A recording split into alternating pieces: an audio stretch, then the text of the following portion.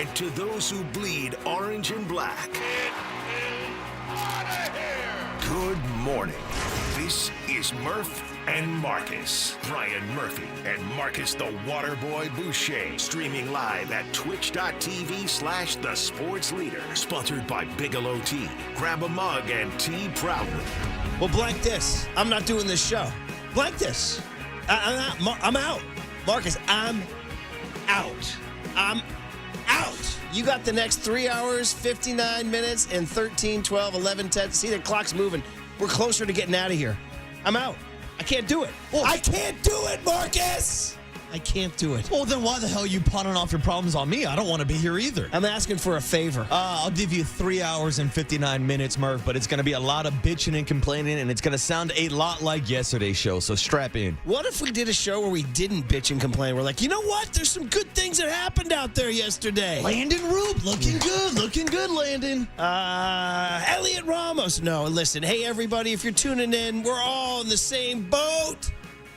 I'll make a dated TV reference. Too bad that boat is the SS Minnow. Oh, that's the Gilligan's Island ship that got tossed ashore. Marcus Boucher, if people don't know, well, first of all, if you don't know, God bless. You're living a happier life than we are. yeah, congratulations. You have more peace. You have more zen. You just have a better life than we do. But if you don't know, the San Francisco Giants lost again last night in 10 innings again. Second straight night. This is not a repeat. This one came with a twist, Marcus, just to the San Diego Padres. Last night, or Monday night, when we came in screaming of futility because the Giants scored 0 runs.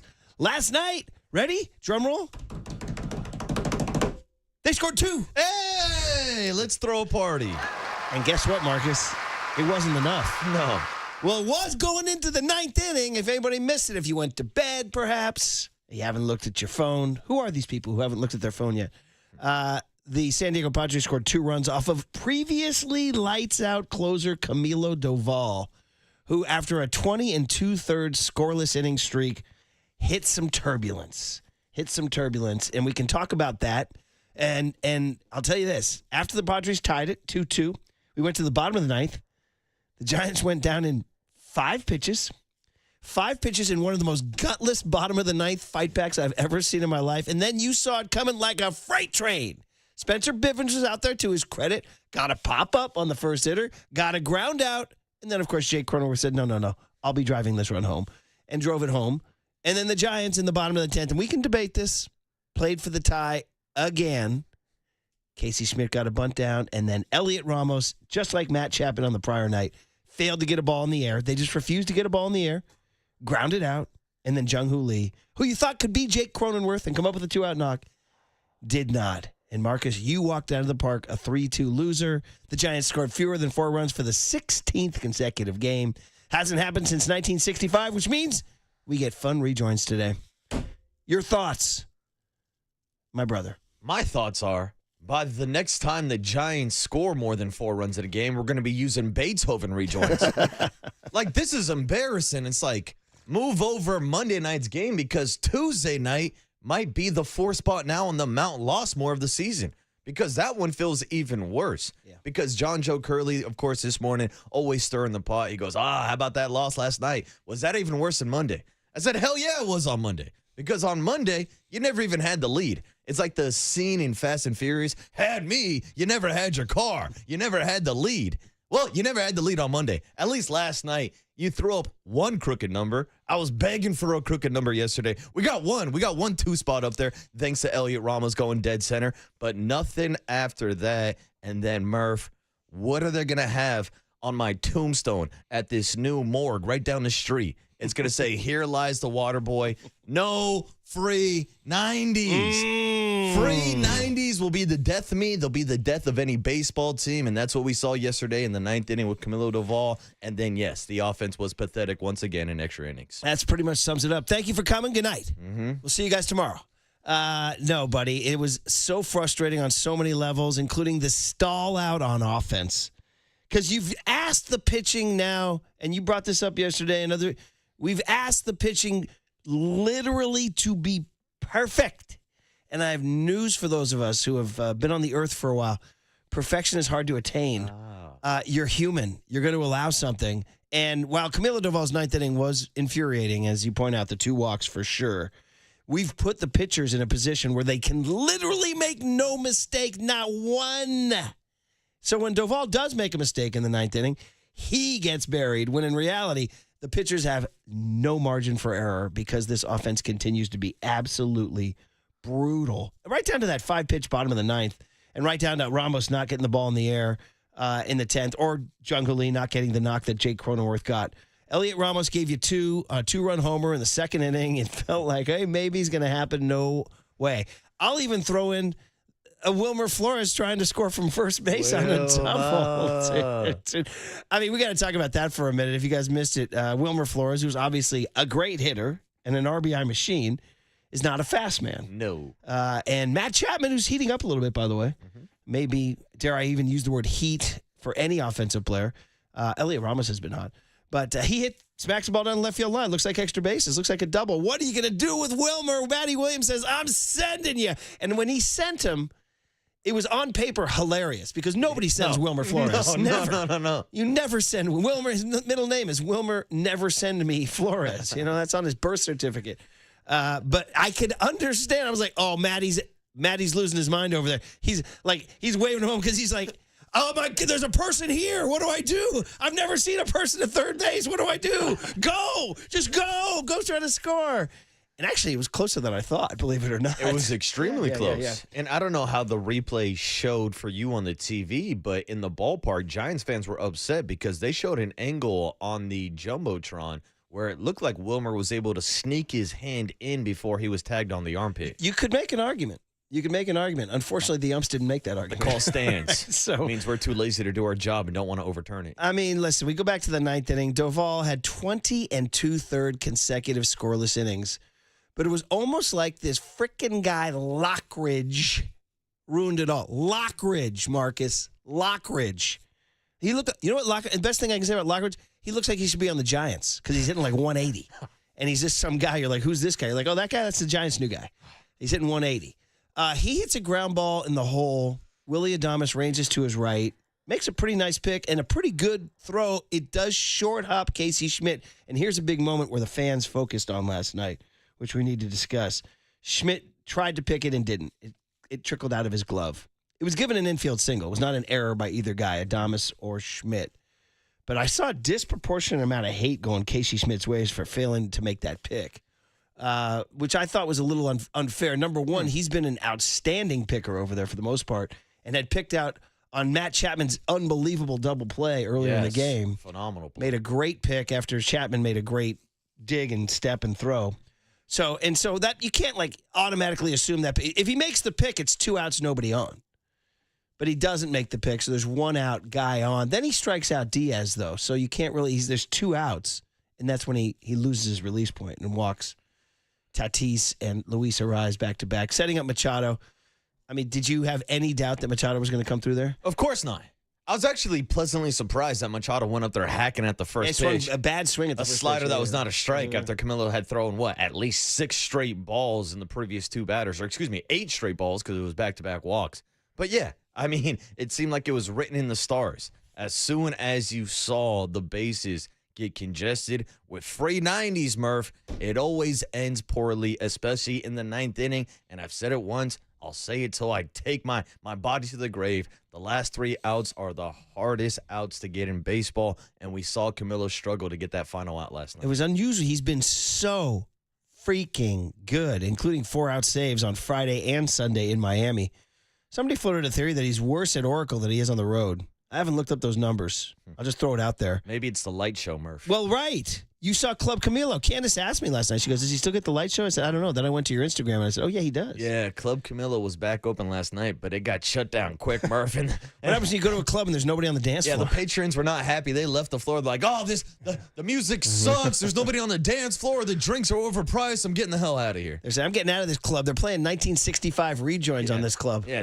Which actually will sound great today, by the way. This club's going the wrong direction, just like our rejoins. So what do you need? 2-6 in the last 8 games, 5-9 in the last 14, 9-14 in the last 23.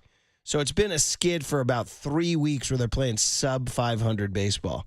And the question you got to ask yourself is this just one of those 3-week skids that every team goes through? Or is this truly who they are? And they are, quote unquote, regressing to the mean. I think there's a disturbing amount of Giants fans and gut instincts are all over on the Bay Area saying this is closer to who they are. Because this offense is showing nothing right now. Nothing. Now, the pitching, what do you get to say? We haven't mentioned Landon Roop yet. Outstanding. Mixes the changeup and the cutter with the curveball and the fastball. Was brilliant. As they all have been. Yes, all of this. Robbie Ray was named freaking pitcher of the month yesterday.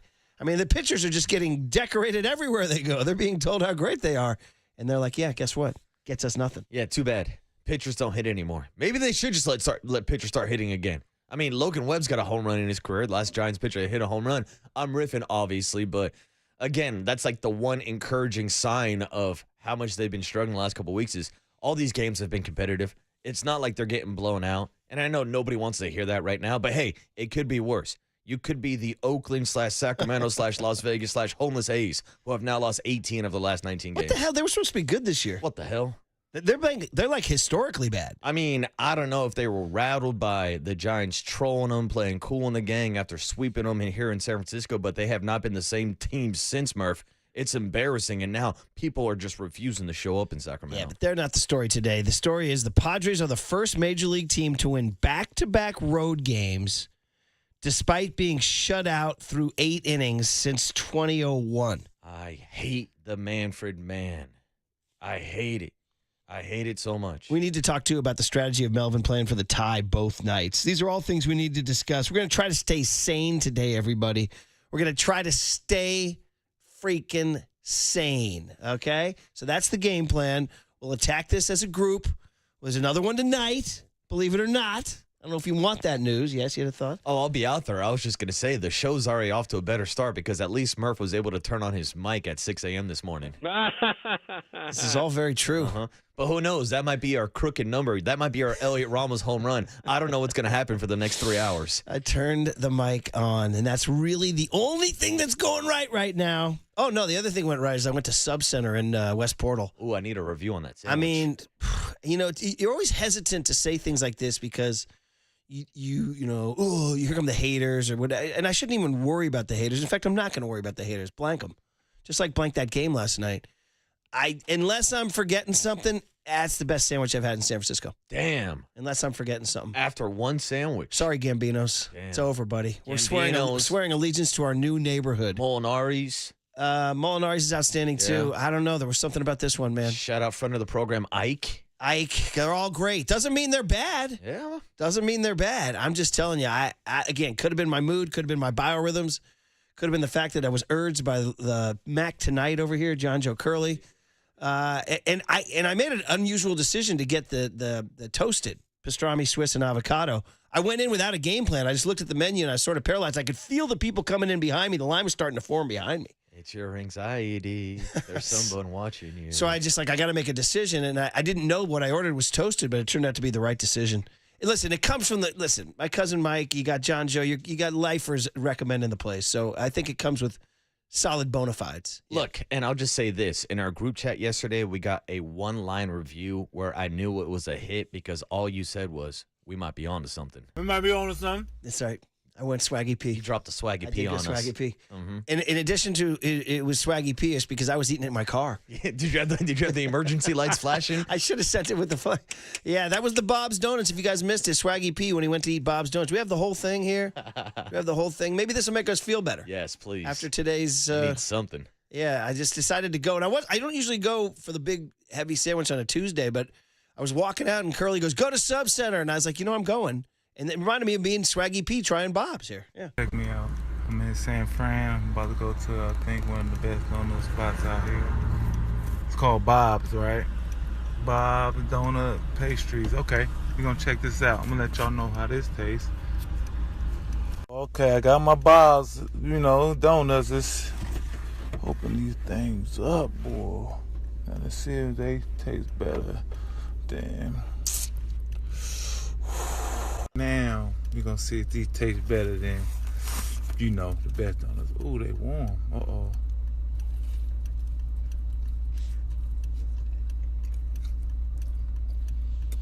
We might be on to something. There it is. That was me yesterday We in might be West on Portal. All right. Well, then on a happy note, can I get 1965 rejoins because it's been 16 games, hasn't happened with 4 runs or fewer since 65. Maybe that'll get us going. We'll say good morning to Young Tone, get the guest list, and let's lament together because the Giants aren't onto something, that's for sure, on KNBR 104.5 and 680. Oh, or otherwise known as the sports leader. We might be on to something. Menlo Park, shout out to you for supporting KNBR. Menlo Park's sports leader. Now, from the O'Donnell Financial Group Sports Desk. Learn more at odfigroup.com. O'Donnell Financial Group, because planning is a process, not a product. Good morning. We are still giving away one $100 Amici's gift card. That'll cheer you up after last night. We want you to stay tuned through the 9 a.m. hour for your chance to win. When you hear the cue to call, the number to dial is 415-896-KNBR. And if you're caller number 10, that means you win. It's all brought to you by our friends over at Amici's East Coast Pizzeria. They got great wings, great pizza. They got great everything, dude. Great bread. You can find official rules on thesportsleader.com. This report is sponsored by Rapid Radios. Rapid Radios are instant push-to-talk walkie-talkies offering national LTE coverage and no subscription ever. Perfect for instant contact with an aging parent. For a limited time, go to rapidradios.com and you'll get an extra 60% off, free UPS shipping, and add code RADIO for an extra 5% off. Comcast Business is celebrating Small Business Month by giving you a $1,000 small business bonus when you switch to a qualifying gig speed package from the company with over 99.99% network reliability. Just imagine the thousands of possibilities of a $1,000 prepaid card. Like possibility number 1, company merch for staff. Styling. Or possibility number 24, the latest software. Upgrade. Or possibility number 192, new equipment powered by gig speeds. Or possibility number 555, a 3D printer. Rapid prototyping, anyone? Switch to Comcast Business for over 99.99% network reliability, advanced cybersecurity, and now get started with a $1,000 small business bonus. Comcast Business, powering possibilities. In 62225, new customers only with 2-year agreement. Other restrictions apply. Greg Papa here for my friends at the Laser Eye Center of Silicon Valley. For over 25 years, Laser Eye Center of Silicon Valley is the Bay Area's leader for modern vision correction. Do you struggle with distance vision, need reading glasses, or wear bifocals? CLR from Laser Eye Center of Silicon Valley could be a game changer for you. Don't wait until you're older to see great. Do all the things you love to do now with perfect vision. Laser Eye Center offers LASIK, Smile, Evo ICL, or the procedure I had, CLR, custom lens replacement. The permanent solution to glasses, contacts, and readers. Plus, I'll never develop a cataract, and neither will you. After tens of thousands of procedures, Dr. Craig Bindi and his team at the Laser Eye Center have the experience to tell you which procedure is best for you. No readers, no contacts, no glasses, or never develop a cataract the rest of your life. What are you waiting for? Book your free consultation today at modernvisioncorrection.com. That's modernvisioncorrection.com. If you're 55 and up, T-Mobile has plans built just for you. 2 lines of unlimited for just $30 a line. That's a 45% savings compared to Verizon and AT&T. But don't just take our word for it. It's not just the savings that are great with our T-Mobile plan. There's all this value from all these other things that T-Mobile offers. T-Mobile has been such a savings for us. We love it. Switch today and get 2 free 5G phones like the Motorola Edge with Turbo Power charging that gives you power for the day in just 15 minutes. And customers 55 and up can get 2 lines of talk, text, and data for only $30 a line. Go to T-Mobile.com/55 to learn more. With 24 monthly bill credits and 2 new lines with autopay for well-qualified customers plus taxes, fees, and $35 per line connection charge. Credits end and balance due if you pay off early or cancel. Contact us plus $5 per line without autopay. Debit or bank account required. 45% off 2 lines versus AT&T Starter and Verizon Welcome. Plan benefits vary. See details at T-Mobile.com. Motorola Edge requires 68-watt charger. Charger sold separately. Actual performance will vary based on usage and configuration. And now it's time for the Protect Your Assets Business and Technology Report with me, David Hollander. Hanabi AI launching the world's first AI voice actor that delivers real-time emotional and tonal control. Users can try it for free. Open Audio S1 is called on fish.audio. HR platform Deal accusing competing platform Rippling of spying. In March, Rippling sued Deal alleging corporate espionage. Now Deal is countersuing. This has been the Protect Your Assets Business and Technology Report with me, David Hollander. While the economy is unpredictable, your retirement income doesn't have to be. A solid plan is the key to success and peace of mind. Let's talk about it. Join me this Saturday from 8 to 9 a.m. for my show, Protect Your Assets. Or call 1-866-PROTECT. Taco Bell's $5, $7, and $9 Lux Cravings boxes give you options from a meal of classic faves to a feast of more indulgences to a whole world of deliciousness. Get Lux for less and choose your Lux Cravings box at Taco Bell today. At participating stores while supplies last. Prices vary. Drinks excludes freezes. Tax extra. Now back to Murph and Marcus on the sports leader and streaming live on KNBR.com and the KNBR app. Sponsored by Bigelow Tea. Grab a mug and tea proudly. Here is Lockridge. Now the pitch on the way. Swing and a ground ball into the hole at short. Sliding to his right, making the backhanded grab. Adames, the one-hop throw to first, and Schmidt cannot handle it. Throws outside with a slider, and he walks him on 4 pitches. He does walk. Tati bridged the runner at second, and the pitch is a wild pitch to the backstop. And the carom is played quickly by Bailey as it comes back. Over to third goes Lockridge. Doval all of a sudden has lost the strike zone. So here is Machado. He has walked. He hit a line drive single in the 4th. He got a single in the 6th, and he singled down the right field line in the 8th. Throws. There's a line drive in the left field. That's going to be a base hit. 1 run is in. Here comes Tatis. Here comes the throw. It's too late. Believe it or not, our 1965 rejoins, which we're calling for because it's been since 1965, that the Giants have had 16 consecutive games with 4 runs or fewer. Believe it or not, the Groundhog Day joke we made last week was released in 1965. So full circle, total poetry, perfect. Sonny and Cher's song that was featured in Groundhog Day is indeed from 65. So, guys, just turn it up. Unbelievable. Perfect. And there's a whole nother string of songs from 65 that work out. But there it is here in that 9th inning on audio, Marcus. I know you were at the game. We forgot about that wild pitch that Doval uncorked, too. Yeah. It was odd to see him kind of revert to that sort of bad body language Doval, that loss of the strike zone Doval. Listen, it's hard to point a finger at Camilo Doval after he goes 20 2/3 scoreless innings, the second longest streak in Major League Baseball. But last night was not his night. The biorhythms weren't there. The release point wasn't there. I don't know if that Lockridge infield single unnerved him in some way, or if he didn't want to give Tatis or Arise something to hit, or if he just loses his release point because it's baseball. But it was a tough way to watch the Giants blow a 2-0 lead. Camilo Doval, Marcus, you were in the building. Yeah.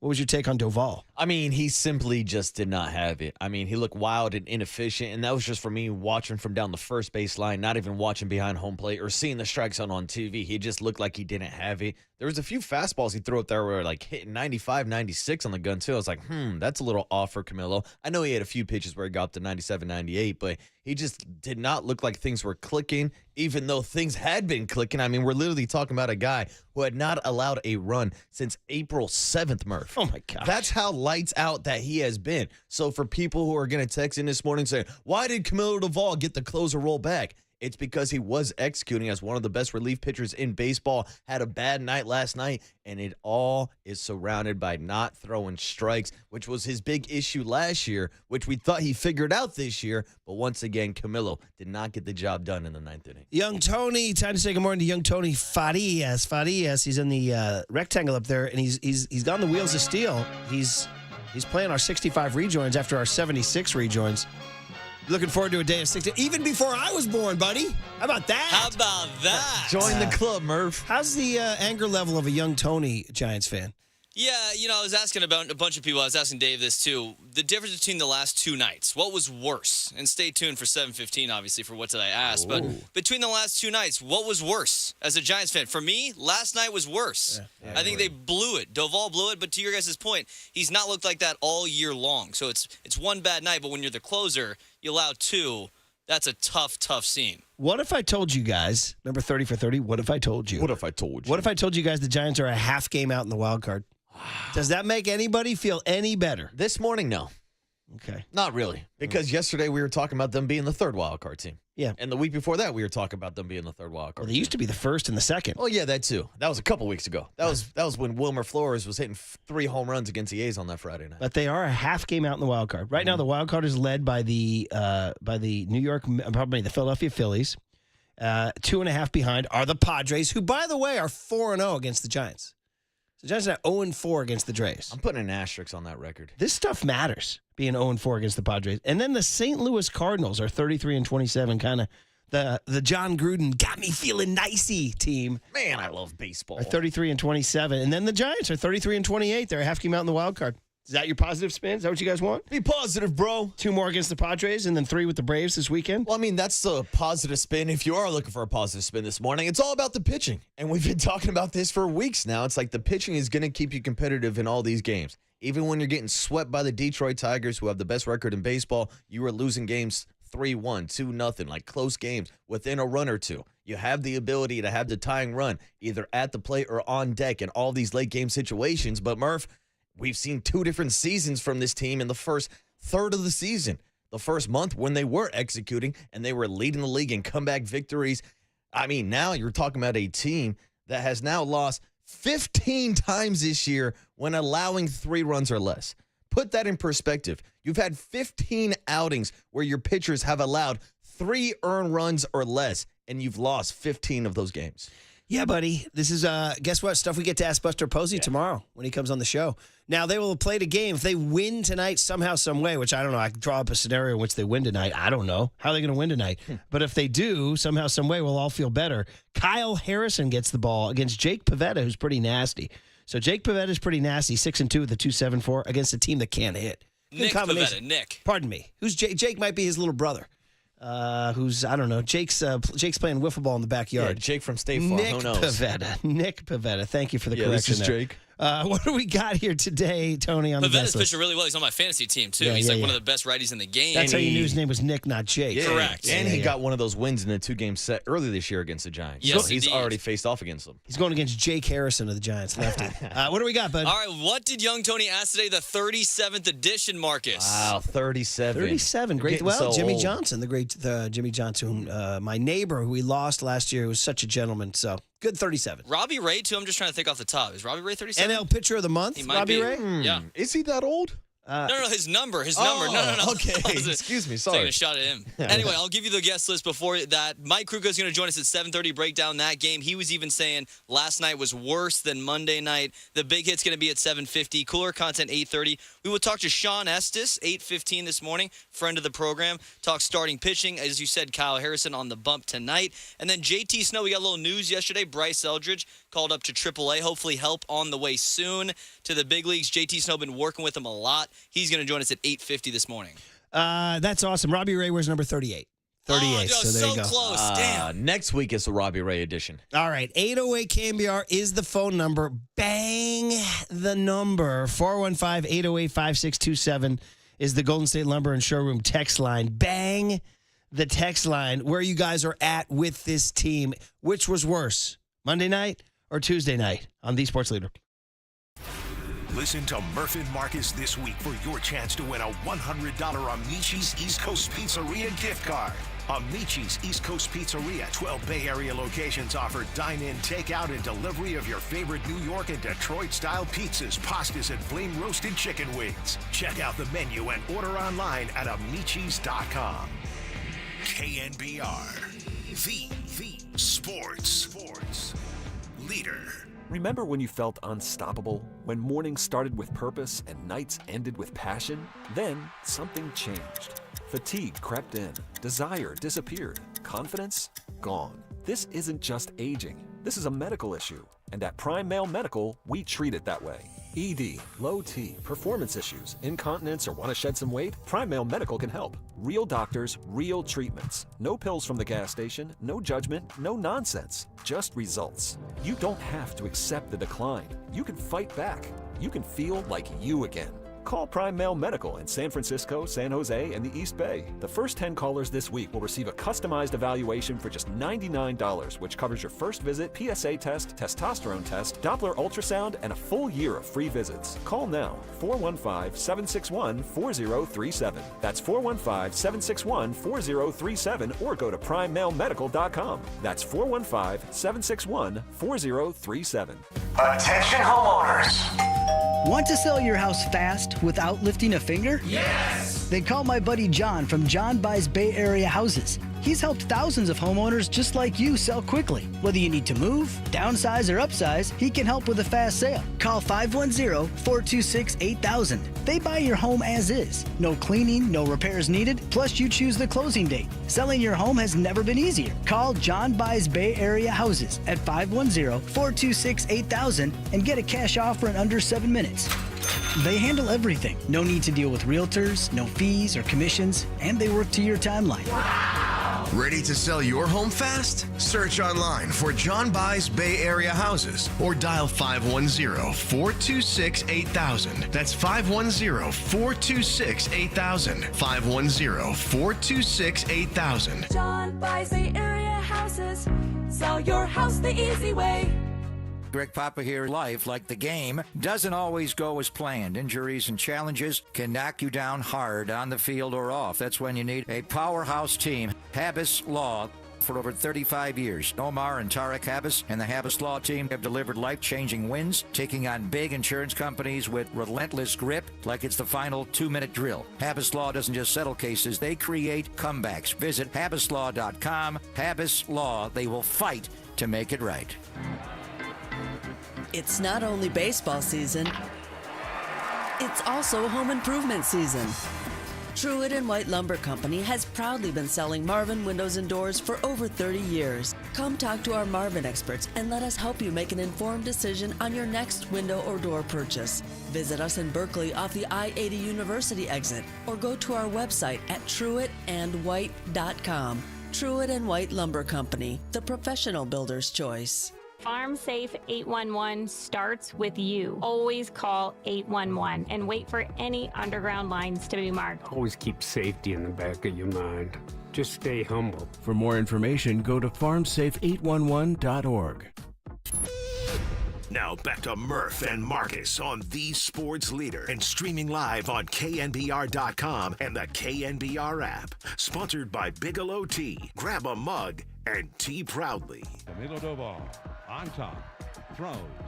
There's a line drive in the left field. That's going to be a base hit. One runner's in. Here comes Tatis. Here comes the throw. It's too late. Now they got the runner hung up between first and second, and they're going to let him go. With the go-ahead run over at third base, Luis Arraez, the throw came into home, and the runner from first, Machado, was out in no man's land. The Padres have tied it up. A broken bat, base hit into right field. We hit a cutter right through the hole. Merrill comes in to score. 3-2 Padres. Their first lead of the game. Oh, man, the sounds of pain. And the 1965 rejoins, because it's been since 1965, the Giants offense has been this futile. Can you believe Willie Mays was on that team? By the way, I think Willie Mays won MVP that year, too. In fact, I know he did. Wow. But come on, man. Does it dial up any better for us and put it on a tee any better for us that the Beatles' Help was a hit in 1965? Help, I need somebody, not just anybody. Is he talking about Bryce Eldridge? Help, I need a Bryce Eldridge. You know I need someone. There's a part in the song when he says, I do appreciate you being round. And I was thinking, who do we appreciate being round right now for the Giants? I appreciate that sub-center sandwich I got. Yeah. I appreciate that. Who do we appreciate being round? The starting pitching? Yeah, I was going to say I appreciate the starting pitcher being round, but besides that, everything else is just a lineup full of squares, Murph. Yeah. But when I was younger, so much younger than today, and now my life has changed in oh so many ways. It's like everything about the Giants killing us, man. Thank you, Tony, for this 65 rejoin. And we'll have more to come here. So there it is, the 10th inning. I'm looking at all these different aspects of last night. Here's another one we haven't discussed, buddy. Encarnacion. He was brought up to send Matos down, and that became like a symbol for Giants fans. Like, whoa, you sent down the guy who hit the 3-run homer. Now, we discussed it in calm, rational tones on Monday. Well, listen, it was a great swing by Matos. We were all delighted with it. but he certainly was not on any kind of heater. He was on the interstate. He wasn't playing that much. And this is a guy they thought coming out of spring training could really bang the ball around the yard. So on paper, it made sense. Emotionally, it sucked to see Matos go down after hitting the 3-run homer. But we were like, no, I get it. Encarnacion's here to bang the ball around. Bro, he has not banged the ball around in his first 2 games. Now, smallest of sample sizes, of course. But he is just hitting ground balls to the left side right now. I mean, he hit that line out on Monday night. But I don't know. I mean, Encarnacion, add him to the list of like, what the blank's going on around here, right? Well, Murph, my bigger issue was the reason why Luis Matos got sent down was to get him everyday at bats, which I completely understand because he is still only 23 years old. He's one of the actual glimpse of a hitting prospect in the system, so you don't want to stunt his development too much by sitting him on the bench the entire month of May. But then I see the lineup last night, and I see Gerard starting in right field versus a righty. Yeah. So you're telling me now all of a sudden you're going to let a righty play against a righty. Yaz wasn't injured. He came in the game later as a pinch runner. But, like, that was the platoon system that we saw throughout the entire season between Yaz and Matos. But now all of a sudden Gerard's back, and he's getting into the starting lineup righty on righty. Why didn't you just give those opportunities to Luis Matos righty on righty? The guy, I think clearly they're telling you they think more of Encarnacion than they do of Matos. Yep. That's it. Now, the question is, are they making the right decision? You know, I mean, because Encarnacion right now isn't showing it. 2 games. Yes. 2 games. Small sample size. I'd like to see him start to bang the ball around the yard a little bit. Go make good on their decision. This is up to them. They're the evaluators.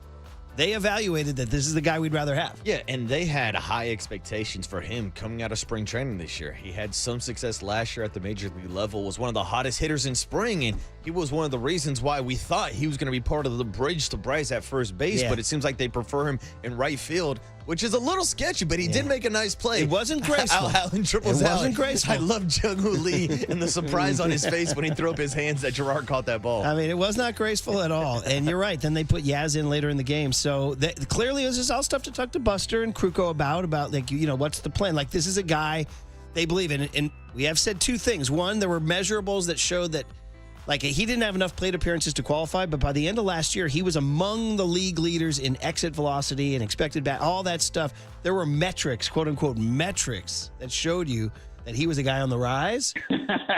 But there was also the reality of he had never done it for any kind of sustained level on the big leagues. Yeah, like, I don't want to be too big of a D-bag, but there was a reason why he was out of Major League Baseball and playing down in Mexico. Now, credit to him for working all the way back and having that success and putting up those numbers last year when he got that opportunity. Yeah. Now he's got another opportunity ahead of him to take advantage of it and get these ABs. Rick and Hayward is checking in at 808 KNBR. Time to call in, everybody. 808 KNBR. Rick, good morning. Hey, how are you? What's up, Rick?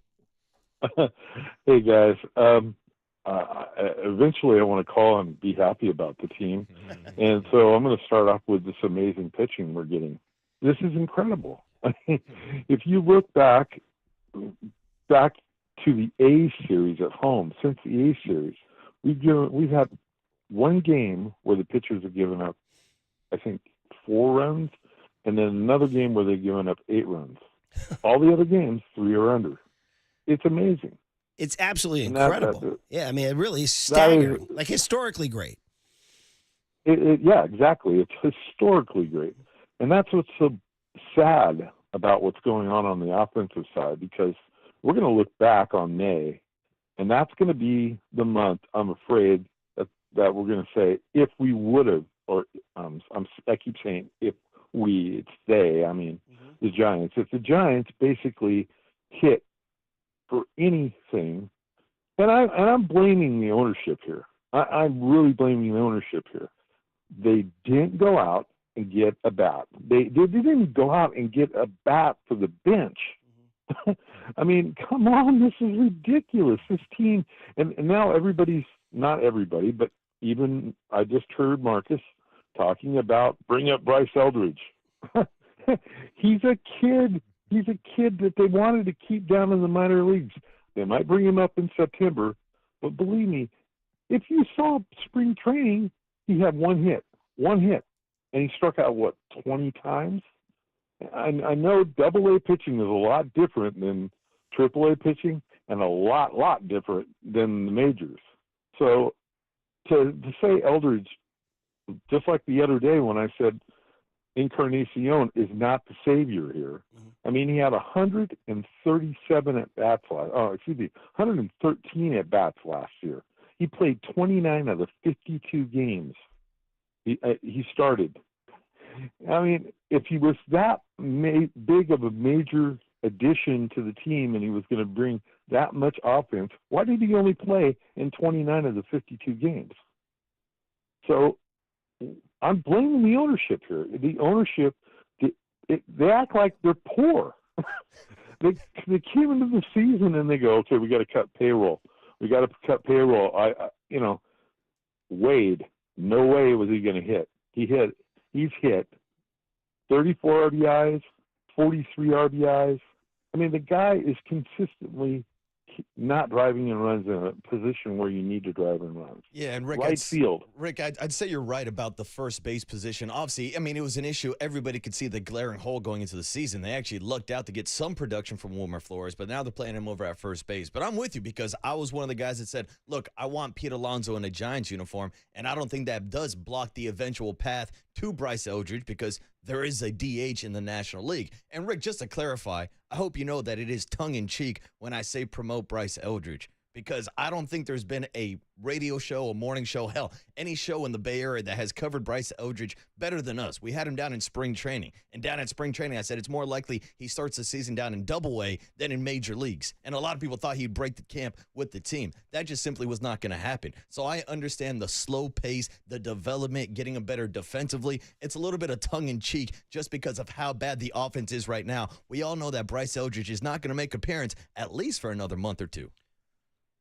Well, I hope it's not a month or two. I hope it's about 3 months. I hope they don't fast track him because Major League pitching is a lot different than AAA pitching. Absolutely. You don't get the curve in the Pacific Coast League. Yeah, the sliders that Casey Schmidt's swinging at. But I hear you, Rick, and to your point about the owners, and thanks for the call, Rick. We got to keep it moving, so appreciate you and appreciate you listening.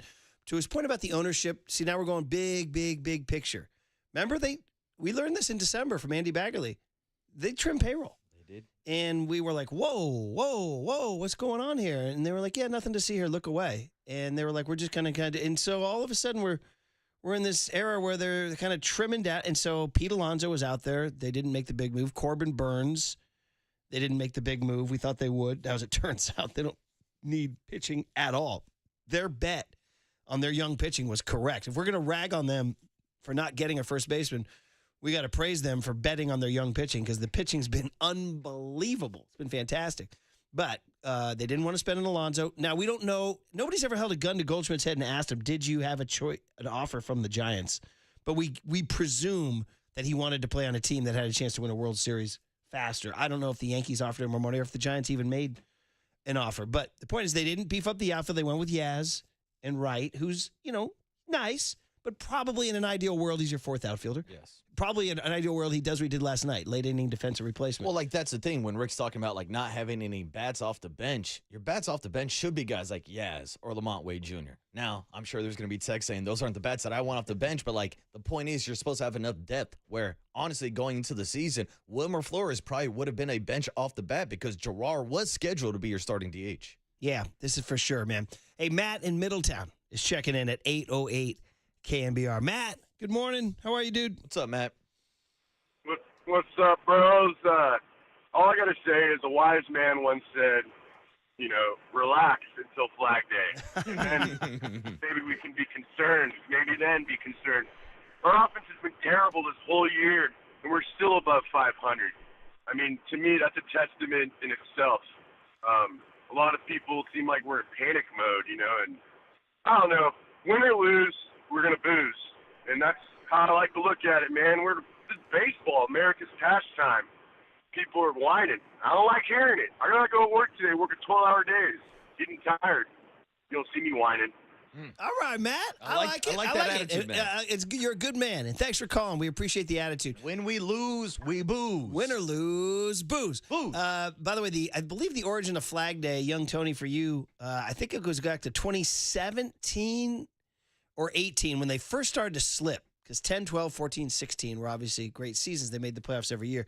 And we were wondering what the hell was going on. And I remember saying, Everybody just relax. I'm like, if we can get to 500 by Flag Day, everything will be okay. And that just became this. People are like, how'd you pick Flag Day? I'm like, I don't know. I just picked Flag Day. And it became a running joke on the show. So Matt said, everybody relax until Flag Day. No, that was when you were so bad you were trying to get to 500 by Flag Day. Now, here's the catch. Uh-oh. Are they going to be at 500 on Flag Day? No, I don't want to be at 500 on Flag Day. Hopefully not. Back then, we wanted to be at 500 on Flag Day. Right now, you're 5 games over 500.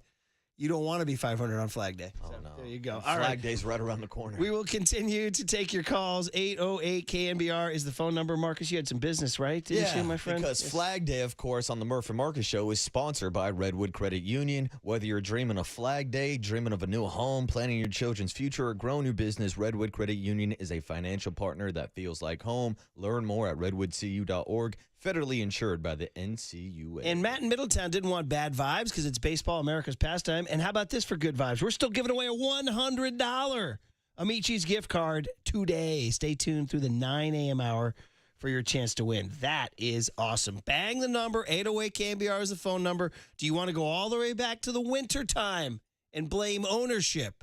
These are the questions we're asking on The Sports Leader. All right, faithful. The draft has been completed. The San Francisco 49ers select Michael Williams. And now we know the schedule. 5 10 a.m. starts, and there's 5 nationally televised games. The Niners have had great success whenever they start the year with 2 road games. But that doesn't mean our 49ers coverage stops. Because in the NFL, there is no off-season. Touchdown! June features a full team minicamp. Training camp opens in late July. And before you know it, we'll have preseason football. Throwing in the back of the end zone for Jacob Cowing.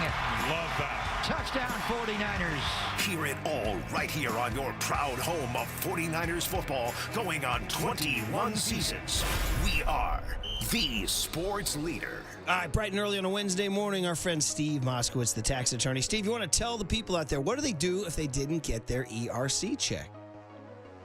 They call it. There's a lot of people been waiting years for their money, and they're wondering if they're ever going to get it. And they're very worried about President Trump promising to cut $2 trillion with the T off the federal spending. Will he do away with ERC? Nobody knows. I don't want your listeners to take that risk. There's no reason to. There's 3 different ways for us to hurry them up. Also, if you got a letter saying you don't qualify, no ERC for you, we want to appeal that because the IRS is being sued right now, accused of using AI, not even knowing if you're qualified or not, just go ahead and issuing a denial. So the bottom line is, in ERC, if you haven't heard anything, you haven't gotten your check, or you've been denied, you want to call us immediately.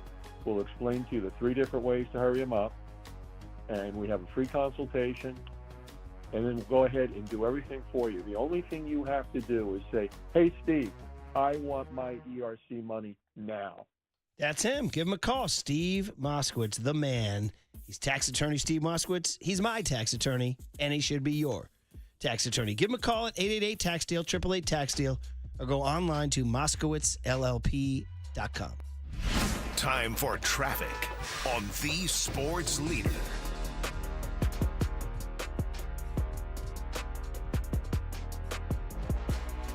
Into downtown San Jose, northbound 87 before 280. There's an overturned car blocking the right 2 lanes back up to Kirtner Avenue.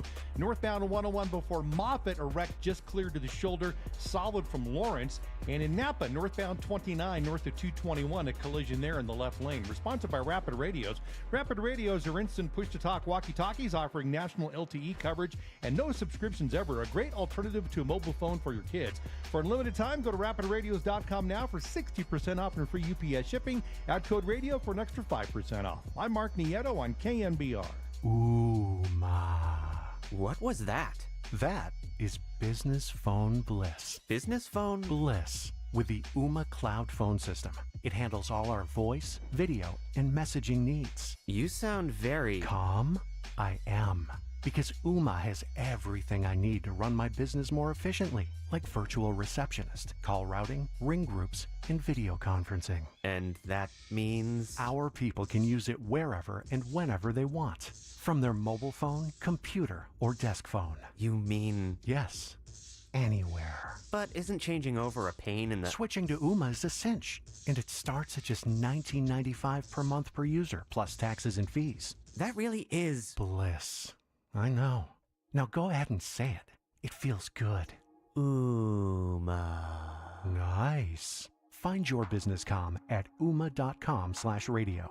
That's OOMA.com/radio. Golden State Lumber and Showroom partners with top brands like Trex, leaders in performance-engineered decking and railing. Trex offers products that won't rot, splinter, or fade. Their sun-comfortable technology mitigates heat to keep decks cool underfoot, and Trex marine-grade decking withstands salt water, sun, and sand, featuring a 50-year limited residential warranty. For Trex product info, visit goldenstatelumber.com. Golden State. When you succeed, we succeed. A strong heart, a steady stride, a life full of milestones. El Camino Health is here for you. From advanced heart and vascular care that keeps you on beat, to expert orthopedic treatments that keep you moving, and innovative cancer care that fights alongside you, with expert care for women, men, and new moms, supporting you through every chapter of your health, because every life we touch is built on trust and compassion. El Camino Health. Our strength, your health. Comcast Business is celebrating Small Business Month by giving you a $1,000 small business bonus when you switch to a qualifying gig speed package from the company with over 99.99% network reliability. Just imagine the thousands of possibilities of a $1,000 prepaid card. Like possibility number 1, company merch for staff. Styling. Or possibility number 24, the latest software upgrade. Or possibility number 192, new equipment powered by gig speeds. Or possibility number 555, a 3D printer. Rapid prototyping, anyone?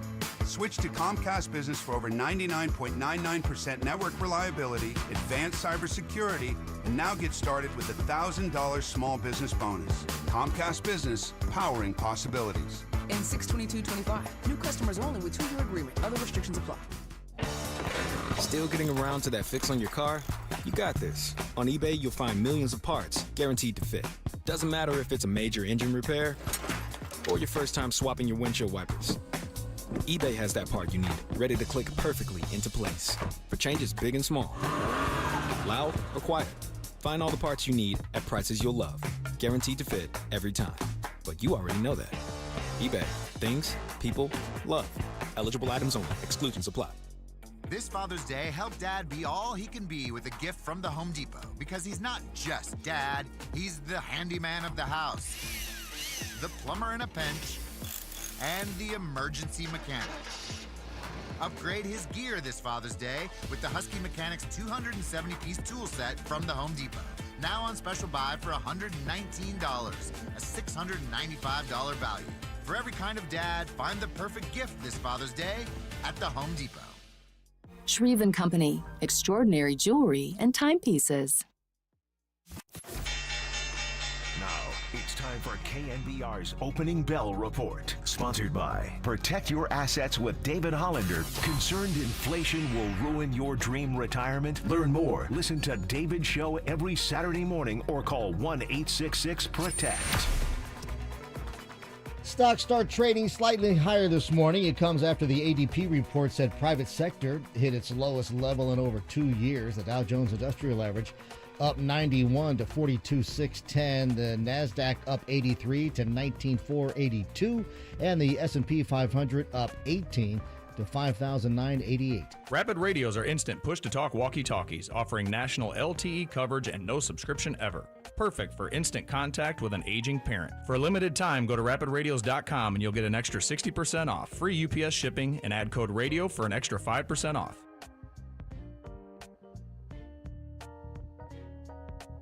Sports leader anywhere, anytime. Download the KNBR app. Murph and Marcus continue live from the KNBR Casino Matrix Progressive Jackpot Studios. Casino Matrix. Progressive jackpots are here. Where are you? Just drop in. 1-800-GAMBLER. We got to be able to score more than that. I mean, you know, at the time, a 2-run homer after what we went through last night feels good. Roop's pitching well, but we have to add on more runs like that. We can't, just say, leave it up to the pitching and shut them out. So it's something that's been a problem for us for a while now. It's another game where we don't score enough runs and put a lot of pressure on the pitching again. There it is, Bob Melvin summing it up with our 1965 rejoins. It's been since 1965 that the Giants have had a stretch this long, scoring 4 runs or fewer. And yeah, Timothy Chalamet, why don't you grab your guitar and ask us the question as a Giants fan, how does it feel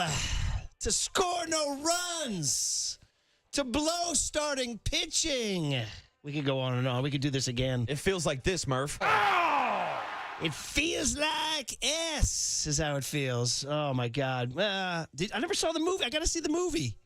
Still haven't seen it. Shamler, what up? Yeah, him and his Knicks fan is looking for a new coach. I know. Tibbs got the axe already. First time they make the Eastern Conference Finals in 25 years. No good, coach. You're done. I see a stat like the last 7 NBA coaches, coach of the years from 2017 to 2023 have all been fired or something like that. It's the coach of the year curse. It's something There's like a new that. Madden curse on the block. Everybody's unhappy. Everybody's looking for something. We're looking for some peace and happiness and love in the Giants. And how does it feel? As I'm looking Bob for Dylan? some damn runs, Murph. It feels lousy. Let's go to Tom in Lafayette. 808 KNBR is the phone number. Bang the number. You want to go big picture all the way back to the wintertime and the lack of spending by ownership. You want to go small picture with Matos and Encarnacion and first base. What do you got? Hey, it's Tom. Tom, good morning. How are you? Morning, Tom. Morning, guys. How you doing? We're doing, we kind of feel like we're doing the same show, but other than that, we're doing good. I don't know what everybody's upset about. This is who they are. Yastrzemski's a career 239 hitter. Chapman is a career 240 hitter. Mm-hmm. They're rolling out the same lineup they did last year, with the exception of Jung-Hoo Lee's playing a full season and Adames. And this is who they are. They're a team that doesn't score very many runs and depends on pitching and the bullpen to win games to scratch out runs. And that's not going to get you to the playoffs. You look at all the teams that are in first place right now in baseball, they all have one thing in common. They hit the ball and score runs in bunches. Okay? So you need to trade for a bat. So the A's have some nice young bats in their disposal. Mm-hmm. We have nice pitching. Mm-hmm. So the A's needs the pitching. So I'd say trade for Rooker or trade for Soderstrom. And we just give them Harrison and Rodriguez and say goodbye. We got to be willing to part with some pitching if we want to trade for a bat. It's got to hurt. Again, the Giants have a plethora of pitching. Yeah. And if you're unwilling to do it, you're not going to make the playoffs. Plain and simple. Tom, that's the deal. I'm with you 100% in terms of you got to give up something to get something, and they do have a ton of young pitching. I guess now it's about 2 questions: A, timing, and B, finding somebody who wants to make that deal right now. Well, that's my thing, too, with the timing, Tom. Let me ask you this. Do you think in Buster Posey's big plan, as he's in year 1 of his regime, do you think he's doing everything he can to make the playoffs this year, or do you think he's trying to build the foundation for the next 4 to 5?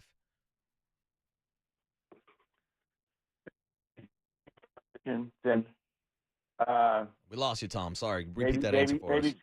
If he's building a foundation, then still he still needs some more bats because you're going to have the same guys. Yeah, There's the reason why the Orioles gave up on Yastrzemski. Well, so. I agree, Tom, and I don't think Yaz is part of the long-term plan with Buster Posey, but I do think a guy like Kyle Harrison is, and that's why I don't think Buster's going to trade a lot of young pitching. Now, when it comes to the veteran pitching, what do you think about flipping a guy like Robbie Ray to maybe get an impact bat? But they're saying Whisenhunt's an untouchable. Okay, then keep Whisenhunt, but at some point, some teams are not going to say, hey, we're going to trade Robbie Ray, but Robbie Ray's in his 30s. No, they're going to look at those 2 young guys like Birdsong and those guys are in their 20s. Yeah, if you're another team, you're going to ask the Giants for the young guys. I'd actually disagree. I think if you're in a postseason run, if you're looking for someone to perform at the postseason level, you would take Robbie Ray right now over Kyle Harrison on like a 1-2 year deal. If that's the case, then that trade won't happen until closer to July 30th. Correct. So that's where we get to my first part about timing. Mm-hmm. So that's where we're at, Tom. So anyway, I hear you, buddy. And thanks for the call. Thanks for bringing up the question of trading for a bat. Now, it's not common that you make trades this early in the season. I heard Greg Papa the other day bringing up the point that Billy Beane sometimes used to make trades early, try to get ahead of the line, jump the line, like going to Sub Center at 10:30, Curly, instead of the line that was forming behind me in West Portal. But now you got to find a team. What teams are tapping out?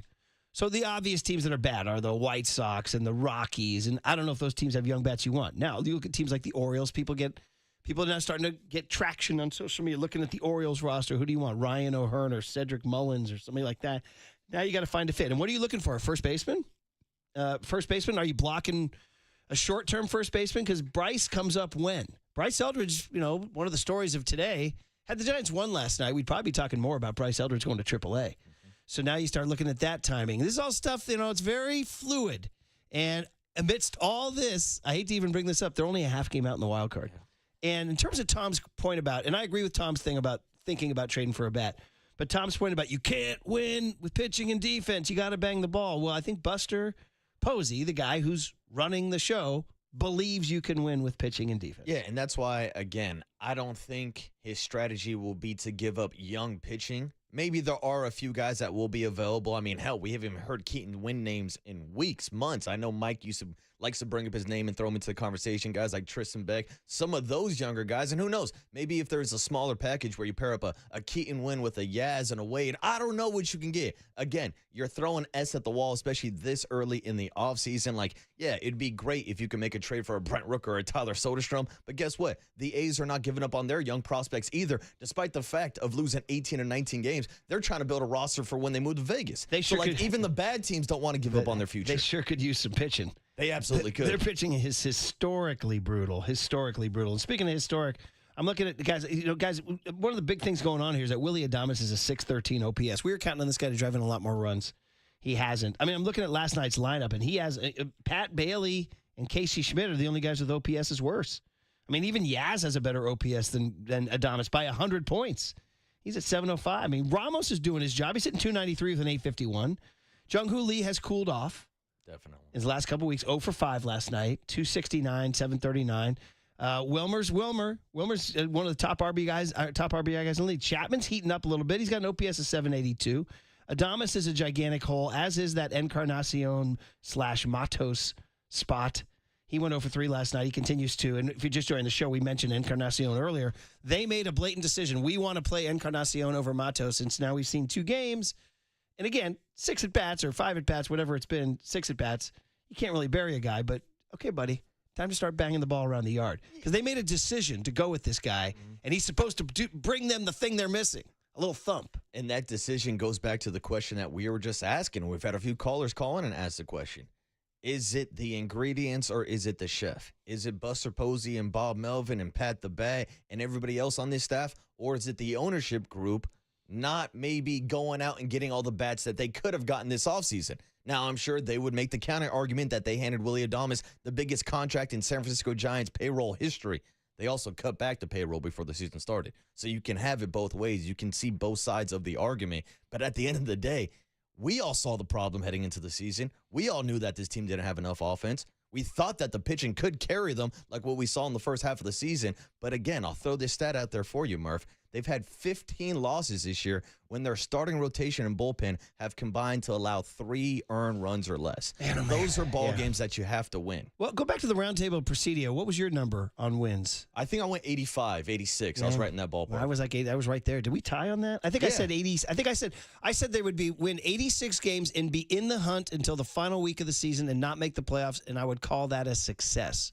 We have to remember that. The start to this season got everybody really excited. Yeah. Really excited. And it's what happens is you build up a cushion for times like this.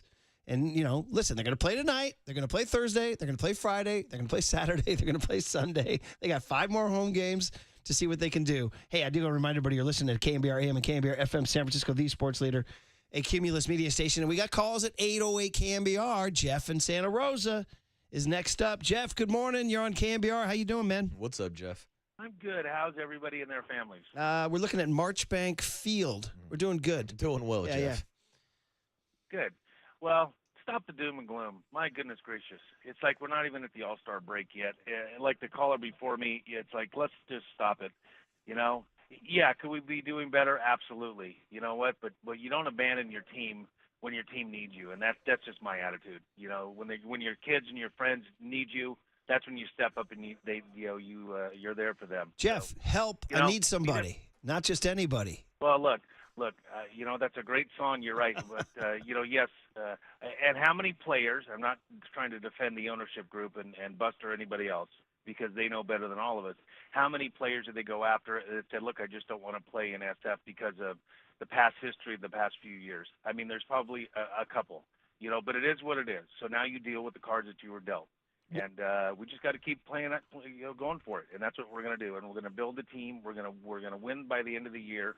It's going to be a race till the end of the year, and that's the way it's going to be. We're going to keep scratching and fighting for it. Jeff in Santa Rosa. I like the call, buddy. Thanks for the call. He said, that's the way it's going to be. Yeah. That's the way it's going to be. I like it. All right, we got a lot of texts coming in at the Golden State Lumber and Showroom text line. 925 says, Giants fans should be PO'd. It's a top market with a full park most nights, and they penny pinch as ownership. They treated the franchise like a business and not a championship club. Now, we talked about that. Cutting back payroll was a big deal. I jock blogged about that. But, again, hiring Buster was tremendous PR, tremendous positive vibes, and the start to the season was positive vibes. And signing a shortstop was positive vibes. Somebody checked in and said, 818 says, I was told Willie Adames was an RBI machine. Yeah. This is true. It's been a problem. I was told he was going to hit over 200. It's been a time. He is. 203, buddy. Oh, let's go, baby. We did it. 650 says, give Buster time. I'm happy just to know who's pitching and the lineup is consistent.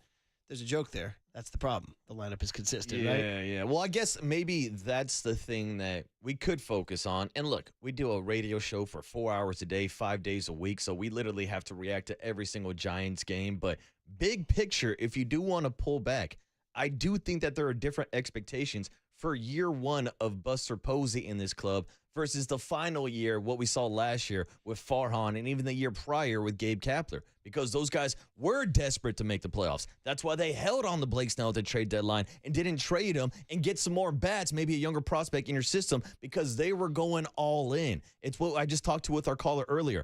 I don't think Buster Posey is going all in this year. And I know some fans might not want to hear that, and Buster would tell you himself. We'll ask him tomorrow. We're trying to win a championship every single year. But to me, this season was about building the blocks, building the foundation. And we're seeing that with the starting rotation. We're seeing that with the bullpen. And we're seeing it with a few guys. Elliot Ramos, Jung-Hoo Lee started off the year great. To me, this is about building the future for the next 3-4 years. That's why they're not rushing up Bryce Eldridge. That's why they're not going to overreact and trade away some of their top prospects. Because to me, Murph, it's about the bigger picture. Yeah. It's all about Buster's plan. Yeah. We'll talk to Buster tomorrow about this first, too. 408 says the Giants didn't do anything wrong. It's just that the players are underperforming. Another 408 says, dumb decisions. Shouldn't you have traded Blake Snell last year? That's what you just said. I just read my mind. 707 says it's basically the same team as last year, and you all drank the Buster Kool-Aid. Oh, 707 so good. So much sugar in it. 707 says Luis Matos does not make that play that Encarnacion made last night.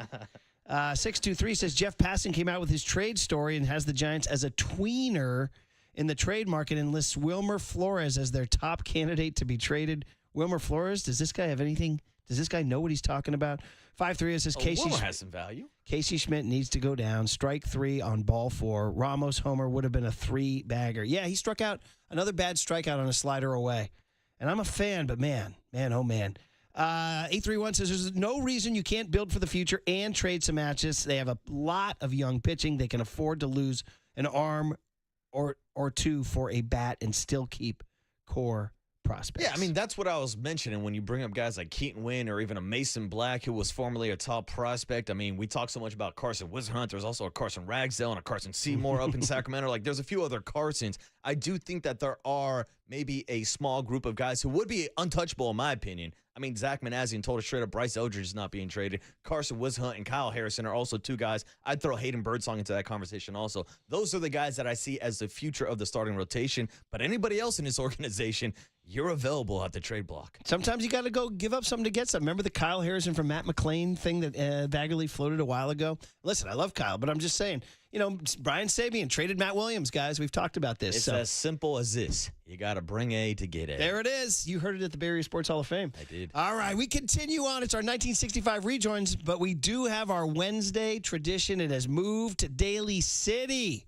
What did young Tony ask us today? the questions the Bay Area needs to hear. We answer under intense pressure. Next on The Sports Leader. Daly City, shout out to you for supporting KNBR, Daly City's sports leader. Time for traffic on The Sports Leader. Southbound 680, an early trouble spot. You got a crash in Walnut Creek just north of 24. They're trying to get that out of the right lane, but it's backed up onto 242 from Concord Avenue. And a new crash now on southbound 680 at Sunol Boulevard. 2 left lanes are blocked, backed up to Stone Ridge. Northbound 87 before 280 in San Jose. Overturned car still blocking 2 lanes there. We're sponsored by Jack in the Box. Get so much more with the new T-Pain Munchie Meal at Jack in the Box, including your choice of burger or chicken tater melt, plus curly fries, a taco, drink, and new stuffed cookie. Auto-tune not included. I'm Mark Nieto on KNBR. This summer, the Bay Area's biggest stage is bringing you one of the world's biggest stars. Shakira is coming to Oracle Park on June 30th with her Las Mujeres Llano Lloran tour. Get ready for an unforgettable night of music, dancing, and pure energy under the lights of one of the most iconic venues in the country. And here's how to make it even more unforgettable. Luxury suites are still available with incredible views, plush seating, private amenities, and concierge service. Whether you're celebrating a birthday, hosting clients, or just want to treat your crew, this is the ultimate concert experience. But don't wait, these suites are going fast. Visit oracleparksuites.com to book yours now. That's oracleparksuites.com. And get ready to sing, dance, and celebrate with Shakira live at Oracle Park June 30th. Get ready for summer with the hottest deals on the coolest products at Grocery Outlet. This week from June 4th through June 10th, our V8 100% vegetable juice 64-ounce bottles are buy 2, get 1 free. That's just $2.66 each when you grab 3. And what's summer without sweet chilled treats? Cool off with Dove Bar frozen minis and mini sticks ice cream assorted varieties for just $2.99 each. That's a savings of up to 63% versus traditional grocery stores. Only at your local Grocery Outlet. Grocery Outlet Bargain Market. Ooh, ma. What was that? That is business phone bliss with the Ooma Cloud phone system. It handles all our voice, video, and messaging needs. You sound very calm. I am. Ooma has everything I need.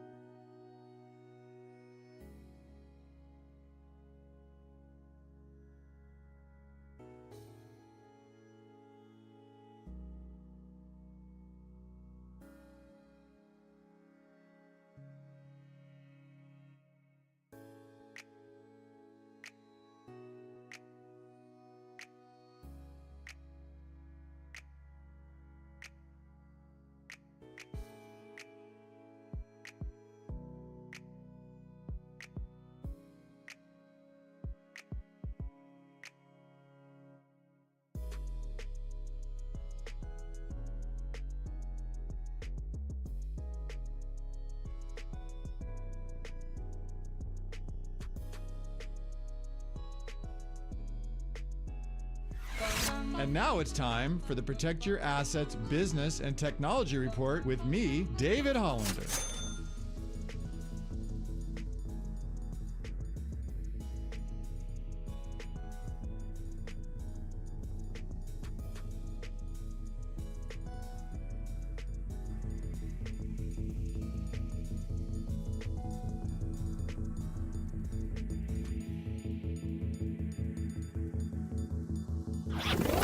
This has been the Protect Your Assets Business and Technology Report with me, David Hollander. What's going to happen to the stock market in 2025, and how will those ups and downs impact your savings and your retirement income? Let's talk about it. Join me this Saturday from 8 to 9 a.m. for my show, Protect Your Assets.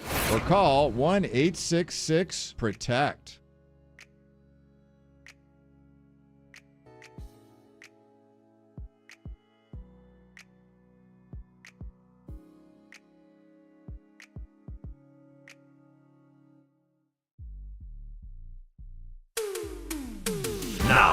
It's time for producer Tony Farias to ask Murph and Marcus 3 questions of the day. I saw Murph and young Tony right before the kickoff, and that was awesome. But I'll track him down tomorrow, and I will see if he has some dirt on young Tony.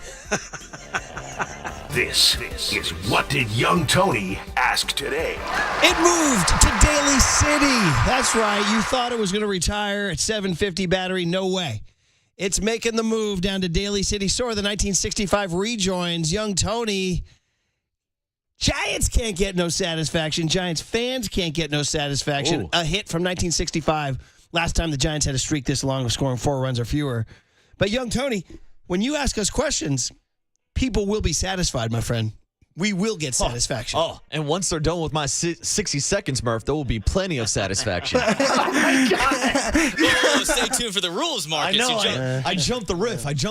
All right, so I got a few questions for you guys today. After I read the question, you will each have 60 seconds to respond. 60 seconds of pure satisfaction. I guarantee it will be more satisfying than the 60 seconds and 5 pitches that the Giants saw in the 9th inning. Honestly, that 9th inning might have been less than 60 seconds. It was quick. If your time runs out, you're going to hear this bell. I got to get that thing queued up. Text line, YouTube chat. Everybody can join the conversation. We good to go? Good to go. No bell because of the new Daly City situation? Let me get it queued up. Give me some I'll time. tell you then that the Murph and Marcus show is sponsored by Bigelow Tea. Grab a mug and tea proudly. I'm holding the note till he finds it. A little transition. We're in a little transition. A transition era. Don't worry about it. Here we go. First one on the list. I'll get it queued up when you guys start talking. The Giants have been taking us on a roller coaster of emotions lately, especially the last 2 nights. Obviously, 1-0 loss on Monday night in 10 innings, wasted a web gem, and then a Camilo Doval blown save last night. He allowed 2. He didn't allow the winning run. But anyway, which loss was more heartbreaking?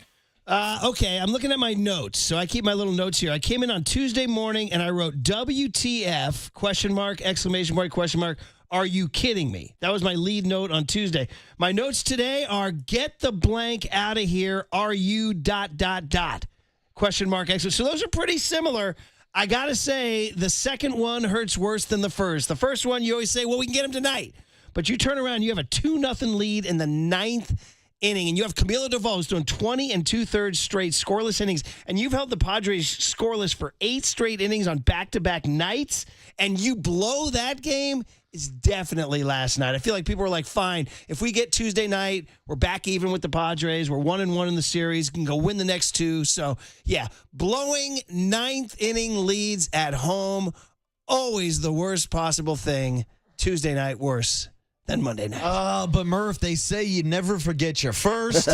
Well, yesterday we saw the second, part 2 of the walk-off victories. Excuse me, not a walk-off victory, but the extra innings victories for the San Diego Padres. And I'm with you because I came into the studio yesterday and I was pissed off because I hated seeing a Logan Webb performance like that get wasted. Well, guess what? Last night I went out to the ballpark and saw a Landon Roop performance get wasted. But at least Landon Roop was in line for the win because finally, after praying to the gods, we finally got a crooked number up on the scoreboard when Elliot Ramos went deep dead center to put the Giants up 2-0. But that was the only crooked number that we saw. So it's a little different because on Monday, the Giants never had the lead. They never had the taste of victory in their mouth. I could taste it last night. And I thought Camilo was going to have the sweet, sweet victory of closing out games back in San Francisco, but he blew it. And kids, you can't give away free 90s. Last night was way more painful for free me. 90s. It's free 90s. It's free 90s, That's what Murph. it is. It's free 90s. Free 90s. That's why. That's why. No free 90s. No free 90s. I instantly think of Marcus every time for that exact reason. Let me give you a quick follow-up. Both back-to-back losses were in extra innings due to the Manfred man. Dude. What rule in sports do you hate the most? Well, that's that one, easy. That one right there. Well, Yes. Murph, I got first dibs on this one. And I'm going Wait, to is this steal question the number answer. 2? This is number 2, Oh, yes. this is question number 2. My bad. This Okay, is go ahead. question number 2. sorry. And like for a quick second, I was like, are there any rules that I hate more than the ghost runner? Now, the first thing I thought of was, of course, the tuck rule and how much I hate Tom Brady. But here's the thing. I only had to live the tuck rule one time. I'm out here watching the Manfred man on back-to-back games. I have literally walked out of the ballpark on back-to-back nights watching the Padres score the winning run, the runner who, oh, by the way, just magically appeared like he's freaking Houdini on second base. What is the purpose of the Manfred man? What is the purpose of the ghost runner? You lied to us during the pandemic and said, oh, this is how we shorten baseball games. This is how we make games quicker. Guess what? You have a pitch clock now. Games are quicker. Games are getting done in 2 hours. So why are we throwing a fake runner, an unearned run on second base when it's the best part of the game? It's extra innings. It's why I go to the ballpark. And for the last 2 nights, I've walked out with a sour taste in my mouth. And it's not just because the Giants lost. I will keep this same energy. I hate the Manfred man. I hate the ghost runner. It is the worst rule in professional sports. Boom! I love it. Perfect. Good. So I just for variety, just to entertain our listeners out there, I can't say the same thing as Marcus. He said it perfectly. I agree with him. We're going to offer you 3 alternatives that may. Number 1, the designated hitter in the National League, man. Come on. Bring me back my National League Baseball. Give me Madison. Bumgarner would hit a freaking home run for you. All right. So I loved the strategy. I love the difference. I miss the designated hitter. I hate that being gone. I hate that being. I shouldn't say I miss the designated. I hate the arrival of the designated hitter in the National League. That's number 1. Number 2, this one's always been a burr in my saddle, is pass interference being a spot foul. It can be dramatically game tilting to get like 55 yards on a pass interference call. I think those are too dramatic. I think it's way too it's so hard to it's like the Ginger Rogers thing. Like Ginger Rogers did everything Fred Astaire did backwards in heels. Being a corner and chasing a world-class wide receiver down the line, and you don't get a chance to bump or nudge him without giving up 55, 60 yards. So I hate that. And then young Tony, out of bounds in golf. Stroke and distance is too hard. It's a hard enough game. Just give me, make everything lateral. Everything should be lateral. So those are my 3. Amen, brother. Those are my 3, buddy. There you go. Nicely done. If you don't hit it out of bounds, you don't have to worry about it, though. Am I right? Yeah. Some of us have a little snappage, little snap hook. It's all good. It's all good. Yes, All that matters is you're good company and you play fast, right, Murph? Bryce is nice. Bryce Eldridge was promoted to AAA Sacramento, which means he's 1 stop away from the bigs. I went back and checked how long a few key prospects were in AAA before being called up. Kyle Harrison, 20 games, appeared in 20 games. Patrick Bailey, 14 games. Elliot Ramos, a little bit different. Obviously, he was in AAA for a while, 108 games before he eventually got the call up in 2022. And then Joey Bart didn't play any games, obviously, with the pandemic. So, simple question here. Shout out 70s Bangers, How Long by Ace. How long? How long will Eldridge be in Sacramento before he's going to be called up to, of course, save the Giants franchise? Am I right? I'm going to go ahead and say it's a great question, and it brings up that, and we'll ask Buster this tomorrow, too. Now, defense is an issue, okay? But there is a way around it. You can DH him and put Flores at first. You can do that. I understand they're worried about Flores' knees and all that, but there is an avenue, and you could put him at first and just keep hitting ground balls to him every freaking day for 2 hours, too. But I'm going to go ahead and say if he hits with any degree of power and consistency in AAA over the next month, I would say you could call him up by the end of June, early July. I think we've just been babying this thing for so long. We're seeing all kinds of players making the move up. Players are more prepared than they've ever been. They've been trained at a younger age, way more than they've ever been. And you see any number, whether Jackson Chorio or Nick Kurtz, all these guys, I know they played college ball and Eldridge did not. However, I'm just saying, if he performs for the next, say, 4 weeks, you can go ahead and bring him up and let's go. Bring him up second half of the season, let him hit. There's my answer. Yeah, I think the trade deadline is going to tell us a lot about the plans for Bryce Eldridge. Whether or not they do go out and bring in another bat, or if they stay put, it means that Bryce could be right around the corner. But I'm not going to change my answer that I had in spring training after sitting down and having a conversation with Bryce Eldridge. I've had August circled on my calendar all year long. Now, if you want a specific date, how about you go to the last game of the season and count 45 days backwards? Because that's one thing we do need to remember here with a little bit of service time manipulation. You don't want to lose that rookie status for next year. You don't want to lose that team control for an extra year. I know people hate talking about this, but it's part of the business of baseball. So if he accumulates more than 130 at-bats at the major league level, he will lose that rookie status, or if he's on the roster for longer than 45 active days. So I'm saying put him on the roster for 44 days. As soon as he reaches that threshold, that's when Bryce Eldridge is going to be at the big league level. Yes, to your point, still needs to work defensively to get better at first base, but put him at DH, give him some reps at first, and see what happens during the offseason defensively. You bring up a really controversial thing. Market manipulation with a guy like Bryce Eldridge. I mean, that's just like playing dirty pool with your fans. Like we're out here paying $20 for a beer, and you're going to play. But they would. Yes, they would. That's why. That's why in every freaking labor dispute, I always side with the players. Always, because owners are evil. They really are. I understand they have to be there, but I can call them what they are, which is I'm rooting for the players in labor in every stoppage. Greedy owners. There it is, buddy. Owners. There it is. We play it if our system is working. Did we do good? That was solid. We got one more real quick and we can get it in. Oh, Christian McCaffrey is free. I want you guys to listen. We played this clip yesterday in the cooler content. McCaffrey congratulated Saquon for winning, or I guess being the Madden 2026 cover athlete. Listen very carefully to how he phrases this. Saquon, congrats, man. Madden 26 for number 26.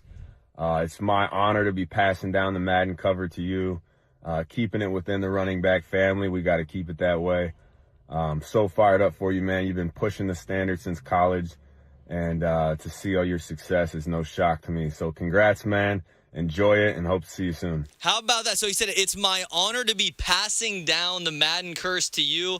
Pretty crazy quote. So after a 2024 season to forget for CMC, is CMC finally free from the Madden curse? Will he return to MVP form in 2025? Ooh, me first. Now, I would love to see Christian McCaffrey return to MVP form. And if he's healthy, he's absolutely in that conversation with Saquon Barkley, who's now the cover athlete. But I think Christian McCaffrey is just ready to put last season behind him. Whether we are talking about the injuries or if we are talking about the Madden curse, which, again, I thought we were done talking about after Patrick Mahomes, won a Super Bowl after being on the cover of Madden. Now they're trying to change the narrative as it's a running back only curse, but I'm not hoping for Saquon Barkley to get injured as much as I do not like the Eagles. I'm looking for Christian McCaffrey to get back on the field, to be healthy, and to look as springy and bouncy as most of the reports are talking about from OTAs, despite the fact that some people treat the coverage of Christian McCaffrey like Fox News versus CNN. Nobody ever described me as springy or bouncy. They call me as, who's that guy thumping down the hall with like slumped shoulders and heavy feet? That's me, buddy. Christian McCaffrey, listen, you know my question in life. Hey, how was your day yesterday? I don't know. Did McCaffrey play? That's my question in life. So until I see Christian McCaffrey demonstrably slowing down, getting dragged from behind, failing to turn corners, hitting holes and getting stuffed by D tackles, until I see that, which, by the way, I've never seen because he's unbelievable, electric athlete, and he turns 29, I think, later this week. I think June 7th is his day. So until I see that, I remain asking you the simple question, is Christian McCaffrey playing? And if the answer is yes, then good things will happen. So yes, of course. This guy is unbelievable. He's a thoroughbred. His genetic DNA situation is out of control. Everybody's an elite athlete that's in his bloodline. So, yes, free from the Madden curse, free from the injuries of last year. I know injuries have been a problem in this thing, but I'm a huge CMC guy.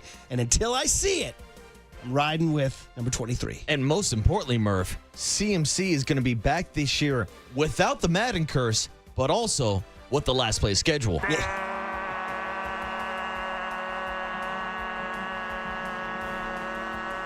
Couldn't think of a better way to end it. He holds that thing so long. It's like Pavarotti or something impressive. there. So there you go. How'd we do, Tony? Solid. Great work. Curly had one more for us, but I want to just get out. Curly's trying to, he's not on the clock. Who does this guy think he is? I know. Greg Papa? Keep it moving, Murph. Keep it moving.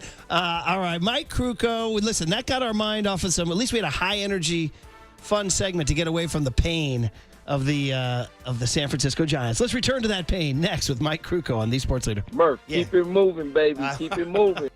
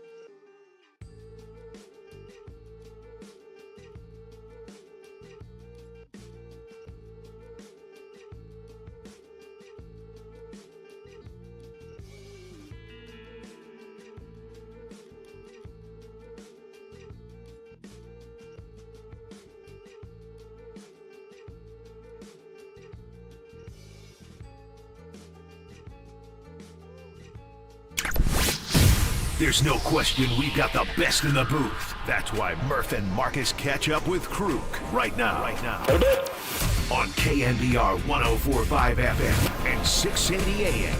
All right, the Murph and Marcus Show is sponsored by Bigelow Tea. Grab a mug and tea proudly. Mike, you have this great slot on KNBR Mondays, Wednesdays, and Fridays to soothe a region and explain the great game of baseball, its highs and its lows. Today you get to do that, Mike. Good morning. How are you? Hey, morning, Mike.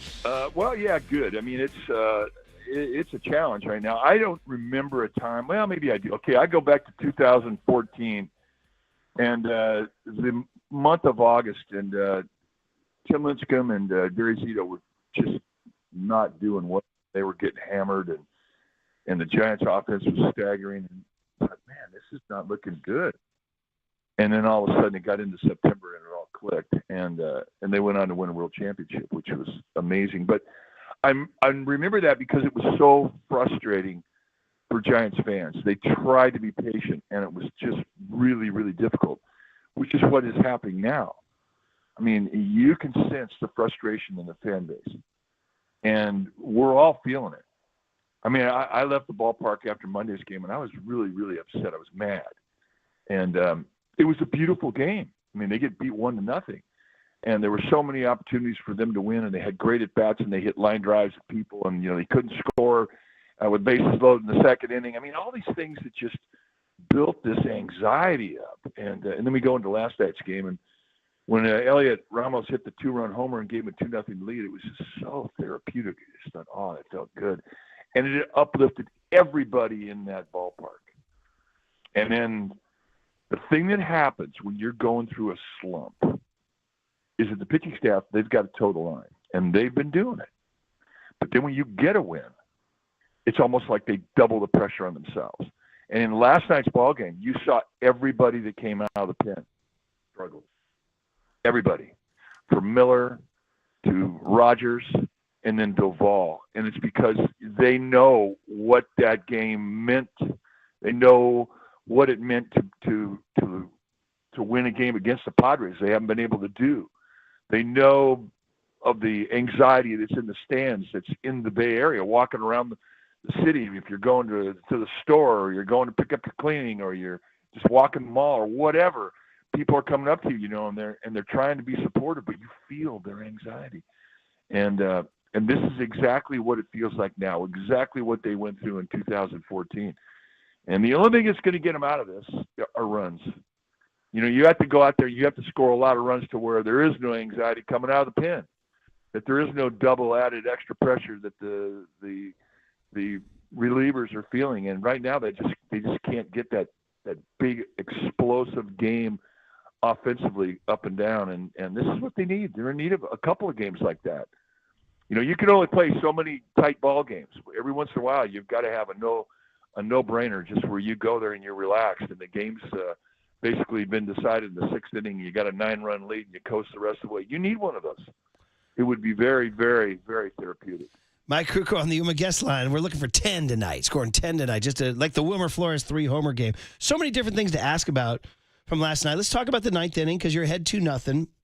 Ball, Lockridge, this kid, guy's on the interstate, hits a ball to the hole. Adames throws makes a really nice play, has to make a long throw. Casey Schmidt, I thought, has been really good at digging.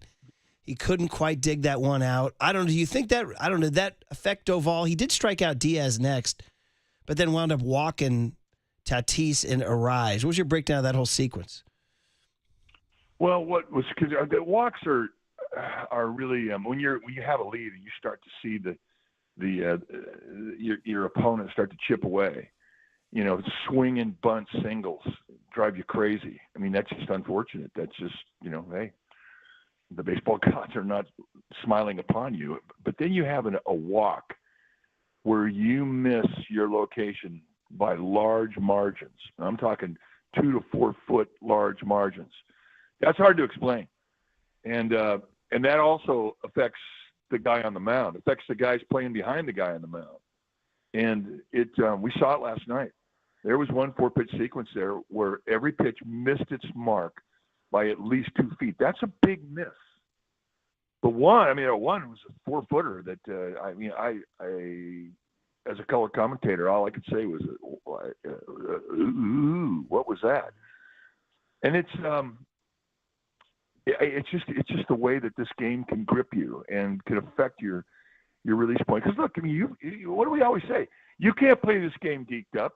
You can't do it because it affects your ability to command your release point, both with the bat and both with the ball on the mound. And when that release point is affected because of the anxiety of a game, well, you don't even know what's going to happen. It can go completely weird, and it did. Even the slider that Machado hit for the base hit, it was lazy. It didn't do a whole lot. It was just right there saying, "Hit me." And we haven't seen that out of Doval. I mean, he's gone through a month where he's been damn near unhittable. But given the set of circumstances in last night's ball game and the importance of it, and just as a player, you know how much it means to everybody. It didn't happen, and all you can do is kind of get over it. You can't completely get over it. There's gonna be residue with that loss, and it'll be interesting to see how they handle it tonight. Back-to-back losses for the Giants in extra innings. Padres are able to score their ghost runner back-to-back nights in the 10th inning. Giants are not, Mike. What did you think about the strategy of playing for the tie on back-to-back nights and overall not executing and not being able to get those sacrifice flies? Well, in both instances, you had great at-bats. Where the ball on Monday night, you saw 2 rockets hit. One was picked by Iglesias, the third baseman, off the bat of Chapman, and that was 108 miles per hour. When you hit the ball like that, especially with an infield drawn in, you're thinking that's a base hit. Not happening. And then the next guy comes up, and again, 2-strike at bat. Encarnacion hits a laser to the first baseman who never moved his feet. Boop, game over.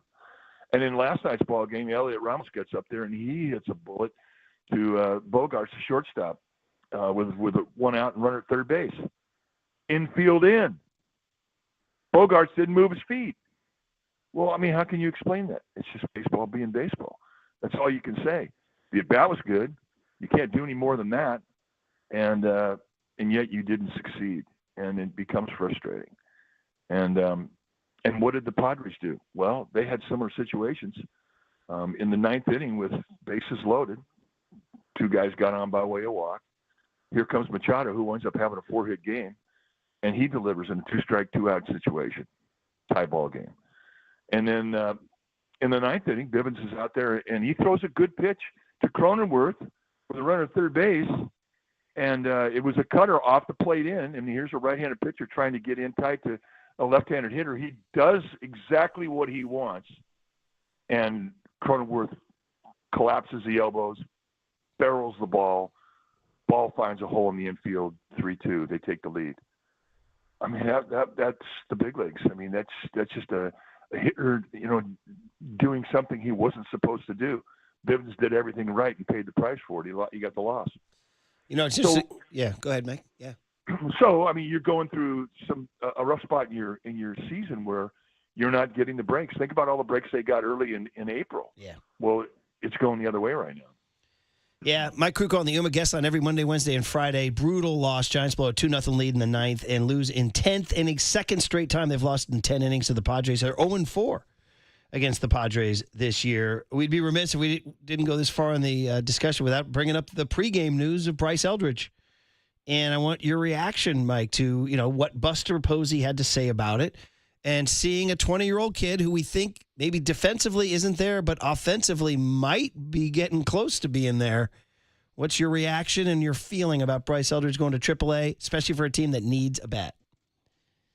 Well, wait and see how he does. I mean, if he goes up there and lights it up, then maybe, there's an answer to it. But I don't see him coming in here if he's not up to speed with the glove at first base, then he's going to be a DH. I mean, you can't, with as good as this defense has been, with as much as the defense means to a struggling offense, you can't bring in a guy who's not at least average at first base. And now, look, I haven't seen him play first base.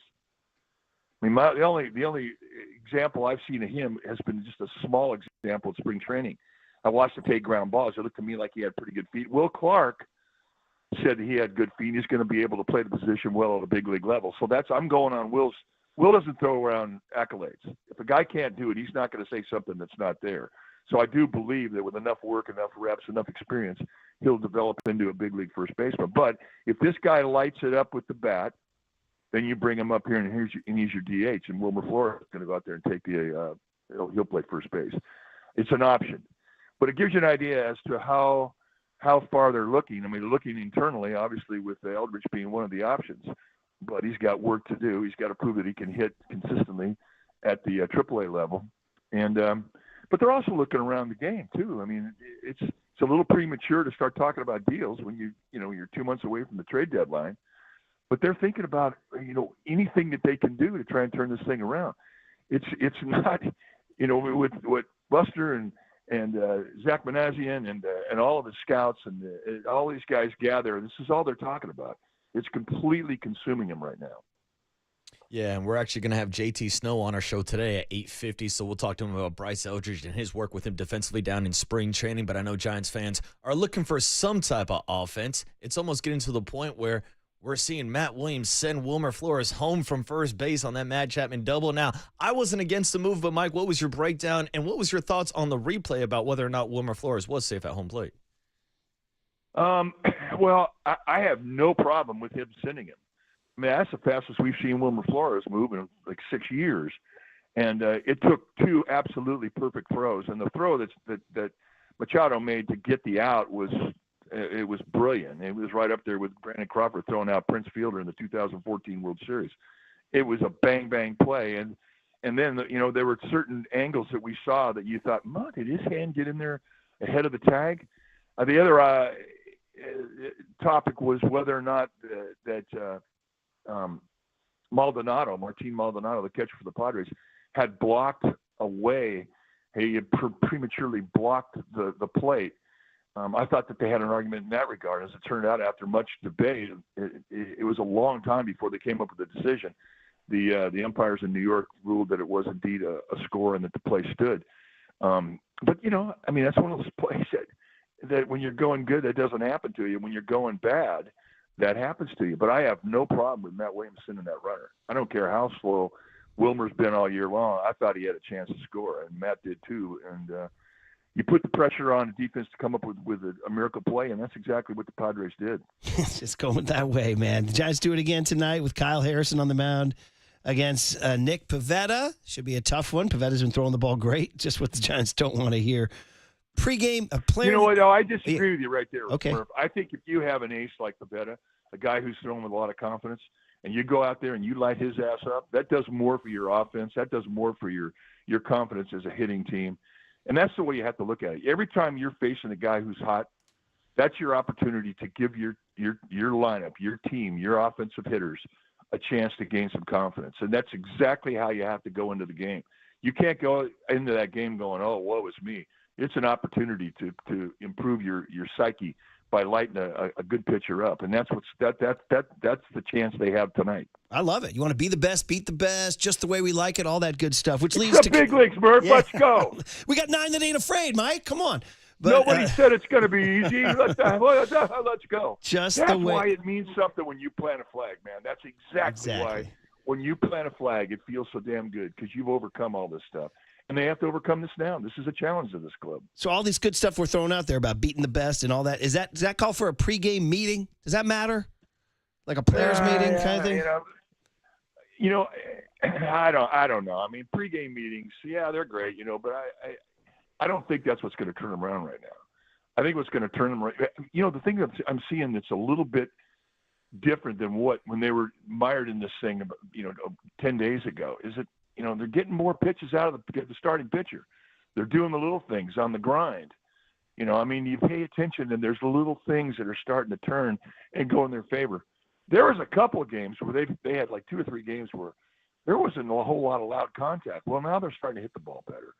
And sooner or later, those loud contact at bats are going to find holes. You just have to grind through it, Murph. Let's go. You got to pay your dues. I love it, man. I need you to roll in there and just drop the freaking all the Krukoisms, man. That we this is the way we want it, and let's go kick some ass. You got one in you? Got a speech in you, Mike? Yeah, right now. This sucks. Turn it around. Hey, man. You know what's crazy, Mike? We'll leave it at this. They're a half game out in the wild card. Yeah, but I mean, you're not even thinking about that. Right now, you're in early June. You're trying to right your ship. You're trying to figure out how to fix an offense that it really has hit the skids. And, fortunately, you still have a chance to win every night. Look, it could be a whole lot worse if your pitchers are going sideways too. I mean, I know in a way it's, you're in every game, but it's so painful to lose a one-run ball game. It's just so painful. But think about if you're losing by 7 or 8 runs, so they've got work to do, but a resolve, I think, is very close. And I think that Bob Melvin feels the same way, and he's trying to be patient. But I don't think you're going to see any Jimmy Swaggart speeches before the game. But I will say this though: they are doing the positive and the motivating speeches, but they're doing them in small groups. This is where Bob kind of lets his coach, and we'll see how it happens. Hopefully, it turns around tonight. Well, young Kyle Harrison gets the ball. Maybe he'll go out there with a little pea and vinegar and set the tone. That's what the pitchers have been doing. We didn't even mention Landon Roop. We're going to let you go without even mentioning Roop. He was fantastic. Brilliant, Mike. Phenomenal. Yeah, he's going to be an animal. I'm so excited about this rotation with all these guys. And I'm looking forward to tonight's game because of Kyle Harrison, what he's done, and how the brain that he's taken out on the field right now. He's a lethal weapon right now. And so, I love all that. A lot of good things happening, but I hope that they can light it up and really give the fan base a night off mentally and enjoy a lopsided win. That would be very, very therapeutic. Yeah, the advantage of this over the NFL is the Niners have a brutal loss. You got to sit around for a week. Here, we got to wait till 6:45. So let's go. Mike will be out there, and everybody will be fired up for another game. So have a great call. We'll talk to you Friday. Had a bit. Mike Krukow, he's ready. He's ready to go. Kyle Harrison gets the ball. Bring on Pavetta. Half game out in the wild card. Although he says he's not looking at the standings yet. Next pitch, Murph. Next freaking pitch. There you go. All right. Listen, we have Sean Estes going to join us at 8:15. So that's awesome. I love talking to Sean. And then JT Snow at 8:50. That's awesome, too. Love talking to JT. But the big hit is next. You guys, you just heard Mike. Did something he say affect you or inspire you? 808 KNBR is the phone number for the big hit. We gather together on The Sports Leader. Now, from the O'Donnell Financial Group Sports Desk. Learn more at odfigroup.com. O'Donnell Financial Group, because planning is a process, not a product. We are still giving away one $100 Amici's gift card. That's going to cheer you up, all those Giants fans out there after being, just in your feelings the last 2 days. We want you to stay tuned through the 9 a.m. hour for your chance to win this gift card. When you hear the cue to call, the number to dial is 415-896-KNBR. And if you're caller number 10, that means you win. It's all brought to you by our friends at Amici's. You can find official rules on thesportsleader.com.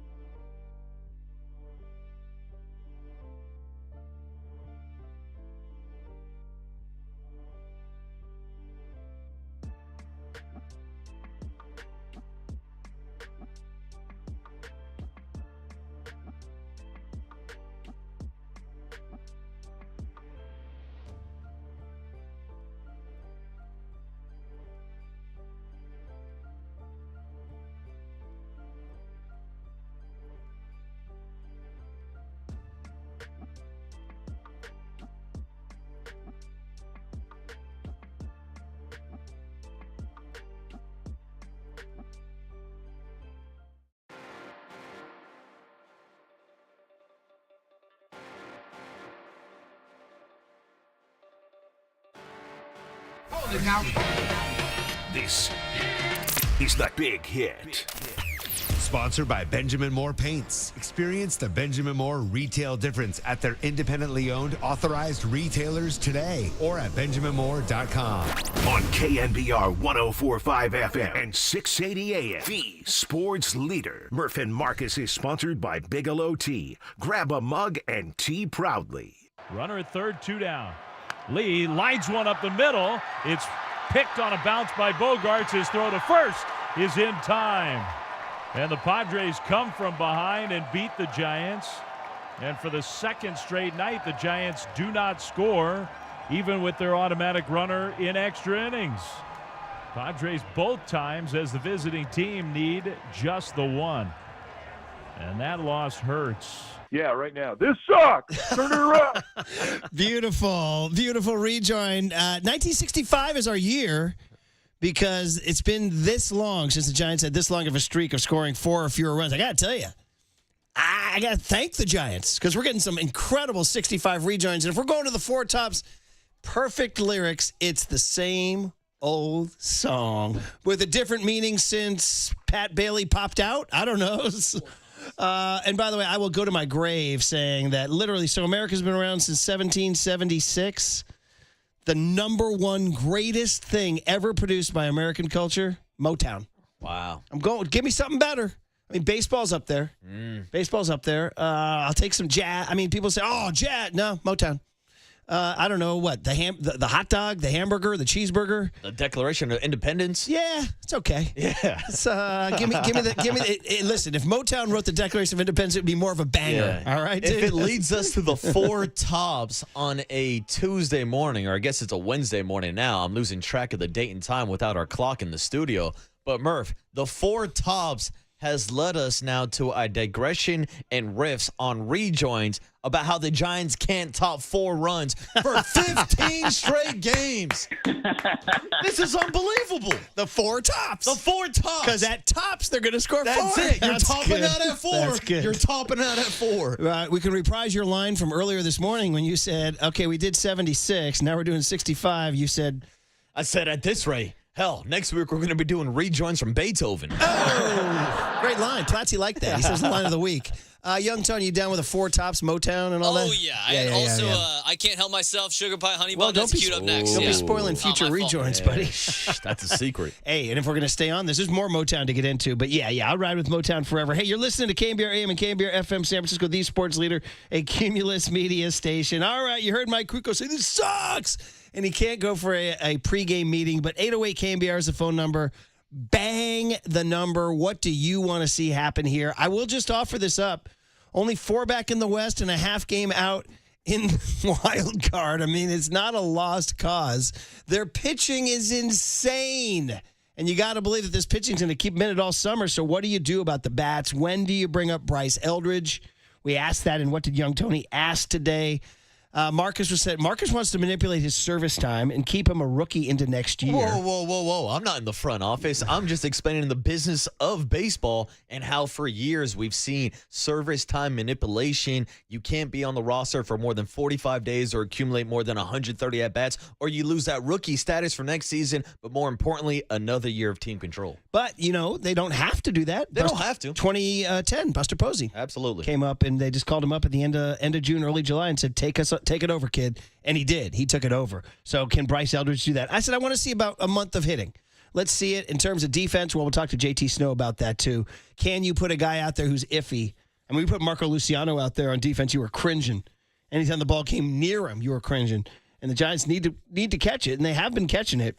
I mean, last night, Casey Schmidt couldn't pick Willie Adames' ball out of the dirt. It was a tough dig.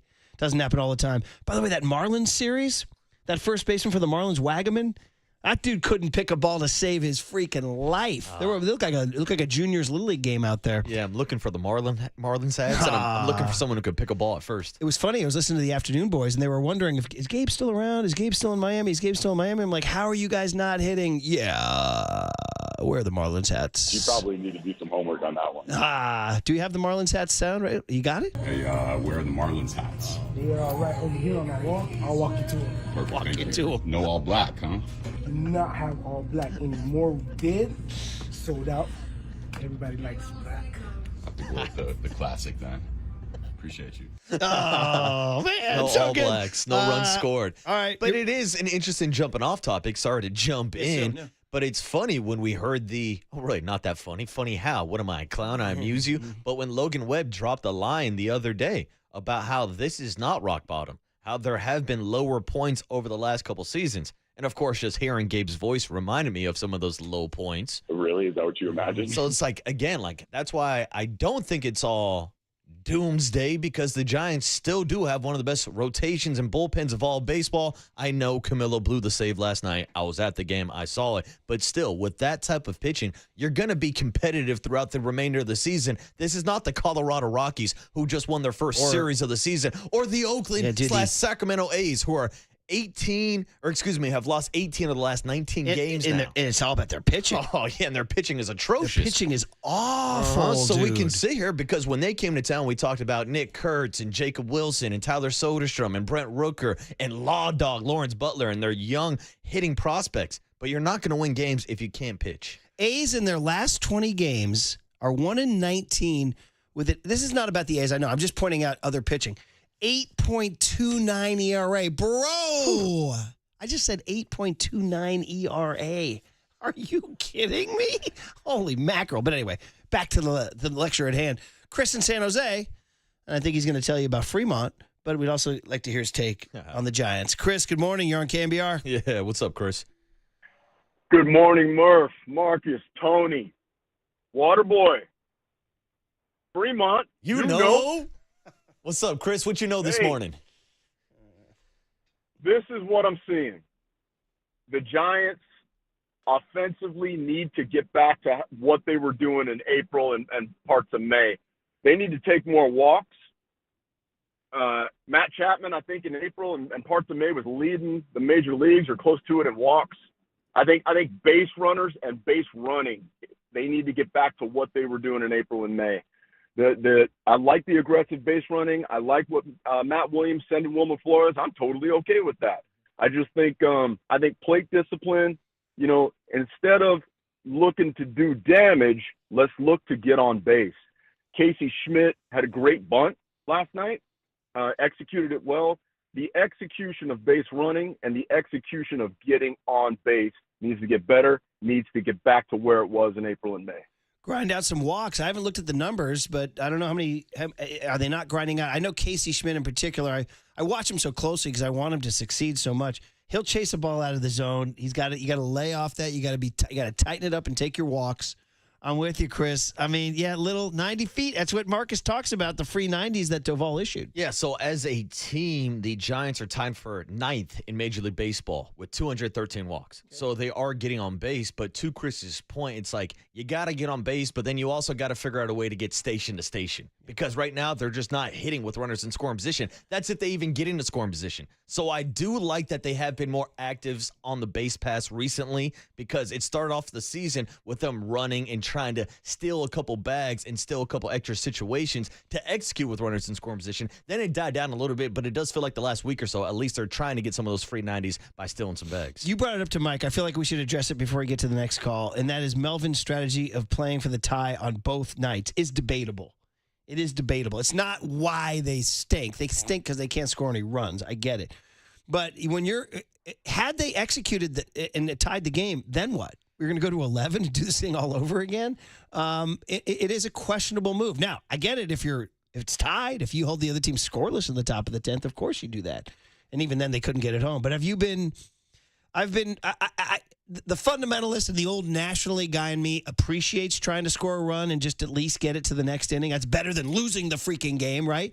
But there is something to, buddy, you're not hitting. You got 3 chances to get some runs home. Why are you giving up one of those outs in that situation? Yeah, I understand the strategy game one. And overall, the strategy as well, because this is not a Giants team that is scoring a lot of runs right now. Like in their last 10 games, Murph, they're 7 for 69 with runners in scoring position.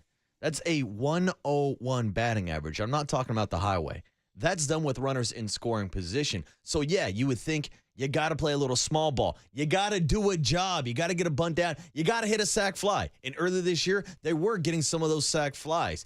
But to me, the biggest difference between Monday and Tuesday is Monday, I think they were playing for the tie and hoping that they would get a shutdown inning from a Camilo Duvall, a Ryan Walker, a Randy Rodriguez, something like that to extend the game. Now, last night, we did not see Ryan Walker. We did not see Randy Rodriguez. So when Spencer Bivens was out there in a 2-2 game in a 10th, to me, that was telling me that the other guys were unavailable, which means to me you should be playing for the win because you can't rely on your shutdown bullpen when we're getting a Bivens who is usually a mop-up guy, not a guy that you're playing in a 2-2 ball game. They used him in a high-leverage situation in Miami, too. I wonder if he's moving up the ladder a little bit. Yeah, maybe climbing up a little bit. But I looked at that because I said, where's Ryan Walker? Because he only threw 2/3 of an inning. He had thrown Friday, Sunday, and Monday, but minimal pitches, fewer than 10 pitches in each outing. But I guess they didn't want him to go 3 days in a row. Yeah, and so if you don't have your horses, if you don't have your strikeout guys like Randy and Ryan Walker available last night, then I think you do need to change the strategy and play for the win. But how do you play for the win if you can't even get a hit? You know what I thought about they could have pitched in the 10th? And listen, Bivens didn't do that bad. He gave up one ground ball through a hole. And in fact, he got a huge pop out with nobody out to start that inning. But you know who they called up who I thought was Sean Jelly. And I'm sure you would have seen him in the 11th or 12th. We didn't talk about the return of Jelly. My big fella. He's back. He's a friendly guy, and he pitched real well last year. I look forward to him. And Jordan Hicks going to the IL. Yeah, we didn't talk about that. Yeah. Interesting. You know what's funny? I was going to say this out loud, but I was like, we probably shouldn't be, telling a middle school kid to call into our show. But I was actually thinking, I was like, we probably need some Sean from San Rafael today because we haven't heard. He's calling in. It's like this could be the particles that turn it around. Sean, dude, I was actually thinking during the big hit, I was like, this would be a good time to hear from Sean, to hear from the youth. And here you are, dude, as if you felt the particles in the air. Sean, good morning, dude. Yeah, what's up, Sean? What's up, guys? How we doing? We're doing bad, buddy. How you doing? Yeah, you in high school now? What's going on? No. He's 8th grade graduation. When is it? Yeah, I'm riffing. No, he's week from today. Week from today. He'll be there in a week. One more week. Yeah, congrats, big man. You're going to SRHS. You can be a Bulldog, right? Oh yeah. All right, buddy. Good. Davidson Middle School graduation, man. Everybody be there. Go see Sean get that paper. Yeah. Yeah, Sean, what do you got on the Giants this morning? Yeah, so I think, well, obviously the pitching's been doing great. Logan Webb with that stellar outing on Monday. Obviously doesn't get anything for it. But I think what's been really tough to watch, especially the past 2 games, is that situational hitting, especially last night from Cronenworth in the 10th, where he just pokes that ball past Fitzgerald and Schmidt into right field. Like, can't the Giants just do that? I think these guys will come around eventually. I think Chapman will start hitting. I think Adames will start hitting. Obviously, Ramos is already hitting. I think Lee will heat back up. But I think it's just in terms of approach, I think it's just a shift in approach. These guys have proven that they can do it. Adames with 30 homers last year, Chapman with 20-plus last year. They've proven that they can do it. It's time for them to show that they can do it in 2025 with Orange and Black. Sean, you think you're going with the I still believe strategy here? Yeah, I think I definitely still believe. We can get into October. I think pitching's what wins it. And we've got a lot of that, especially with the way these young guys are pitching. Roop and Harrison, those guys are pitching their butts off. Obviously, Verlander on the IL right now, but he had been pitching very well. Again, had nothing to show for it. Well, Webb, obviously our ace, pitching phenomenal. Robbie Ray, NL pitcher of the month. I think there's definitely a chance for this team, and I'm not giving up. All right. Not giving up and graduating 8th grade. You the man, Sean. Don't be a stranger. Have a great day. You playing juniors, all-stars? Yeah. All right, buddy. Well, I got the 13s. We're on the 13s. I won't see you, but I'll keep my eye out for you in case I'm near a diamond. Yeah, and keep that phone close by, Sean. We might need to call you up to get you in the cleanup spot for the Giants. Thank you, guys. All right, buddy. Thanks, Sean. Say hi to Boach the dog. Hey, Grant in Brentwood closes out the big hit because then we got Sean Estes on the other side. Hey, Grant, you're on KNBR. Good morning. What you got, buddy? What's up, Grant? Hey, guys. How we doing? Wow, struggling, Grant. How about you? Yeah. No, I'm. It's a little bit heartbroken today after a couple of tough losses. And I actually called in on was earlier this week, and I was pumping up Adames about, and I was making a reference to Trey Turner and the ovation, all that stuff. So, here's the deal. What was tough about last night, for me at least, was we know obviously the offensive struggle. All the numbers are out there. The last 15 days can't score more than 4 runs. We get that. So when our pitching staff just is absolutely dominant, and then at the very end here in the 9th inning, Duvall gives up a few runs. You can't be mad at Duvall. He hasn't given up a run since April. You can't be mad at him. Can't be mad at the pitching staff. It just seems like we can't really catch a break. And so for me, that was a tough one. I heard you guys talking before we got on the air about, hey, the situational hitting. Do we bunt in that situation here? And I'm with you, Marcus. I would bet on our pitching staff to get to that next inning. And so bunting a guy since we can't hit, bunting him over, getting a sac fly, betting on that, and then try to get to the next inning where we can have a shutdown inning and win it in the next inning. At this point, unfortunately, it feels like that's kind of all we can do at that point. And so I don't know what you guys think about that, but in my eyes, this is a game of attrition. It's a marathon. It's not a sprint. I'm with Sean, man. I still believe. I think we have the opportunity, and we have the team. We have the pitching to do this. Our offense will eventually come around. I'm just going to put all my eggs in that basket. All right, Grant, there it is. You still believe, buddy. I like it, and we needed a little bit of that because it was really tough last night, that 9th inning onward, man. So thanks for the call, dude. We appreciate you, and that's going to conclude the big hit because we got Sean Estes on the other side. Always good talking ball with Sean. Let's get into it next on The Sports Leader.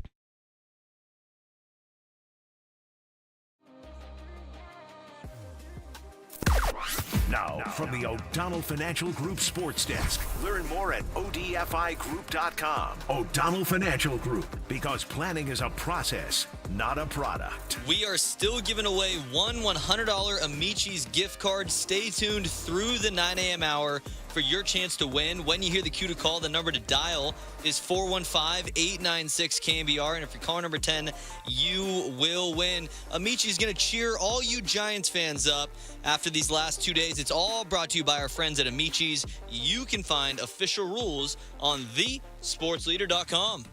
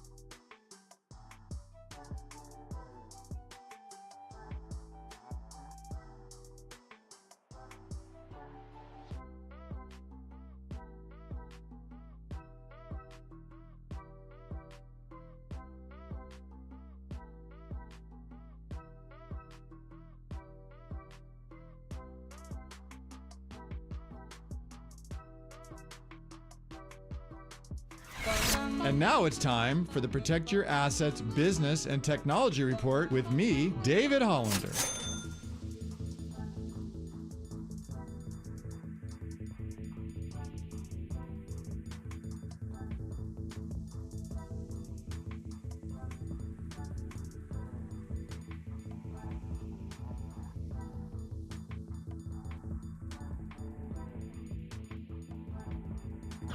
This has been the Protect Your Assets Business and Technology Report with me, David Hollander. Wondering how your taxes might be impacted under the new Trump administration? Will you be paying more or will you be paying less? Let's talk about it. Join me this Saturday from 8 to 9 a.m. for my show, Protect Your Assets, or call 1-866-PROTECT.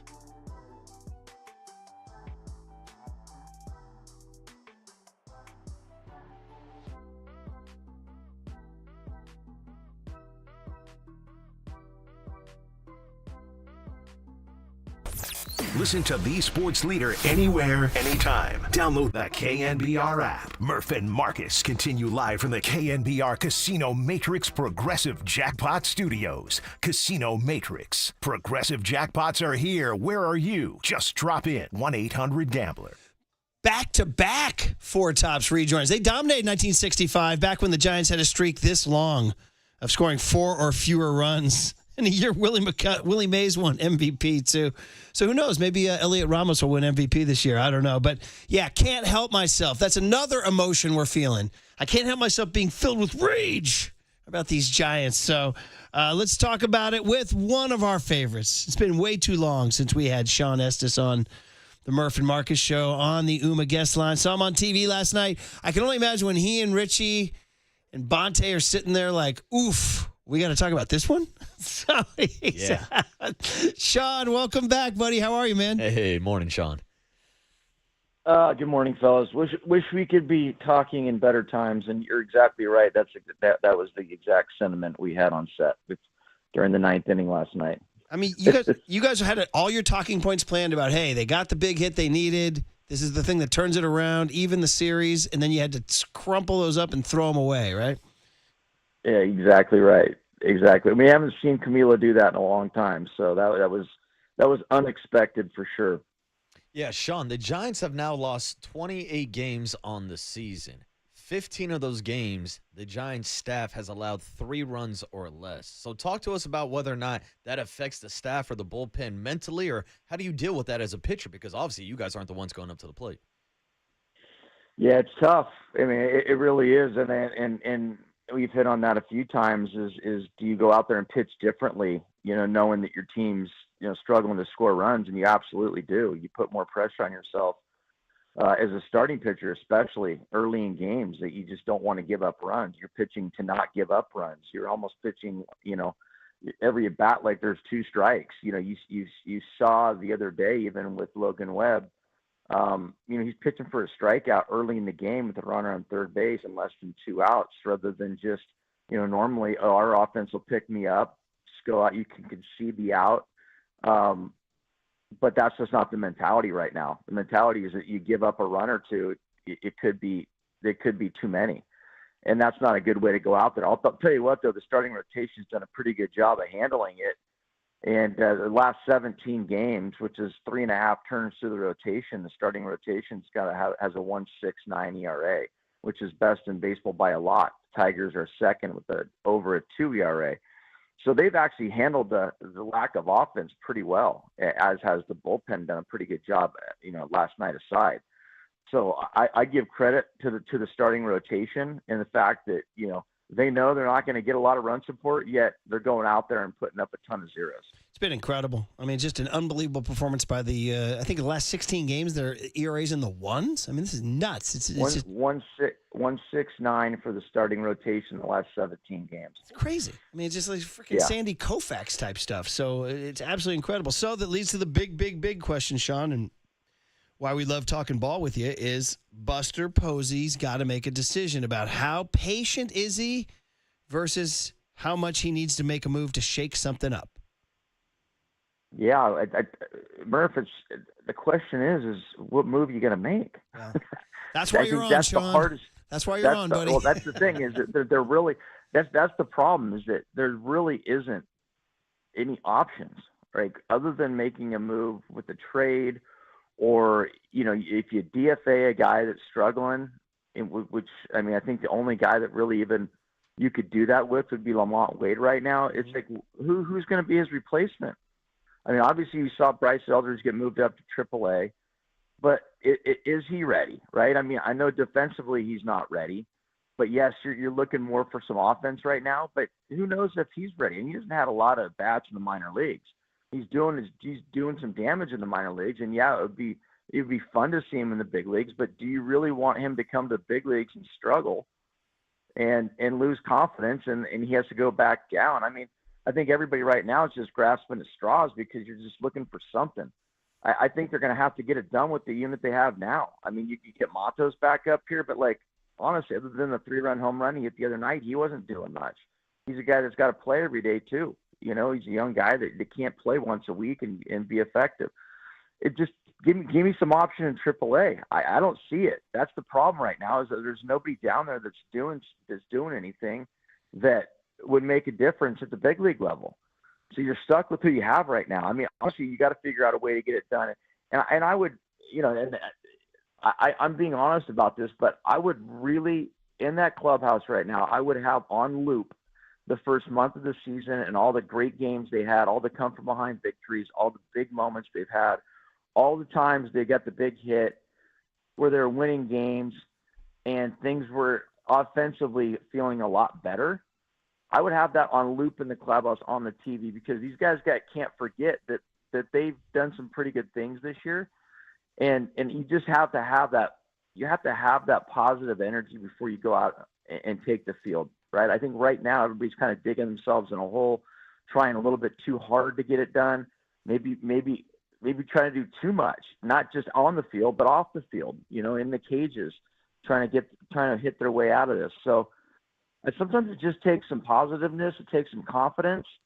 And if you see yourself doing good things, before you take the field, maybe that's the thoughts you take into the game that night. Because, I mean, there's no really explanation I don't think I've ever seen a run like this, a poor run like this offensively, where they're struggling to score runs. I mean, you said it before I came on, 16 straight games they've scored 4 runs or less. They haven't done that since Willie Mays played. And the 24 is the record in the history of baseball. The Pirates set that. I don't think they're going to get to that point because they got Colorado coming up before that. But I mean, it could last until then, and that's scary.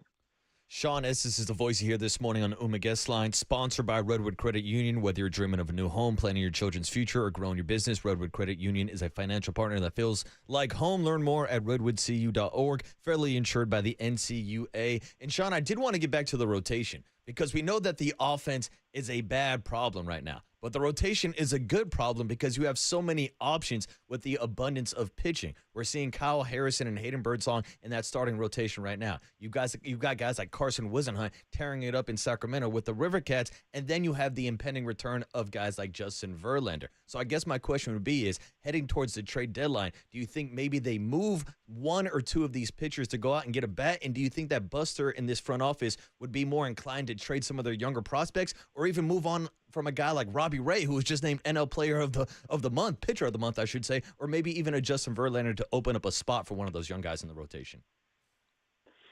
I don't see, I mean, if you're gonna try to get a bat, you're obviously gonna you want to make the playoffs, and you're figuring that's a guy that's gonna contribute to that right away, and if you get to the playoffs, you got to have a 1-2 punch, right, to make a run in the playoffs. And right now that's Logan and Robbie Ray. So I think Robbie Ray right now is a guy you got to hold on to. Justin Verlander's an interesting guy, right? If he comes back and starts throwing the ball well, I mean, obviously you'd love to have him in a postseason run as well. Just with his experience and if he's healthy and throwing the ball well, I mean, you'd love to have that, but he would be a guy that you'd probably consider. I mean, he'd be an asset to probably any team that's making a run. And if you do have, the guys throwing the ball. Obviously that's why I think the rotation's been so solid. I mentioned the last 17 games, you lose Verlander, you lose Hicks, but you plug in Harrison and Birdsong, you don't miss a beat. And like you mentioned, you have some depth with Wisenhunt down in AAA. So that kind of, to me, would be the one guy, would be Verlander, just because I think you could get a little bit more for him because other teams know that, it's Justin Verlander. This guy could help us in the postseason. Other than that, I think you got to hold on to your young pitching because that's how you're going to win, not just this year, but that's how you're going to win in the future. And they believe a lot in these young guys. So just when you think you have too much depth, some things happen and you don't, right? And so it's a little bit tricky there, but they absolutely do need to get a bat. But you know what? In a month from now, when they have to make that decision, maybe Bryce Eldridge is absolutely tearing it up in AAA, and you feel a lot more comfortable about bringing him up. And maybe he's the spark that you need at that point. Maybe he's the trade deadline acquisition that you make, and he's in-house, and you don't have to give up anybody. So hopefully the defense gets better in AAA, and he continues to mash, because I think we're going to see him. It's not a matter of if, but it's a matter of when this year. And I think everybody's hoping it's sooner than later, and then you don't really have to go out and make that move. So many different things we can ask you about, Sean, in such a short time. Small picture, big picture. One small picture one is Bob Melvin's decision to play for the tie on Monday and Tuesday with the bunts. He's a big leaguer. He knows what he's doing, but he's also open to second guessing. What did you think of those decisions? I think I love those decisions only because your offense isn't doing anything. You're right. You're just trying right now to stay in games, right? I mean, you're just if you do have a guy in second, you have the ghost runner. You're down one in both games, and that's typically the case. You're playing for the tie at home because you get the last at bat. You try to play for the win on the road, and it's interesting to see that the Padres, they played for the tie, knowing that the Giants are struggling offensively. You don't usually do that. In game one of the series, they're bunting the guy over to third. They're manufacturing a run. And that's not typically the case on the road because they expect the Giants to be able to get a run themselves. So you do try to play for more. I think if their offense is clicking, then that's absolutely the case. They're not trying to bunt runners over. But right now, that's just the way it's going. And I think Bob Melvin's looking at it as that we got our one chance to score is a runner on third with less than 2 outs. And if we can get one, keep it tight. I like my pitching enough to be able to go out there and potentially put up a 0 in, say, the 11th inning. So I think that's the mentality right now, is what stinks, because you don't want to. You'd like to be able to take a shot at driving a couple in, but that's not realistic right now. So I don't mind that mentality. I really don't. I think that you get Elliot Ramos up yesterday with the 1 out and around third base. You're thinking you're going to score a run for sure. He's going to get a ball in the air at worst, and you're going to get the sac fly. Maybe he pops another one out of the ballpark like he did early in the game. Maybe he drives one in the gap, and now he's at second base, and you got a chance to win the game with your number 2 hitter. I can't remember who it was last night, but, a guy that can drive a run in. So I don't have a problem with that. I think in hindsight, you can look at a lot of different things, from last night's game, why Matty sends Wilmer Flores there. I liked that send. There's 2 outs. You're having trouble scoring run. Willie Madamas is the guy that's up with second, third, and 2 outs. He hasn't been hitting well, so all that factored in. Wilmer might have been safe. So I liked that. But you do different things. You manage differently. You coach differently when your team's struggling to score runs. You do things you typically probably wouldn't do in better times. It's all good, man. I hate that we're out of time. I wanted to ask you about Kyle Harrison. Can you squeeze that? Just to give me a 30 to 45-second Kyle Harrison preview for tonight. What does he need to do? He needs to do what he's been doing, man. That he's faced, his first 2 starts haven't been great, but I love what I saw against Florida. As long as the velocity is 94 and up, which it has been, and he can throw that top shelf fastball, and he can throw the breaking ball off of that, I think the changeup could be a big pitch for him tonight. That's the way you attack these Padres hitters. Changeups down and away from the righties, and then that good four-seam fastball that, that they got him to the big leagues and will keep him in the big leagues at a high velocity at the top shelf, and I think that he'll be fine. Awesome. Sean, love catching up, man. Good seeing you on TV, too. So have a good one and enjoy the game tonight, dude. Yeah, thanks, Sean. Yeah, let's try to enjoy one tonight. I think we're all due. We all major due, and then a day game tomorrow. Hopefully get two in the next 24 hours. Thanks, Sean. You're the man. All right, guys. Sean Anytime. Estes on The Sports Leader.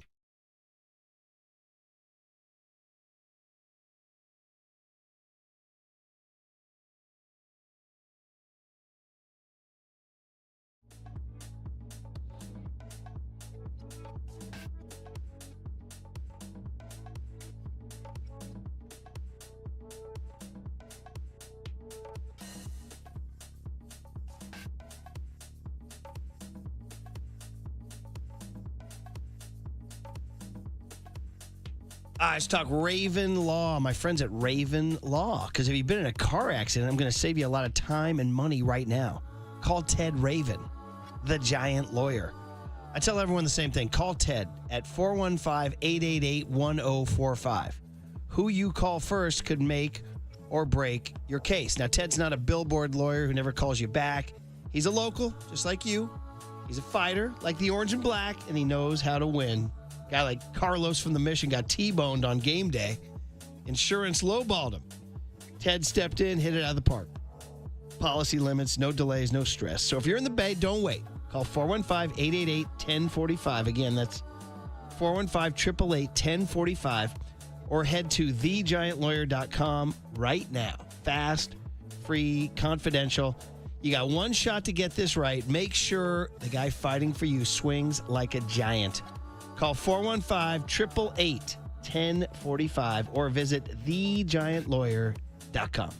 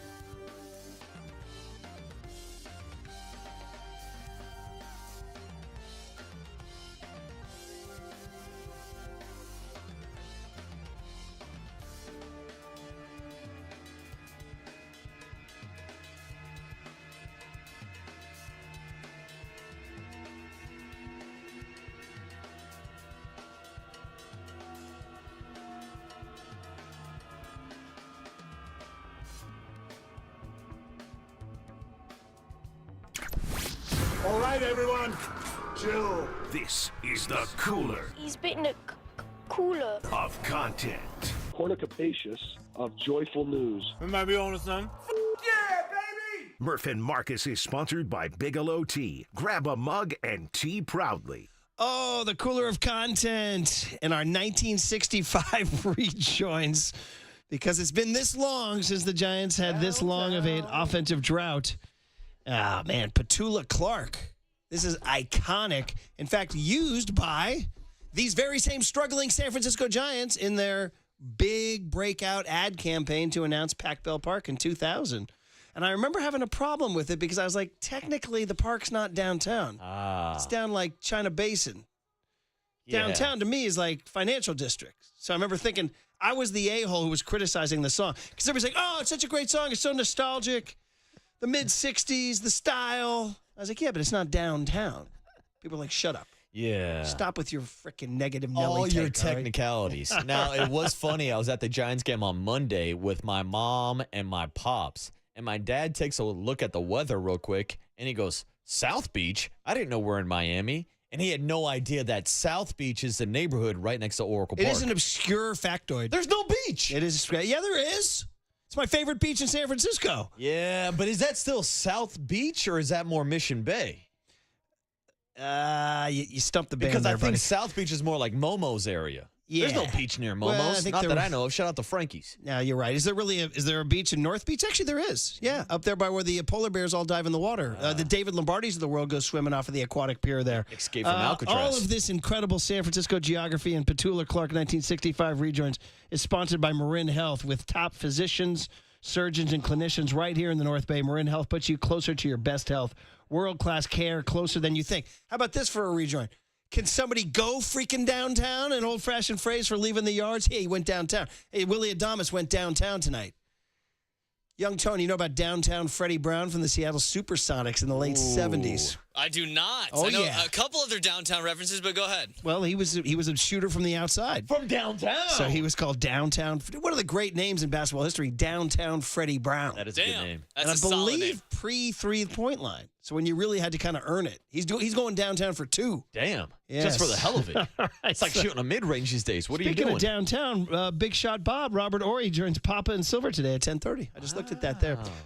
So there you go. Our 1965 rejoins. We've heard them all. We've heard Bob Dylan, How Does It Feel? And it Not feels good. bad, Not Bob. good, baby. We heard Help, I Need Somebody. Yes, we do. We need help. We do. We heard It's the Same Old Song, and it is the same old song. We heard I Can't Help Myself because we can't help ourselves. And now downtown, nobody's going downtown. Nobody. But the rejoin did. The rejoin did. You got some downtown-themed cooler of content, young I do. Tony? I'm trying to find one of the other ones. If anybody's listening, remember our Irish broadcaster, Downtown, he remixed the song. Well, he didn't. Second Captains did. Yeah. Yeah, We it's a- sometimes label stuff in the cooler really weird because we just want to get it in the system for cooler. Still looking for it. There's another. Maybe I can find it on the Second Captain's thread here. Hang While on. you're looking for it, Curly Yes. actually chimed in here. Seinfeld has a bit on the song Downtown. I do remember that. It's a rare case where it was odd. They occasionally used a pop song, and they did it with Sheena Easton's "My Baby Takes the Morning Train." They did that once too, and it's very odd because it's like very unlike the show. And I wondered if Larry David was for it or against it, but I forget the context of it. So he's talking to Mr. Wilhelm, if I got that correct. And then I got it queued up here so everybody can hear it.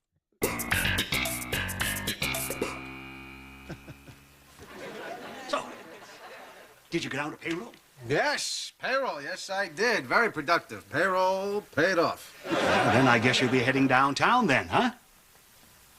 Oh, yeah. Downtown. Definitely. Well, I'm very interested to see how this thing turns out. Yeah, you said it. Excuse me, Mr. Wilhelm. Do you really think, well, is this downtown trip really necessary, for the project? Oh, no, you've got to go downtown, George. It's all downtown. Just like the song says. The song? There's your answer. Downtown. Yeah, it was a rare use of the pop song there, and they did it with Sheena Easton. I'm trying to find the darn Second Captains. Sent me so. Do you remember the ads? Or you would have been 8. Yeah. So you probably would. Young Too Tony, you would have young. been 2. Yeah. Larry Bear. They tried to make it look all retro cool. Well, the deal was that they were leaving Candlestick Park, which was on the far, far, far edge of San Francisco, damn near South San Francisco. And they were saying, we're moving back to the city. We're moving back to the city, which, by the way, 25 years later remains an absolute freaking miracle. And you're there all the time. Oh, yeah. You know it. Now I live in the neighborhood and what it's done for the neighborhood over the last 25 Marcus years. can walk to the game downtown or South Beach. Downtown. Again, yes, sir. Yeah, is there a downtown Mill Valley? Oh, definitely. How's the scene? Oh, big time. Good bars? Oh, dude. Good What restaurants? do you, yes. Oh. We got a thriving, hopping downtown. By the way, don't be offended if I'm not looking at you when we're talking. Oh, it's fine. Because I'm developing neck problems, dude, 3 days in. Oh, no. This is an issue. This is an issue. The way our new studio is set up, I was like, hey, I want the big space. I'm the 20-year guy. But I have to turn hard right to look at you, and I'm starting to get a crick in my neck. So, dude, we're going to be doing shows where I'm literally talking straight, like I'm ignoring you, like I'm giving Marcus the silent treatment. No, I'm talking to you, and I love you, brother. I'm just not going to look at you all the time. We got to get a damn right? chiropractor in for the next segment so that Maria Murph can look me in the eye. my first hug with Emlo in Daly City, she goes, hey, maybe you can get workman's comp. Ooh. I was like, yeah, here we go. I'll bring in my little massage gun for you. Dude, downtown Mill Valley's happening. What do you need? You need a traditional lodge and Estra. You need the brand new bougie cougar-laden corner bar, dude. Wow. Marcus, you could do some damage. I at like corner it. bar. I Yes, like you could. it. Yeah, Sounds like I might have to come up and make a visit. Yeah, you could. And then you get downtown and you got all the bougie stuff. You're like, yeah, I need a little spit on the floor. Let's go to the 2am place. See, that's my spot, Murph. Exactly. And really, I just wanted to digress to tell you that downtown Sunnyvale is on Murphy Street. Yeah. Look at that. Right. Is it thriving? I've been celebrating Brian Murphy my entire life. Is it happening? Yeah, it's a cool downtown area. Always has a great art and wine festival, but when you're bragging about an art and wine festival, it tells you we don't have a lot. I got to tell you, this thing about not looking at you is weird. Yeah, it is I weird. need to look at you, Look buddy. at me. Look at me. I'm the captain now. I'm going to give you occasional I'm glances. your co-host All right, now, there you go. Murph. Look at me. What else we got, kid? Hey, let's go one more. So Jay Williams was on First Take the other day, and he was previewing the NBA Finals, and he used a certain phrase that I think threw a lot of people off. Here it is. Court, but it was a little bit of a shadow defense, right? I'm here, but I'm not really in you, but I'm just here to kind of hinder you from playing north to south. Whoa. Lou Dort is going to be in his ass. He's going to be in him. He's going to be in his pocket. Go ahead, Mike. Court, but it was a little bit.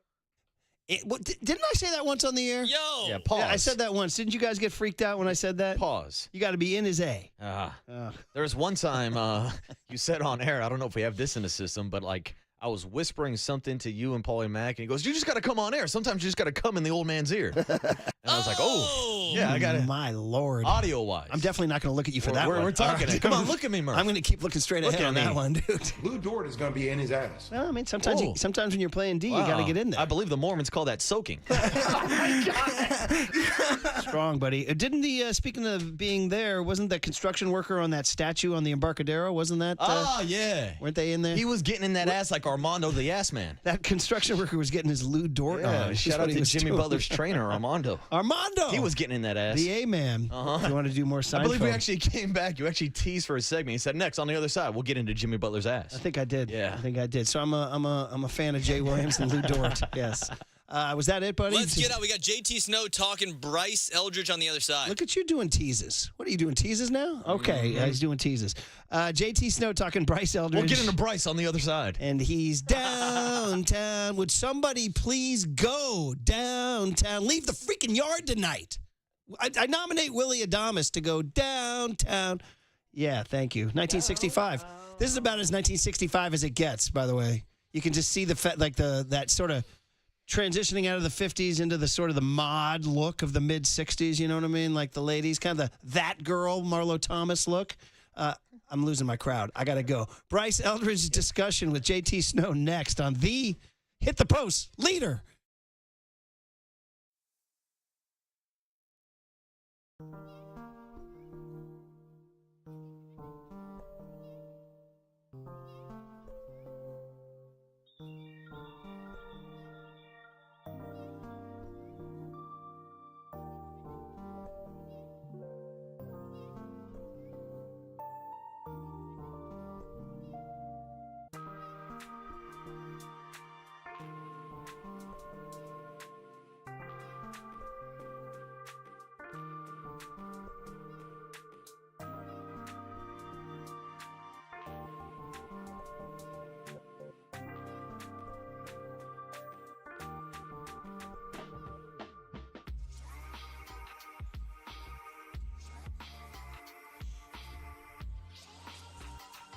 Speaking of the North Bay, Marcus was asking about downtown. Well, I'll tell him about world-class health care called Marin Health.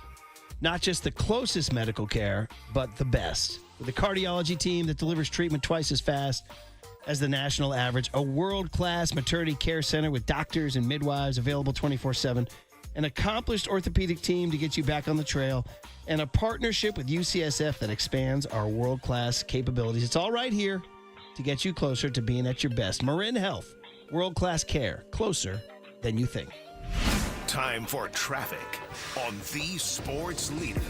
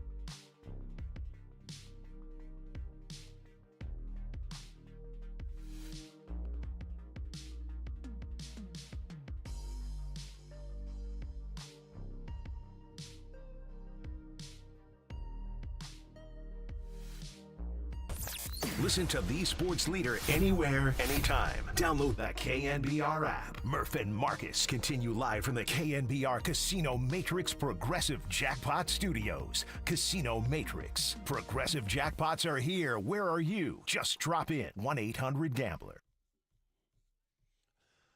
There it is. 1965 sounds on KNBR because it's been since 1965 the Giants have had this long of a streak of not scoring 4 or more runs. The Beach Boys, Help Me Rhonda, perfect for our next topic, right? Help me Bryce. Help me Bryce. There we go. That's the, what do you think, Marcus? Help me Bryce? I see you working. Okay. Doesn't necessarily rhyme, but I see you working, Murph. No, it does not. Rhonda doesn't rhyme either, but wait a minute. Turn it up right now. Hit the post. There it is. When JT was psyched to come on, he was, you can turn down the Beach Boys. Thank you. For years, when people would ask me who's the best American band of all time, I would go with the Beach Boys. Ooh. Then Guns N' Roses came along. Who knows? I don't know. But I'm still going with the Beach Boys. Yeah, I'm not qualified to enter this discussion. Because is Bruce Springsteen and the E Street Band, Tom Petty and the Heartbreakers, are they a band or are they a solo with a band behind them, you know? Creedence Clearwater Revival comes to mind. Nirvana. Van Halen. Guns N' Roses. Red Hot Chili Peppers. Foo Fighter. I don't know. Metallica. You can't really call a hip-hop act a band, can you? No, more of a group. More of an ensemble. Wu-Tang Clan. Wu-Tang Clan ain't nothing to F with. Shout out Matt Chapman rocking his sleeveless Wu-Tang shirt every day during pregame warmups. Explain to this guy who's not hip, what is Wu-Tang is for the children? Wu-Tang is for the children. It came from a legendary ODB speech. I think they won one of those award shows, and he went up and they were asking about Wu-Tang, and Old Dirty Bastard went on a rant about how Wu-Tang is for the children. Okay. Somebody says you could say, help me, Buster. Yeah, get Lamont out of the lineup. Oh, that's tough. That's harsh. That's harsh, 559. Connection made with JT. JT Snow. Always love talking ball with JT. It's been too long since we had you on, Murph and Marcus. JT, how you doing, brother? What's up, JT? I'm good, guys. Look, it's all good. Glad to be back with you. I think I talked to you in spring training. That was the last time. So, yeah, good to be on. Okay, that's a perfect way to segue then. So since spring training, let's say somebody took a 3-month vacation. What would you say has happened to the Giants since spring training? Well, so I've been thinking about this yesterday and today before I came on, and what we're going to talk about. Spring training was, and Buster did a great job with bringing the guys back. I was down there with Jeffrey Leonard and Castillo was down there, and we were hanging out, just talking to players. And it was a great vibe, and there's a lot of enthusiasm. I loved what Pat Burrell was doing with the guys in batting practice, situational hitting, last round of batting practice. It was good. It was good. And then the season starts. It's all good. We're off to a good start. And now the last few weeks have gone kind of wonky, right? Like the offense is. So I've been watching the games. I love baseball. I miss it. And there's just, I think the situational hitting has kind of disappeared the last few weeks, maybe the last road trip and before. And I know the guys, and I got to meet all the guys down in spring training. These are good guys. These players for the Giants are good guys. And Buster and Randy Wynn and these guys have done a great job putting this team together. But it happens in baseball, and sometimes it goes a little sideways, and I think it's going a little sideways right now, and they just need to get back to some situational hitting. We've seen all these games. It's been frustrating. And to the players' credit, I'm always on the players' side. They're trying. They know the situation. They're trying. They're prepared. Maybe nowadays there's too much information. I think we're starting to see this generation where the analytics stuff, strikeouts didn't matter. It was exit velocity, it was launch angle, and all this stuff. And that stuff doesn't really come into play when the game's on the line in situations. And I think we've all seen that the Giants in certain situations late in these games have not been able to produce. And it gets frustrating. But it's not like they're not trying. I think it's just the generation of this group that's coming through offensively. It's been a struggle. Yeah, and JT, to your point, we know that situational hitting and the overall approach was a main focus for this entire team during spring training. And to your point, we saw 13 comeback victories to start the season, and it seemed like they were getting better with runners in scoring position, but lately they just have not been executing. Do you think it is simply a lack of execution, or are you seeing something different with their approach lately? Well, going back to what I said, it's I was like a big visualization guy. Like when you're on deck or you're in the dugout in the hole, like you got to visualize the situation that might be presented in front of you, so that when you get to the plate, you know what to do. And I think the situational hitting in these games it's not been good. I think you have to prepare yourself, and these guys are doing it in batting practice but when the game happens and there's 40,000 people in the stands and people are expecting to come through, and we've seen a couple of these games the last few days that you can't execute. I don't know. I don't know if it's a product of the way these guys were brought up and the way, like I said earlier, the exit velocity and just the ability to adjust from pitch to pitch, because a visiting team has a book on you. They know how to pitch you. They know what to do late in the game. They know your weaknesses. They know your strengths. You have to be able, if we could have got a couple fly balls late in the game, in these games, game over, right? But, and as a player, you have to be ready for that, and you have to put yourself in that situation before you get to the plate, and it can come through. So, yeah, it's been frustrating. The pitching's been great, and you feel bad for the pitchers that go out there and they're throwing their hearts out, right, every game. But if you can just get the old Brian Sabian, give me 4 runs, we're going to win the game. Back in the day, I tell you what, if we had this pitching back in the day from 10, 12, 14, even now, I think we would have won a few World Series. So, yeah, it all comes down to hitting late in the game. It all comes down to execution. And as a hitter, you've got to be able to produce a fly ball when it's needed. Yeah, it's been frustrating. For sure, man. So let's talk about, we were playing a bunch of 1965 rejoins because it's been that long since the Giants had a streak this long. And the song we just played was Help Me Rhonda by the Beach Boys. So we're saying Help Me Bryce by the Beach Boys. It's time to talk about Bryce Eldridge, JT. There's so many different ways to go with this. But number one is when he gets called up to AAA, to you, is the clock now started for him to come to the big leagues sooner rather than later? Absolutely, it started. And you know what? I think it's a great job by Buster and the guys to bring him up on the road. He's not in Sacramento. They're on the road right now. To let him get his feet wet on the road. But looking back, when I came up, the top prospects in pitching are in AA.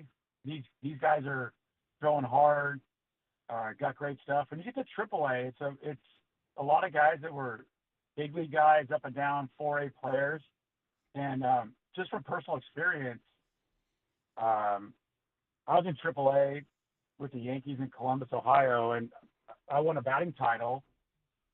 And the pitchers are just more around the plate. They're more polished.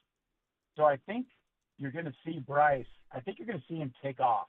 I think you're going to see him more strikes. Guys around the plate. AA is tough. You got a lot of guys throwing hard. They don't know where the ball's going. But it's up to them. I think when we'll figure out how the season kind of goes, I think these next few weeks or months are important to see how the season turns out. But I've been in contact with Bryce. I was down there in spring training with him for a week, and we had a good relationship, and we've been talking through the course of the year. And we'll see how it goes. But once it gets to Sacramento, the weather gets warm. It's a hitter's ballpark. And then just see where the season goes. And then that's why they pay the big bucks to the guys in the front office to make those decisions. And, see what happens. JT, when we had you on during spring training, we focused a lot on the defensive development of Bryce Eldridge. But for any of our Giants listeners who maybe missed that conversation, what did you see from Bryce defensively when you were working with him during spring training? And what have you seen or heard from his defensive development over these last couple months down in the minor leagues? Yeah, so when I was in spring training, I went in with like a clear mind, an open slate, and we worked. And the week I was down there from day 1 till day 7, he got way better. And I was just in his back pocket. I was in his ear. And he's a great kid, and he's mature beyond his years. The thing you want to do when you're working with a guy is just not overboard him with a bunch of analytics and specifics. You just want them to be able to trust you and just be open with them and kind of be like your friend. And so he opened up to me a lot, and he got a lot better in the week I was down there. He's still a little bit of work in progress. I would have liked to work with him more this year. I haven't been around. I haven't gone to see him in Double-A. I haven't been up to the stadium, this year working with those guys. But I think he can do it. I'm in his corner, and he's a great kid, and he can hit. And if he can just play a little defense, and we worked really hard in the mornings. We were out there at 8:30 in the morning. And then after the game started, we were back on the backfield doing some stuff. So I think he can do it, but now it's the thing in sports where now it's up to him. He's got all the information. He's got the stuff. Now it's up to him just to be able to go out and relax and play. But I think you just let him go to AAA, get hot, swinging the bat, making some plays on defense. The AAA league in Sacramento is a hitter's league. The weather's going to get warm, ball's going to fly.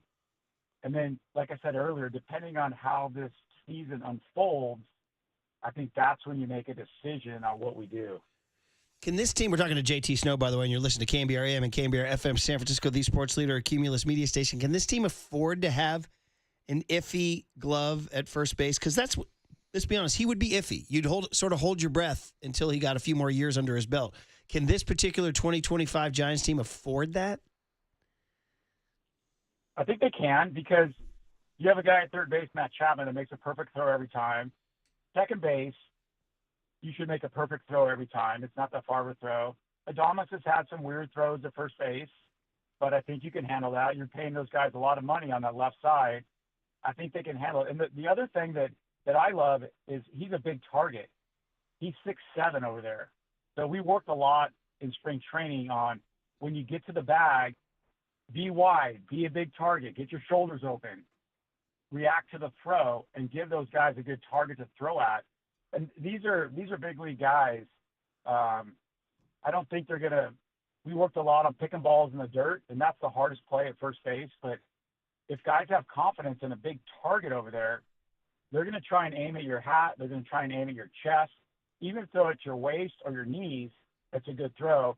And Bryce Eldridge is more than adequate to take those throws. If the ball's in the dirt for a big first baseman, a tall first baseman that's got to get his knees down, he's got to get his butt down, and those are always hard throws. But I think you throw a big target over there, and I think it's going to make it easier on all the infielders.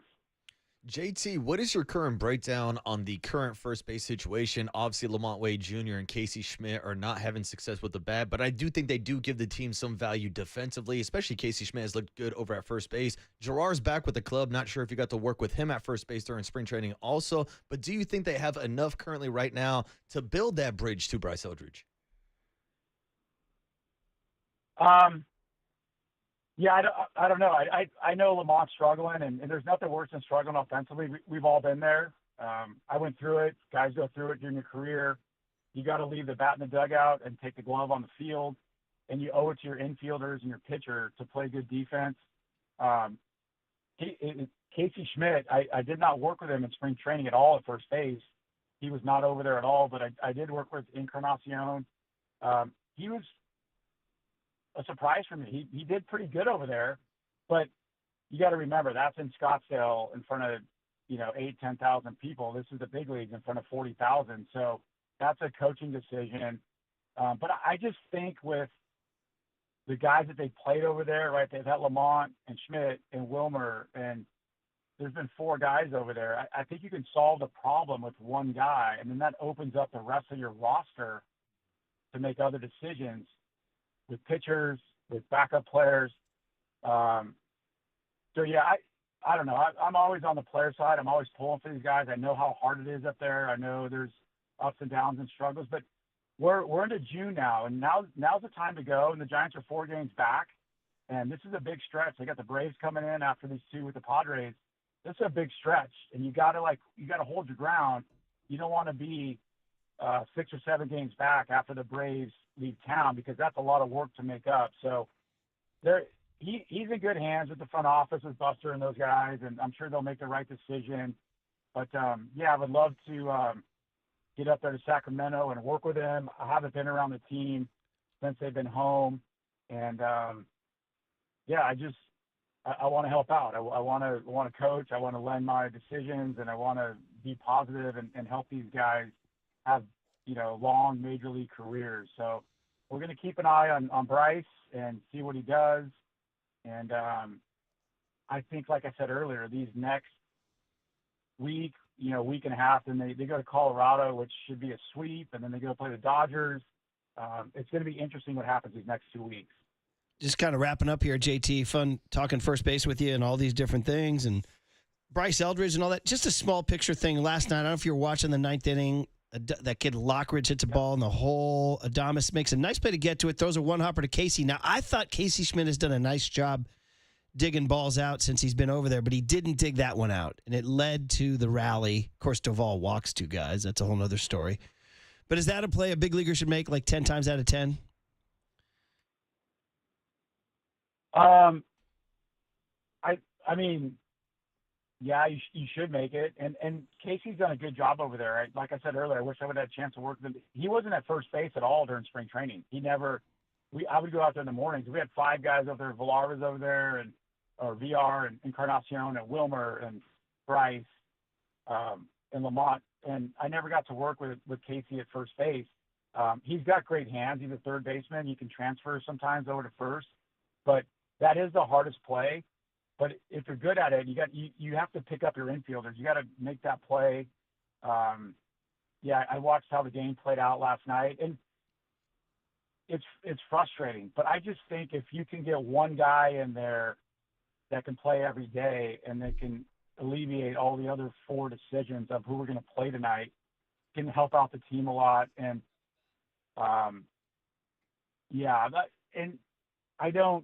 I sit back and watch first base play, and when you got a guy over there that can play it defensively, it takes a lot of pressure off everybody on the infield. You can hit a little bit, drive in some runs. You're going to stick around and you're going to play. So I love Casey Schmidt. I had a chance to talk to him. He's had a tough road. He got hit in the face in the minor leagues with a fastball. The same thing happened to me with Randy Johnson, my first spring training with the Giants, and Pat Burrell had me talk to him. And we talked for about a half hour one morning in the cage, and we talked about, and he was, not quite confident getting back in the box. So we talked, and I thought it helped out. And I like Casey Schmidt. He's a great kid. But I think this Bryce Eldridge thing is worth watching these next few weeks. That's what it's all about, man. These young, talented guys, and we love your expert opinion, JT. So, you ready to? Can you play tonight? You got a glove? No, the glove's in the closet. It's got a lot of dust on it.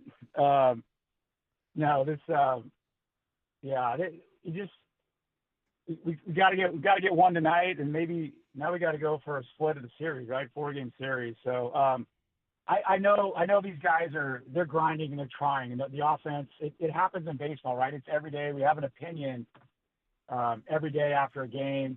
I just think the situational hitting, like I said earlier, just prepare yourself and do a little visualization and just put yourself in the situation to come through. And you know what? Just be the man. Be the man in the situation and drive in that run, hit a fly ball, hit a ground ball with the infield back, score that run, and extend the game and see where it goes. Because all these wins right? Every game now, they're all the same, whether it's in August or September.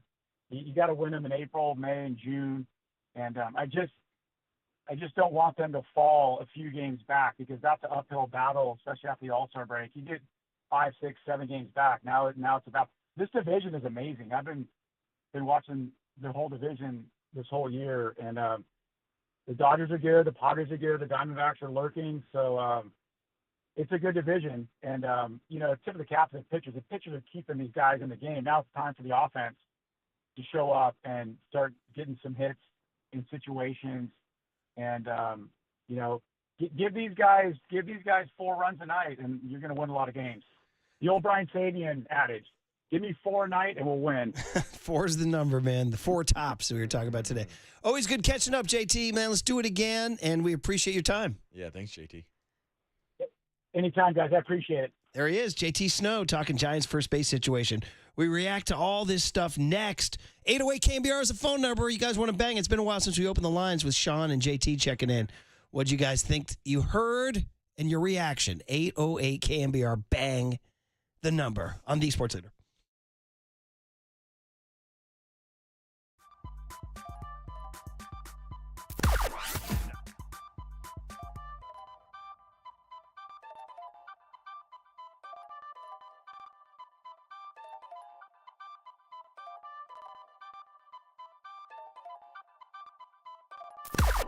Now, from the O'Donnell Financial Group Sports Desk. Learn more at odfigroup.com. O'Donnell Financial Group, because planning is a process, not a product.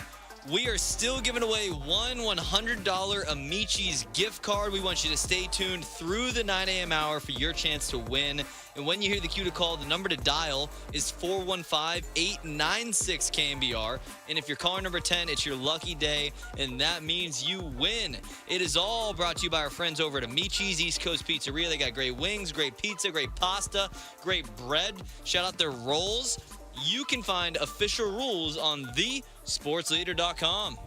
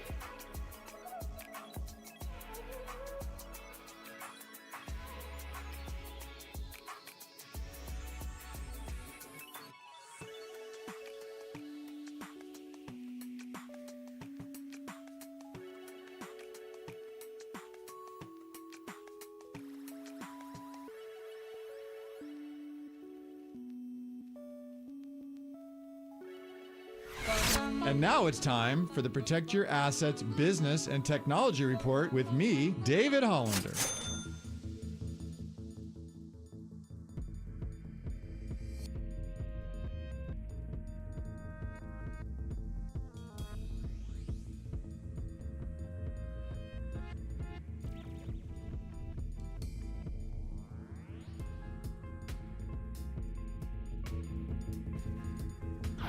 This has been the Protect Your Assets Business and Technology Report with me, David Holland. Will you have enough money in the bank when it's time to retire? That's the big question that's keeping you up at night. Let's talk about it. Join me this Saturday from 8 to 9 a.m. right here on KNBR for my show, Protect Your Assets. Or call 1-866-PROTECT.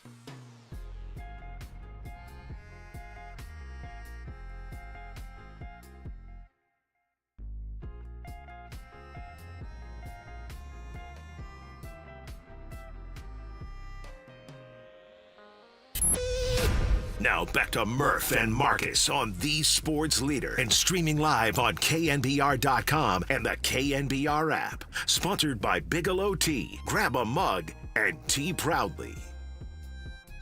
As far as Eldridge goes, we're really happy with the way he's progressing. I mean, he's sitting in a tough league. I think the weather, I was talking to Randy Wynn yesterday, and he's in Richmond right now and was just talking about the raininess that they're still dealing with. So not an easy league to hit in. And Bryce is doing a great job. Still has a lot of work to do defensively. He's making strides. He's putting in the work, and that's all you can ask for. He's doing the work. He's got a great attitude about it, and excited about the progress that he's making. There he is, Buster Posey, on our show last week. Guess what? He comes on tomorrow. Because of a quirk in the scheduling, we get Buster back-to-back weeks, which is good and bad. Please give me a win. Oh, my God, if they lose tonight, and we're like, hey, Buster, what's going on over there, man? And he's going to have to answer. So, by the way, our 1965 rejoins continue because it's been since 1965, underrated year, that the Giants have had a streak of offensive futility this long. Now, somebody pointed out the 4 runs or fewer mark that we keep using. They're like, dude, why are you guys talking 4? How about 2? Yeah. You know what I mean? 4 is giving them a lot of credit. They haven't scored. I mean, go back to when's the last time they scored more than 2 or 3, buddy? Great question. It's probably the game that Wilmer Flores hit 3 home runs and C.J. West was calling him to go. So Papa's got a brand new bag. Do the Giants have a brand new first baseman? James Brown. We heard Zagaris talk about seeing James Brown in the 60s. Remember that? He listed all those stars. He goes, Madonna. He's like, Madonna, Guns N' Roses, Lady Gaga's. They aren't a pimple on his A. That's what he said. So James Brown, the man. Yeah. Last time they scored 3 runs was the getaway day in Detroit. No, they scored 4 in Miami on getaway day. Oh, you are correct. 4 in Miami. So, yeah, that's the 4 topper. That's the top that we've been talking about. Shout out the 4 toppers. So they haven't topped 4 runs. Since Saturday the 24th, they've scored 4 runs once. Bro. One time. Bro. That's why, like, last night when they had the 2 and the innings started to go by, and I sent out a tweet, I'm like, so you get 2, to quote the great Judge Smales in Caddyshack, you'll get 2 runs and like it. As opposed to you'll get nothing and like it, which he said to his nephew Spalding. Was his nephew or his grandson? Or his son? What was Spalding's relationship to Judge Smales, 808 KNBR? I think it was his nephew. Anyway, you'll get nothing and like it is what he says to him when the kid's like, I want a cheeseburger. I want this. Well, with the Giants, you get 2 runs and you'll like it. So we just talked to JT about Bryce. I almost get to the point where, listen, we've been here for 3 hours and 20 minutes.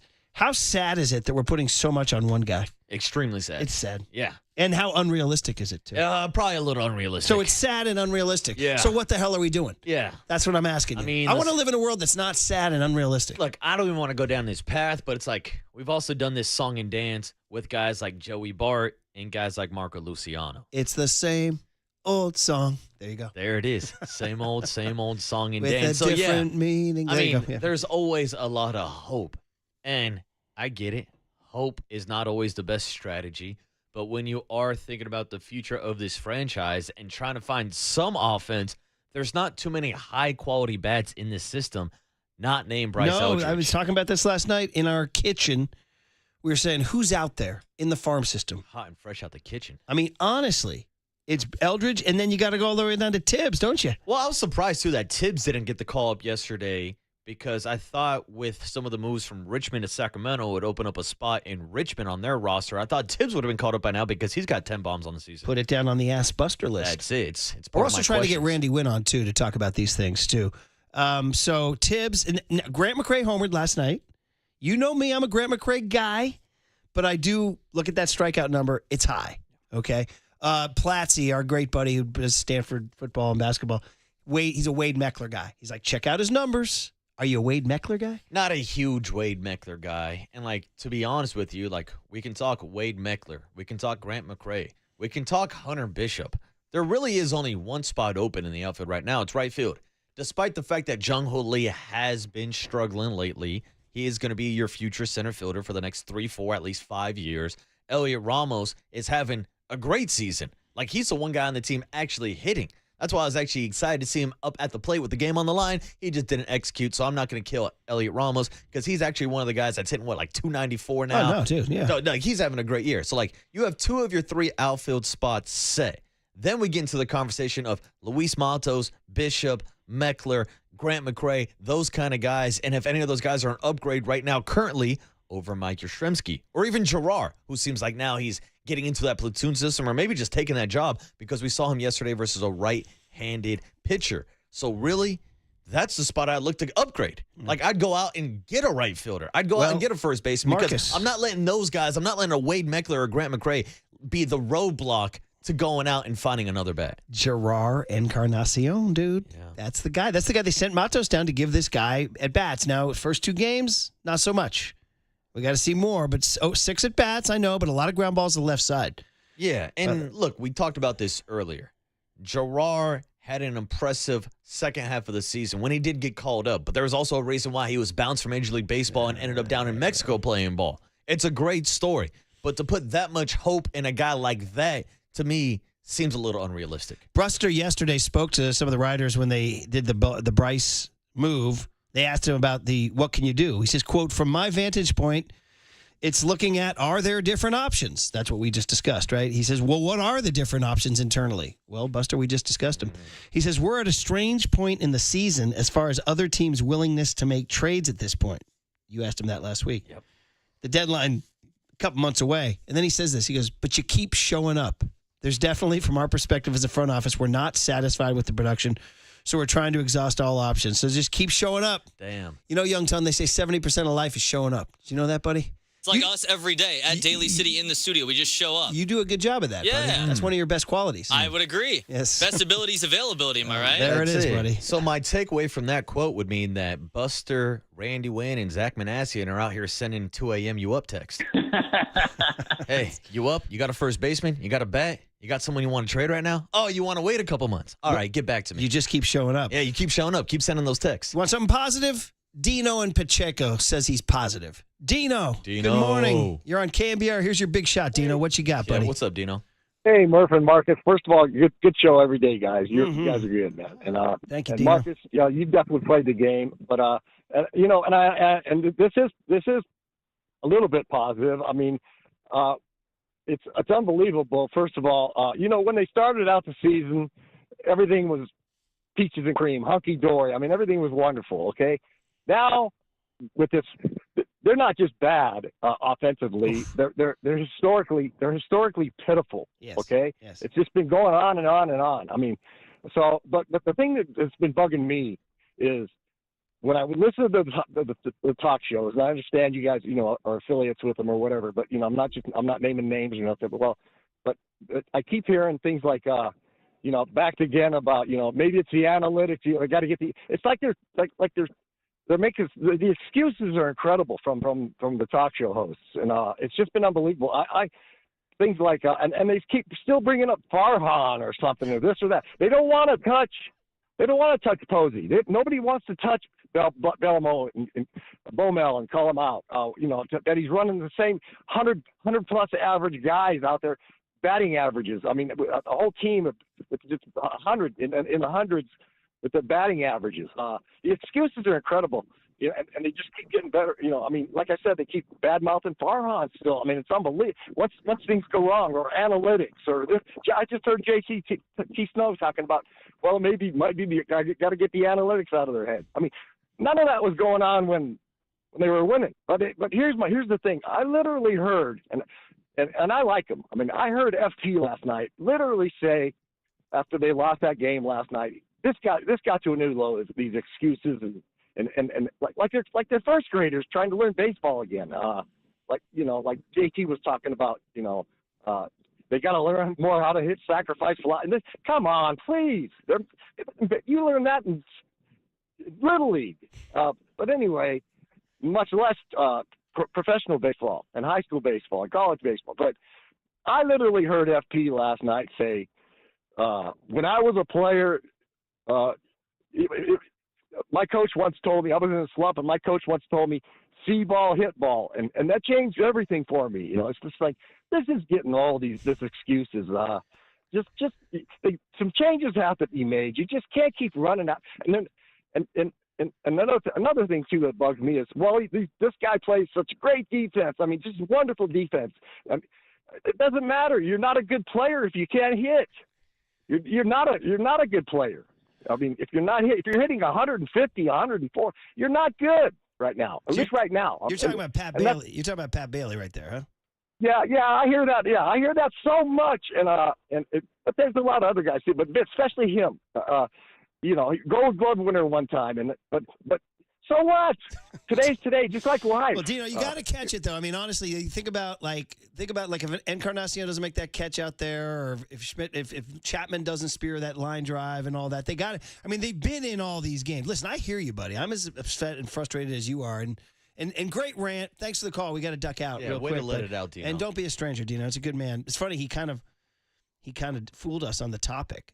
John Joe said, they will get out of the slump. Dino says, stay positive. Then we got him on. He was very negative. Dude, that was a classic heel turn. I always love when people say, I'm not going to name names, and then goes on to name names. It's okay, though. I mean, we're here to name names. We're here to do all that. That's perfectly fine. Because, look, I'm one of those guys that has defended the defense of a guy like Patrick Bailey. Yeah. And shout out to Bailey for putting one off the bricks yesterday. He's climbing that mountain. He's getting closer and closer to the Mendoza line. But to me, there's bigger issues offensively outside of Patrick Bailey. Like, I've gotten into this rant before. I've gotten into this discussion that I can accept less offense behind home plate. That's the most important position defensively to me. That's the one place. That's just personally. That's the one place. Now, I'm not going to accept the same thing over at first base. Yeah. That's where you need power. That's where you need production. So to me, those are two separate categories, which is why I don't even want to talk about Lamont Wade Jr. and Patrick Bailey in the same conversation. Right, Bailey up to 191, too. Listen, he said a lot of interesting things. Let's carry this on to the other side. And more rage, or you can fool John Joe with what you're going to talk about. 808 KNBR is the phone number. Bang the number. It's all therapy. Dude, Curly was not happy either. It's okay.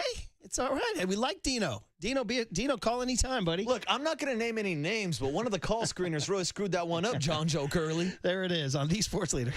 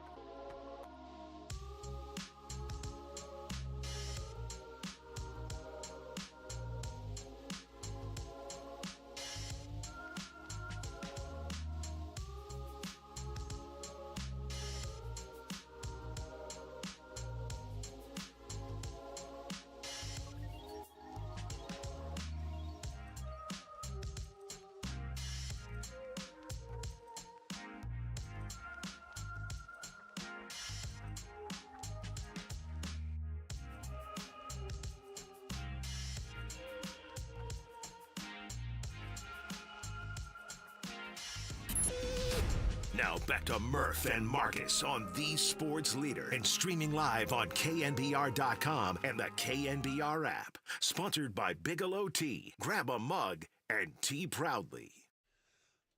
All right, our 1965 rejoins are getting trumped by some breaking news. We wanted to play this one because we wanted to tell the Giants to hang on. Sloopy by the McCoys. Rick Derringer just passed away. Rest in peace.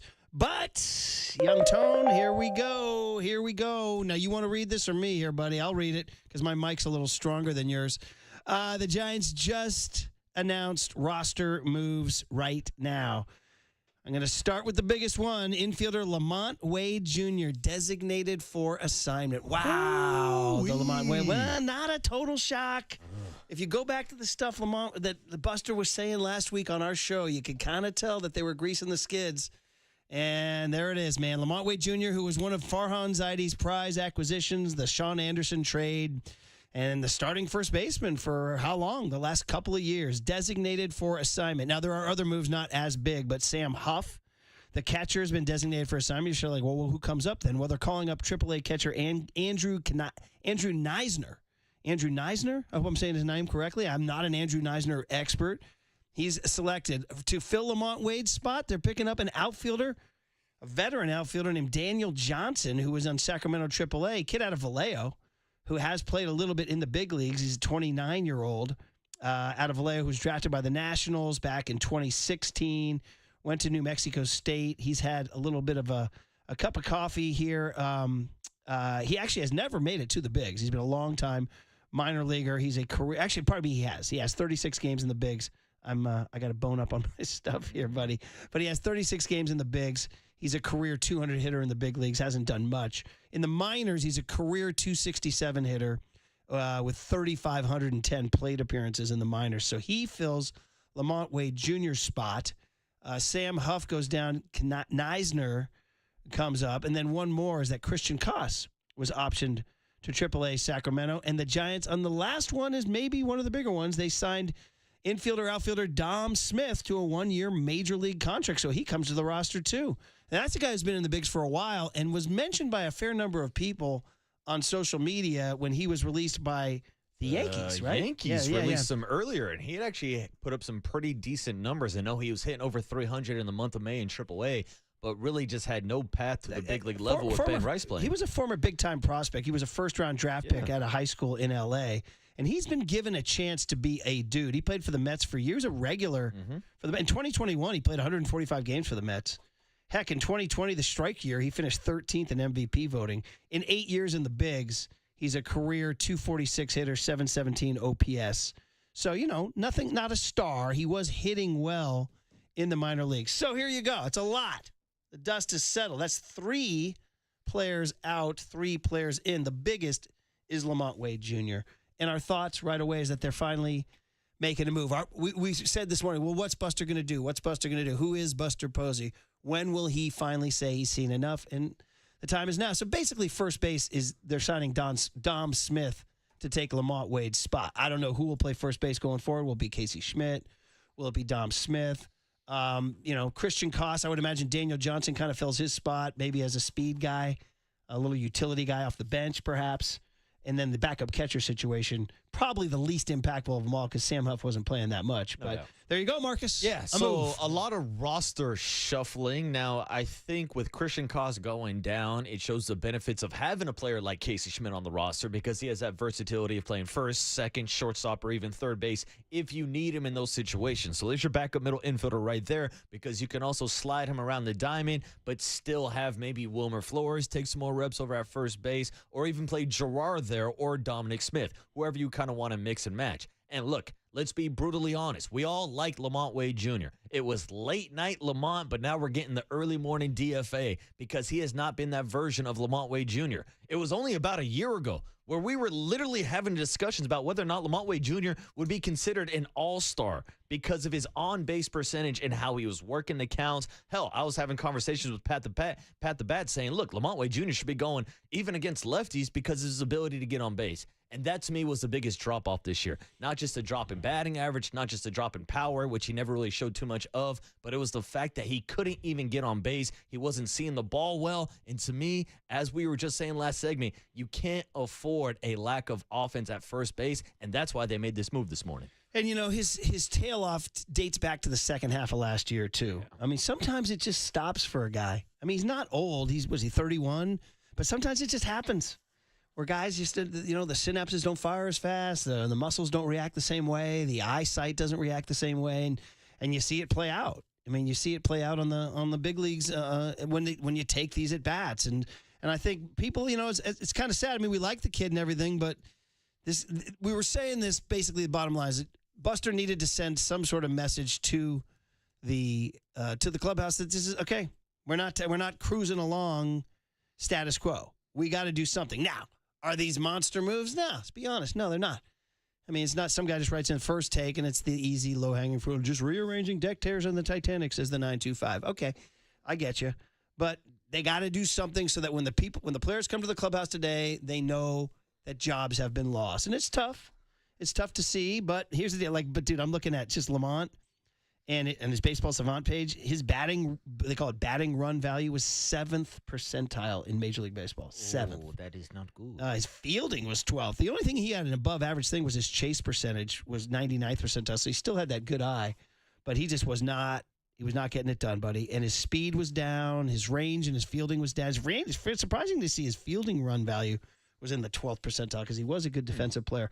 But that's it. I mean, he's made the move, and no more Lamont Wade. Now, Lamont could accept a AAA assignment at this point in time. That's a possibility, and who knows if he's going to stick with the organization or try to go somewhere else. But again, it's like we've been screaming at the top of our lungs. The text line has been blowing up. People have been calling in on the Uma guest line and saying, the Giants need to do something. Why aren't they doing anything? Well, we talked to Buster last week. We'll talk to him tomorrow. He talked to the beat writers yesterday and said, look, it takes two to tango, essentially. Like, you can't just sit here. This isn't MLB The Show where you can just throw out trade ideas at any point of the season and the computer's going to press accept. Like, there has to be that back and forth conversation. We're still nearly 2 months away from the trade deadline. So this is one of the moves that you can make right now because Dominic Smith was one of the guys that we talked about. I can't remember if it was on air or off air about maybe signing with the Giants because it gives them some versatility. First base, can play outfield, and there's really not much else out there. One of the guys who doesn't get a lot of run in this move, his name's Daniel Johnson, a kid out of Vallejo who was in Sacramento, and in 26 games was hitting .272 with an .846 OPS. But he's a stolen base guy. In 9 minor league seasons, he stole 130 bags. Ooh, I like that. So he has had double-digit. In 2023 in the minors, he stole 30 bags. Last year, he stole 17 bags. So sounds to me like he'll be maybe like a late inning pinch, like what Koss was. Yeah. Basically. But interesting that they said no to Koss. And it's Kisner, the catcher. Kisner is the kid. You'd been to some Sacramento River Cats game. Had you boned up on your Kisner, buddy? No, I don't have a big Kisner book, to be honest with you. I wasn't paying too attention. I'm still heartbroken about the departure of Joey Barton. Now, he could add to this lineup as a DH or a first baseman, but that's another story. That's milk that I can cry about a different day. So if we're just joining us right now, the biggest news is Lamont Wade Jr. DFA'd. Somebody says, I disagree. These are big moves.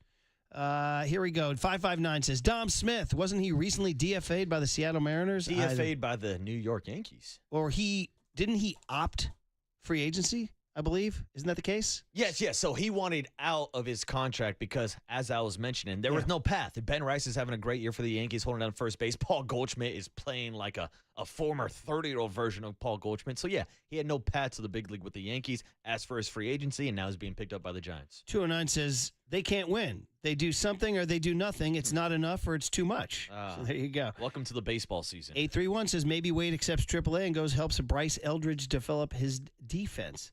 530 says, somebody says the Titanic, 9 wins over 16 games in the worst offensive slump in 60 years is not a sinking ship. The sky is falling, Murph. The sky is falling. 801 says, these are pretty big moves. Okay, all right. 831 says, you'd think the complete lack of production coming from first base, they'd be comfortable calling up Bryce Eldridge earlier rather than later. 48 comes in with a cheap shot and says, night, Lamont. We're giving him the Steph Curry treatment. I know. You don't want to do that. Early morning DFA. So 808 KNBR is the phone number. They have made the move. Lamont Wade Jr. DFA'd. And again, I'm not shocked. If you listen to what Buster said last Thursday with us, he goes, yeah, we definitely need, because remember, we asked him about 2 specific guys, Bailey and Wade. And if you go look at that cool graphic that Austin Scott made, you can see the quotes where with Patrick Bailey, he was like, no, Patty's instrumental to our success. Then we said, what about first base? He goes, yeah, we're going to need more production there. Yeah. He goes, then we're going to start sliding in Casey and Gerard. And you saw Casey Schmidt has gotten 2 starts in the last, 3 games, I think, or both of the first games of the Padres series. Yes, against a righty. And that even goes back to the last segment with Dino calling in saying, I don't want to hear about the defense of a Patrick Bailey, and why the entire season I've been saying I don't want to hear Patrick Bailey's name in the same conversation as Lamont Wade Jr. because catching and first base are 2 different planets when it comes to offensive versus defense production, and we're seeing that with the bottom line move this morning of DFA and Lamont Wade Jr. 707 says, I think this is a big message from the front office. 650 says, they gave Lamont a very long leash. They did. 707 says, I get the moves, but they desperately need to trade for a real bat. Well, I think what they're telling you right now is that that trade's not out there. Yeah, the right trade now. market is not popping quite yet. Yeah. So, well, there it is, you guys. We said earlier in the show, what's Buster's move? Is his move to just keep showing up day after day, same thing? No, he made a move. He DFA'd Lamont Wade. He signed Dom Smith. Interestingly, Christian Koss, a casualty too. I wonder if there were certain things Koss did or didn't do behind the scenes that affected him, because he wasn't, he was just basically the 26 guy utility guy. So Daniel Johnson, Vallejo kid, had a cup of coffee with the Cleveland Guardians in 2021. A lifelong minor leaguer who can run a little bit. Seems to be that he would be, my guess is he becomes the utility guy like Koss. And then Big Dom Smith comes in. I've followed him for a while because he came out of L.A., and I was always interested. I was like, oh, listen, you don't see like homegrown California kids come out of high school. And I'm always like, oh, I'm interested in this guy because he looks like he can hit. Yeah, it came, it went. He's had little flashes here and there. It's not Bryce Eldridge arriving as a 20-year-old. It's not Pete Alonso. It's not Paul Goldschmidt. But it is a guy other than Wade. And that's your answer. Yeah, and we all know that. You follow all the good high school players, I Murph. do. I follow And I'll say this to wrap up the segment, too. Maybe this move is bigger than just the players that are getting DFA'd or being added to the roster, but maybe it sends a message to the clubhouse and the entire organization that if you aren't producing, it doesn't matter if you have a fun nickname with the fans, your late night Lamont. The past is the past. We're moving forward in the Buster Posey era, and he made a tough decision this morning, and now the Giants are going to be moving on from the Somebody writes in 650, says this for somebody like Casey Schmidt, this is a wake-up call because he's hitting under 200. Yeah, I'd say Casey would probably have a longer leash just because of his age and the fact that he is being asked to play different positions. As I mentioned, with Christian Koss now in Sacramento, I think he's going to be the super utility guy to mix around. And if Tyler Fitzgerald doesn't start getting better high-quality at-bats, maybe he starts stealing some at-bats over at second base also. All right, Buster made a move, and that is it for Lamont Wade Jr., unless he accepts a assignment to AAA, but he's no longer on the big league roster as of now. Dom Smith, who was recently in the Yankees system and has been in the big leagues for a long, long time, comes in to play first base as part of this first base brigade that the Giants have. Hey, we delayed it, but we'll do it now. Amici's gift cards. Celebrate your Giants' pain with Amici's Pizza. Amici's East Coast Pizzeria. We're giving away a $100 gift card. Call Curly right now. Call number 10, 415-896-KNBR. 415-896-KNBR. $100. That's a good gift card. Amici's East Coast Pizzeria's 12 Bay Area locations offer dine-in, takeout, and delivery of your favorite New York and Detroit-style pizzas, pastas, and flame-roasted chicken wings. Check out the menu. Order online at amicis.com. Welcome Dom Smith, Daniel Johnson, and Andrew Kisner to the roster. Three new lockers. 6:45 first pitch. Yeah, hopefully it results in them scoring more than 3 runs. On the Sports Leader.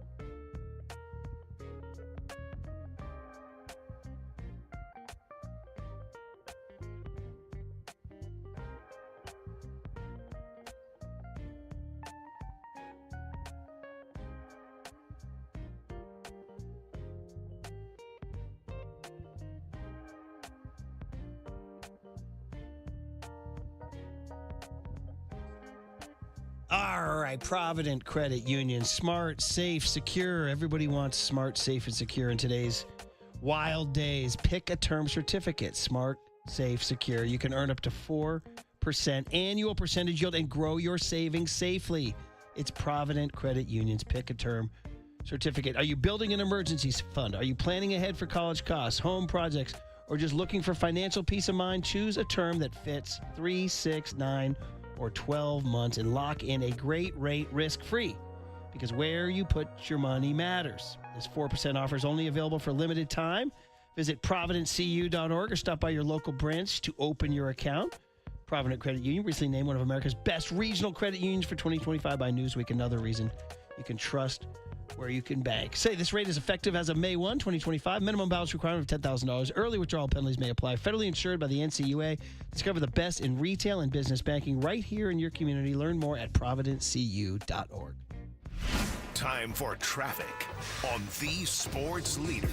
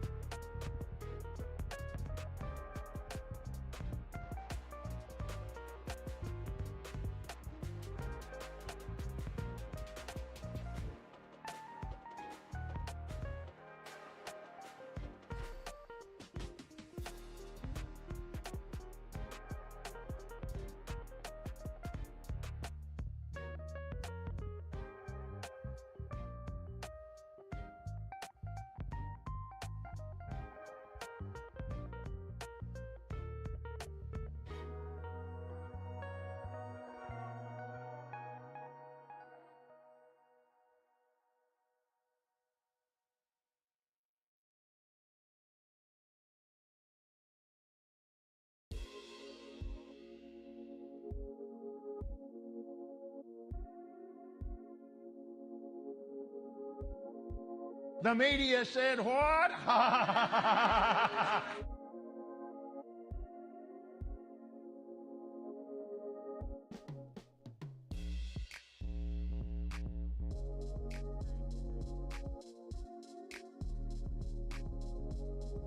I mean,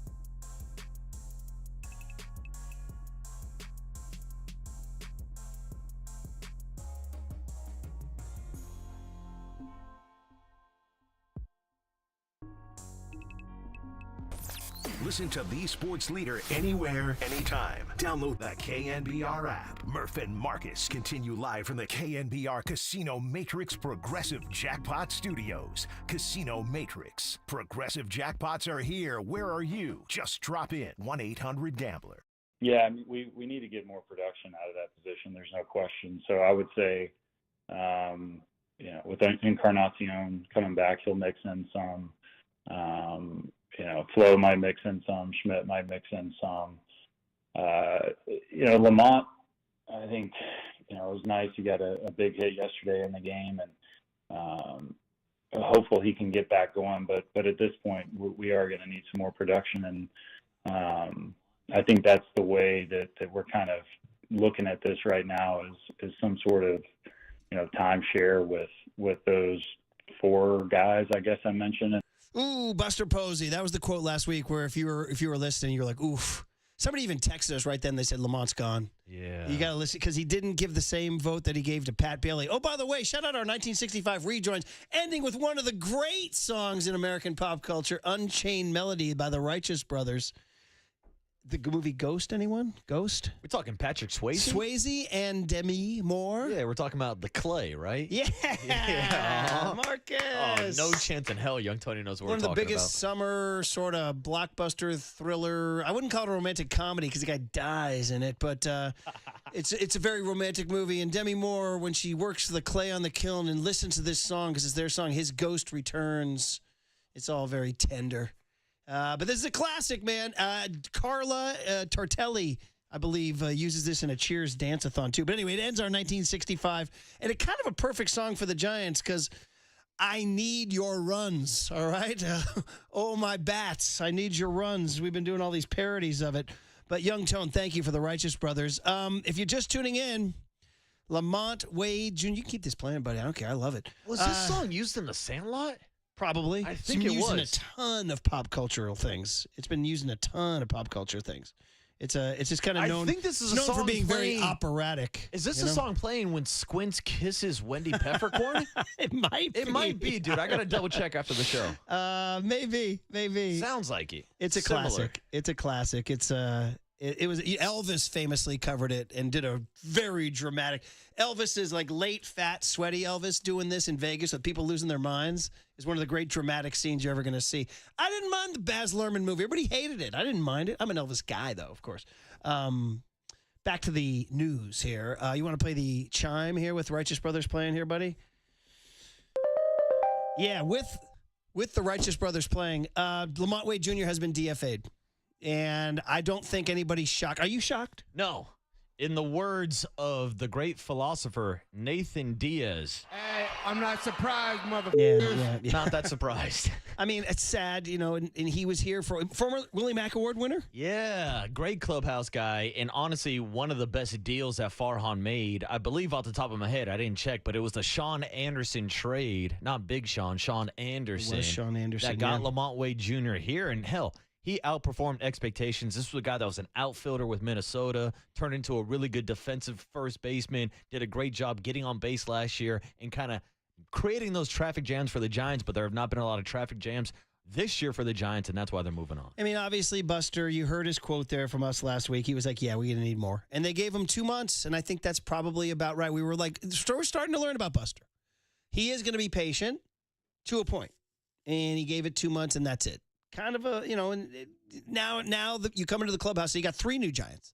By the way, the Sam Huff move was interesting because he was sort of just cruising along. He's like, what did I do? What did I do to bother?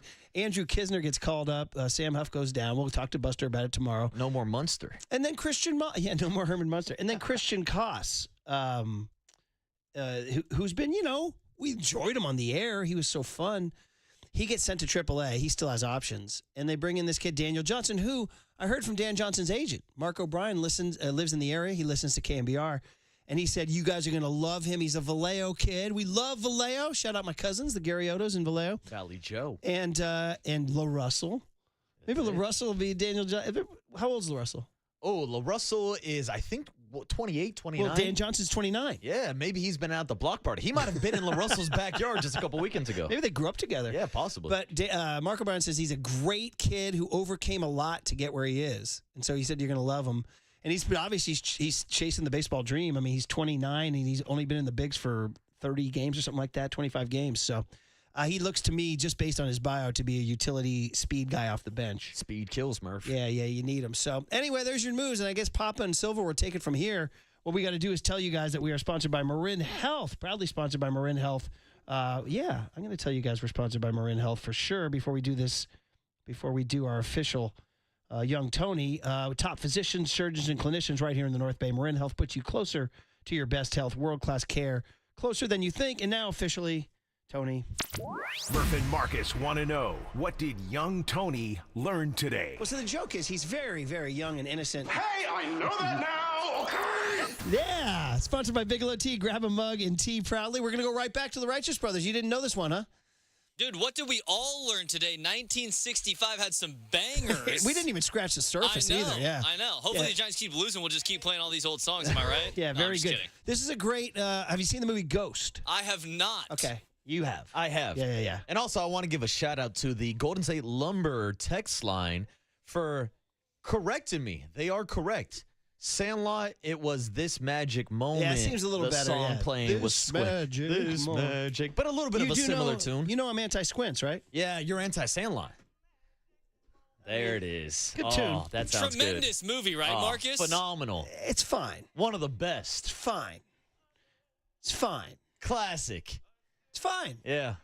Not a hater. You sure about that? It's fine. You're sure about It's like that? if I went to Sub Center and you'd be like, "How was the sandwich?" Yeah, it was fine. Oh, yeah. No, it was great. Duh. All right, let's get the hell out of it's here. fine. Time for a change. Think Speedy Oil Change and Auto Service. Engine light on. We can fix that. You're listening to KNBR AM and KNBR FM San Francisco, the sports leader, a Cumulus Media station. 4 hours, 3 faces, 2 Gregs, and 1 place to be. Excellent. Greg Papa San Francisco. and Greg Silver. Let me tell you something. There is no such thing as being calm. I am fired up to be here. This is Papa and Silver. 1-2 to Elliot Ramos. Here's the pitch. Ramos hits a high drive center field. Merrill going back at the wall. Gone! Ramos crushed one just to the left of straightaway center. His 11th home run of the year, and that was a shot. Just exploded off his bat. It's 2-0 Giants. Here's the pitch. Chapman lines one down the left field line. That is a base hit. Hustling over Wade to try to cut it off. Wilmer coming to third, and Matt Williams is going to send him. Here comes a relay throw. It is waiting, and Wilmer's out at the plate. Camilo Doval on top. Throws. As a line drive in the left field, that's going to be a base hit. 1 run is in. Here comes Tatis. Here comes the throw. It's too late. Now they got the runner hung up between first and second, and they're going to let him go. And so the inning is not over. The Padres have tied it up. Keep it tied and go to the bottom of the 10th. The pitch. A broken bat, base hit into right field. We hit a cutter right through the hole. Merrill comes in to score. 3-2 Padres. Their first lead of the game. Runner at third, 2 down. Lee lines one up the middle. It's picked on a bounce by Bogarts. His throw to first is in time. And the Padres come from behind and beat the Giants. And for the second straight night, the Giants do not score, even with their automatic runner in extra innings. And that loss hurts. Yes, it does. Yes, it did, Dave Fleming. Another 10-inning loss. It was the ghost runner, the placed runner, the inherited runner, whatever you want to call the Manfred man is the reason the Giants have dropped 2 to the Padres. They are 0-4 on the year now. And here we go again. Just when you thought we'd leave the offense alone for one night, one show, just when it looked like Elliot Ramos, Landon Roop, and the bullpen gave the Giants what they needed to get back to even in the series, you thought wrong. Just when we thought we had a show all mapped up for you, things got shaken up, and that is the nature and the beauty of the sports talk radio business. What's happening, everybody? Greg Papa, Greg Silver hanging out with you from 10 to 2, and it's going to be a busy 10 to 2, Papa, because not only did we have this game last night to get into, a big question of the day was going to be, all right, what do you do if you're Buster Posey? And Buster Posey just made some shakeups. He is not messing around. Lamont Wade Jr. designated for assignment. Sam Huff designated for assignment Christian Koss option to AAA, and welcome Dominic Smith, Andrew Kisner, and Daniel Johnson, who we're going to learn all about. Morning, my friend. Yeah, good morning, Silver. It's on. That's the beauty of our time slot. Things happen right in the middle of our show, transactions, signings, trades, everything, and it blows up. I got a heads-up text this morning at 8:09 that this was happening, and then Chisholm sent it right out before our show, so we got a lot of info on Daniel Johnson. He is from Vallejo. He is a left-handed hitting outfielder. Knisner is a guy that can catch and throw, and he's tearing it up at AAA. We're thinking about Max Stassi a little bit, but he's been on the IL for a couple of weeks. So we got a lot of intel because I had an hour and a half to research them both. And we'll talk to Zach Bayruti, my source for a lot of it, not all of it, but a lot of it, on these two guys and what they mean. Last night's baseball game, wow. You asked, was Monday night the toughest loss of the year? I think he got the two toughest losses back-to-back. The one in Anaheim, obviously, when Walker gave it up when the Verlander start. But this was, two National League West losses to the Padres, and you had the Padres shut out. Through 8 innings, they did not score a run in either game. You wind up losing Monday 1-0 in 10, and then Camilo Doval just can't throw a strike. And they got some professional hitters. Manny Machado was sitting on a slide piece. He knew when Doval can't throw his heater, he's going to go slide ball, slide ball, slide ball. He wasn't a terrible one, but it didn't get down enough, and Manny, just being Manny, whacked it, but it was the walks that set it up. Now look at Ramos hits a 2-run bomb, beautiful, but again, with a runner at third base, hit a fly ball, brother. Could not do it, got jammed. He did it in the second inning on Monday night. With the bases loaded, you don't score, so wow. The San Diego Padres are the first major league team to win back-to-back road games despite being shut out through 8 innings in both since the Diamondbacks did it, and it was Bob Brentley and it was Bo Melvin. Bob Melvin was on that staff as a bench coach in 2001. They did it. So these two games, and luckily it's early June, so you have time to atone for your sins. But they remind me so much of the to bunt or not to bunt. That is the question. Those two back-to-back losses to the Atlanta Braves. We talked about that series last August. Going into it, you're not going to catch the Padres, you're not going to catch the Dodgers, you got to get a wild card spot. It's got to be Atlanta, and you lost those 2 games in extra innings with the automatic runner, the placed runner. Dave Fleming's got the verbiage correct, and San Diego was able to cash in that run, and the Giants were not. And you have a couple of really tough losses. So that's the summation on what happened. And you also faced, a guy who was just called up from AAA to make a start. He wasn't an opener. He pitched well. You got Stephen Kolek in the first game, and he's a capable pitcher. But now you got Nick Pivetta, who is their best pitcher. And then a guy named Dylan Cease, who ceases offense when he's right. Now, I saw his last start, and he wasn't right, but he'll throw nothing but sliders against you. If you want to give Willie Adames a day off, I would suggest against Dylan Cease's slide ball tomorrow. We'll be at the patio. Sean Estes is going to drop by in the morning at 10 o'clock to get a coffee and maybe a shot of Jameson and the Bloody. And we're also likely, because Mark O'Brien, as Murph mentioned, and Mark reached out to me this morning from CAA, good friend of mine, gave me a lot of details on Daniel Johnson. He represents both Johnson and Knisner. So we'll get, I think we're going to get Daniel Johnson to come out to the patio tomorrow morning, and maybe we get the new backup, although he'll probably catch tomorrow. So he's got to get the scout. Maybe he works tonight, but probably give him a day. So more likely Daniel Johnson. Later on, and it was a tough loss last night, Tony Gemignani is doing a pizza pie throwing competition between Logan Webb and Ryan Walker. It's going on this morning. So we're going to get the 13-time world's pizza champion of all time, more than really anybody. Bill Russell win 11. How many Yogi get? I mean, come on. The Rocket Richard, who's won more than Phil Tony Jackson G. had 11 as a coach. I mean, Tony G he's above all. Yeah, I would say Joey Chestnut, Jaws, maybe the one guy that can rival him, but we're speaking of food. But hopefully, and it's a tough loss, but those guys are pros, so maybe we'll get Logan on to talk about the pie that he chose and the one he's throwing today, or Ryan Walker. We'll get into it more, obviously, in the next couple of segments, but I thought we were bracing for Lamont Wade Jr. to go on the IL. I thought that's where this was headed. We'll talk to Shea Hay Did they ask Wade Jr. to go on the IL? And he said, I'm not hurt. You're not going to stash me on the IL? I want out. I don't know. But Buster was, because when all these roster moves were being made, and it was mainly about Bryce Eldridge being called up to AAA, and we'll talk to Zach. He didn't play at all last night, but I'm sure he's in the lineup tonight in Sugarland. But Buster had some real comments defending Lamont Wade Jr. with the track record, and I've seen this guy for a long time, and now he's just DFA'd. Did he resist going on the IL? Does he want to get out of here? We'll talk to Shea. He knows the connections that'll get us the story. So that one we kind of braced for when Encarnacion came off the 60 day. Would they do that? Interesting. He's in the lineup the first day. He gets drilled by 95, and now they DFA him? And you can't, DFA a guy that's hurt. Is there a monetary buyout situation? What happened exactly there? Why didn't they do that on Monday? Why did they wait after? And Sam Huff was somewhat of a surprise. It's just because he's been catching Robbie Ray.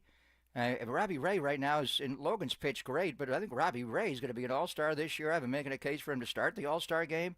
Do you want to break that up? We'll get the lowdown on Knizner, and he is a good catch and throw guy, and he is swinging the bat well. He is a right-handed hitter. Is Tom Murphy ever going to play for the Giants again? What's going on with his knee? We'll ask Shea about that. But I think Christian Koss got sent down, but that's temporarily. I think the bottom line, just watching Encarnacion, he cannot play right field at Oracle Park. You just can't do it. Mm-hmm. He is too big. What was the term that Baggs gave when Pat Burrell was out there and they had that thundering outfield, the Thundering Elephants or something in 2010? And Pat Burrell, he never got a complete game. We love Pat the Bat, but he would play. He'd start, whack a couple, 6 innings in, and then get him hell off the field and get a guy that could cover. And you could do that with Encarnacion and bring in Yaz. But, brother, the catch he made, he saved it, did not get a great jump on the ball. There was a ball hit earlier right at him, and he did the two-step. He was doing the tango, in and back, and the ball dry. He's just too big, and he's going to get himself hurt the way he did in spring training diving for balls. So I would think Daniel Johnson on this roster at the very least. And they did not bring Matos back up. I think they want Matos to get every day at bats. We'll ask Zach Beirudi about that in Sugarland, the voice of the radio voice, and also does TV on the weekends with Steve Sachs of the Sacramento River Cats. Why not Matos? Why not? Daniel Johnson does swing left-handed. Matos swings right-handed. He's a better outfielder, there's no doubt. The scout on him is he can play center. He's got a right fielder's arm. He can steal bags. I think Encarnacion needs to play first and DH only, and this will alleviate Schmidt. He can play some first. Made some great plays last night. The big one in the dirt when Adames, he couldn't dig it out. It was a tough ball. But now with Koss off, you can play Schmidt at second when you want to give Fitzgerald a day off. But is there a bigger reason they brought Daniel Johnson up? Mike Yastrzemski is really struggling. And Daniel Johnson does hit left-handed. So is he more than just, it's not a righty like Matos where you platoon him. And then Jung-Hoo Lee's in a funk right now. And he can play center as well. Daniel Johnson, he can play anywhere. So what does it all move? A lot of moving parts. But Buster Posey waited a long time to make a non-injury transaction. But today, when I got that text from Chisholm and I was tipped off to it at 8:09, it felt a lot like Farhan Zaidi was still running the Giants. Yeah, and a lot to react to here. With Lamont Wade Jr., Sam Huff designated for assignment, Christian Koss goes to AAA Sacramento. We welcome in Dominic Smith, Knizner, the new catcher, and gosh, everything's just it's been a whirlwind here. And then we got last night's loss to get into as well with Camilo Doval and that blown save after he went 21 1/3 scoreless innings. So lots and lots and lots to get into. And also, I was going to tell you about the guest list. So we were going to have Robert Orion at 10:30, and I know Murph and Marcus mentioned that, so I did want to address that. That's now going to get shuffled around. Perhaps we can get him later in the show. We are going to have John Shea, as we do every Wednesday. That's going to be 11:50. And then even though we caught up with our good friend Zach Beirudi on Monday at 10:50, we're going to have him on a Wednesday at 10:50 so we can get a little bit of a scouting report. Walter's back there in the studio. He is energized. The hair is slicked back in a bun and ready to go. And he's ready to take your calls. 415-808-5627. Your reaction to it all was last night a breaking point. How do you feel about the end of the Lamont Wade Jr. era? Is this moves and a series of moves something you approve of in the Buster Posey era. We want to hear from you, and we're going to take this all the way up to 1050 with Zach Bayruti, and this is an audience-heavy day. And this Papa and Silver on the Sports Leader.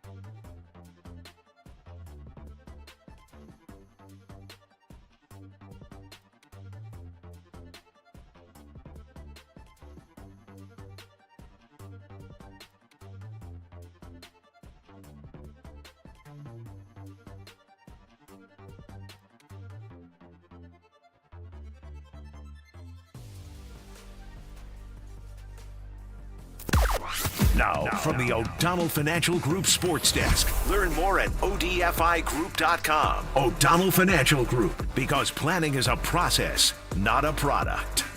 Lamont Wade Jr. and Sam Huff have been designated for assignment. Christian Koss optioned to AAA Sacramento. Dominic Smith signed to a one-year Major League contract.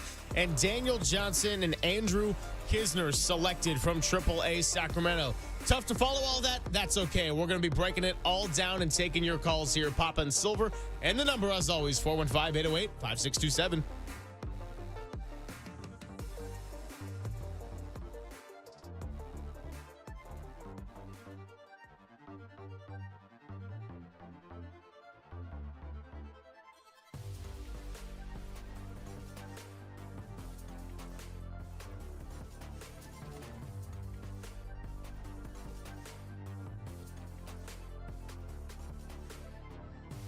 Hey, are you maxed out on credit cards, struggling with high interest debt? You could pay it all off in days with Loan Pronto's Rapid Equity Line. Hey, it's Greg Papa. Get cash out now without touching your low rate first mortgage. No appraisals, no waiting, no BS. The Rapid Equity Loan Program at Loan Pronto is amazing. One Loan Pronto client just got $300,000 approved in under 24 hours. They paid off debt, renovated their kitchen, and cut their monthly expenses by $1,800. Wow, that is a huge turnaround. Loan Pronto, they give you instant approvals, low rates, no hard credit pull up front. Listen, your home equity is yours, so use it. You can get cash out of it to consolidate your debt down to one easy low monthly payment. Call Loan Pronto now for a free instant appraisal for your home and see how much cash you can get today. Loan Pronto is A+ rated by the BBB, Better Business Bureau, and have nearly 2,500 five-star Google reviews. Their service is off the charts. So call now to start the conversation. 415-808-5721, loanpronto.com, 415-808-5721. Get debt relief now at loanpronto.com.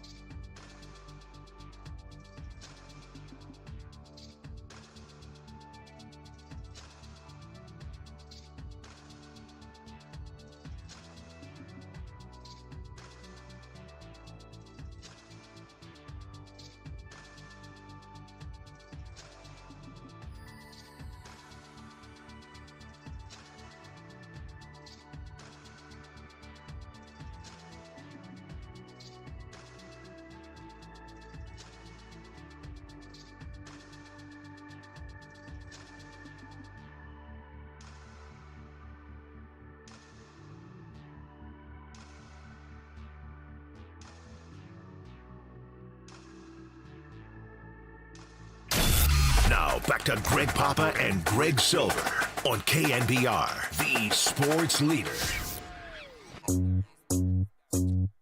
Papa and Silver, midweek show. Giants with a brutal loss last night, and maybe that was the domino to fall to lead to all these roster changes here this morning. Lamont Wade Jr., Sam Huff have been designated for assignment. We got a lot to get into. Camilo Doval has been stellar this season, but the light show was back last night, and so was shaky ninth inning Doval blown save. Manny Machado ties it 2-2, and it was the extra inherited runner that did the Giants in once again in the 10th. I felt like I watched that same exact bottom of the 10th inning 2 times in a row. Only difference was that Jung-Hoo Lee grounded out as the final out as opposed to Encarnacion's line out. Other than that, felt like a mirror image with the successful bunt, the unsuccessful sac fly attempt, get that ball in the air. And here we are, Nick Pivetta on the mound tonight, Dylan Cease tomorrow, and the Giants got to find a way to try to get even in this series 2-2, but big missed opportunities coming their way, and so much we can get into, Papa, but in addition to all the roster moves, and we will have Zach Beirudi coming up, and the phone lines are also lighting up, so Big Al in Sacramento, we're going to get to you in just a moment. Just your general reaction to last night, Camilo Doval, just when you think he's fully back, has a brutal time to end that 21 1/3 scoreless inning streak. And the Giants, by the way, they were 26-1 when leading after 8 innings. Make that 26-2. Well, he pitched, obviously, got the 2 4-out saves in Miami. Friday was pretty clean. Sunday was a wild ride. He walked people. He was not sharp. But he got through it. He threw over to first base when Casey Schmidt wasn't even holding. He fielded the last out of the ball game when he should have let it go to Patrick Bailey, and then Bailey barely made the throw, or he made the throw. He has a hard time throwing to first base, for one thing. He had a couple into Casey Schmidt's body, or away from his body into the runner. But Bailey should have picked that ball up to end the Miami game, and Casey had made a great play. He was just off. He got the first out of the 9th inning, and then he just got, a wild hair, and he wound up giving up a base hit. He started 3-0 on a batter, and he still was able to strike him out. And then in the top of the inning, top of the order, he couldn't throw Tats Jr. a strike at all. He almost hit Luis Ariz. He walked them both. And Ariz does not walk a lot. He wants to barrel the ball. He's a hitter. He's a swinger and a make-contact guy. He hardly ever swing and miss. So, and then you box yourself in with Manny. I mean, Manny is just, he reminds me a little bit. He's not quite as good of a hitter, but defensively, he's way better. The other Manny, who looked like he was playing in his PJs, Manny Ramirez, Man Ram. I mean, Man Ram could hit out to right center. If he didn't go, wayward with the estrogen of his body, he would have been a Hall of Famer. A lot of talk about, Aaron Judge is the best right-handed hitter of this generation. The previous ones, Edgar and Manny Ramirez. Machado's got a lot of Manny, where you look around, and Kaipa even said it like he's half asleep. He's in his pajamas. He's smart as hell, I'll say that. I mean, he knew he was going to get a slider from Doval. Doval gave up on his fastball. He couldn't throw it. Bailey gave up on it. So they went slide piece, and he just got one low enough and was able to barrel it and drive in the 2 runs. And then we talked about the inability in extra innings, and they know how to make a proper, hit, and able to pull the hands in to get the run in the 10th inning, against Bivens from Cronenworth. Interesting that Bivens is now pitching in really high leverage situations. I was going to say, we've seen it multiple times now. Yeah. Well, a lot of it was Randy Rodriguez was not available Friday. He pitched in a high leverage, but Jordan Hicks, all of a sudden, inflammation of these, we call it a great toe or a big toe. They're all great. They're all equally important. They metacarpals or metatarsals? Metatarsals on your feet, right? Phalanges on your hands, right, Logan Webb? Anyway, and that was the game on Sunday when he walked the yard. So he went away. Now Bivens is more in a high leverage situation. So we got into all the roster moves, talking about the young guys and old guys from AAA getting a chance. And we'll talk to Zach Beirudi about Daniel Johnson and Knizner. You got to, say that name slowly. A little awkward with the K and the N's all over the place. But and Sam Huff being DFA'd, wow. I know catcher's been a problem, but Sam Huff, I wonder how Robbie Ray thinks of that. That's been his designated guy, and the Giants have had Bailey's starting to swing the bat better. But Sam Huff can drive the ball a little bit. I didn't see that coming. Is Tom Murphy ever going to come back? We'll ask Shea about that with a knee injury from Cinco de Mayo last year in Philadelphia in that rain. But the other name that is really interesting, and this is the guy that has the most Major League experience, is Dominic Smith. Yeah. The Giants have signed him to a Major League contract. They did not call him up from AAA. He has been signed off another team's roster. Yankees hit him in the minor leagues. And he's been signed to a Major League contract. How much money they have to pay him? We know him for years. He was with the New York Mets. Never got everyday playing time because of the polar bear, but as a left-handed hitter, the guy could really hit. He's got decent power, maybe not in this ballpark, but decent, but he's more of a gap-to-gap, high doubles, hit the ball where it's pitched. You pitch it away, Dominic Smith hits it away to line, gap-to-gap. He can pull some. 1 year, the best year he had was the 2020 pandemic year. He played 50 games that year, got 199 turns, and he had 10 home runs that year, and he also chipped in with 21 doubles. He finished 13th in the MVP balloting. I mean, he got MVP votes that year, and then he left. He went to Washington, Boston, Cincinnati, been in the minor leagues. So Huff gone, Knizner up, and now first base, they DFA Lamont, which we've been talking about forever. Did he push back on going on the IL? Why is he DFA'd when he could be hurt and still getting paid? Did he say, I'm not hurt, I want to play? Well, ordinarily you'd say if he clears waivers, send him to AAA. They just brought up Bryce Eldridge to play at their AAA. So I think late night Lamont, who's become late swing Lamont, his later days, I think he's gone. I will talk to Shea Hay about it, but now, and I was talking about Ryan O'Hearn and making a big trade, and we'll get some of the Orioles people on Friday. They're going to make a lot of trades, and they're going to be in Sacramento over the weekend. I think O'Hearn is going to be traded. O'Hearn's obviously at the top of his game. The guy's going to make the All-Star team, and he's playing great for Baltimore. He'll be their one All-Star, Gunnar Henderson as well. Anyway, what do they do with Dominic Smith?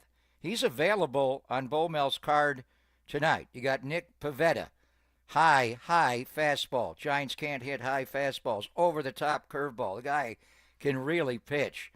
Do you play him left on right against righties and put him in the lineup at first base? How good of a first baseman is he? Encarnacion really cannot play in the outfield. That is flirting with disaster. A disaster waiting to happen to him physically. You can't ask him to run around in that pasture of right field. It's just not going to work. And then Yastrzemski's really struggling. So we got some moving parts here. But the interesting things is, Knizner will be the backup catcher. And then they'll mix in Daniel Johnson as well. Maybe he starts some games in the outfield and in right. We'll get Rudy's scouting report on him. Yaz is really struggling. Tell me who in this lineup is not really struggling. Ramos hits big bombs, but you got to know how to make a proper odd brother to win games. That's the small things that help you win. But what do they do actually with Dominic Smith, who has been a major leaguer for 8 years? He's played a long time in big league baseball. He's got some pedigree, resume. He's still young. I mean, the guy came up with the Mets in 17. He was 22. This is his age 30 season, so it's not like he's ancient, a fossil. What do they do with Dominic Smith? Does he become your late-night Lamont, and he's your starting first baseman against right-handed pitching? Yeah, well, the late-night Lamont Wade era is over for the time being. We'll see if he chooses to go to AAA with that assignment. But Sam Huff also DFA'd. I personally surprised by that move. Sam Huff wasn't jumping off the page or anything, but for a guy that was playing every third day, every day game, I mean, he's a catcher with decent power. The defense was decent, and Patrick Bailey, the guy in front of him, yeah, we know what he does defensively, but he's been struggling so hard. So I almost wonder if this is a wake-up call for Patrick Bailey. Not saying they're going to DFA him, of course, but just like, hey, yeah, anybody can get it at any time. Lamont Wade Jr. was Buster Posey's teammate. He has now been designated for assignment. Big Al in Sacramento. I want to sneak in your call because you've been patiently waiting on the line. What's going on, Big Al? You're on with the Gregs. How's it going? Hey, thank you, gentlemen. Can you hear me okay? I know there was some question about the connection. Little bit of a tin can, Big Al, but it's working. It's working. You're good enough. You're good enough, brother. What's on your mind? It's the car. I got everything rolled up. But I'll try to be quick. I appreciate it. Love to listen to you. Listen, though, as a kid, as a Giants fan who grew up in Anaheim but still loved the Giants, took me to great Angels a couple games that came up, so I love the Giants since like '64. And I remember the '70s and the '80s, and I just ask somebody, I've talked to ask you about this, in the Giants scouting system. Listen, we need talent. Talent's what's going to win. Let's just talk offense. And they brought up, let's say, 2 or 3, I want to say rookies of the year in like a 10, 15-year period. Where the blank is this coming from? Is this the scouts not identifying the talent and then trying to get guys signed? I know it's not basketball or football for that matter to easily find guys in baseball, but geez Louise, it's bad. Hey, Al, appreciate you calling in. And, the tin can got the job done for us. And always appreciate you listening to us on The Sports Leader. Lots we can get into. And I don't want to get too far behind the clock here because we do got Zach Bayruti coming up at 10:50. So let's revisit this discussion on the other side about the talent and some of Big Al's concerns that he just raised. It is Papa and Silver on The Sports Leader. And if you want to join the conversation, just do so. 415-808-5627. We'll be back after some messages.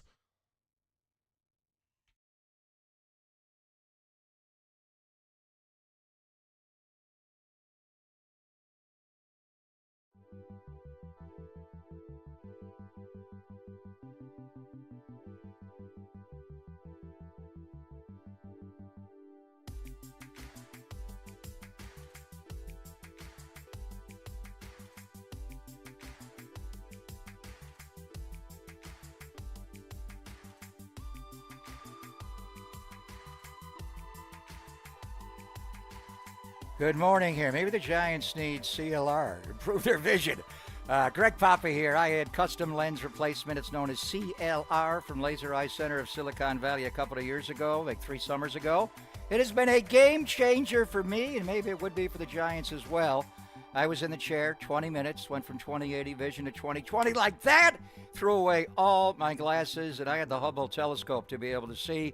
Don't need any of it anymore. So if you struggle with distance vision, as did I, previously to CLR, and now you need reading glasses or do wear bifocals. I never wore the bifocals. That's old man stuff. But I had reading glasses. That was pre-CLR.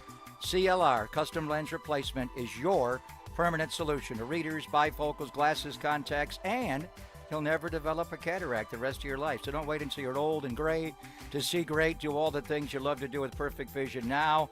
After tens of thousands of vision correction procedures, my friend Dr. Craig Bindi and his staff at the Laser Eye Center of Silicon Valley can tell you if it's your right time for CLR. They make it easy. They start with a free virtual consultation at lasereyeclr.com. See if you're a candidate for CLR. Maybe it's LASIK or one of their other procedures.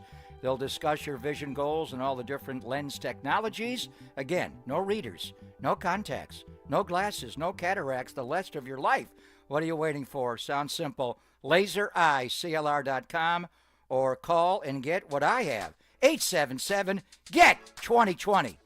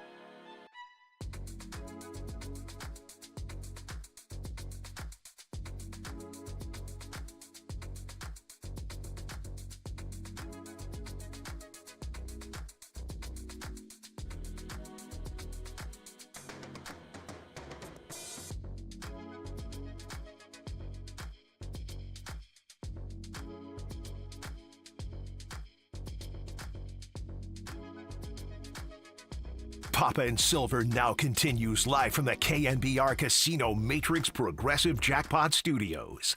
Casino Matrix. Progressive jackpots are here. Where are you? Just drop in. Please play responsibly. 1-800-GAMBLER.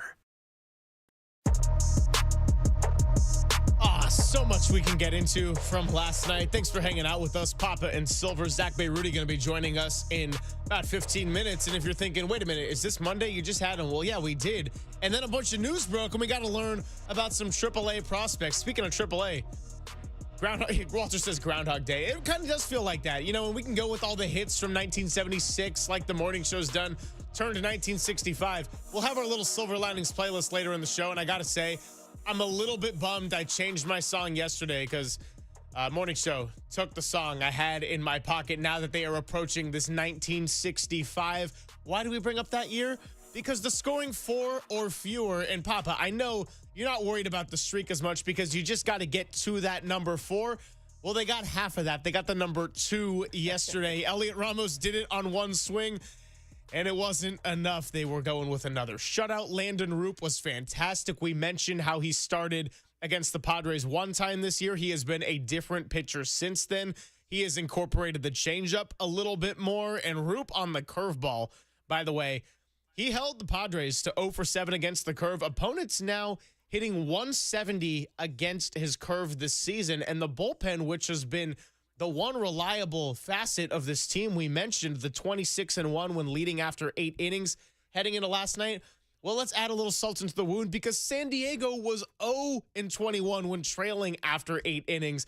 Now they are 1-21. You can throw a bunch of numbers. You can throw a bunch of stats. The bottom line is finding different ways to lose is a hurtful way to start June. The San Diego Padres, do you realize what they accomplished the first 2 games of this series? I mean, we're making our all-century team, so go back to 2001 when the new century millennium started, and Bob Brentley was managing the Arizona Diamondbacks, and Bo Mel was his bench coach there, and they won the World Series. The one time Mariano Rivera gave it up in a World Series. The Padres are the first Major League team to win back-to-back road games despite being shut out through 8 innings. So they didn't score a run with their offense through 8. They went to the 9th inning on Monday night and last night with 0 runs, and they were able to win both games. They took it to extras because they held the Giants to 0 runs, and they were able to sneak one across in the 10th. And then yesterday, Ramos hits a bomb. The Flores play at the plate. There were a lot of factors on that. I mean, Wilmer's usually the slowest guy ever, and you're thinking, he's slow from first to second. He gets slower from second to third. Break out the sundial going third to home. But I thought he was tracking pretty well and running well. You had the lead, jamming a play at the plate. It wasn't like, Mike was comparing it to the relay to get Prince Fielder in the World Series. That was epic, the way the Giants had Crawford, and I think it was Marco Scutaro go out and get that ball. I mean, that was like, what are you doing here with Gregor Blanco? They were 2 good relays. That's Manny Machado out there. What do you expect him to do? So you knew it was going to be close.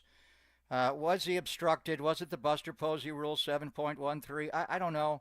They reviewed it. They looked at all elements of the play. They called him out. I think it was close. But they didn't get a runner past second base until the placed runner in the 10th inning after all that mess. So, I mean, the offense is what it is right now. It's offensive. And you're just having a hard time winning the 1-run games. It's amazing to me. And for Bob Melvin, he's got to be saying, what the hell? His last year managing the San Diego Padres, they had a terrible time scoring a inherited runner, a placed runner at second base. They did not win an extra inning game until September. They were challenging the 1969 Montreal Expos, the expansion Expos. I don't think even Rusty Staub was there at Cherry Park yet. They didn't score. They didn't win an extra inning game till like the whole year. San Diego got one finally. They were not able to win 1-run games. Look at the difference in the 1-run games between these two. What are the Giants now, 11-13 or something in 1-run games? That's a lot because you're not scoring more than a run is part of the problem, and you got a lights-out bullpen and staff, so you're not playing high-scoring games. The San Diego Padres are 12-5 in 1-run games. They come into your ballpark and beat you twice. They're now 4-0 against you, and both of the wins went to extra innings. So part of the problem here, yeah, Duvall gave it up, but really, should it have been a 2-0 game? Could it have been more? Not the way they're hitting right now. I don't even know how you make up the lineup card. I mean, who do you stack up? Who's hot right now? Lead off with Ramos, bat Ramos second, hit Ramos third, have Elliott bat fourth. I mean, who's going well? Mike Yastrzemski is in a deep funk right now. As is you got a Jung-Hoo lot of Lee, by issues the on way. this baseball team. I was saying, as is Jung-Hoo Jung-Hoo Lee. Lee's in a Yeah, deep funk. Deep funk. Yeah. So I think So actually. that brings up Daniel Johnson. He can play left, center, right. He can play center. He hits left-handed. This is not Luis Matos, who's an extra fourth outfielder. Clearly, that's your role. It might be. But Matos was the right-handed complement to Yastrzemski. This guy hits left-handed. Can he go out early when he gets here and shag? That wall in right field, and that right field in this ballpark is the most challenging all of baseball, even more than Fenway's left field, because it's bigger. And it's still got the big wall, maybe not 37 feet, but 24. So whatever. I mean, the offense, and now, did Buster, they were all in the Buster suite last night, and Shea Hale joined us a little bit later on. He wrote about it a week ago. I mean, I don't think Buster's like Sabes, where he just goes off, or, Bochy takes a bat to a TV screen. He's probably calmer, but look at the flurry of moves they made. This is a shakeup that, yeah, we're playing okay, but we just lost to San Diego twice. We can't hit for 2 solid weeks. And don't give me the stat about 4 or more. Just get to 4. Score 4. When was the last time they had a grand slam around here? I mean, we're playing the Grand Slam Padres, whatever they're called, San Diego Slam, whatever the nickname was. When was the last time the Giants scored 4 runs on one swing and actually hit a grand slam? How many? Well, So Wilmer did it. Wilmer Flores Christian did it. Koss did it. And I think Chapman has one this year as well. So they got 4. Yeah, he did it against Colorado on the Saturday afternoon game in May. So they've hit 3 slams. We don't have to go to Denny's for breakfast to get a grand slam. Or we can get him here. I mean, can you score 4 on one swing? Can you little at home? Whatever it is. So this is Buster Posey. I'm sure it was quiet and dignified. He's got Randy to one side and Zach to the other. Cost down. Lamont Wade Jr. designated for assignment. Not even IL. Let's hide him on the IL. Did he not go for that? Sam Hoff, DFA'd, gone. Now, he'll probably wind up back at AAA, but Lamont, he's not going to AAA. You got Bryce Eldridge there, and we'll talk to Zach Beirudi. Bryce Eldridge is at AAA now, actually in Sugar Land. So, they're not going to send Lamont Wade Jr. down to Richmond to put on a flying squirrel cap. Will anybody pick up Lamont Wade Jr. the way the Giants picked up Dominic Smith? I'm sure somebody, maybe Baltimore or somebody close to home where he's from. Philadelphia doesn't need him.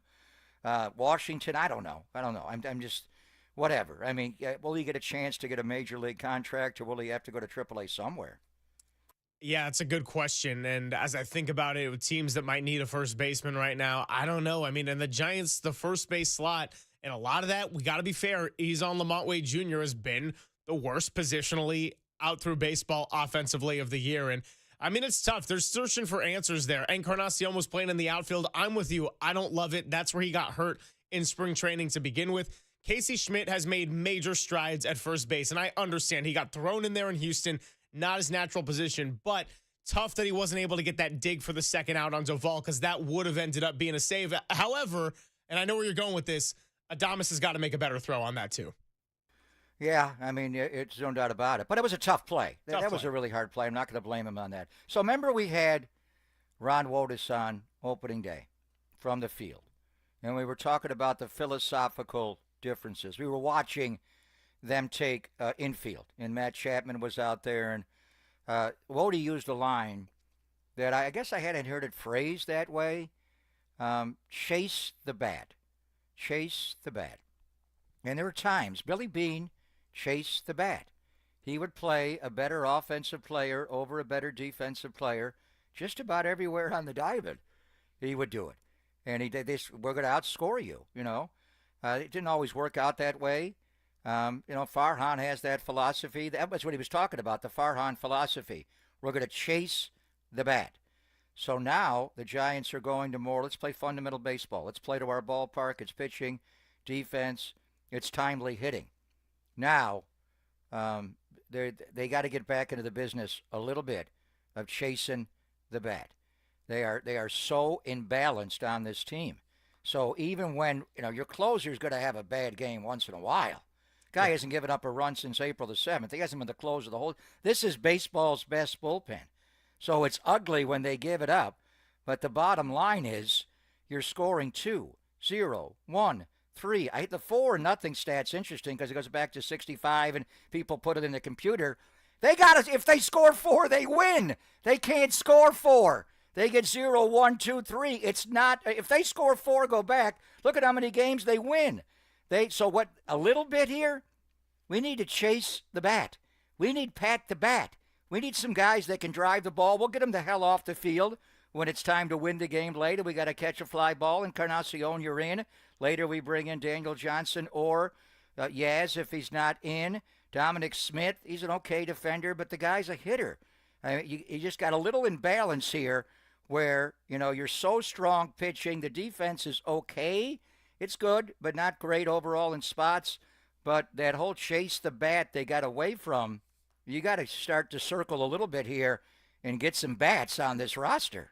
Yeah, 530 on the Golden State Lumber and Showroom text line likes to send reminders multiple times a day that 4 runs is plenty. Barry Zito was 126 and 7 when he got the 4. Yeah, they can't even get that right now. They are struggling. Another great text from 415 says pitching wins championships, but it can't hit cleanup.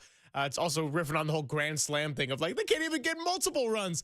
They did do it last night. We'll see if they can get it tonight, but Nick Pivetta is a tough out. And then Dylan Cease has not had the best year, but when he's right, it is really tough to hit that slider, even if you're a lineup that has been hot and has been successful. So coming up, let's get up with Zach Bay Rudy, catch up with the voice of the River Cats, and kind of get his scouting report on all of this. Also his thoughts on Sam Huff possibly going back to AAA as he was designated for assignment.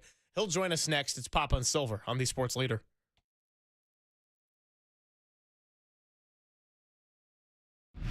Time for traffic on the Sports Leader.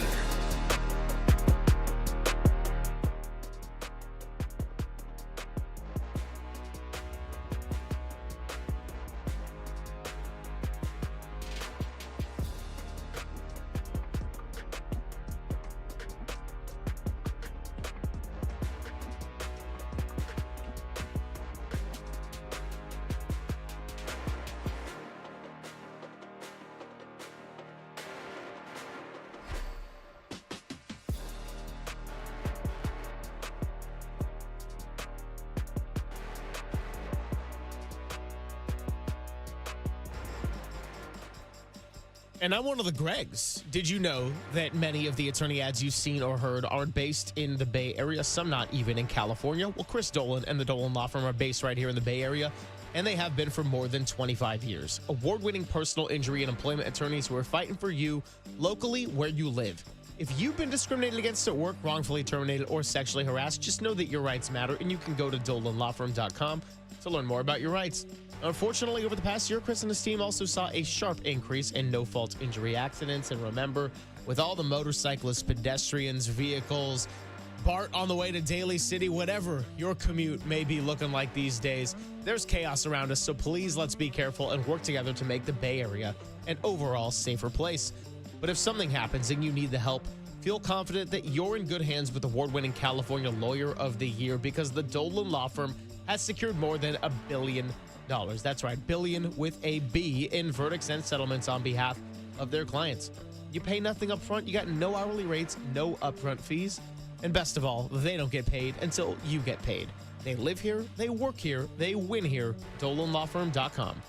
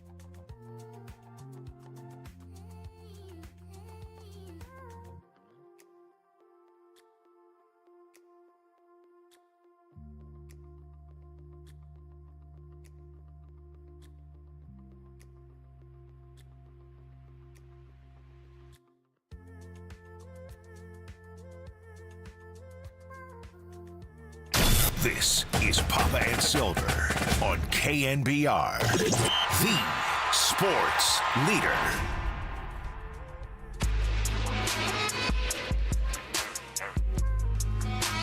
Thanks for joining us. Papa and Silver hanging out. Busy first hour of the show, and we are just getting started. We're taking you up from 10 to 2. Then we'll hand it off to Dirty Work. And once again, a 6:45 first pitch. I don't care if it's the City Connects.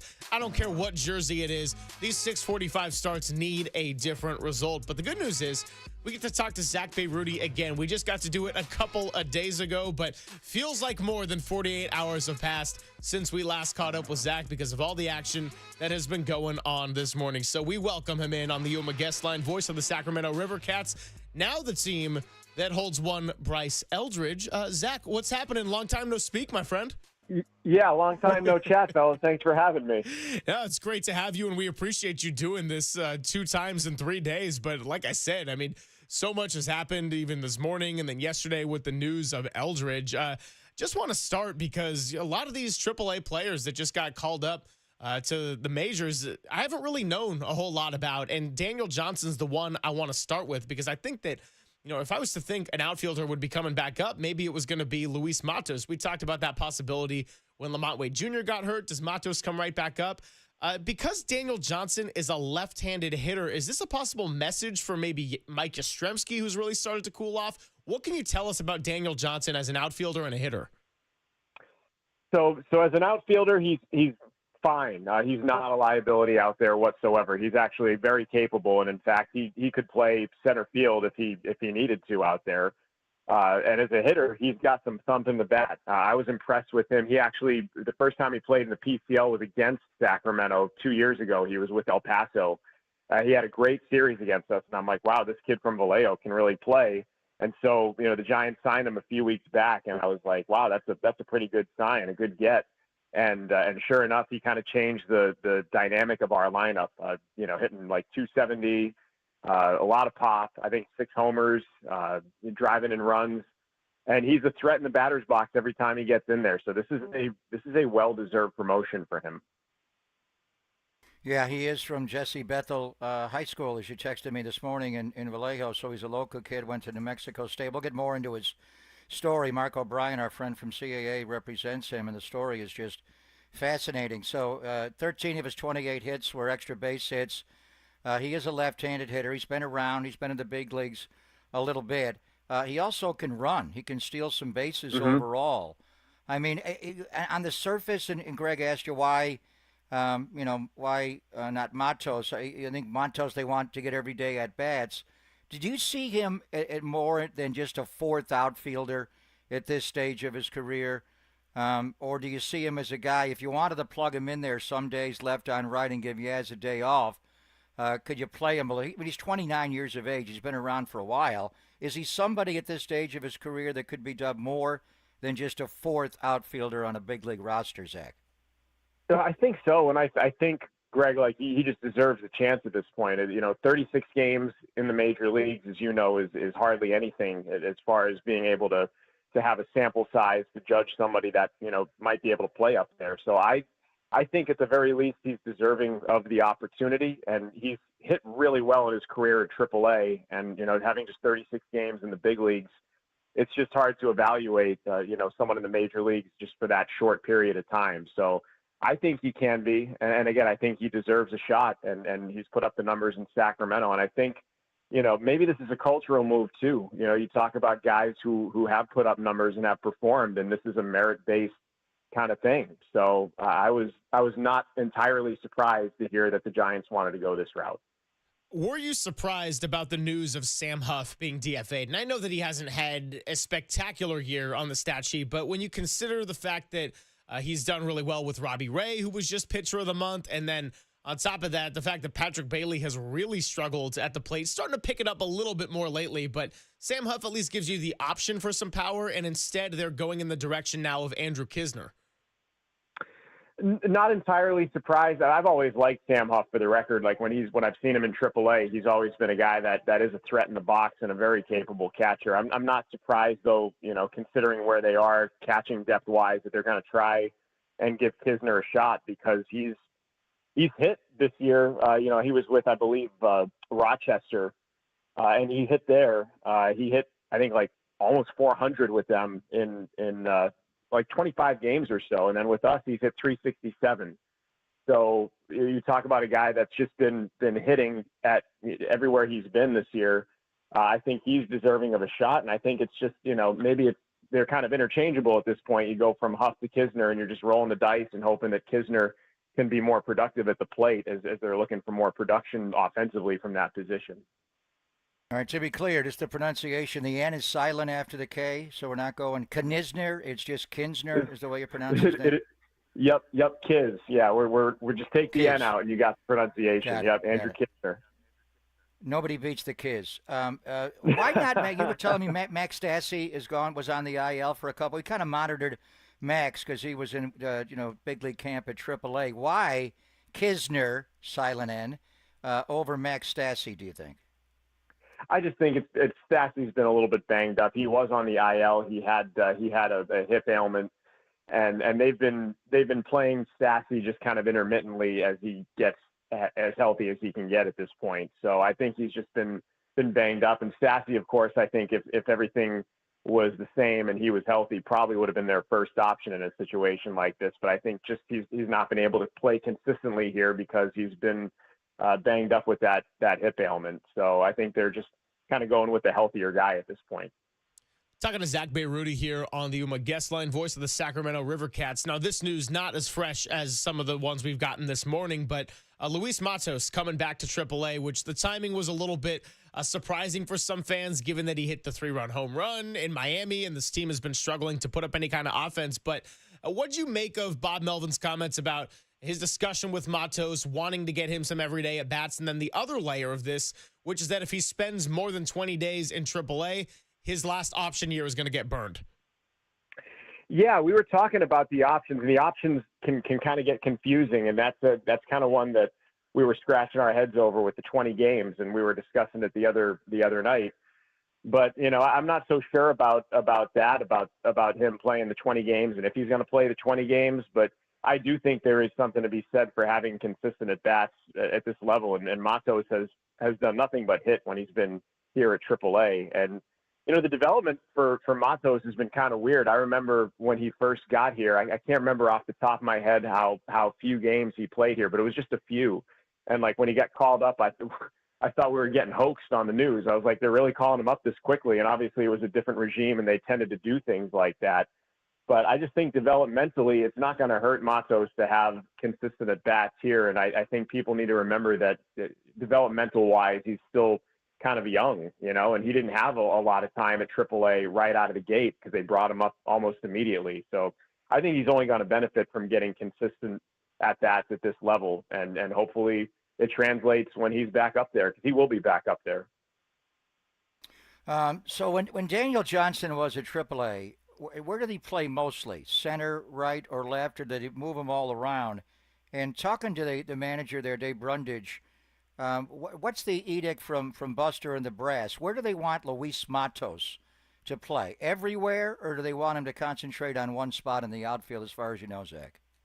Greg, I really don't know as far as Matos goes. I don't know where their vision is for him and where they want him to play. But I do know that Johnson with us played mostly the corner, mostly right field. But he's very capable and can play center field and has played a decent amount of center field in his career. And he's a guy. He's not like Grant McCray defensively, and Grant can pretty much cover everything. He's one of the best defensive outfielders that I've seen at this level. But you're not going to lose a lot there with DJ. He can cover a lot of ground, and he's played mostly corner, but he can absolutely play center field, which gives them versatility as well.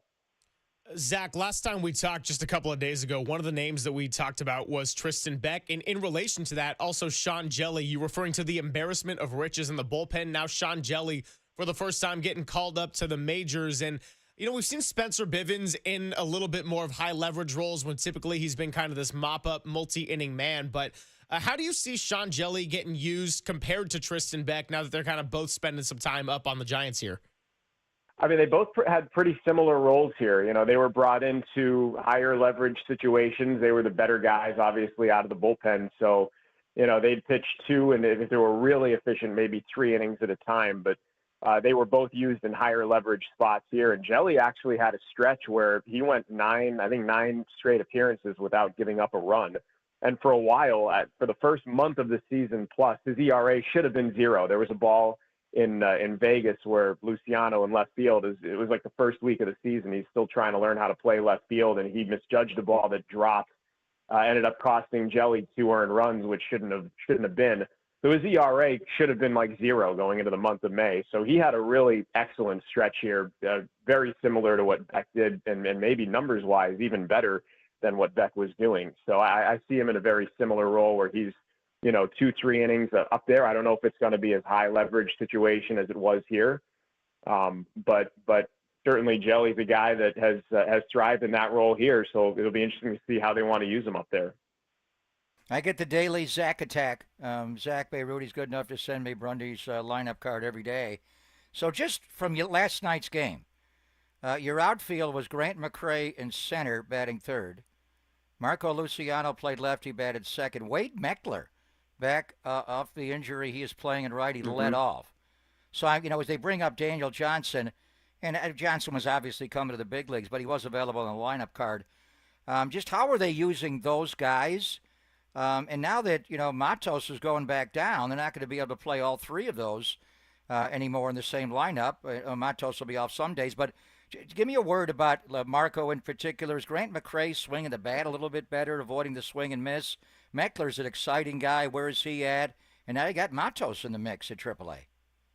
Yeah, so taking them one by one, Meckler's coming back from a quad injury. He tore his quad. I think we talked about it the other day, but he was diving into second base, second game of the season, and he actually came back quicker than I think even he anticipated. And he looks pretty good. I think they're just trying to be a little bit cautious with him because of the nature of the injury. Like that's kind of a nasty injury. So, I don't know if Meck's going to play every single day. I think they'll probably sprinkle in some days off for him. And as far as Luciano, that's a real wild card because as you guys know, and we talked about the other day, he played first base last Wednesday.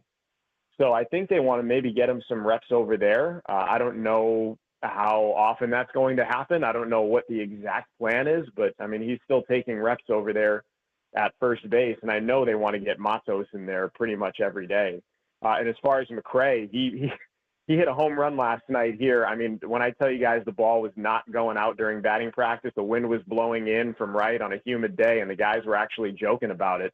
And McCray hit one out to right, like a massive shot last night. And he was actually laughing as he trotted the bases because he didn't think it was possible on a night like last night. And so, I think that was really cool for him and kind of a testament to how he's swinging the bat. He went 4 for 5 last night. So the ceiling's certainly high as ever for him.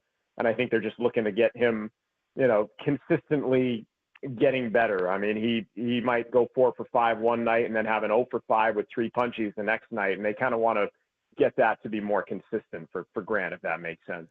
No, one thing that the Gregs are aligned on in the show is really loving the potential of Grant McCray. And there's an acknowledgement that there is that inconsistency you just referenced, and the strikeout rate was obviously way too high. But look at the Giants' everyday lineup right now. I'd say that lack of consistency and too much strikeouts, also kind of an issue. Zach, before we let you go, a couple more minutes here with Zach Bayruti, voice of the Sacramento River Cats. How excited are you for Bryce Eldridge to be coming to AAA?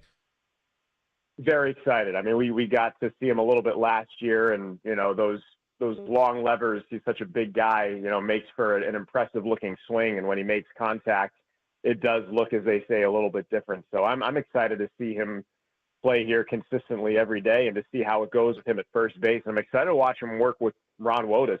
Presumably that's probably going to happen when we get back home, and he's going to get reps with Woe. And as you guys would know, that's only going to make somebody a lot better. So I'm excited to just watch it all, the development at the plate and the development for him at first base.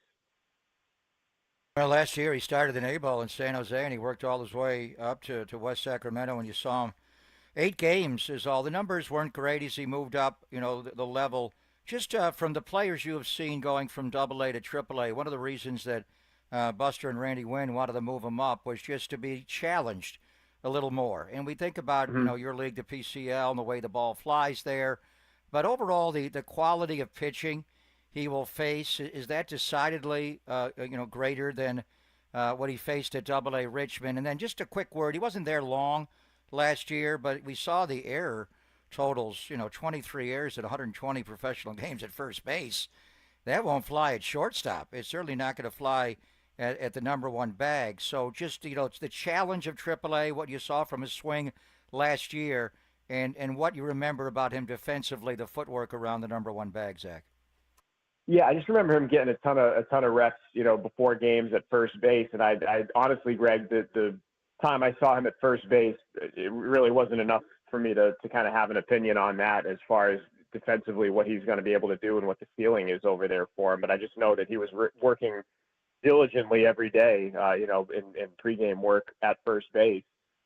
Your point about the pitching that he's going to see in AAA, it's going to be way better. I mean, I always kind of scratch my head, in recent years, people have I've said poo-pooed development at AAA, and they just kind of tend to bring guys up and, whatever, it's AAA and it's the PCL and it doesn't really matter with the pitching. Like, the pitching is really good in this league, and you're seeing some pitchers that have pitched not only in the major leagues, but all over the world, in Japan and Korea, and they are seasoned. They know what they're doing.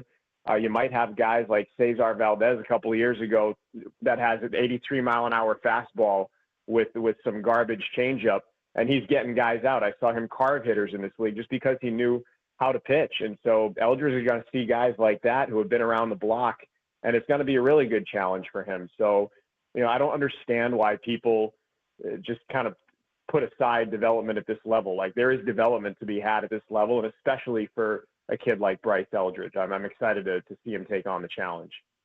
Yeah, we're excited to watch him, and it's going to give us a chance to listen to you, Zach, voice of the Sacramento River Cats. Really appreciate you coming by with us. And we teased yesterday, actually, that we might have to start playing a Giants drinking game. Papa brought out the Giants bottle of wine he had. So every time we hear swing and a miss, we might have to be taking a sip. See, he's got it right there on the stream. So, you know what? When already you come killed back, the bottle the first two games of the series. Hey, when you're back on the West Coast, we'll treat you to one for coming on twice in 3 days, and we really appreciate it, man. Hey, guys, I look forward to that. Thank you guys for having me again. We'll talk Friday. Monday, Wednesday, Friday. We get a Zach attack. Love Beirut. Thank you, Zach. He is Zach Beirut. Yeah, he's kind of going to be the Mike Krukow of our show. They got Krukow on that Monday, Wednesday, Friday schedule during the baseball season. We're going to be on the Beirut schedule, but always great to catch up with with Eldridge being a AAA now. That one foul ball that he hooked down the line. What did you see on that swing? I was thinking last night, man, the Giants were kind of hoping that they could sustain this winning and at least enough offense to where we're not constantly talking about Bryce Eldridge by the time we get to May, June. Well, here we are. They're not scoring, and Bryce Eldridge is going to AAA Sacramento. So here we are. Phone lines are back open if you'd like to join the conversation. We had Big Al from Sacramento chime in a little bit earlier. It's 415-808-5627. We'll also play some post-game sound coming up, and get ready for John Shea to join us at 11:50. Walter's telling me that I can't break yet because he wants to be high maintenance, but now he says we're good. So just constantly tickling me like the Giants on a full count when they get a pitch a little bit outside the zone, Casey Schmidt. It is Papa and Silver on the Sports Leader.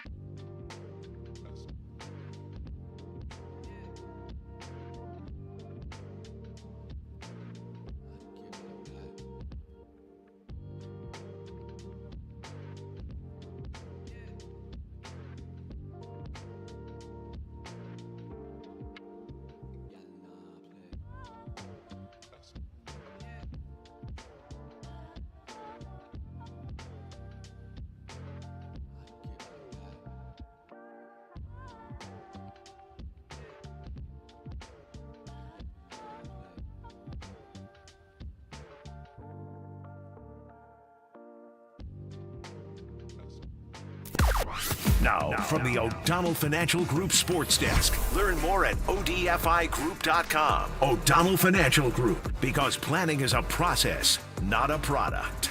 Well, if you go check out the SF Standard, John Shea just released a new piece this morning, and we've been reading it during the breaks here. He's going to be joining us at 11:50 to go over the latest shakeups with the Orange and Black as they look to salvage this series against the San Diego Padres.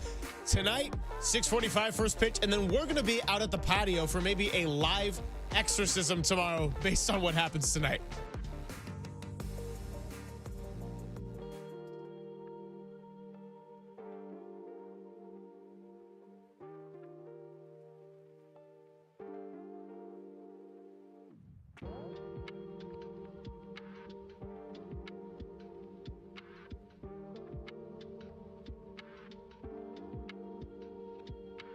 Well, there's been a lot of clamoring about the Giants to go and spend some money. Let's talk about how you can save your money and make the most of it with Steve Moskowitz, founder and tax attorney at Moskowitz LLP. Steve, what can you tell us about the ERC today? A lot of people have been waiting, some of them for years, for their ERC, and they say, when is it going to arrive?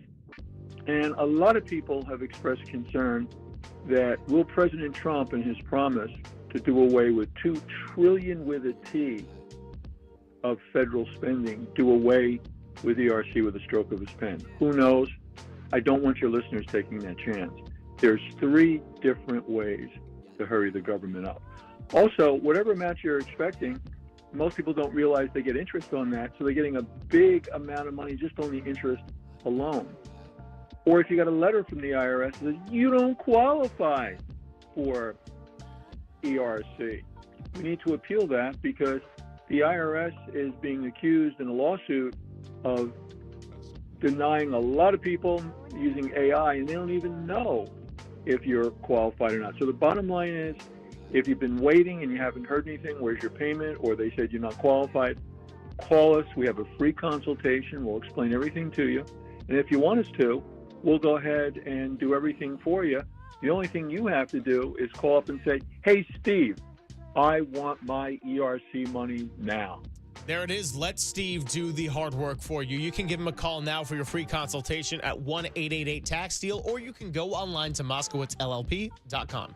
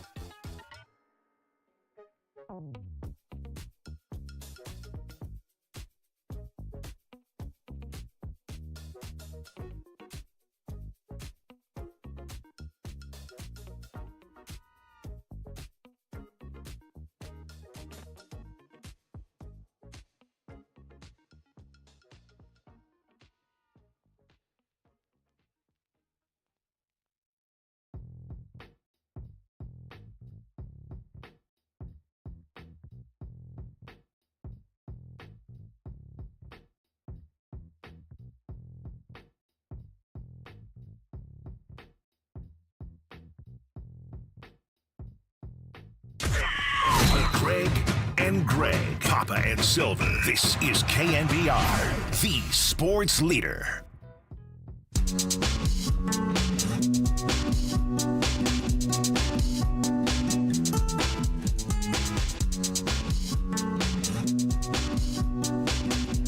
Would be next. 3-2. Here's the pitch. Chapman lights one down the left field line. That is a base hit. Hustling over Wade to try to cut it off. Wilmer coming to third, and Matt Williams is going to send him. Here comes a relay throw. It is waiting, and Wilmer's out at the plate.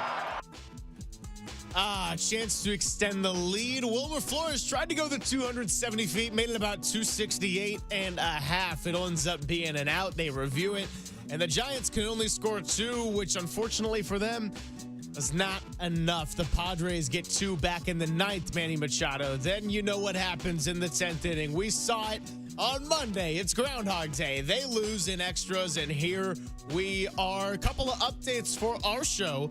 Papa and Silver 10-2. John Shea going to be joining us at 11:50. You already knew that. Robert Horry, who we planned on having to get a little bit of a break and talk some NBA Finals, some of the best prop bets out there. We mentioned the Oklahoma City, depending on whichever book you're using, minus 700 to go and win the series. You want to put down $700 to go and win a hundo if you feel that confident in OKC? I don't think I would be doing that. And then also, per my source one, Gregory Papa, Tony G. I mean, look, pizza. Tony Gemignani. Pizza will always put people in a good mood. We're going to get a little Tony G. Ryan Walker action in the 1 o'clock hour. We are. So Logan Webb, Ryan Walker, and Tony Gemignani, who is a 13-time world champion pizza maker and a very good-looking Italian man, they are heading to George Mark Children's House today to recognize the 9th annual seasonal pizza fundraiser benefiting the home. So they're getting there this morning. We may get Webby on as well.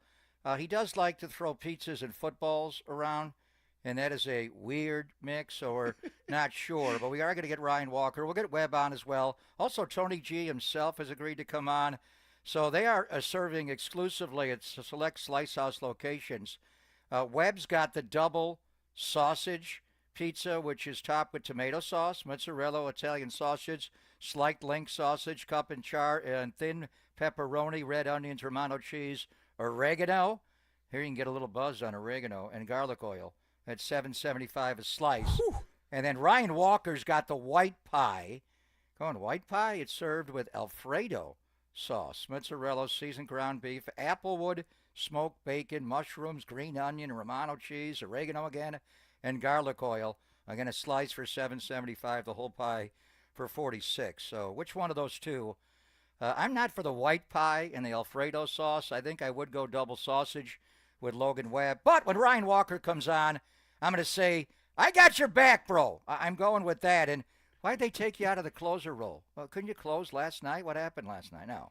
We'll talk a little baseball, but we'll talk a little Tony Gemignani and pizza with Ryan Walker coming up sometime in the 1 o'clock hour. It will be a good diversion on what's been a day of a lot of WTF with the Giants last night. 916 on the comment of Robert Horry says, not a little bit of a break for a Giants and Sacramento Kings fan. Yeah, I hear you on that. Ouch, you know, baby. we'll just talk a little Thunder, Pacers, maybe not talk about what happened in 2002, because even though I wasn't quite old enough to be living that in person, I do understand and I empathize with the pain. So, yeah, anyway, that's all coming up. And Big shot, Bob. Big shot, Bob. Big shot, Bob. So we'll Seven-time talk champ. finals. We're going to be in the patio tomorrow, so mostly Giants, but we'll get ready for game 1. So we came in with the play involving Matt Chapman doubling down the line and Wilmer Flores getting thrown out by Machado at the plate. I got a text from the guy who's now hosting Giants pregame live and postgame live, and a guy that I put on the airwaves in a prominent role in the Bay Area. Now he's taken over, Bonte Hill. And he asked me, and it's an interesting question, did Matt Williams send Flores 2 outs, he's at first base, double down the line, thrown out at the plate? Did he send him because Willie Adames was on deck? A good third base coach knows it all. But if you're really thinking that way, so if you stop him at third, you got runners at second and third and 2 outs for Adames. Mike Schilt walked Willie Adames intentionally on Monday night. Blew me away. Like, what are you doing, Schilty? Are you watching? And it kind of worked, but he walked him. But they're not gonna walk Adames there to load the bases for Encarnacion. But what do you think? Is that partly in the third? You'd have to ask Matt Williams that yourself, and unless you know him really well, he'll tell you. If Shehay asks him, Mike and Dwayne ask him, we ask him, if nobody's got microphones around, he'll answer. But he may tiptoe around it a little bit. But is that part of your thinking, trying to jam Wilmer in at the plate with 2 outs? Because Adames would be the guy. That's why you signed Willie Adames to the largest contract in the history of the Giants, to drive in runs and to do it not only with 0 outs, 1 out, sometimes with 2 outs. But you think that was part of his thinking, as Adames is so in a funk right now?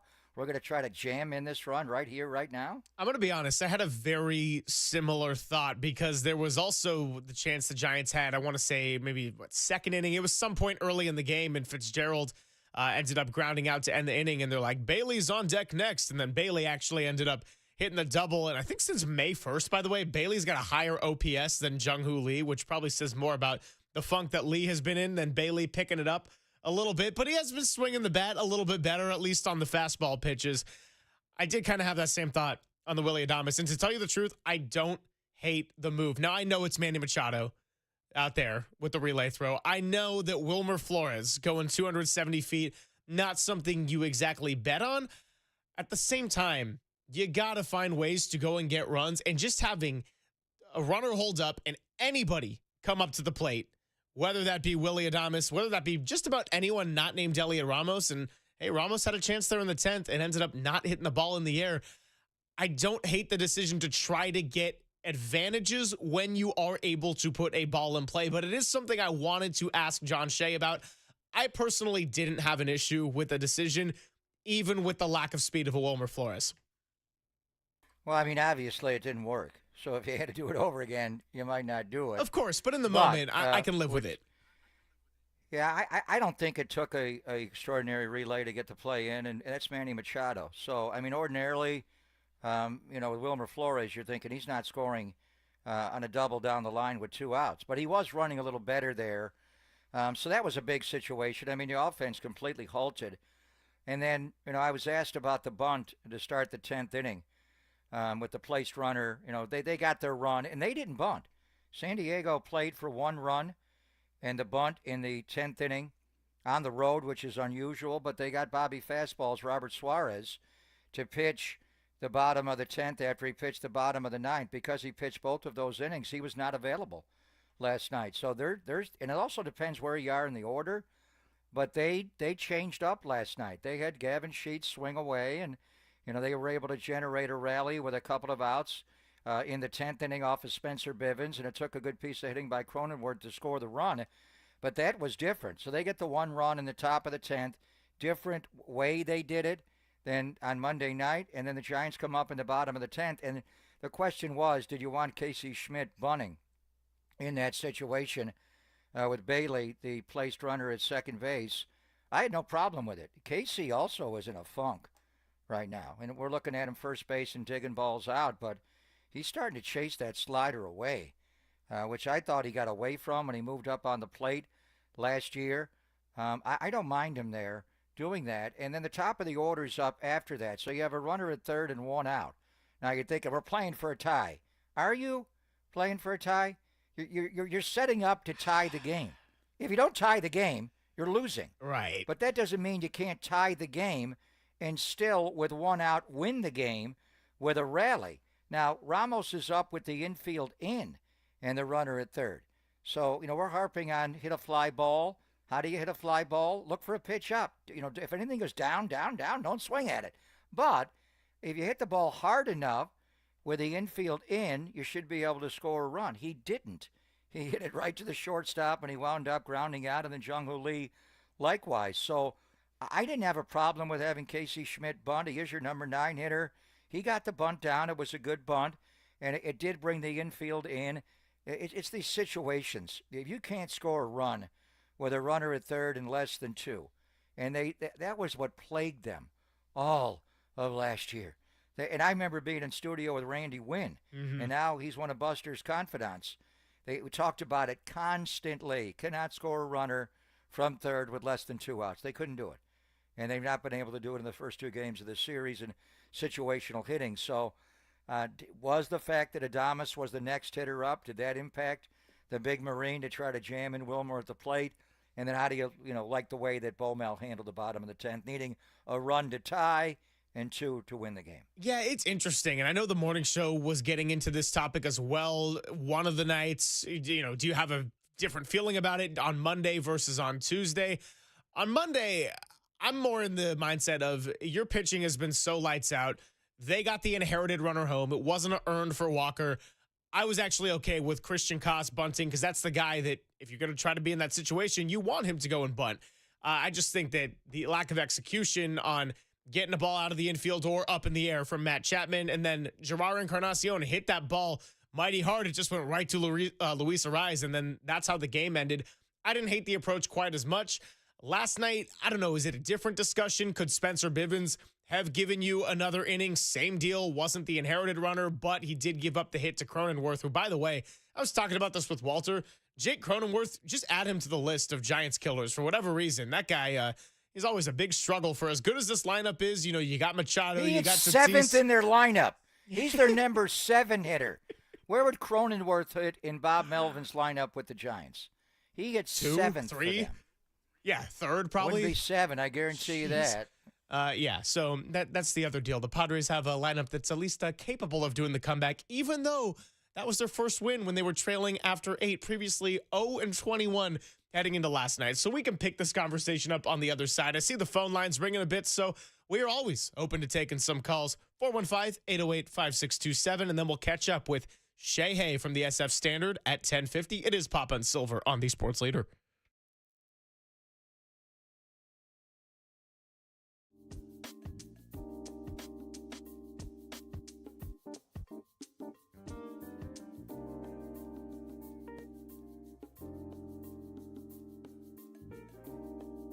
And I'm Greg Papa, always on KNBR, as Bay Area sports fans know all too well. Sometimes the season doesn't go the way we want it to. Injuries, setbacks, tough breaks. It's a reminder that life doesn't always go as planned. One moment everything is on track, and the next moment an unprecedented challenge turns your world upside down. That's when you need a team you can count on, like Habas Law. For over 35 years, Omar, Tariq, and the Habas Law team have fought for people blindsided by life's toughest moments, right here in our very own community. When the odds are stacked against you, Habas Law steps in, taking on big insurance companies with relentless determination to deliver life-changing victories. Habas doesn't just settle cases, they rebuild lives, fighting with compassion, grit, and an unshakable drive to make things right. When life knocks you down, call Habas Law at 800-INJURED. That's 800-INJURED, or visit habaslaw.com. That's habaslaw.com. Habas Law, they will fight to make it right.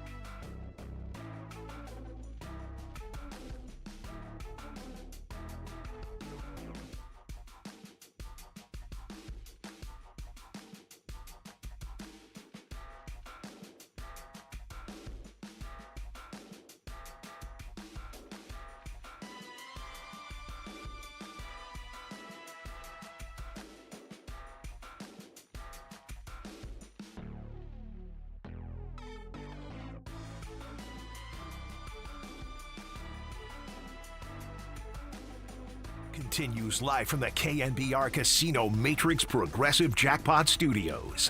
Casino Matrix. Progressive jackpots are here. Where are you? Just drop in. Please play responsibly. 1-800-GAMBLER.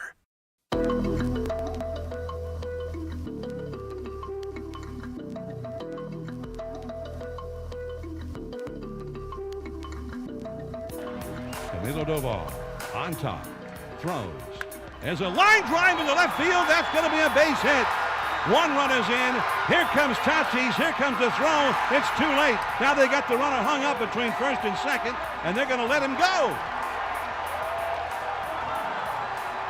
With the go-ahead run over at third base, Luis Arraez, the throw came into home, and the runner from first, Machado, was out in no man's land, and Bailey threw the ball to first, and Schmidt, very wary of where Arraez was going, never did make a throw to second base, and so the inning is not over. The Padres have tied it up.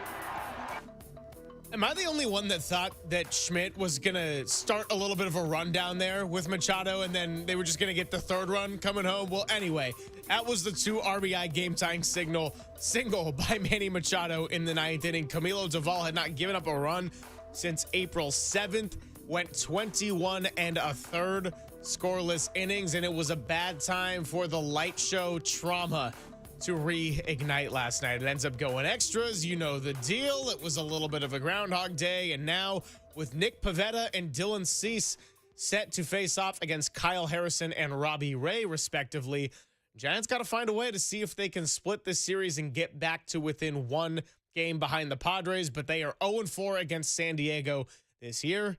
It is a little bit of some early ownage right now. Just to review everything, as we got John Shea coming up on Pop and Silver in about 15 minutes. Lamont Wade Jr., Sam Huff designated for assignment this morning. Christian Koss optioned to AAA Sacramento. Dominic Smith signed to a 1-year major league contract. And then Daniel Johnson and Andrew Kisner the Rizzler, is going to be selected from AAA Sacramento to join this team. But yeah, look, Papa, I don't want to overreact to one Camilo Doval tough outing, but as far as the timing and the moment to end that scoreless streak, it just feels like the Giants right now finding different ways to lose. And when it happens against division opponents, no matter what the sport is, I mean, we suffered some division losses together. Our first show together was after the 49ers had that brutal Geno Smith scramble when he hit the night-night. When it's against your own division, it hurts. Is he the Sigma Kiz? We got to give him that nickname. Guy's oozing with Riz and Kiz. So, and now it's a new role with Christian Koss going down. I think Casey's now, he's got to be your backup second baseman and your backup everybody. He could play short, backup Chappie at third. Will he play as much if they put Dominic Smith on the roster, which is interesting. We'll ask Shea about that. With Daniel Johnson here, Canacion, he is huge. And I want him on the 49er offensive line as a pulling guard. By the way, the Niners are on the field in an hour with an OTA practice with the prying eyes of the media there. I'll be there tomorrow. So we'll get some thoughts on that coming up later. But changing, I think Casey did the right thing. I mean, Arraez would have scored. He would have come down the line, and they would have stolen that third run. And you thought you had Machado, but you can't get into that. And then, Doval did recover to punch out Jackson Merrill and get out of it. But you lost, again, in extras to the same team when you had them shut out through 8 innings. It's unreal. So look at the National League West now. You're 0-4 against the San Diego Padres. Pivetta shoved when you saw him in late April. This guy is so good. He's got he's the exact pitcher that gives the Giants problems. He's got the top rail, high fastball. He comes over the top with that curveball. That's a hammer. And then he's got a wipeout slider. He's got it all. And then Dylan Cease, he can be hot or cold, but he's got that slide ball. I mean, can Adames hit that guy at all? Is he not in tomorrow? I don't know. But anyway, and then watching the Dodgers, and they just took the Yankees apart. Yeah. Over the weekend, they gave up 5 runs on all homers early on Friday. Came back, won that game. They beat the Yankees 18-2 on Saturday. Max Muncy had 2 home runs in that game. Max Muncy has been in a deep funk. Now he's locking in. 2 bombs on Saturday. Even when they lost on Sunday night, Muncy hit a home run. The Mets did beat him Monday night, but last night, Muncy again. It's a home run in the 8th inning to tie the game, and then Freddie, whack, deep drive, left fielder gets all turned around, and the Dodgers win. So now the Giants are 4 back of the Dodgers. Haven't played them all year. After San Diego, Atlanta, go to Colorado next week, and then finally go to 1000 Vin Scully Avenue to see the Dodgers June 13th, 14th, and 15th. San Diego has now opened up a 3-game lead on the Giants. They're 1 back of the Dodgers, and they're going to see the Dodgers, and they haven't played the Dodgers all year either. They haven't played Arizona all year. Crazy. And they're going to see them. So just in your own division now, you're 4 back, you're in 3rd of the Dodgers. They're 3 behind San Diego. Arizona got good news on Corbin Burns. Apparently he didn't tear the UCL, but he's got right elbow inflammation. They put him on the IL. Yep. They beat up Spencer Strider last night at Atlanta. Marte went off, and they're always kind of looming if they can fix their bullpen. And then you look at the wild card, and the Mets are playing so well. Philadelphia has fallen slightly behind them. Those are 2 of the best teams in baseball. Cubs are so good, but wild card now, Philadelphia is the number 1 wild card team. San Diego is 2. St. Louis is a half game ahead of the Giants. It's 33-27. They are Giants 33-28. But I'm watching Milwaukee. They had their 8-game winning streak snapped last night. They had a bomb that got pulled over the wall at the Great American Small Park. They're playing a day game today in Cincy, and Milwaukee's up 6-1, batting in the top of the 8th. Milwaukee has the same amount of wins as the Giants, and they have 1 more loss, so they're a half game back. If they win that game today, and they're up 6-1, batting at the top of the 8th, they're going to have 1 more win than the Giants and 1 more loss, so 34-29. And then we'll see what Arizona is. So it's been a good start. April was really good. March and April. May, not as good. June, with the Padres winning these 2 games, not as good. So you just look at your overall spot. Giants are a good team. They have flaws, and Shea Hay will address exactly what Buster did today. There are so many moving parts on this roster. Who's your first baseman right now? Encarnacion, when does he play? When does Dominic Smith play? Mm-hmm. Daniel Johnson coming up. What does that mean for Mike Yastrzemski's playing time? He is a left-handed hitter. You got left-handed hitters in center and right, and your backup, I think, and then you got Ramos. They DFA'd Sam Huff. Well, what does that mean? They got to get upgraded catcher, and Kinzer, can do that. Who catches Robbie Ray now? What does it all mean? Moving Eldridge up from AA to AAA. Ryan O'Hearn is a guy that I identified as a guy that's a trade candidate. I don't think bringing any Encarnacion and Dominic Smith. You need more. I want 12 Ryan Hearns. Clone that guy and put him everywhere. So, but Buster was talking about maybe other GMs, Mike Elias, but John is covering, he's a national baseball writer. He covers everybody. What team would make a trade right now on June the 4th? Not the 4th of July or late in July up against the July 31 deadline. Who's willing to make a trade right now? Anybody? Would Mike Elias say, we're done, had a terrible year, we fired our manager, we'll start to make trades? But when you look at it, the Giants are a good team. I think we've identified that. But how good are they when you look at the rest of the National League? The Cubs are really good. The Mets are really good. The Dodgers don't have half their staff. When they come back and get their pitchers back, how good are they going to be? Philadelphia is really good. San Diego's had some profound pitching injuries. When are they going to? Michael King coming back. What's up with Darvish? St. Louis appears to be better than we thought, or good. Milwaukee, they lose everybody every year, and they still find a way to win. It's unbelievable. How good are they? Yeah, it's when you unbelievable. look at it, there's a lot. There's just not enough spots to get 6 make it. You need 7 or 8 to make it in the National League. But can the Giants be one of those Super 6? Yeah, and as far as teams that you could look at to make trades now, it's hard with the new playoff format. You can justify a lot of teams being in it. Obviously the Rockies are on that list. Could you put the Pirates on that list at 22-39? By the way, Paul Skeens also got the Logan Webb, Robbie Ray, Matt Cain treatment with his 8 complete innings and no run support last night. But he's obviously an incredible young talent who's going to be a great pitcher for a long time.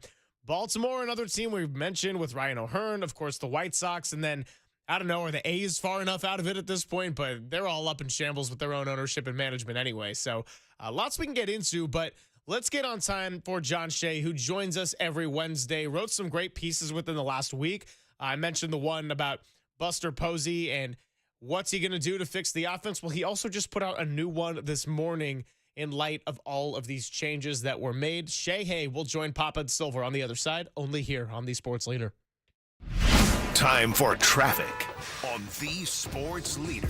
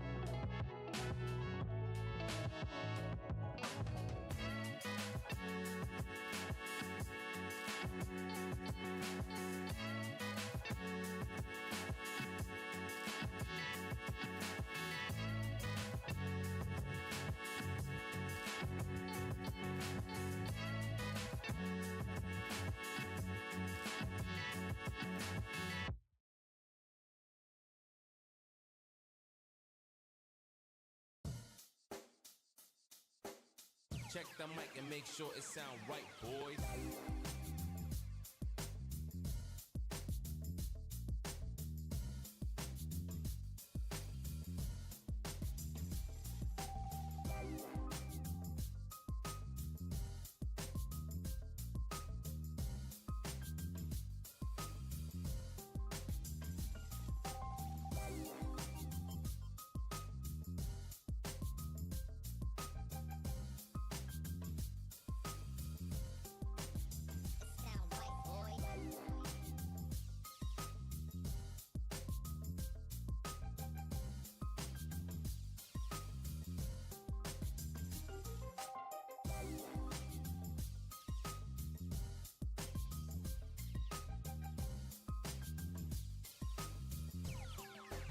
It sound right, boys.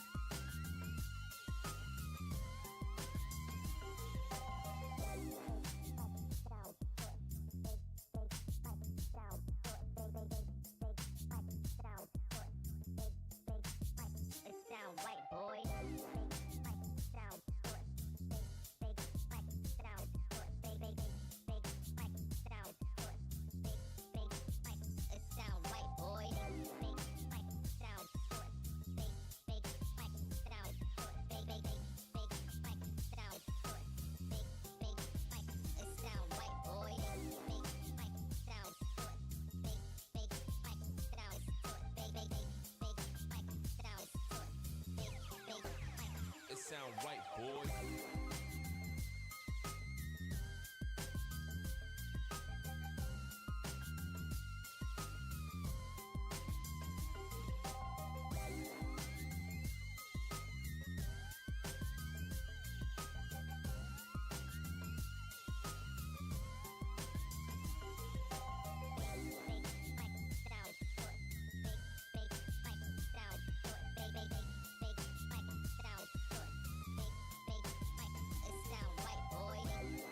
Papa and Silver now continues live from the KNBR Casino Matrix Progressive Jackpot Studios. Casino Matrix. Progressive jackpots are here. Where are you? Just drop in. Please play responsibly. 1-800-GAMBLER.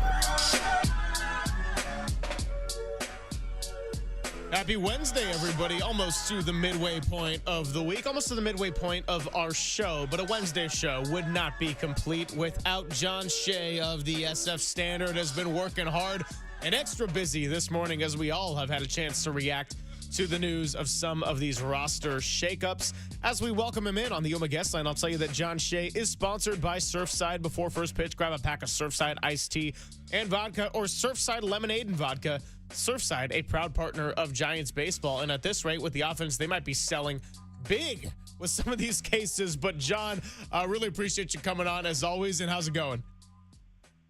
I'm all good. Hey, Papa, you remember the last thing you asked me last week?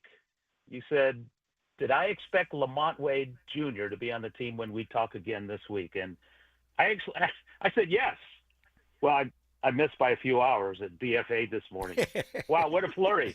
You were counting on that afternoon breaking news instead of the morning breaking news. What a flurry. Now, we've been talking about it all week with the impending return of Encarnacion. So tell me why. I mean, they brought Encarnacion off the roster on Monday, and late night Lamont was still here. Why didn't they DFA them then? And he takes 95 off the hand. I thought maybe he'd go to the IL, and now they do it a day later when he got one at bat and he got drilled. Is he pushing back on going on the IL? I mean, Monday they wanted to keep him on the roster. He got hit, and now Tuesday, he plays, and Wednesday morning they DFA him. So give me the timeline on this decision. Well, I mean, when they didn't send him out or DFA him or whatever they were going to do to bring up Encarnacion, and some might have been surprised by that move, by the move, but it was further Buster Posey faith in a guy.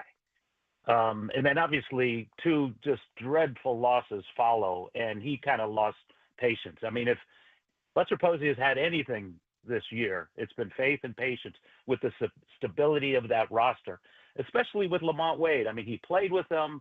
He loves the guy. He knows there's still something in there. He figured it would come out. He gave him like one last chance on Monday to produce. He didn't put Gerard at first base. He didn't put Gerard in the lineup. He came in to pinch hit and got 3 at-bats and went 0 for 3, still looking for a hit. But he hasn't even played Gerard at first base so far. And, who knows what's in line for that guy. Made a nice running catch last night. But these two games, the 1-run loss Monday, the 1-run loss Tuesday, I mean, at some point they were maybe afraid that he was going to go on the injured list because it could have been a fracture. If it was on the injured list, then they can't DFA him because he's injured. But yesterday, before the game, he was going through some light baseball drills with some flips and a little tee work, and they deemed him well enough to play. It was not a fracture. It was a contusion on the hand. And, he didn't want to go on the injured list. Posey even said this yesterday. With the culture that Adames and Chapman are building in that clubhouse, guys don't want to just go away. They want to play. They want to keep producing or try to keep producing. And that was Lamont's mindset yesterday. He said, hey, I don't want to go out. And, doctors and medical people looked at him and, he seemed like he was going to be okay in a couple of days. So you couldn't put him on the injured list. And the only other option was to DFA him.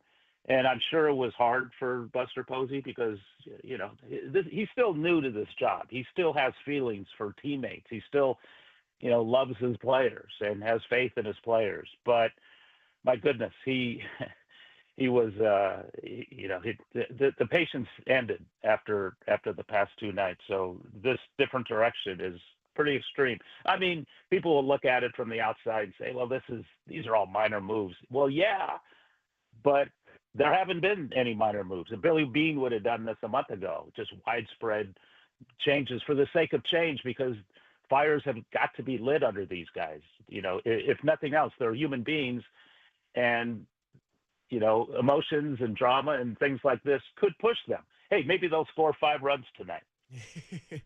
Great to have John. Just 4. Yeah, all Jim. we need is 4 and they win. We don't Get the need 4 4. or 5. 4 is enough. Get to 4.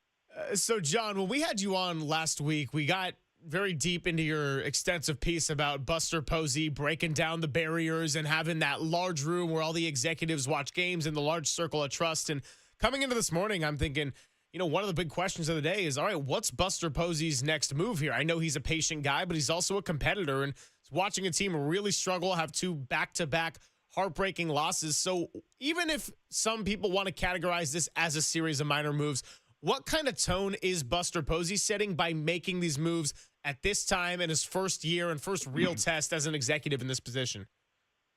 Well, this is Mike, other than the Adames signing, this is one of the boldest things he's done, on a limited scale of minor league call-ups and signings off, the free agent wire or whatever, and sending the key guy from the past, Lamont Wade Jr., out of town. It's a message that, he's done with this, and he knows more than anybody that, hitting is not an easy thing to do, especially at this ballpark. But if you look at the splits, they're actually hitting better in San Francisco than on the road this year, which is amazing because they were really good on the road. I mean, they beat the Yankees 2 out of 3. They split with Philly. They opened in Cincinnati and won 2 out of. I mean, their road record in April and what they were doing was magnificent, and it just hasn't been that way since after the last 16 games. I mean, this is historic. Not since 1965, Mays' second MVP year, and the year Marichal and Johnny Roseboro went at it. It's been that long since they've put together 16 straight games without scoring as many as 5 runs. I mean, that's a heck of a long time ago. And even Buster Posey, during the droughts of his time here offensively, I mean, that August of 2010 team, that was just brutal when the Giants just couldn't score, couldn't pitch, couldn't do anything in August of 2010. They turned it around. Lincecum won September 1st, and they just cruised through August and October. But he's never seen this. So he had to figure, and by the way, he listens a lot to his general manager and Randy Wynn, who now oversees the farm system along with Kyle Haynes. So these guys are in his ear too. It's not just a unilateral decision because, whereas maybe Farhan was making those decisions by himself, I think Buster collaborates a lot more and listens, as we discussed last year in the circle of trust in the booth up there, up in the press box with all the decision makers, and he trusts all those guys. And I'm sure, he was not the only one feeling this way. Yeah, I got to remember going back to 65, the pitching mounds in baseball were 15 inches high. And you had the year of the pitcher in 68, and they lowered them to 10. So we're talking a whole different time in baseball. We're going back to the dead ball era, the way their inability to score. And it's not just 4 they win. They can't get out of 0, 1, 2, 3. They can't get out of third gear. So late night Lamont is lightly gone. And his swing became late swing Lamont, and now it's later Lamont. The one guy they added, and they added a couple of guys from AAA, and the Sam Huff DFA is interesting. We'll get your thoughts on that. But Dominic Smith has been added, and he signed a contract with the San Francisco Giants LLC. It is a major league contract. Now, they can send him down, but he's a veteran guy, had some good years with the Mets. We've seen him in Boston and Cincinnati and numbers with the Yankees this year, but he got released over the weekend. What do you have any idea? I know you got a pipeline to Buster. Have you had a chance to get an inkling since this flurry of moves this morning what role Dominic Smith will have on the 26-man roster, John? Well, it's funny. A few of us met with Buster Posey before the game last night, and Maria Guardado of MLB.com, after Posey spoke about internal options, external options, and it's hard with the deadline 2 months away for teams to bite on any trade talk. And she said, "I guess we'll see Dom Smith tomorrow." She actually said that, and Buster said, "Well, we shall see." So she kind of nailed it. But I mean, hey, if I don't see why you wouldn't start Smith right away at first base. Put Johnson at right and move on. They're facing another right-hander tonight. start Kinzer behind the plate in the matinee tomorrow when Robbie Ray pitches. Huff was his caddy for the most part. I mean, it's not working with the status quo. And if you put these guys in right away, you never know what happens. Sometimes they can just go off rather than sitting around for a couple of days before they get a pinch hit assignment. I mean, that's what I would do. I haven't heard specifics other than, hey, these are two left-handed bats. And Buster did not load up on left-handed bats, especially off the bench when the season began. But now you have Smith hitting, Johnson hitting. So I think they're more equipped with the left-right situation. And if nothing else, it's just a move to make a move. I mean, you're always told by general manager, oh, we're not going to make a move just to make a move. Well, this might be a move just to make a move because they're desperate. And I don't see Bob Melvin doing the old Billy Martin trick of, pulling names out of a hat to determine his lineup. So I think this is the next best thing. Talking to John Shea here on the Yuma guest line. What do you think is going on with Jung-Hoo Lee? I mean, I expected a little bit of a regression in the typical ups and downs you experience over the course of 162 after he had a really hot start. And you mentioned those road series like New York, Philly. But he really has cooled off a lot. And it's been a good chunk of time now since that Arizona series in which he had a couple of homers. He came in as an exceptional bat-to-ball skill guy, contact skill guy. He's chasing. He's waving. I mean, he doesn't look the same at all. And the Korean media who follow the team pretty extensively around the Giants ask Bob Melvin every day about the trends of Jung-Hoo Lee, and it hasn't been good lately. And it's just so weird to see because he's a one-hitter, he's a two-hitter, he's a three-hitter, and he hasn't been the contact guy we've known. So whatever's going on in his mind, I'm not sure. I haven't spoken with him in a few days, but it's just not him at all. He doesn't look right. And maybe it's a situation that, hey, none of us are doing anything, so let me try a little harder. And Melvin says that every day. Guys are trying too hard. Willie Adames, that's the number one thing. Oh, he's trying too hard. He's got a new contract. He's got a new home. He's got a new stadium. Elements are different. The weather is different. I mean, the excuses, we're up to here with the excuses. I mean, it's time to move on, especially Willie Adames. He is the guy. If he was anywhere close to what he did last year, we wouldn't see this day because they would have quite a few more wins. But for whatever reason, he's just been bad. I mean, his defense has improved a little bit, but I mean, he should have made a play last night in that final inning, that ninth inning. That would have given Duvall, an extra out. But we don't expect him to be Brandon Crawford, but he seems to double pump a lot and take his time. And when he makes routine plays, he just gets them. But on the offensive side, that's a lot more bothersome. And until he comes around and starts hitting anywhere close to last year, whether it's 250 or 20 plus homers. I mean, maybe we're not going to see that at all this year. Maybe we won't see it till next year. But my goodness, I mean, forget about the contract, forget about the elements. Just try to hit the ball, and we're not seeing that at all out of him. And until he comes around, this offense could remain in a funk because he's supposed to be a key guy. Without a doubt. And I don't know how they make the lineup card out, honestly. Elliot Ramos is going well. Bailey's swings have been better lately. But you got more guys that are ice cold than anywhere near lukewarm. I mean, they're just. Mike Yastrzemski is 3 for his last 41. He was 3 for 34 on the road trip. He didn't start last night against the right-hander. They had Encarnacion. And then he came in later for defense, and he made it out. Bringing Daniel Johnson up, and this guy can play. He can play center. He can play right. He's got a right fielder's throwing arm. He runs well. He's not a young man. He's 29 years of age. What do you? And the fact that he swings left-handed, it's not like Matos, who's a right-hander. Maybe gives you some day offs. Do you think there are days where Daniel Johnson is more than just a fourth outfielder, where he actually takes playing time away from Yaz? I don't see why not. I think maybe Yastrzemski's better fit is as a fourth outfielder. I mean, he could play all around. He could come off the bench. He's got speed. He's got defensive skills. Maybe he's exposed by being in the lineup every single day. I mean, we've seen him a lot. We've seen him going on good streaks. I mean, he was very good early in the season. he was a valuable asset to this roster.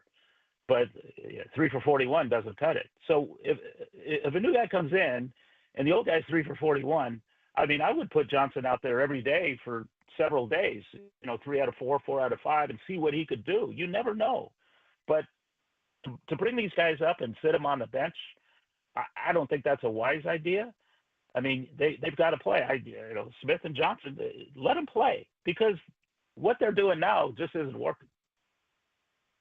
A couple more minutes here with John Shea of the San Francisco Standard. On the play last night, this was just a fun little debate we were having, and I think we were kind of on the same page with the Giants and the way they've been struggling to score runs. But I guess number one, was Matt Williams right to send Wilmer Flores home on Matt Chapman's double? And then number two, do you think Matt Williams, part of that decision was the fact that he knew Willy Adames was up on deck?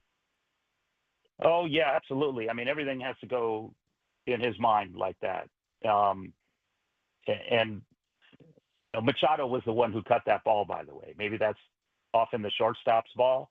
But in this case, Machado got it and threw a strike. So what are you going to do? And Wilmer didn't look particularly slow, his normal slow. I mean, I think Matt Williams picked that up and sent him, because why wouldn't you? I mean, if you're a good offensive team, you hold them. If you're a bad offensive team with guys on deck who aren't hitting 200, then you got to take chances, because only a perfect throw gets them.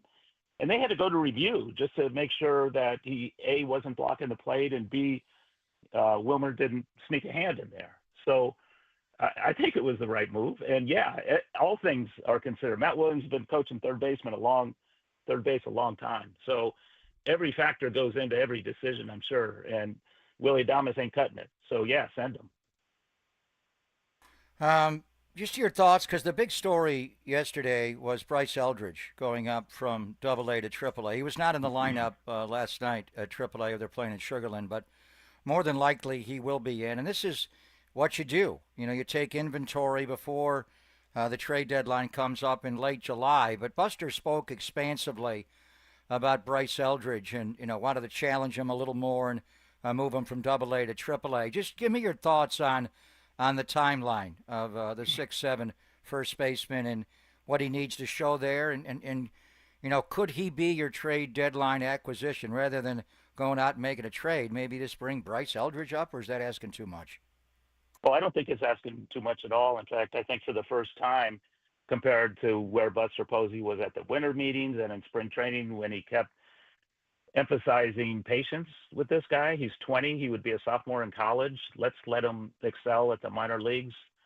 And I kept hearing from people in the organization that AA was fine, because it's more, AAA, the PCL is more of a hitter's league, and you could hit a fly ball that's going to go out of any ballpark in the PCL. Maybe that's not true in Richmond's league. And I think those parks play maybe more fair. So I think he was in a good place there. But, as Posey explained it, he's going to see a different level of pitching, especially maybe lights out relievers in the late innings who have more velo, have more spin on their pitches. And so he's going to see pitchers attack him a little differently. So I guess that makes sense. And it's the final step. How long that step will take will be determined, I think, based on how well he does, and he has to flourish, and how well this team does offensively. And if they continue to remain in this funk, we could see him in a month as opposed to September. If these moves don't pan out, if they continue to struggle and drop to 500 or whatever, why not?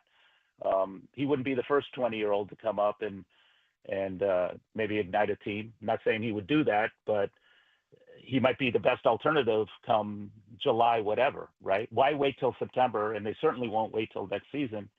Whereas maybe some people in spring training at the winter meetings will say, yeah, let's get him a full year in the minors. Let's see him dominate in AAA. Well, it's just not that easy when you have a need at this level. So I think you could see him sooner rather than later. If he does well up there, I assume he will, because he's a great hitter.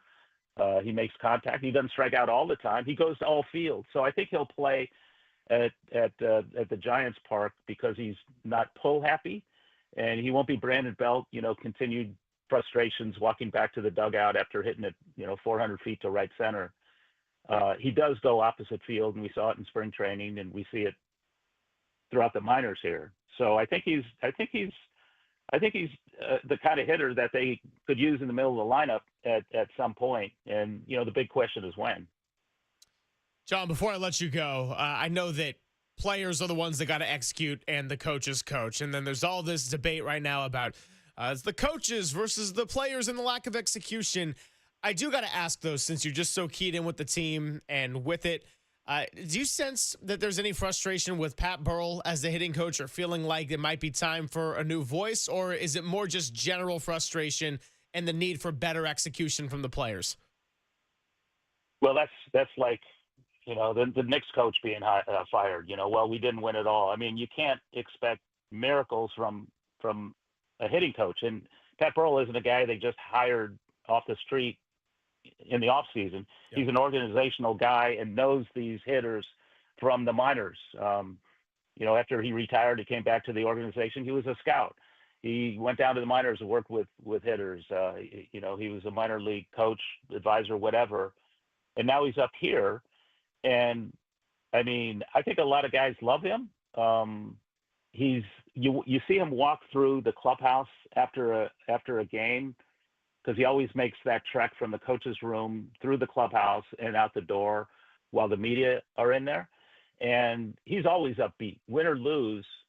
He goes over to guys and say, "Hey, nice at bat, way to do that." Hey, you see him working with players. He just doesn't like blow them off post game and just work on drills pregame.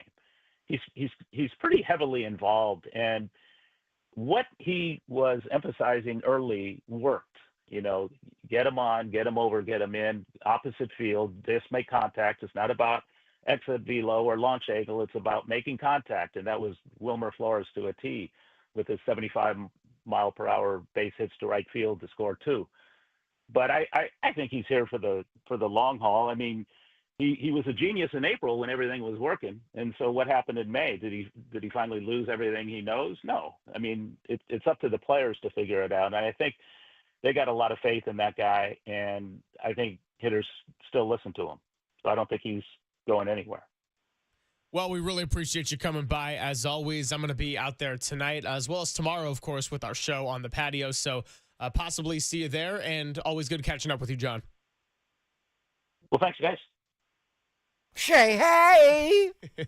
I had to pause. I was like, usually he finishes the interview with a little Shay, hey. Normally, we open the show with it, but he brought in, last week, you said Late Night in Lamont is going to be gone, and it wind up happening. It's just, why didn't they just do it on Monday? I don't know. I don't quite, maybe Dominic Smith wasn't signed to a contract with the SF Giants LLC yet. So, by the way, from Alex Pavlovich, Dominic Smith will wear number 7. Ooh. Daniel Johnson will wear number 56.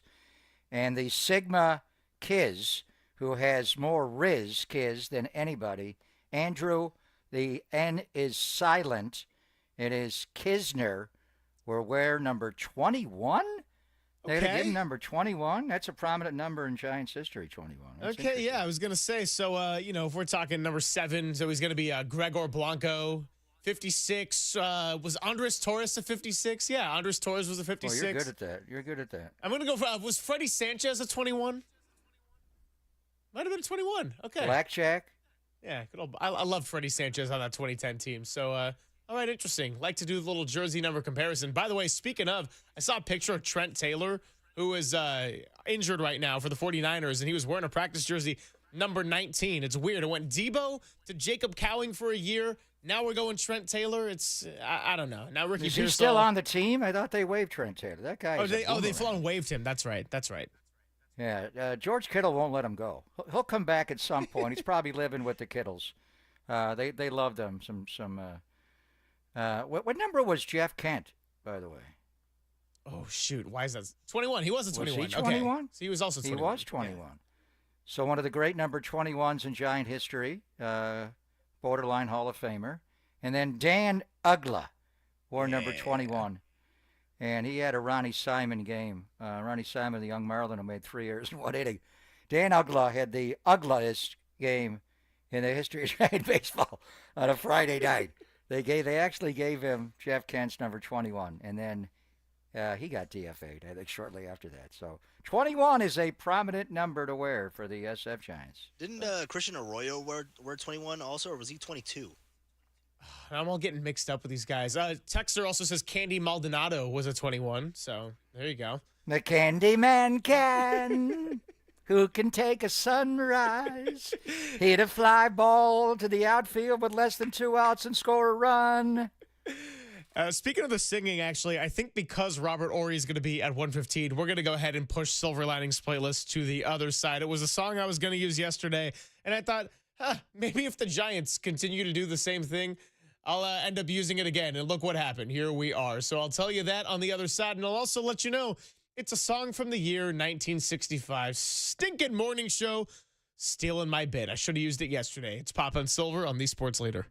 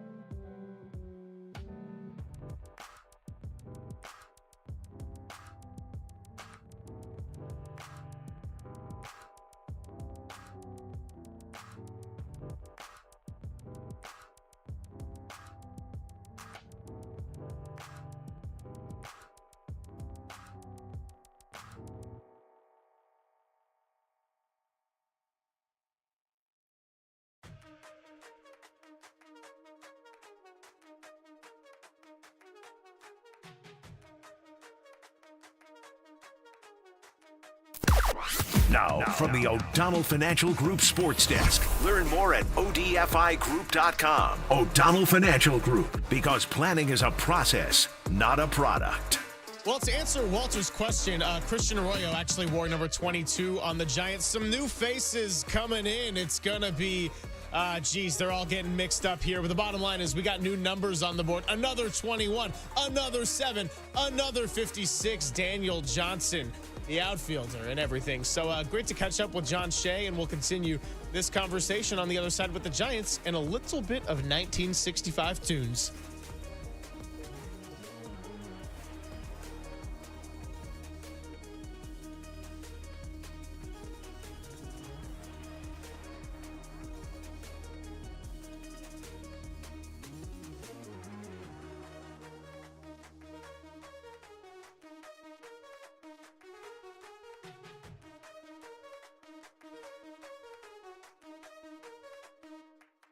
Good morning here. Maybe the Giants need CLR to improve their vision.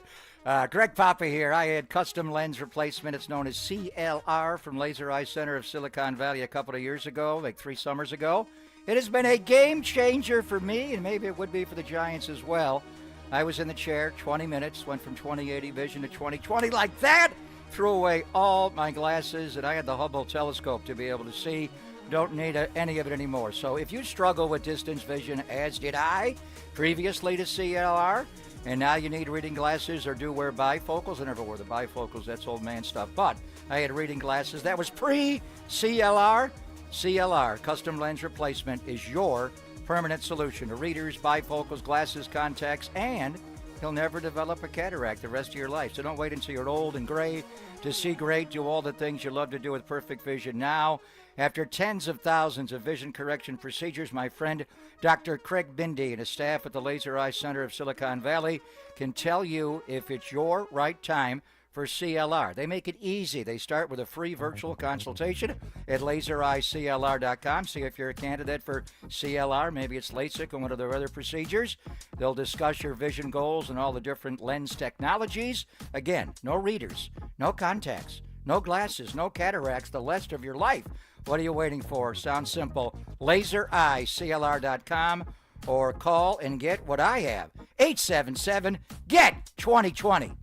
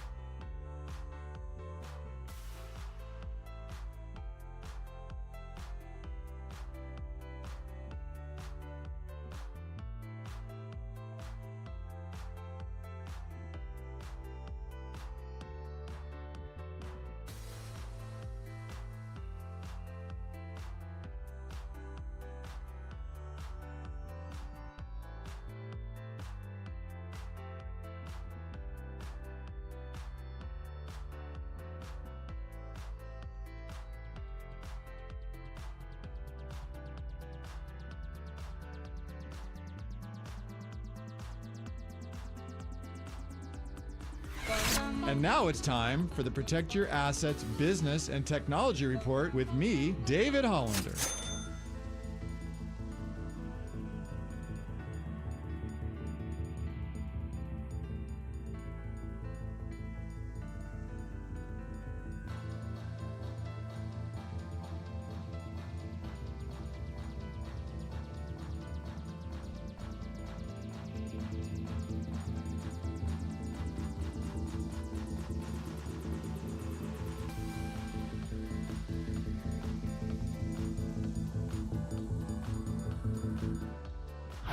This has been the Protect Your Assets Business and Technology Report with me, David Holland. When your paychecks stop coming in, it's important to know where your retirement income is going to come from. Are you planning correctly? Let's talk about it. Join me this Saturday from 8 to 9 a.m. for my show, Protect Your Assets.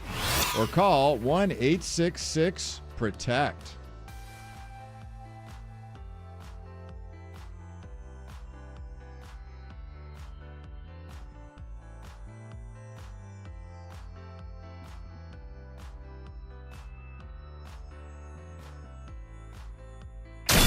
Now back to Greg Papa and Greg Silver on KNBR, the sports leader. Silver Linings Playlist, the tunes and lyrics that define the stories of the day. Drop the mic, Silver.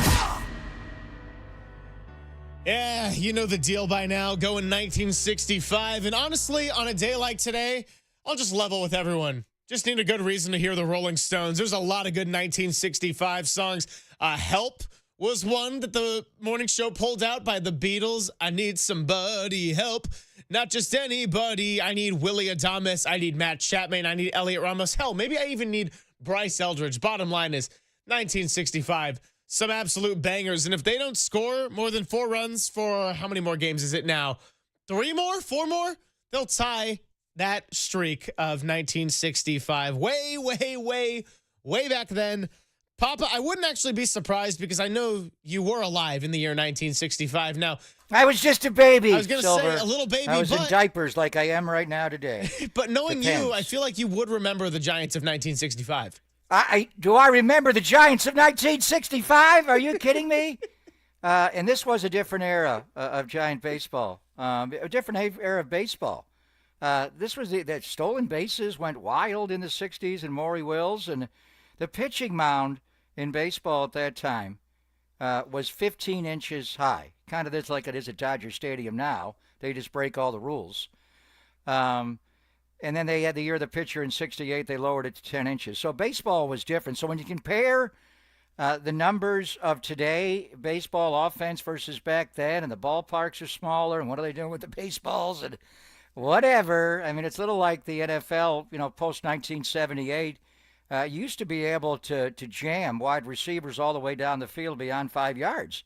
Then they put the Mel Blount rule in, and you had to give it up in the bump and run after 5. But anyway, baseball was just different back then. But still, if we're comparing the Giant lineup of 2025 versus 1965, and that is damn 60 years ago, 60. You want to go through the Giant lineup in 65? Cha-Cha, Orlando Cepeda, was hurt that year, so he didn't play a whole lot. He only played 30-some-odd games. But Tom Haller was the everyday catcher. Guy had 16 home runs. Guy named Willie McCovey played first base that year. His ops was .920. He had 39 home runs. You had a good second baseman named Hal Lanier. Dick Schofield, I remember his son playing with the Angels, was the shortstop. Jim Ray Hart at third base had 23 home runs and had 30 doubles. You had Jesus Alou. You had Matty Alou in the outfield as well. Felipe was already a Brave, I think, by then. And then you had a guy in center field named Willie Howard Mays, who won the National League Most Valuable Player Award decent, that year. right? Yeah, he was okay. He had 52 home runs, drove in 112. You know what his ops were? Over 1,000. I could take the first 6 hitters in the Giant lineup and add up their on-base plus slug, and I wouldn't get to 1,043. So half these guys are dead, and I'd still take this lineup over the. So don't tell me about the worse than 65. 65, Gaylord Perry had a down year. Marichal was great. They still finished 95 wins, 95, 67, and 1. So that was Mays won the MVP that year. So it's just a different time in baseball. I would still take that lineup. And that was windy, Candlestick Park, and all of it. So, this lineup right now, it's not going back to the 60s, pre-lowering of the mound. We're going back to the damn dead ball era. We're going back, I don't want to say back to 1876. And I know, Shea has the numbers about biggest drought in 49 years since 1970. I honestly thought it was 1876 in the New York Gothams. This is what we're seeing right, and it's not. They love the, put in the computer 4 runs or it's not 4. If they score 4, they win the damn baseball game. They can't get out of 0, 1, 2, or 3. I got a car, a roadster. I can't get to 4th and 5th gear. I'm stuck in 3rd gear. So the 65 offense. You had McCovey and Mays on that team, and Jim Ray Hart. Yeah, it kind of reminds me of Chapman and Adamas. Yeah, okay, moving on. And we thought they'd break the drought of getting 30 homers. Are they going to have a guy hit 30 home runs this year? Anybody? Chapman? Flores. So what? We Ramos thought just Adames hit may get there. 11 Ramos- last night. He just hit 11 last night, a little over a third of the season. We're more It's than a third of the possible. way through the year. Yeah. I don't know. I don't know. But 65 baseball was different than this lineup in 65 is way better than the lineup we're watching 60 years later. So obviously, you got Hall of Famers all over the team. Of course. And, we just got to have some fun with the fact that there's so much good music to go back into. And right now, the bottom line is I can't get no satisfaction if I'm watching one half of Giants games. Getting a lot of satisfaction when I'm watching the people up on the hill. Robbie Ray, when he was getting interviewed by Kruk and Kipe the other night, and they're talking about, did you ever hit a home run? And he said he did when he was in Arizona. And then it was actually a really funny clip. He's talking about how he didn't know how to react. Wasn't sure it was going over the fence, so he just starts sprinting. And then when it did go over, he almost went into a walk. And then Matt Williams actually was his third base coach at the time. And when he gets there, he's like, hey, dude, you got to pick it up. And I think he said it was the second slowest home run trot of that season, which was pretty funny. But I'm thinking about, pitchers hitting home runs. I'm like, can we get Robbie Ray a bat maybe? I don't know. Logan Webb could have maybe gotten it done. Mad Bum, I would take right now over some of the Giants hitters. So, we can't get a whole lot of satisfaction. But, hey, maybe by tomorrow afternoon, after watching tonight, after watching Thursday's day game, maybe if all goes well, we're talking about, hey, they're back to within one against the Padres, and they found a way to salvage that series. But the first two in 10 innings, damn. They have lost 7 in a row to the Friars, by the way. 7 straight. They're 0-4 this year. They kicked the last 3 last year. You don't think that gets to Bob Melvin a little bit? And the way the Padres, his last year, and the year before, they beat the Dodgers. They had a good year in the playoffs that year. People forget that. But Bo Mel's last year, it's a lot like his Giant team of last year. And after not being that team in April, they're that team in May and June, where they situational hitting. The Padres of 23 couldn't drive in a run. They couldn't. The placed runner at second base, they couldn't score them. They couldn't win one-run games. Now they're winning one-run games with Mike Schultz. And I think, Rise, we're talking to Tony Gwynn Jr., has changed the complexion of their team. But anyway, let's see what they can do. The matchups were more favorable Monday night and last night, obviously. Kolek's a good pitcher, but, he's at the bottom of the rotation right now. But they got so many injuries. Mike King on the IL and Darvish and Java Joe, Musgrove, San Diego Joe. But tonight, you're going to get the real deal. Nick Pivetta is the real deal. And Dylan Cease, I would say he will cease the Giants' offense, but it's already stopped. It's inert. They can't score. And Dylan Cease is weird.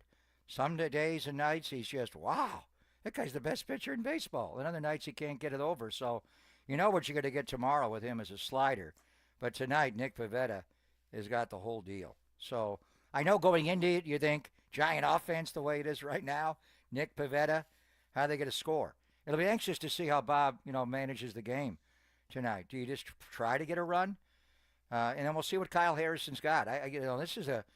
It's a big difference than going up against a couple of young lineups like the Nationals and Marlins. These guys are more locked in than ever. Arise has changed the way they play. And do you think you're just going to throw 96, 97 four-seam top rail fastballs to these guys? They will hit you. And I remember a start he had not last year, but going back to 23 on a Saturday, and I thought they left him in there a little bit too long. He gave up 4 home runs to this lineup. So going into it, you think the Padres would be challenged, but that's why we love sport. It would be the favorite, but that's why we love sports. Pivetta against Kyle, and their lineup isn't going great, so maybe the Giants can turn it around tonight. Yeah, and Sean Estes was on with Murph and Marcus, had a really good interview about what Kyle Harrison needs to do. We've gotten into the fact that he still needs to add more pitches consistently to the arsenal, but the weapon that has him in the big leagues, the fastball, has been in that 94, 96 velocity range, which is a great sign. And he had a great start against Miami, coming off his second of the year, so he'll be getting his third. We'll monitor the Justin Verlander situation and, of course, possibly see some new faces in the lineup as soon as tonight. It is Papa and Silver. More coming up on the Sports Leader.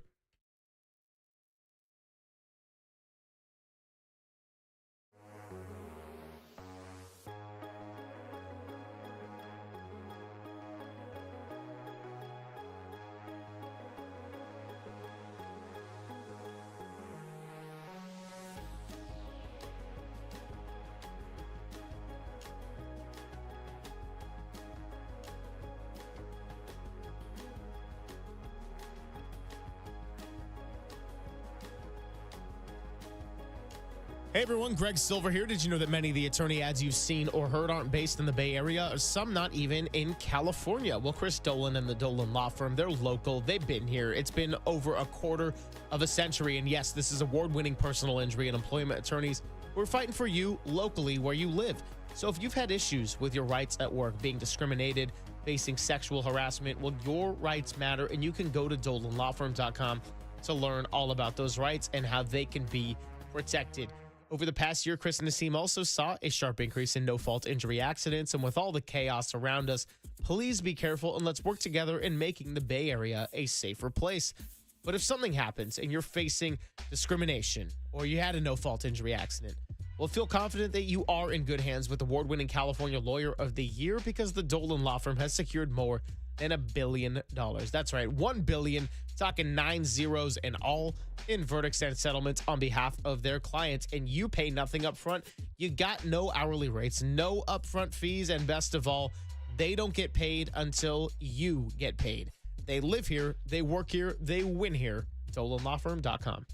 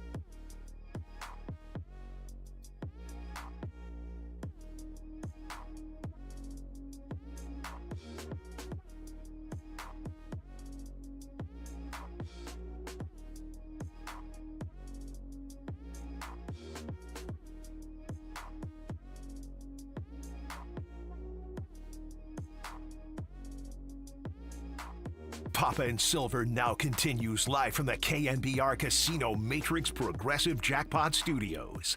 Casino Matrix. Progressive jackpots are here. Where are you? Just drop in. Please play responsibly. 1-800-GAMBLER.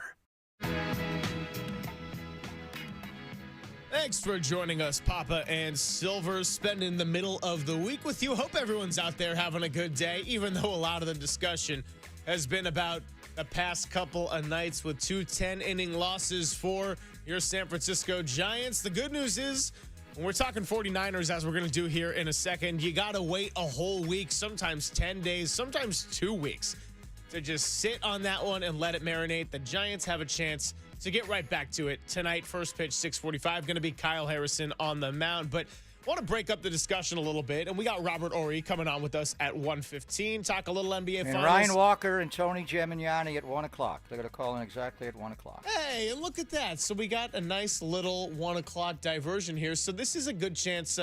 It's not the red sauce of the pizza, but it is the red and gold of the 49ers. So you said earlier in the show you're going to be out there tomorrow after we get done with the patio? Yes, so we'll be off the air at 11:45.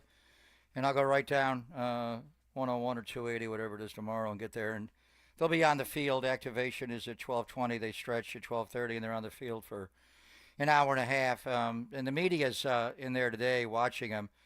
And we'll see if Bryce Huff, he passed a physical, and the Niners announced the transaction. So I don't know if he's in the building. You would hope so. And he's got a jersey number, by the way. Cam Inman, while we're on the talk of jersey numbers, Malik Knowles, the wide receiver, is going to be 3, and Bryce Huff will be number 47. Okay, perfect. So I texted Cam and Mayoko and David Lombardi. Is he on the field? Is he working out with a team today? Because they just took the field. His same schedule today as tomorrow. So they started about 10 minutes ago after the stretch. So they're going to be out there. And he'll go right down and get his first work with Kasarik and the D-line and come off the ball. And then next week is the big one. These are all volunteer. You don't have to show off. These are not mandated. But they've had amazing turnouts, starting from the first day back on April the 22nd. They've had almost every guy. Every guy's been there at some point. And they've had almost 100. I think when they first opened it up on April 22nd, Trent Williams was there. They were all there for the classroom. But next week, it's mandatory.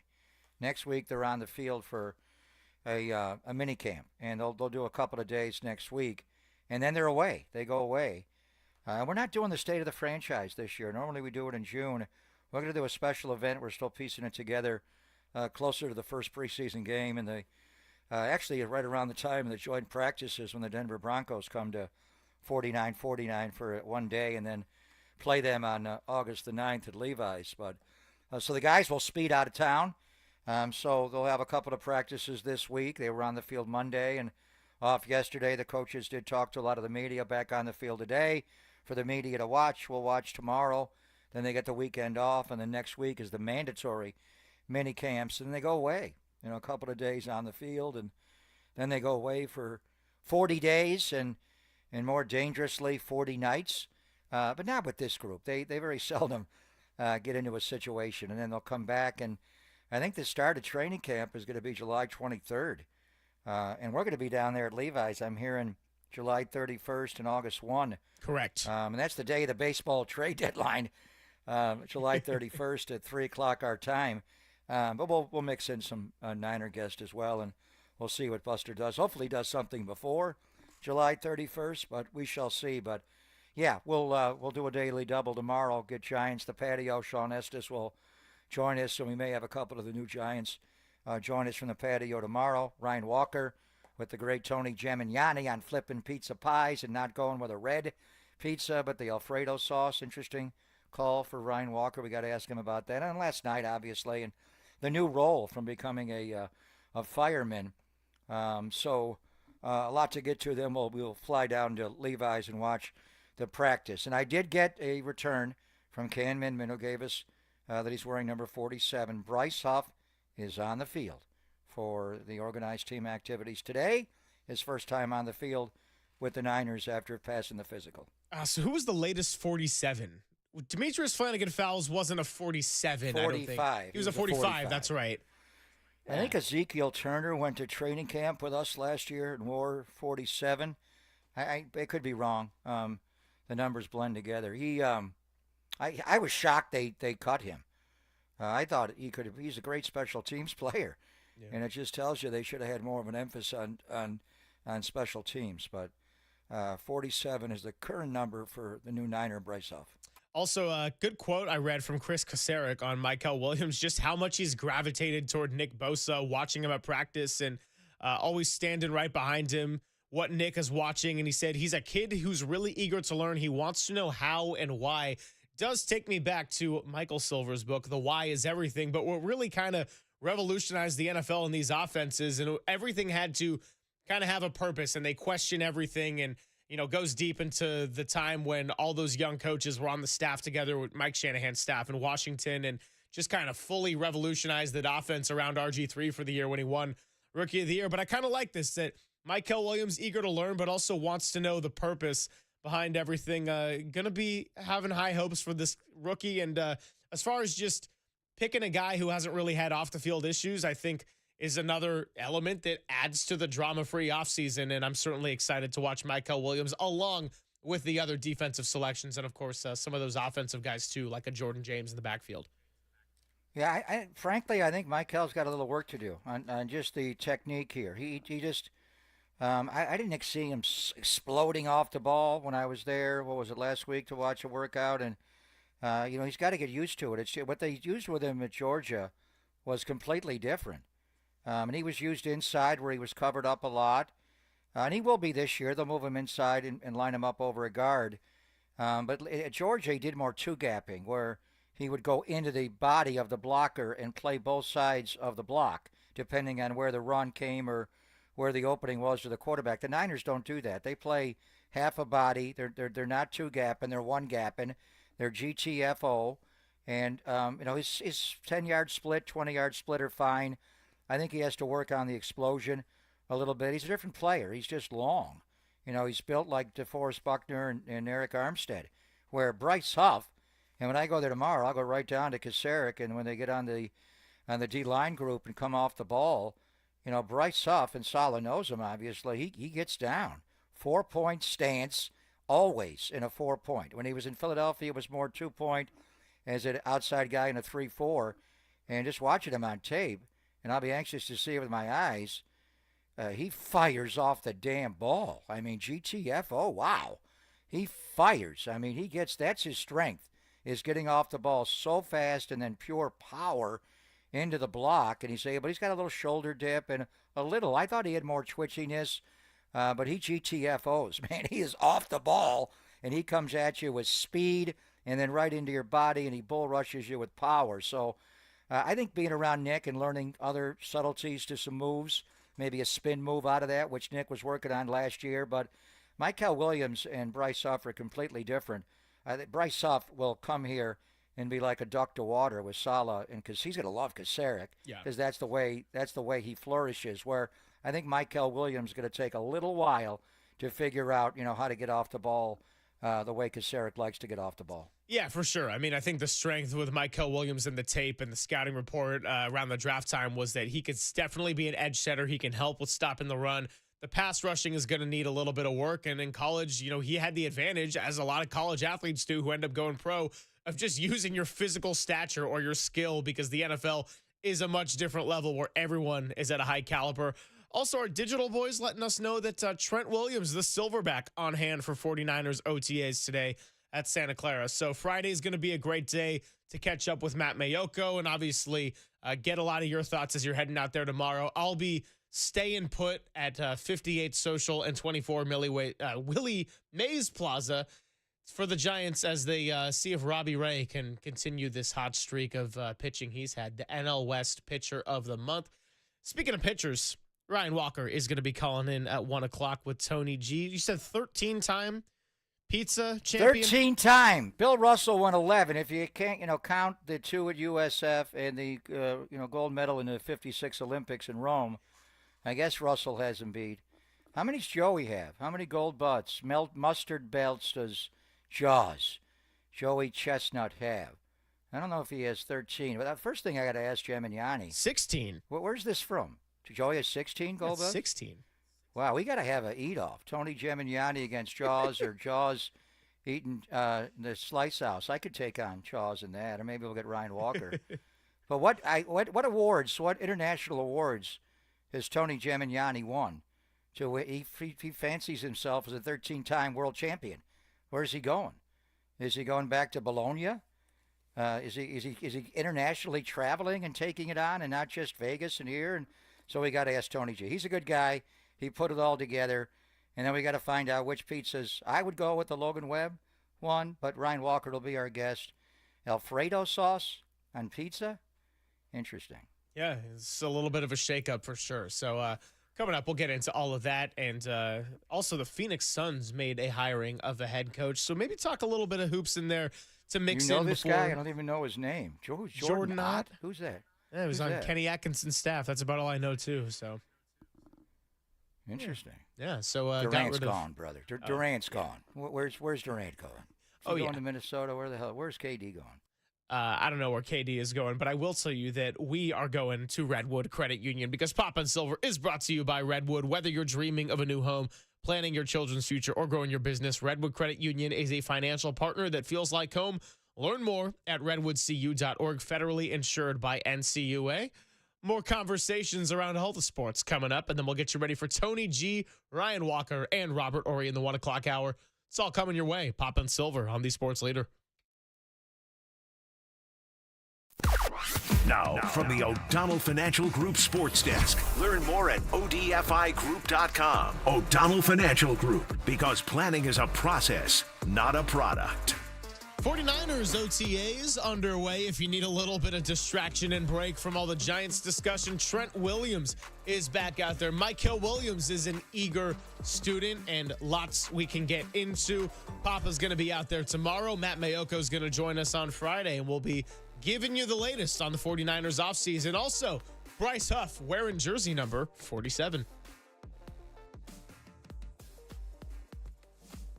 Hey, Greg Papa here. Golden State Lumber and Showroom has supported Northern California construction for over 70 years, building strong partnerships with top brands like Trex.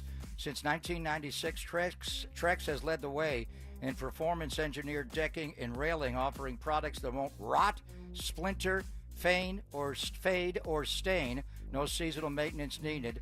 Trex pioneered combining recycled plastics durability with the natural beauty of reclaimed wood.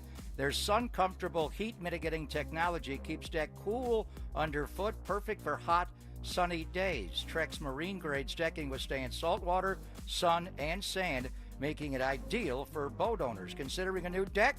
Explore Trek's latest Transcend colors, Hatteras and Salt Flat, featuring sun-comfortable technology and a 50-year limited residential warranty. Find Trex decking at Golden State Window and Door Showrooms or visit goldenstatelumber.com. With our commitment to excellence, we're here to support your project every step of the way. Golden State, when you succeed, we succeed.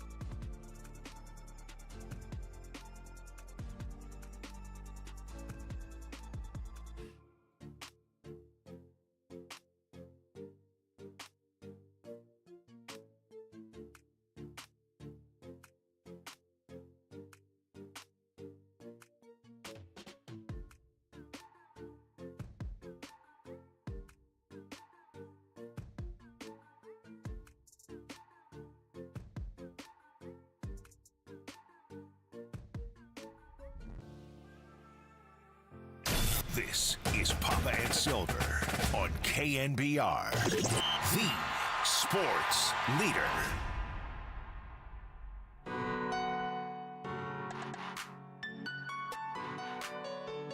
What's happening, everybody? Papa and Silver hanging out with you. If you're watching us on YouTube or twitch.tv/thesportsleader or the KNBR app where you can see our stream, I think that's the perfect attire there by my co-host, because not only is he representing the Giants, and Ryan Walker and Tony G are going to join us coming up in just a bit. I love that SF hat because the flames coming out. Fire! Is that like a wood-fired oven? How you cook Well, the pizza I was up? looking for, like, you would think an Italian-American like myself would have some kind of a pizza hat or a T-shirt for my travels. I don't go to Italy nearly as much as the great Tony Gimignani, but I decided to go. It is fire. When you think of San Francisco pizza, you think of the 13-time world champion. And I wonder how did he get that mantle? 13-time world champion, the great Tony Gimignani.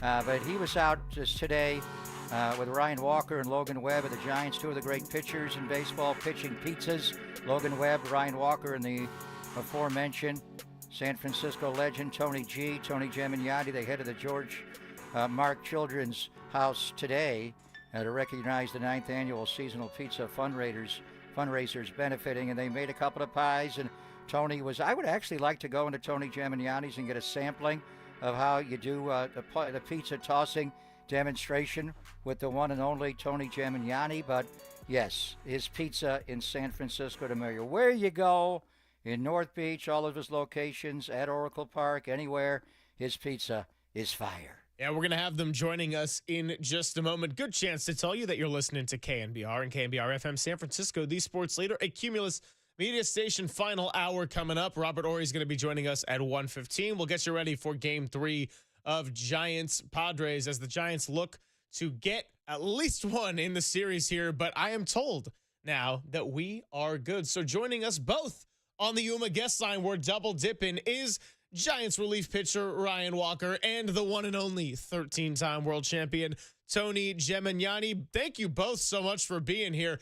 Greg Papa, Greg Silver out here, your Giants flagship station, KNBR. And since we don't all talk over each other, I guess first I just want to welcome in Ryan and say thank you for your time. I know it's been a tough week for the team result-wise, but it's been fun to watch you adjust back into a high-leverage relief role and see that success. So tell us about the pizza, though. How's this Alfredo sauce going for you against your teammate Logan Webb?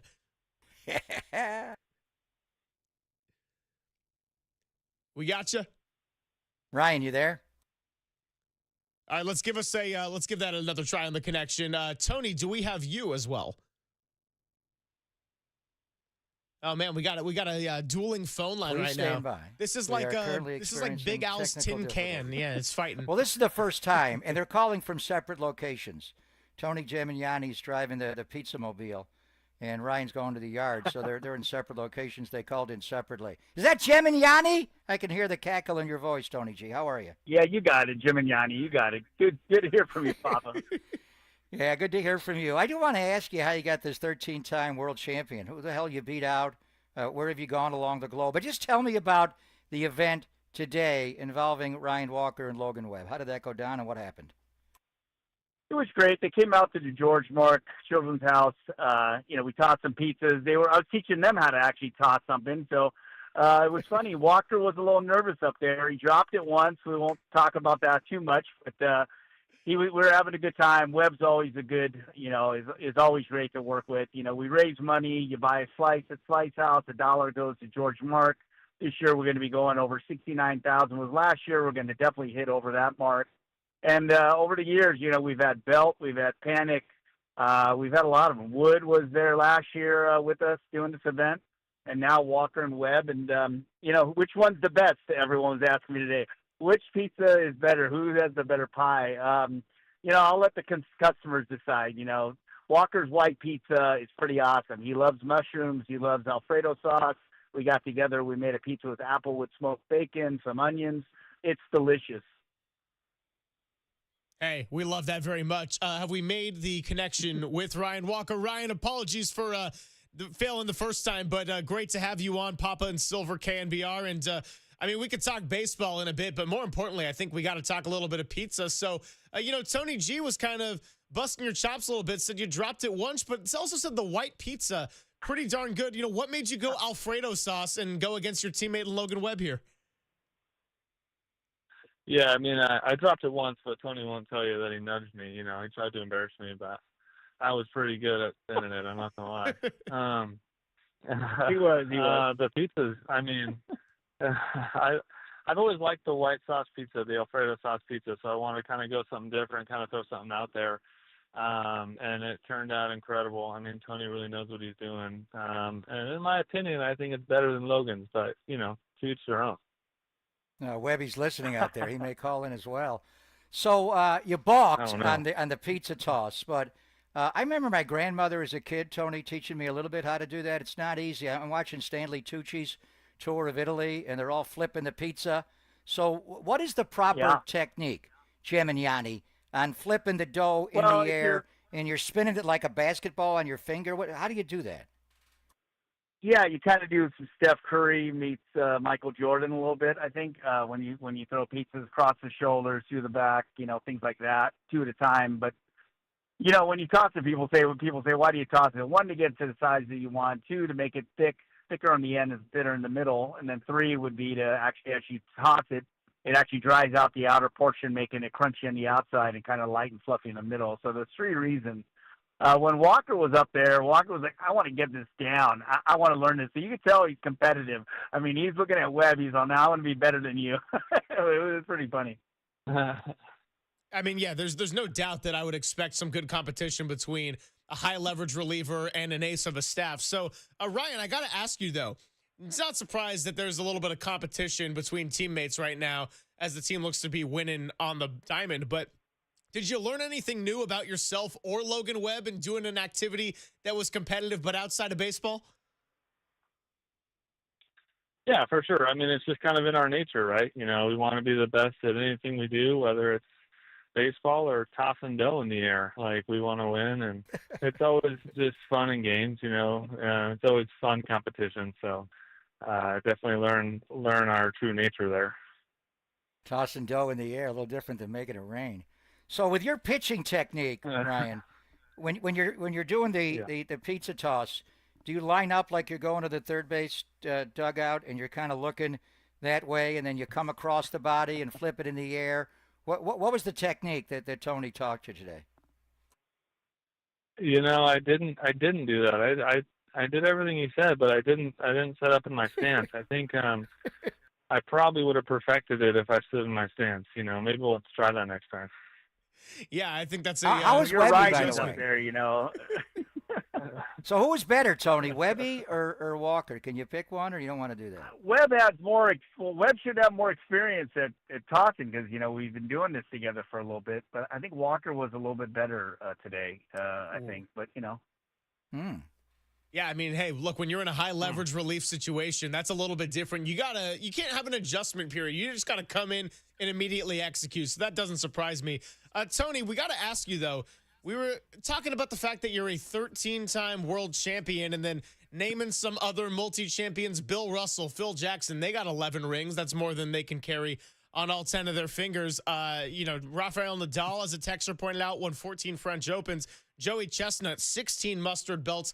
The 13, where does this all come from? How many in the United States? Is this a global, all over the world kind of teaching? I want to get a little bit more details on this as we categorize your greatness.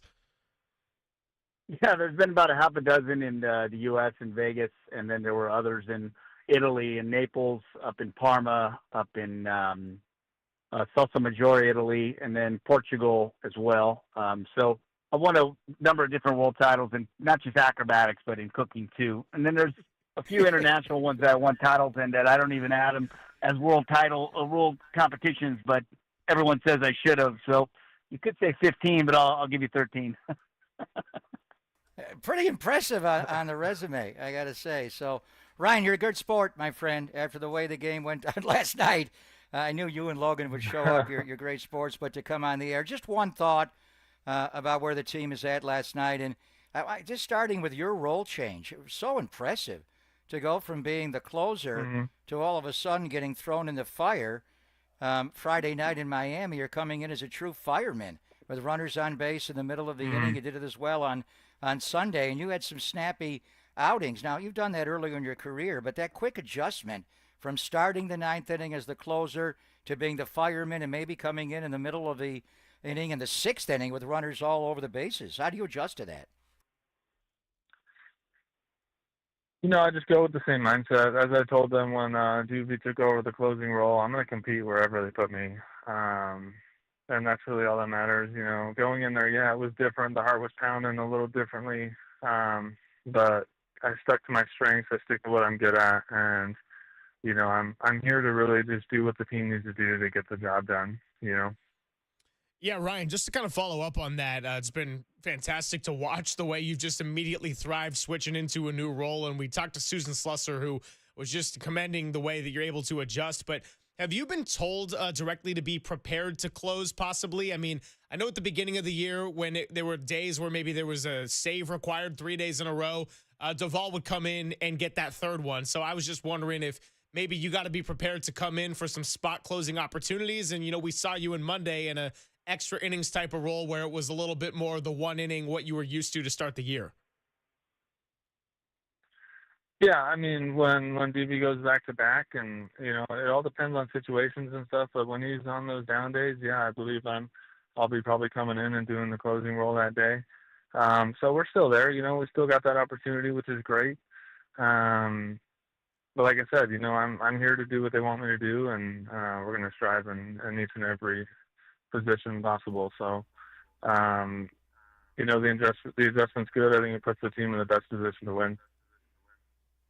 Yeah, you're a good sport for coming on today. We thank you so much after a couple of tough losses. And Tony, we see you all the time. We see you at Giants games. We see you at Warrior games. We see you in Niners games, both at Levi's. I remember you showing up on the sideline in Pittsburgh for opening day a couple of years ago, and Brandon Ayuk went off. So whenever we mention your spots that you love Bay Area sports, I mean, you're all over in all these sporting venues with the Slice House, but you love Bay Area sports, don't you? I get that from my dad. My dad was big time Raiders, Niners, everything, Warriors. He just loves sports. We talk about Giants in the mornings. I was telling those guys, I wake up at 5 o'clock, I run. I talk to my dad. We talk about the Giants games. We talk about the Niners games. We're always talking sports. So my dad was a big part of that. Montana comes into Tony's, Carmen Policy, old school guys come into Tony's. We get players that come in all the time. JT Snow was in the other night, which was great. A lot of guys. Really, Rich is in there all the time. So it's great to just be in San Francisco and be around it. It's a special place. And these guys are great for coming out. To George Mark, they're playing games. They, like you said, they had a couple tough losses. They came out with the kids today. These kids are, terminally ill or extremely ill, and it's just great that we're making time to do this. So they're great. Couldn't do it without the Giants. Yeah, no question. And Ryan, we really appreciate you coming on as the team's looking to kind of refocus and turn things around. And I hope that getting to spend some time tossing pizza was a nice little diversion. But either way, you're always welcome on Papa and Silver. Best of luck moving forward with the rest of the season. And as for you, Tony G, now that I'm working with this other Greg all the time, I got to go pay you a visit in the establishment, and we'll chop it up, whether it's Alfredo sauce or red sauce. Got to have some pizza. Never a bad day for it. Let me know. Reach out to me. Great. Papa always does. Just text me. Yeah. All right, guys. Take care. I'm in there once a week, and I like the pizza there, but what my favorite is? The spicy bucatini! Mamma mia! Just love it. So are these going to be available if I go to the Giants game tonight or tomorrow at the Tony Slice House? So I going to be able to order the Webb's double sausage tonight, Tony, or Walker's white pie? Just Can I get Bay those? Area locations. Just at Bay Area Slice House locations. Not in the ballpark, but at Slice House locations. So, yeah. Yeah, Mountain View, San Leandro, Walnut Creek, Ashford, those kind of locations, yeah. You ever toss pizzas with Jimmy Garoppolo down in Vegas? You teach him to do that down there? I never did. I remember it came up before, but I never did, So, probably a good thing. Yeah. The only better-looking Italian than Jimmy G is Tony G. He's definitely taller, for sure, yeah. Good looking. Unbelievable. Jim and Yanni, love you, brother. Ryan Walker, thanks for your time, brother. You're a good sport, All right, guys. so great Thank stuff. you. Thank you. Thank you both. It is Tony Gemignani and Ryan Walker joining us here on the UMA guest line. Really appreciate their time. Good way to shake it up a little bit from a lot of the Giants talk and the lack of runs. But, hey, Ryan Walker coming in this fireman role has been a joy to watch here ever since they did a little bit of the shakeup. So he's got to stay ready, and we'll see if the Giants can get back on track. But coming up, let's talk to Robert Horry, courtesy of Bet Online, a little NBA Finals, and then we'll get ready to get back into the Giants and hand it off to Dirty Work. It's Papa and Silver on the Sports Leader.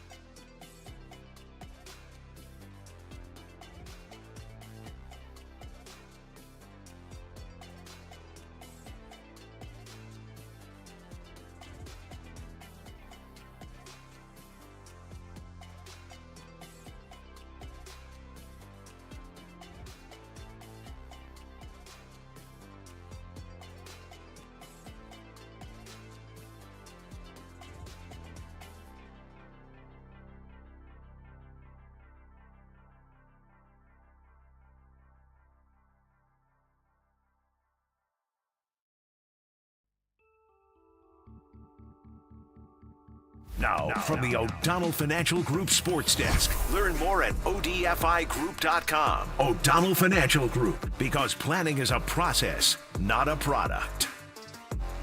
Talk about handsome Italians. Tony Gemignani, Jimmy Garoppolo. Well, hey, if you want to check out our new The Sports Leader stream, tomorrow we're going to be out at the patio. Check out one Danny Dunn in the commercial break and the camera studio. That's right. Yeah, Walter's handsome, just not Italian, and I don't even know if Danny is either. Bottom line is, we got the new setup in Daly City, and we're going to be out at 58 Social. So if you're in the area, come say hello from 10 to noon. It's going to be a great day for Giants baseball. We're manifesting it.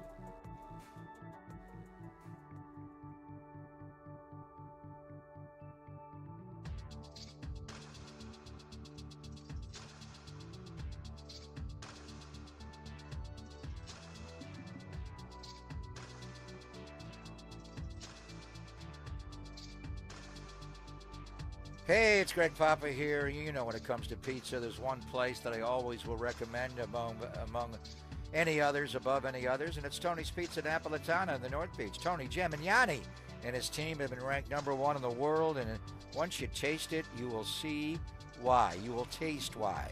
From Neapolitan to New York, Detroit, Sicilian, and Grandma-style pizzas, every slice is crafted with the finest ingredients and baked to perfection. But Tony's is more than just pizza. Their fresh pastas are out of this world, and I encourage you to try their spicy bucatini, one of my all-time favorites. And while you're in the North Beach, don't miss Capo's for deep dish pizza lovers and Toscano Brothers Bakery for their luscious breads. Plus, Tony has Slice House locations throughout the Bay Area, including at Chase Center and at Levi Stadium.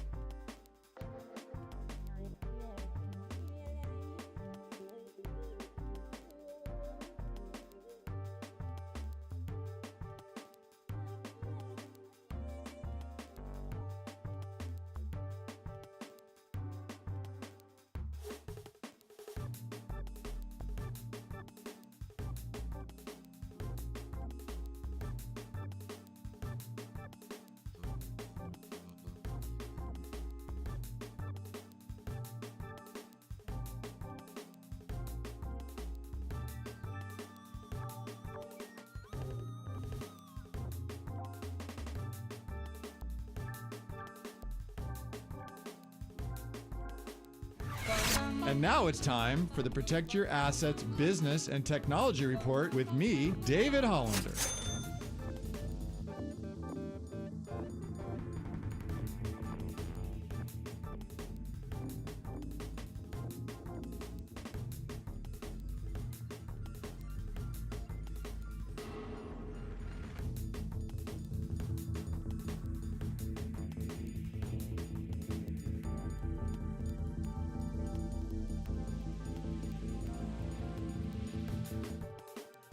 This has been the Protect Your Assets Business and Technology Report with me, David Hollander. You've worked hard during your career to save money, but is your money growing the way you want it, or should you invest it differently? Let's talk about it. Join me this Saturday from 8 to 9 a.m. right here on KNBR for my show, Protect Your Assets, or call 1-866-PROTECT.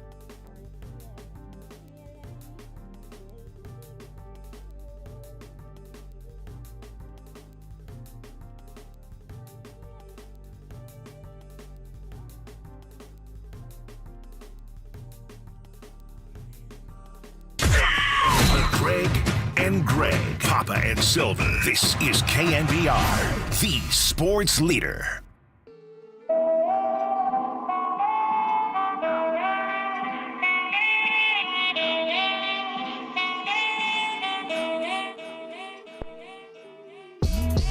What's happening, everybody? Papa and Silver hanging out with you. Good time for some pizza talk with Tony Gimignani and Ryan Walker. And now we welcome in yet another guest. We're talking about a 7-time NBA champion who is here courtesy of Bet Online, the one and only Robert Horry, talking a little NBA Finals, which is going to get going tomorrow. Thunder, big favorites. They got the home court advantage. They're looking to make their total season win total 84 for the year. Robert, thanks so much for joining us. Greg Papa, Greg Silver, out here based out of San Francisco. How are you today?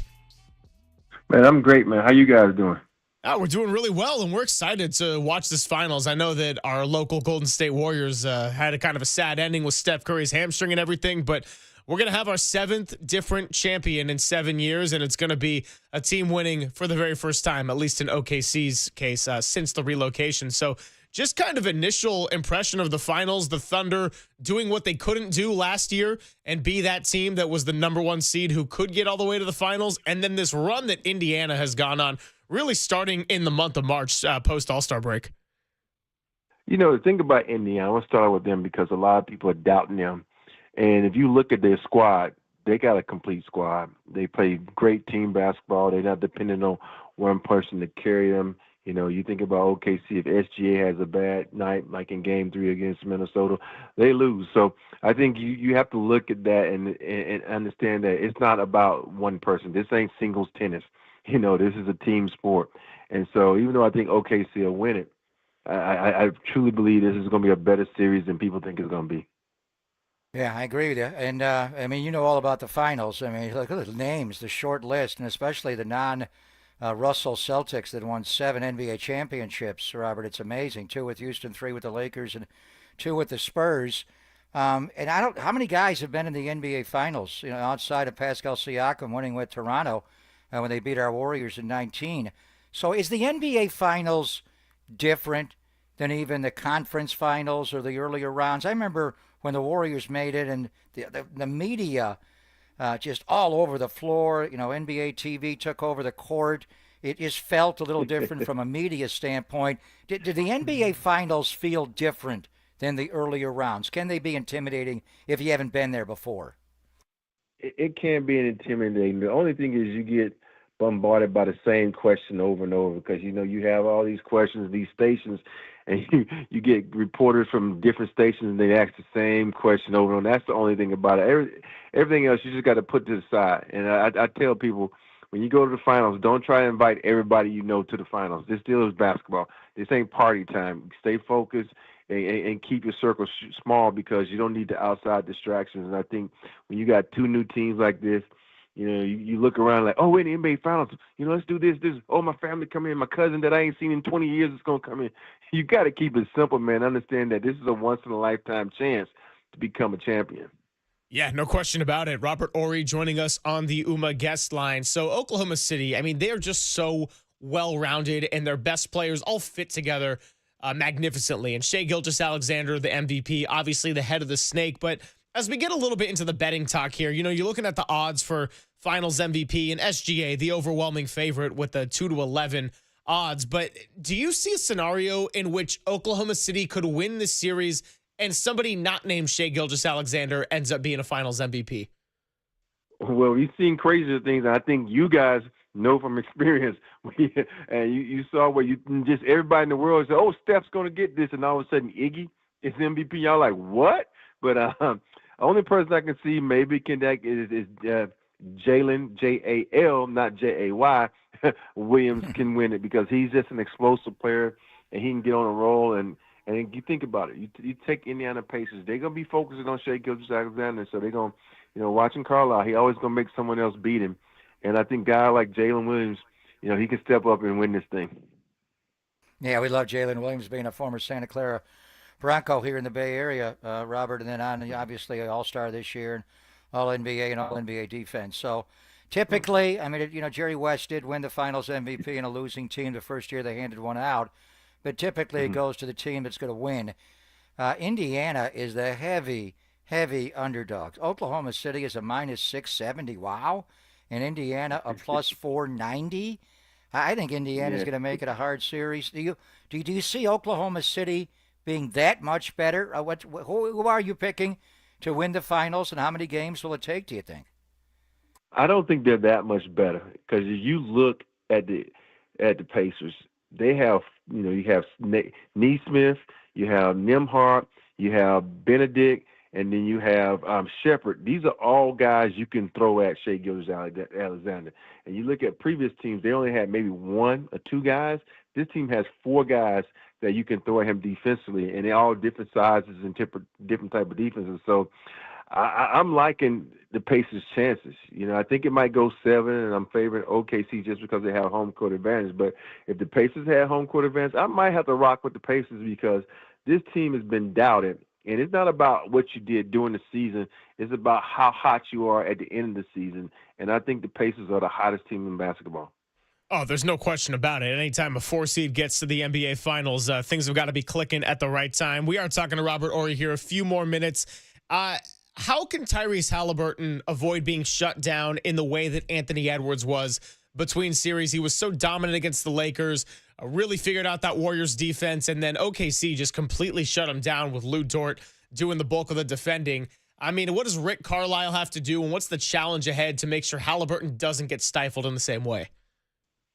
I think because you got a guy by the name of Pascal Siakam who's going to be right there to post up, and Lou Dort, who you going to pick your poison?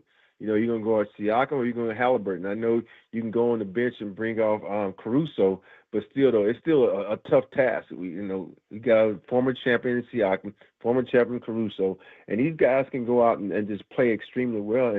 And you think about this. Lou Dort just dominated the Timberwolves, but the Timberwolves, they play, one-on-one ball, and that's the key. If you got a guy who can play great one-on-one defense, like Lou Dort, you in trouble. But if you watch the Pacers play, they don't really go one-on-one. No, Halliburton does every once in a while, but he does that to set up other people. So I think they're going to be at the first game, I think they're going to figure it out, but I still think that, like I said, the Pacers are going to be a surprising show up. And who's going to make the big shots to win these big games like you did, Mr. Horry, time and time again? Yeah. And got the nickname. Is it Big Shot Bob or Big Shot Rob? Which one do you go with? It started out as Big Shot Bob, and I kind of since the passing of my father, who everybody used to call Bob. I think I'm just going with the name Bob. It was originally because my dad was Bob. I wanted to be a little bit different than everybody said Rob, but I think Bob is the way to go. BSB. I like it. It rolls. Big Shot Bob. So you played 2 with Houston with Akeem when Michael was out. Well, how good was Elijah on? And then you go with the Lakers and the Shaq and Kobe run. And then you go to Tim Duncan. Wow. It's like picking which is your favorite child. You got 7 rings. If you had to play a little round-robin tournament between Shaq and Akeem and Tim Duncan's teams, which one of your championship teams was the best of all? I think the 2000 team was the best. Even though we went 16-1. with the Lakers. But the Lakers, that team where we had to beat, the toughest challenge I ever had in the Portland Trail Blazers with Scottie Pippen, Rasheed Wallace, and Sabonis, and Nat Bonzi Wells, Steve Smith, and that crew. That team right there, I think you can go out through the history of basketball, bring any team out, and I think we'll destroy them. And because that Shaq, the MVP Shaq, was the most dominant player you will ever see in the game. And to me, that is the key. Shaq was, even though he had Kobe, Ron Harper, B. Shaw, and all these other guys, but I think the way Shaq was just dominating people and just imposing his will on everybody was incredible. And I seen what Dream did to David Robinson in '95, but the way Shaq used to just be a force to be reckoned with, it was amazing. Robert, we thank you so much for your time coming on with Papa and Silver KNBR. Enjoy the NBA Finals. Enjoy the handful of interviews that you've been doing, and we're thankful to be a part of it. Thanks for having me on, guys, and good luck to Jimmy Butler and the Warriors next season. Big Shot Jimmy. Doesn't sound like Big Shot Bob. But BSJ. Thanks, Robert. Playoff Jimmy. You're welcome. He is Robert Horry, 7-time NBA champion, courtesy here of Bet Online. Check out Bet Online for updated NBA Finals series and MVP odds, along with game-by-game lines and props. As of right now, and we got into this a little bit yesterday, slightly different odds. OKC minus 670 to win the series. Pacers plus 490. I mean, yeah, OKC should be the favorite, I would think, with the home court advantage and being the best all-around team, but I'm not counting out Indiana just like that. It seems like a little bit skewed by the odds here, I'm not a betting man, and I'm not allowed to bet, so I'm going to stay away from this. But I would advise anybody out there, I mean, these odds are ridiculous. I think Indiana can win the series. I'm not going to say they're going to win the series, but I think they can win the series. And, Big Shot Bob and Shaq, I mean, that dunk that Shaq had, that was against the Indiana Pacers in 2000 when the Pacers went to the NBA Finals for the only time, in their NBA history. So, where I'm going. And I got to take Spears up on it. If there is a game, I may even go to Oklahoma City.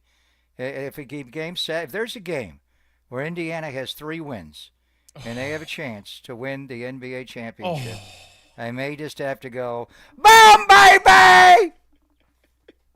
No question about it. So that'll be tipping off tomorrow. First game in Oklahoma City. Then we'll be kind of monitoring it and see if we can all get Papa a trip to Indiana or maybe Oklahoma City if it ends up going to 7. St. Elmo's? Oh, yeah. We had that one waiter.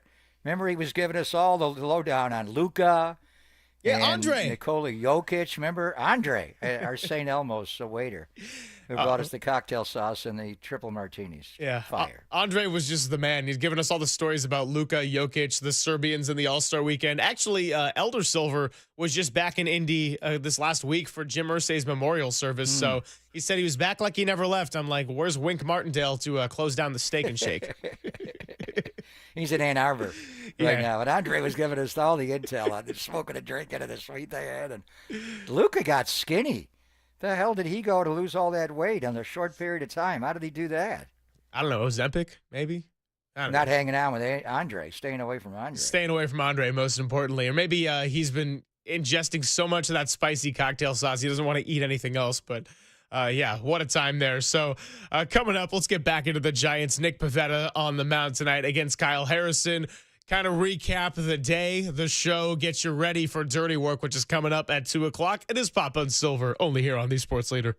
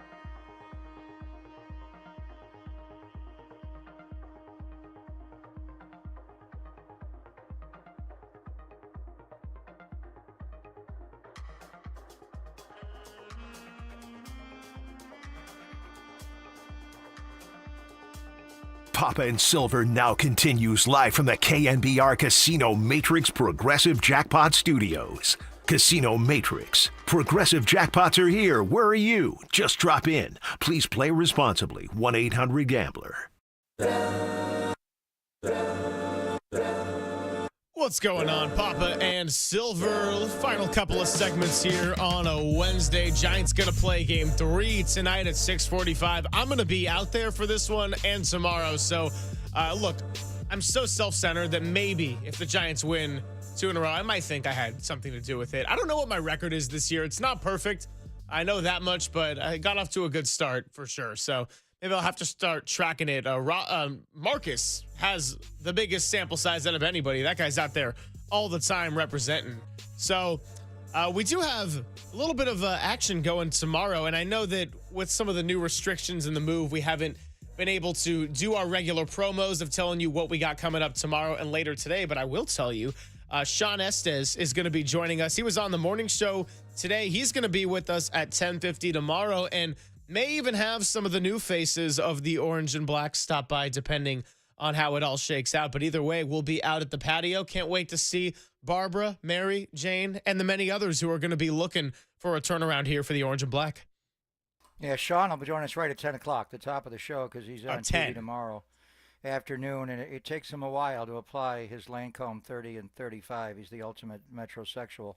So he needs to be in studio by 10:30. So we'll have Estes right off the rip. And he and I have been going back and forth a lot about Kyle Harrison. And, Kyle's got that top rail, 95, 96, 97. He can blow hitters away with that pitch, but he needs more.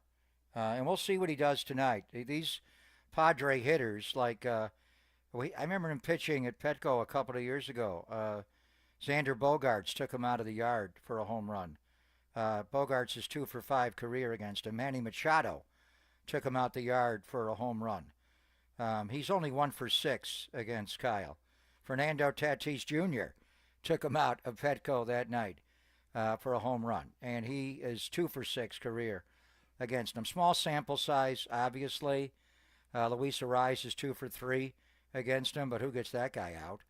And he also gave up a 4th home run against this team. So the one thing, and I think he's going to get another start, probably in Colorado next week. Good luck with that.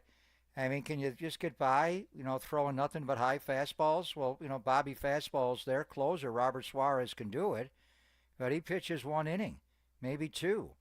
This is trying to get through a lineup 3 times. These are major league hitters. So I think Kyle ultimately, and when Verlander comes back and his last pen went well, but I think he needs 1 more. They're going to throw a sim game. So I think Verlander's a veteran. Kyle, why don't you pitch at Coors Field, and I'll sit that one out at 20th and Blake. You deal with the altitude. Colorado's actually won a couple of games against Miami. So I'd be interested to see how Kyle works this lineup tonight. These are veteran major league hitters. Jake Cronenworth's got a hit against him in 3 it goes top to bottom. So you just keep feeding this lineup the same pitch over and over and over again, and that top rail, these guys can turn around. High fastballs. His slurve is just different. He moves it all over the place.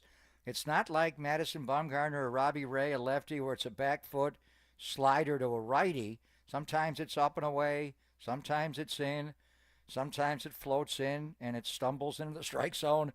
I don't know if he does that on purpose or he just can't control that pitch, but it kind of just snakes wherever it wants to go. But he does move it around a lot, which is interesting. And the changeup, man. If he had Robbie Ray's, Tarek Skubal's changeup, and that's what Sean and I were going with. I was like, and Sean and I was talking to Murph and Marcus, and he and I were texting all week. Can Kyle throw a changeup? And at first he said, 27-degree arm angle, he's never going to be able to throw a changeup. And then I get a long text back. Well, Madison Bumgarner actually threw a changeup and had a similar 23-degree arm. I mean, Madison came more slingshot. He could throw a change, so we'll get, Sean's going back. The point is, he needs a second, a third. I mean, Hayden Birdsong's got a 4-pitch mix. Landon Roop threw heavy changeup last night. They all know he can hit a curve, throw a curve. If you throw this Uncle Charlie, they're going to whack it. These are major league hitters. And these guys are veterans. San Diego's veteran. They're not, Washington young. They're good and young, but they're young. And Miami's young. Washington chased the fastball a little bit. He threw the one, slurve that was flat to James Wood. He took him out the yard. Anyway, I want to see Kyle, just how do you navigate a major league lineup? Can you mix in more pitches? I assume Bailey will catch him tonight. And then Kisner, the Sigma Kiz, will catch Rado. I don't know how it's going to work tomorrow. Kiz with the Riz. And Kiz with the Riz. I like that. Kiz with the Riz. It also rhymes another word. Stay away from that. Anyway, that's if you have a lot of Riz, you have a lot of anyway. How many of these guys? You got a lot of biz to take care of. A lot of biz. Yeah. That's why me. I got 5 kids. And anyway, who plays first base tonight? Is it Encarnacion? Is it Dominic Smith? Who plays in the outfield tonight? Is it the new guy, Johnson? You can call me Johnson. Is it Yaz? He's struggling. I mean, if you're Bob Melvin and you're crafting a lineup to go up against Nick Pivetta, where'd this guy come from? How'd they get this guy? I thought they were in sale mode in the offseason. Wow. He's the kind of guy that is hard for, I would think Yaz may not be in. He's the kind of guy, high fastball. Now Yaz has closed that a little bit, but he's struggling right now, and that's an area that's been a problem for him. Chapman, that top rail fastball. Pivetta will live there all game. Did Yaz homer off of Pivetta in the game in San Diego? Because I think he did homer in one of the two. He does have a home run against him. He has one home run in his career, and he's 1 for 5. Maybe that was one of the, and I'm not sure what pitch it was. It was early in the year. Good call, but he has to have a home run against him. But he's also obviously a different Yaz back then than we're seeing right now. Well, that's when he was closing up top rail. But Pivetta, he'll give you a high fastball, but he'll come right over the top like he's throwing the four-seamer, and then a curveball from hell. I saw him throw one that looked like a Rip Sewell. It went like straight up in the air and then came down. Strike! Like, what the hell was that? That's Barry Zito's Rainbow Coalition. And then he's got a slider. I mean, he's got all kinds of pitches. He's so nasty. So if you're Bob Melvin, and a lot of it is specific. One thing about Bob, when he crafts his lineup, it is matchup driven. What does Pivetta throw? What swing paths can beat him? So honestly, I mean, Bob ran out the same lineup for a long time, and then he said, the hell with that. And we're dropping guys down. I mean, at one point, was Lamont Wade that high in the strikes and in the batting order? Yaz was up. We said, you got to move Yaz down. Put Ramos up. They did it. But now, I mean, you're starting with first base. Who plays first base tonight? Who plays right field tonight? The new guys? And who's new? Encarnacion's new, but old. Do you roll out Dominic Smith right away? Do you put Johnson in right? Johnson's never faced Nick Pivetta before. The Sigma Kisner with the Riz, Riz Kiz, he's never faced him. So it'll be interesting to see. I think, right now Bob's sitting at his desk and he's going over the numbers and welcoming the new guys, and he's figuring out what's my lineup going to be. And honestly, this is one of those that I don't know. I don't have a clue whose lineup's going to be tonight, what the lineup's going to be tonight. Yeah, I almost wonder if Wilmer Flores could be playing first base at some point. I mean, I think he played it the night he hit the 3 home runs. I don't know if we've seen him play in the field since then, because it seems like he has done a lot of DHing, and we've seen more Casey Schmidt and Lamont Wade Jr., which, of course, is no longer going to be a factor. Nick Pivetta back on April 29th when the Giants and Padres faced off. He had not his longest outing, only went 5 1/3, did give up the home run, but also had 9 strikeouts on 89 pitches. So the Giants, with the way that they're hitting lately, just say lack thereof, could really be struggling against that one. Willy Adames, by the way, who I would say is a big candidate to strike out, actually one of the most successful against Pivetta career-wise. He's .455 and 11 at-bats with an OPS of 1629. And the only other players that have gotten double-digit at-bats against him in this Giants lineup, Matt Chapman, who has really struggled, 28 at-bats and just 179.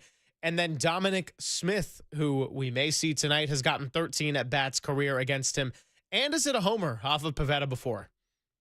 Yeah, I see that. So Adames is 5 for 11 career with a home run. Now, what were the numbers against him in late April? I mean, so Adames can hit. these kind of pitches. This guy features the high fastball, but he has both a slider and a changeup. And those breaking balls are eating up Willie Adames. So a lot of these career numbers for Adames, every time we see his career numbers against a pitcher, and it could be a very accomplished pitcher, they're good. So it's like he was good at one point in his career in Tampa Bay and Milwaukee. When is he going to be good with the Giants? And then, the Dom Smith numbers are interesting. So that's 5 for 13 is 385 with a home run. So I think if you're Bob Melvin and you're looking at that, do what Shea Hayes said. Just roll these guys out there. Johnson's never faced him before. Has hit a home run. The one thing you're also looking at, it's a day game after a night game tomorrow. How many guys are going to play both games? Do you want to, share a little bit of a role here? You're also looking at the numbers, not just against Pivetta tonight, but also against Dylan Cease tomorrow. And Dylan Cease, he can throw a high fastball and blow you away, but he has one of the nastiest sliders in baseball. So at one point, we thought they were going to give Willie Adames a day off, but he started to figure out his swing a little bit in Detroit, and they didn't give him the day off, and then he wound up going to Miami. Maybe tomorrow against Cease and that slide ball, you give him a day off. But let's see if his at-bats tonight are better against Pivetta. Yeah, lots to analyze here. It's going to be great to be out at the yard. If you see me out there, come say hello. Like to talk to the people. And, of course, come out to the patio tomorrow because that's where all the action is going to be. Be out there a little bit early. Try to get there around a little 9 o'clock or so. By the way, before I break, we are brought to you by Redwood Credit Union. Whether you're dreaming of a new home, planning your children's future, or growing your business, Redwood Credit Union is a financial partner that feels like home. Learn more at redwoodcu.org, federally insured by NCUA. Walter, we're also going to have Walter out at the patio tomorrow. It's going to be a full family bash. Maybe we'll get Tony G to bring the family-style meal with us. Toss some pizza up in the air. I know how to get him to do that. He's asking for a recording. Tony's dad is not doing well. And he mentioned how, his dad, he's a huge Bay Area. I get texts from Gemignani all the time when the Niners are in Pittsburgh. Hey, I'm here. And we saw him on the sideline, and we see him at Warrior games, and we see him, obviously, at Giants games. So, Walter, can you get a clip of the appearance of Tony Gemignani? And Ryan Walker's asking it for it as well. So if we can do that, maybe we can get, do we want Alfredo sauce? I love Ryan Walker, but Mamma Mia. Mama Papa would not allow that. Alfredo sauce on pizza? I think I got to try a slice of each at least. Gotta have an open mind for I'll sure. do it one time. I will do anything one time. Johnny Dangerously. All right, we're going to wrap up the show coming up on the other side and get ready to hand it off to Dirty Work. Copes, Depop, and Tim Webb getting you ready for the third straight day of taking it all the way up to 5:45 Giants pregame. We will continue this and then hand it off to the afternoon boys. It's Papa and Silver on the Sports Leader. Now, from the O'Donnell Financial Group Sports Desk. Learn more at odfigroup.com. O'Donnell Financial Group, because planning is a process, not a product. Marcus, the water boy Boucher, had some strong words about the ghost runner, the Manfred man, the inherited runner. And guess what? He's not a fan, so go check out the Sports Leaders socials at KNBR. Hear the rant and what did young Tony ask today. I want to have all the smoke with Marcus Boucher as I see him out at the yard tonight.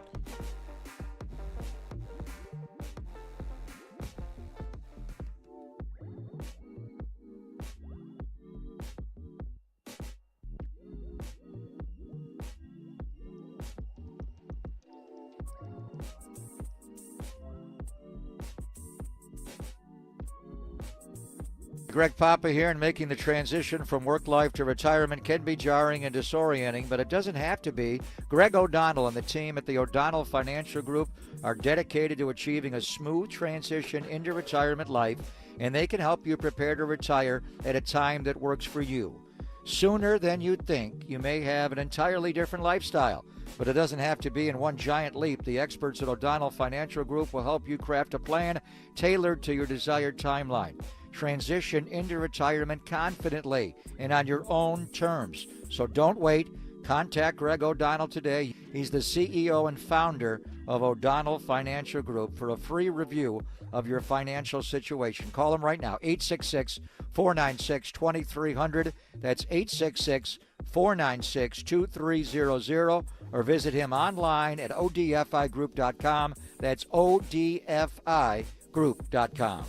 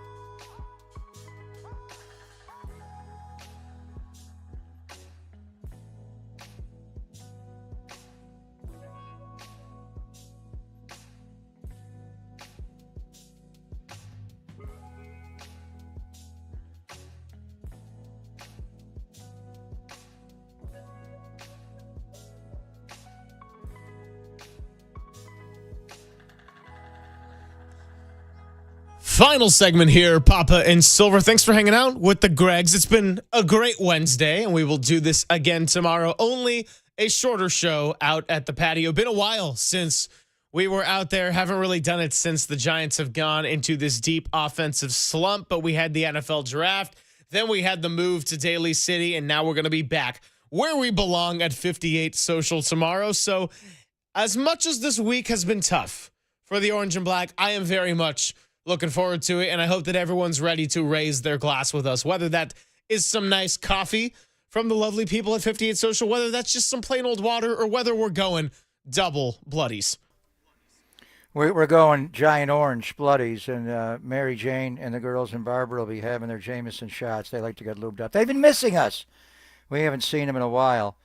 It would be nice if the Giants won a baseball game. If they win tonight, maybe we'll actually get Hayden Birdsong or one of the Giant players on. But we may get one of the new guys on tomorrow, and Estes will break it all down. So, you don't want to put yourself in a position here where tomorrow afternoon you're trying to avoid a sweep against these guys. So, and the Giants have lost to them all 4 times.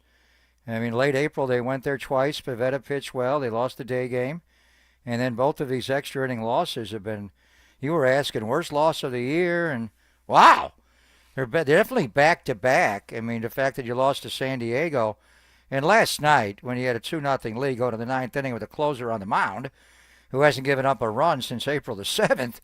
And all of a sudden, he just walk in the yard, and you wind up going to extras and the whole deal. And San Diego's been able to win one-run games this year, and the Giants are not. So, Mike Krukow talks about we need a big-time stop job. And it's not like it's a big, long losing streak. It's just 2. But they've lost all 4 this year to San Diego. They've lost 7 in a row to the Padres. I mean, think about all the times the Giants clinched National League Wests against the Padres. It was always San Diego that they finished off. Going back to the 21 year when Logan Webb won, they beat the Padres in game 162 to beat the Dodgers 107-106. Going back to the first championship, 2010, it went down to the last day of the year. Jonathan Sanchez to beat them to win the West and all the way to the World Series. So these aren't your daddy's Friars the way they're playing right now. They got all the stars. They got their best pitcher on the mound tonight. So let's just hope everybody will be in a good mood tomorrow. Most of the school's out now or getting near there. And this, it'll be a summertime, June afternoon. But the Bloodies will taste a lot better tomorrow morning if they're able to win the game tonight and not go into it tomorrow looking to avoid a sweep. Yeah, so last night in the post-game notes when they said the Giants lost extra innings back-to-back games for the first time since I don't even need to read the sentence to finish it. I was there for that Atlanta Braves series, the whole to bunt or not to bunt situation. I was actually doing some work for a Braves station to help get some audio sent over, a nice little side gig, but that was a really tough one, and that was the one where it kind of felt like the season was really over for the Giants. It was the Robbie Ray one-hitter, but the Michael Harris grand slam didn't even make it through the first inning, and we're going to see Robbie Ray tomorrow, and of course he is pitching much, much better than he was in that day. 7-1 on the year. The one loss, of course, happened over the weekend. Didn't fully deserve that one with the 7 innings in Miami, but the NL pitcher of the month, Robbie Ray, is going to be out there tonight. And then speaking of lefties, it is Kyle Harrison getting start number 3. We do have another Papa sitting here as we did yesterday, and he is wearing his Oakland Coliseum hat. Actually brought mine in today too, so nice job on the unintentional twinning. But I did say going into the 10th inning last night, said, Derek, if the Giants don't score in this 10th, I might officially bump them behind the 2006 Oakland Raiders offense. I think you have to right now, Greg. Oh, come on. That's ridiculous. That game was very reminiscent that of team won 2 games all year. They couldn't score the entire year. They never will score. There's no reason. The Giants are in a 2-week There's no reason funk. to yell, Greg. I know, you're being ridiculous. I'm not. The game was very reminiscent of the Raiders going down to San Diego and up 14-7, and then of course Vincent Jackson had to, put the ball and spin the ball in celebration. That's how they lost that game. Very reminiscent of the Giants loss last night. Same thing I thought of right away. It always goes back to the Raiders from like 15 Why is your collar popped up like an 80s movie villain right now? What is that? Why is your collar popped up like an 80s movie villain right now? I don't know. I'm popping my collar because they're wearing the puffer jack. They're going to win tonight's game. Okay. So I mean, what a day of news. And Yeah. Buster met the media last night. I mean, is he going to meet the media? They DFA'd late night Lamont today. He's gone. Yeah. And he's not coming back. He's not going to clear waivers and go to Sacramento. He's out of here. And then, Sam Huff is a lesser degree. I mean, this was a bold statement of what is going on with this team right now. And, they'll figure out the offense at some point, but they got to figure out catcher. They got to figure out first base. I mean, Buster Posey got bold today. I mean, I don't understand why they didn't do that with Lamont on Monday and they waited a day. And did he resist going on the eye? I don't know what the whole game was there, but, we found out at 8:09 this morning it was all going down as far as the call-ups, but I didn't know that Lamont was going to be DFA'd. I mean, this was a huge pivot point for Buster Posey's brief time as the head of president of baseball ops, and he met the media yesterday to talk about just moving Eldridge up and other things, but they're going to have to address it today. Today was a bold Buster move. Yeah, and I mean, as far as Lamont Wade Jr., hey, Walter, hey, quit your talking, okay? You're talking to Derek. I'm trying to finish the show here. I'm trying to solve things right now. Okay, yeah, anyway. In all seriousness, thank you to Walter. Thank you to our guests today, Zach Beirudi again, John Shea, Ryan Walker, Tony G, and Robert Ory. And in all seriousness, Lamont Wade Jr.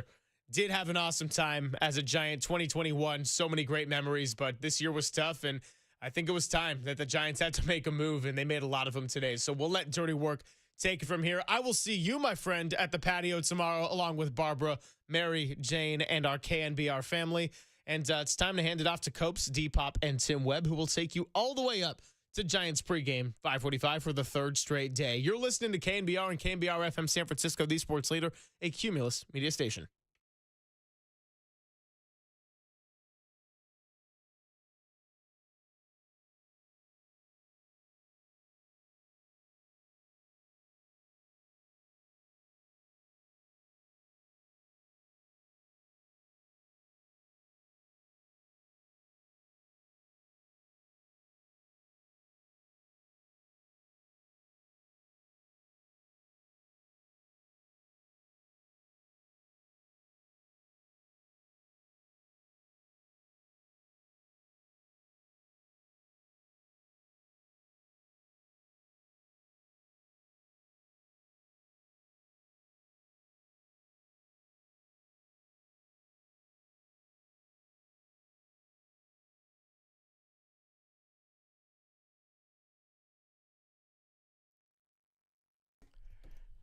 It's Dirty Work on a Wednesday afternoon. Adam Copeland, Depop, Tim Webb with you as soon as Walt gets his ass out of the chair. Dude, right as we were going live, Walt says in my ear, he's like, Copes, your zipper's down. How would he know that? That's first of all, eyes are up here, my man. Second of all, here's something that I should reveal. The reason I bought it and believed him immediately is I did just go to the restroom before the start of the show. I am guilty. I'm talking 2 to 3 times a day, Derek. And no matter my circumstance, no matter what I'm wearing, what situation I'm in, 2 to 3 times a day, I realize I didn't zip up after leaving the restroom. Well, that's quite the problem. Dude, it is a conundrum, to say the least. I would say the least, but that begs the question, and this will be the biggest question we ask today on the show. Question. If your zipper's down, one man to another, do you tell him? Yeah, I'd like to know. Okay. I'd like to know. That's one of those things. 808 KNBR 415-808-5627. That's what we're talking about for 4 hours, people. If you've got something wrong on your person, do you want to know? Like if I got Did snot, you say person? Yeah, on my person. Okay. What'd you think I said? Another P word. 808 KNBR meat gazing. yeah, thank you. Bentcarrot.com is where you go. Peroni's. Yeah, thank you. This is Tim Webb for Peroni's disease. And we're not talking beers. I'm live from the bunker at Oracle Park where the Giants are taking on the Padres mercifully again tonight. Nice and roomy in here today. 6:45. Is it roomy? Yeah. Are you still sitting in your chair or are you in my chair? I'm in my chair. You stay in your chair in this studio. Yeah. When I'm not there. I just feel comfortable in this chair, but now I can bounce around. If I want to go to that chair, maybe I will. I think that would mess up everything. Yeah, we'll see. Tim, I'm going to keep Tim on his big, great grape toes today. Tim on his grape toes. So here's the deal. If you want to go to the other chair, that's fine, but I'm not adjusting any cameras. That's fine. It'll be just an empty chair, and people are like, who is Copes talking to? That's a nice fern. That's a nice tree. That's a good-looking fern. Anyway, we didn't have any guests yesterday, and we just we did a little bit of therapy for Giants fans. Just We lay did. lay down on the couch and we'll take your but calls. it continues. Hey, guess what? You're getting diagnosed with or you're getting prescribed a second therapy session, maybe a third one this week. 808 KNBR, the number to call. We'll be getting to your thoughts and your calls all day long. 250, Kerry Crowley's going to join us talking some ball. And then 350, Marcus Thompson will join us. It's about for time. His weekly conversation that sometimes ends up into twice weekly because we miss a week. Yeah, we did last week. We'll get a nice buffer on Thursday with no Marcus, but yeah, Wednesday with Marcus and a little Friday with Marcus. That's nice. We get Marcus today and Friday. Giants pregame 5:45, a first pitch at 6:45. I will tell you this. I'm surprised not by the move of DFAing Lamont Wade. The timing of it? No, not even that. Okay. I'm kind of surprised by the, hey, I ain't effing around nature of Buster Posey. Like, I'm not surprised that you're surprised by that. Well, a little bit in that they made so many moves at one time. Yeah. Right? I mean, this is, if you look at what Alex Pavlovic wrote, NBC Sports Bay Area, Giants insider there, does a great job covering the Giants. I mean, he noted that if you go back to the start of the season, they've basically gotten rid of almost a quarter of their offensive players. Yeah. The pitching top to bottom might legitimately be the best pitching staff in all of baseball. And it was time for a change. And Buster, when he met with the media recently, said he was looking for options inside and outside of the organization. This isn't a trade. This is something that was fortunate, I think, for the Giants. A June 1st opt-out date for Dominic Smith, who's played parts of 8 seasons in the big leagues. He was a Met for a long time. Yep. First baseman and an outfielder, and he's a lefty-lefty bat. So you're bringing in 2 more left-handed bats with both he and Daniel Johnson. We'll talk about Johnson in a couple of minutes, too. But you DFA Sam Huff, your backup catcher. You DFA Lamont Wade Jr., you send Christian Koss down. You bring in 2 guys who were previously, at the start of the season, not in the organization. Daniel Johnson started the year in the Mexican League, played 10 games in the Mexican League, much like Gerard Encarnacion last season. Giants spotted him after he started red hot at a 1,400 OPS, signed him, put him in AAA, wasn't on the 40-man, but they had a move to a roster spot to play with there. So you bring in a guy who's now in his 6th big league organization, which I don't think excites a lot of people, but it does give the Giants a shakeup, certainly. And when we talked yesterday about what has to be done, remember we were joking, Jack Loader said, well, they've got to grill Bob Melvin. You got to come down on Bob Melvin, make him answer for this. It's about what is the organization willing to do. Now, none of these moves excite me in terms of what the prospect is for their level of success with the Giants. Because the bottom line for me is no matter what these moves mean for the team, regardless of these moves, it still comes back to the point we've been making for the last 2 weeks now. Jung-Hoo Lee, Willie Adames, Matt Chapman, the 3 highest paid hitters on the team, have to start to perform. Those are the guys that they paid to show up. But again, last night, people are mad at Doval, and Randy Rodriguez needs to be the closer. Now I'm like, dude, the guy gave up his first run in 20-plus scoreless appearances. I'm not blaming Doval for anything last April night. 7th. How about we stop putting the onus on the pitching staff to every day have to be perfect. Exactly. That's what you're asking them to do is every single day they've got to be perfect. We're talking 1-0 on Saturday. You're talking you get a win on Sunday to finish out that Marlins series, but then you come back, still don't score a bunch in that game. You come back, you get shut out again 1-0. You only put up 2 yesterday, and you're playing a Padres lineup that on paper is pretty stacked. Kyle Harrison's going to have his hands full tonight. So it's still going to come back to the 3 highest paid guys in the lineup need to perform. I do like the idea of having some fresh faces. The lineup's going to look different now than it did a week ago because you've got Gerard Encarnacion, who's probably going to play a lot of right field for you. You've got Dominic Smith now, who's going to probably split some left-handed to right-handed platoon plays at first with a guy like Casey Schmidt. Wilmer's still the DH there, is the way I see it. Patrick Bailey is just going to be asked to continue to be a defensive stalwart. And, hey, had a double last night. I liked some of the at-bats that he's put together, but, for the first 2 months and change, he's been an automatic out. So, at the very least, it's a shakeup. I think the bigger question of the day for me, Derek, is there's a couple of them, too, is not just if you walk out of the bathroom and as you're fly down, do you want people to tell you? That's a very important question. If you got food in your teeth, if you got a booger in your nose, all that stuff. You know what I mean? I want to know. Tell me. If my breath is bad, offer me a mint. I want to know. I'd rather know than act like a fool. You know what I mean? Yeah, I got you. But when it comes to the Giants, I think the biggest question of the day is what message do these moves send to the rest of the roster, and what message do these moves send to the fan base? Because there's sub-questions there too, right? What does it mean for the fans? What does it tell you about Buster as an executive? And what does it tell you about how Buster views the 2025 season? Because you don't call it just an evaluation year and then make some of the moves that you made. No, but at the same time, I don't think Buster's going to go crazy.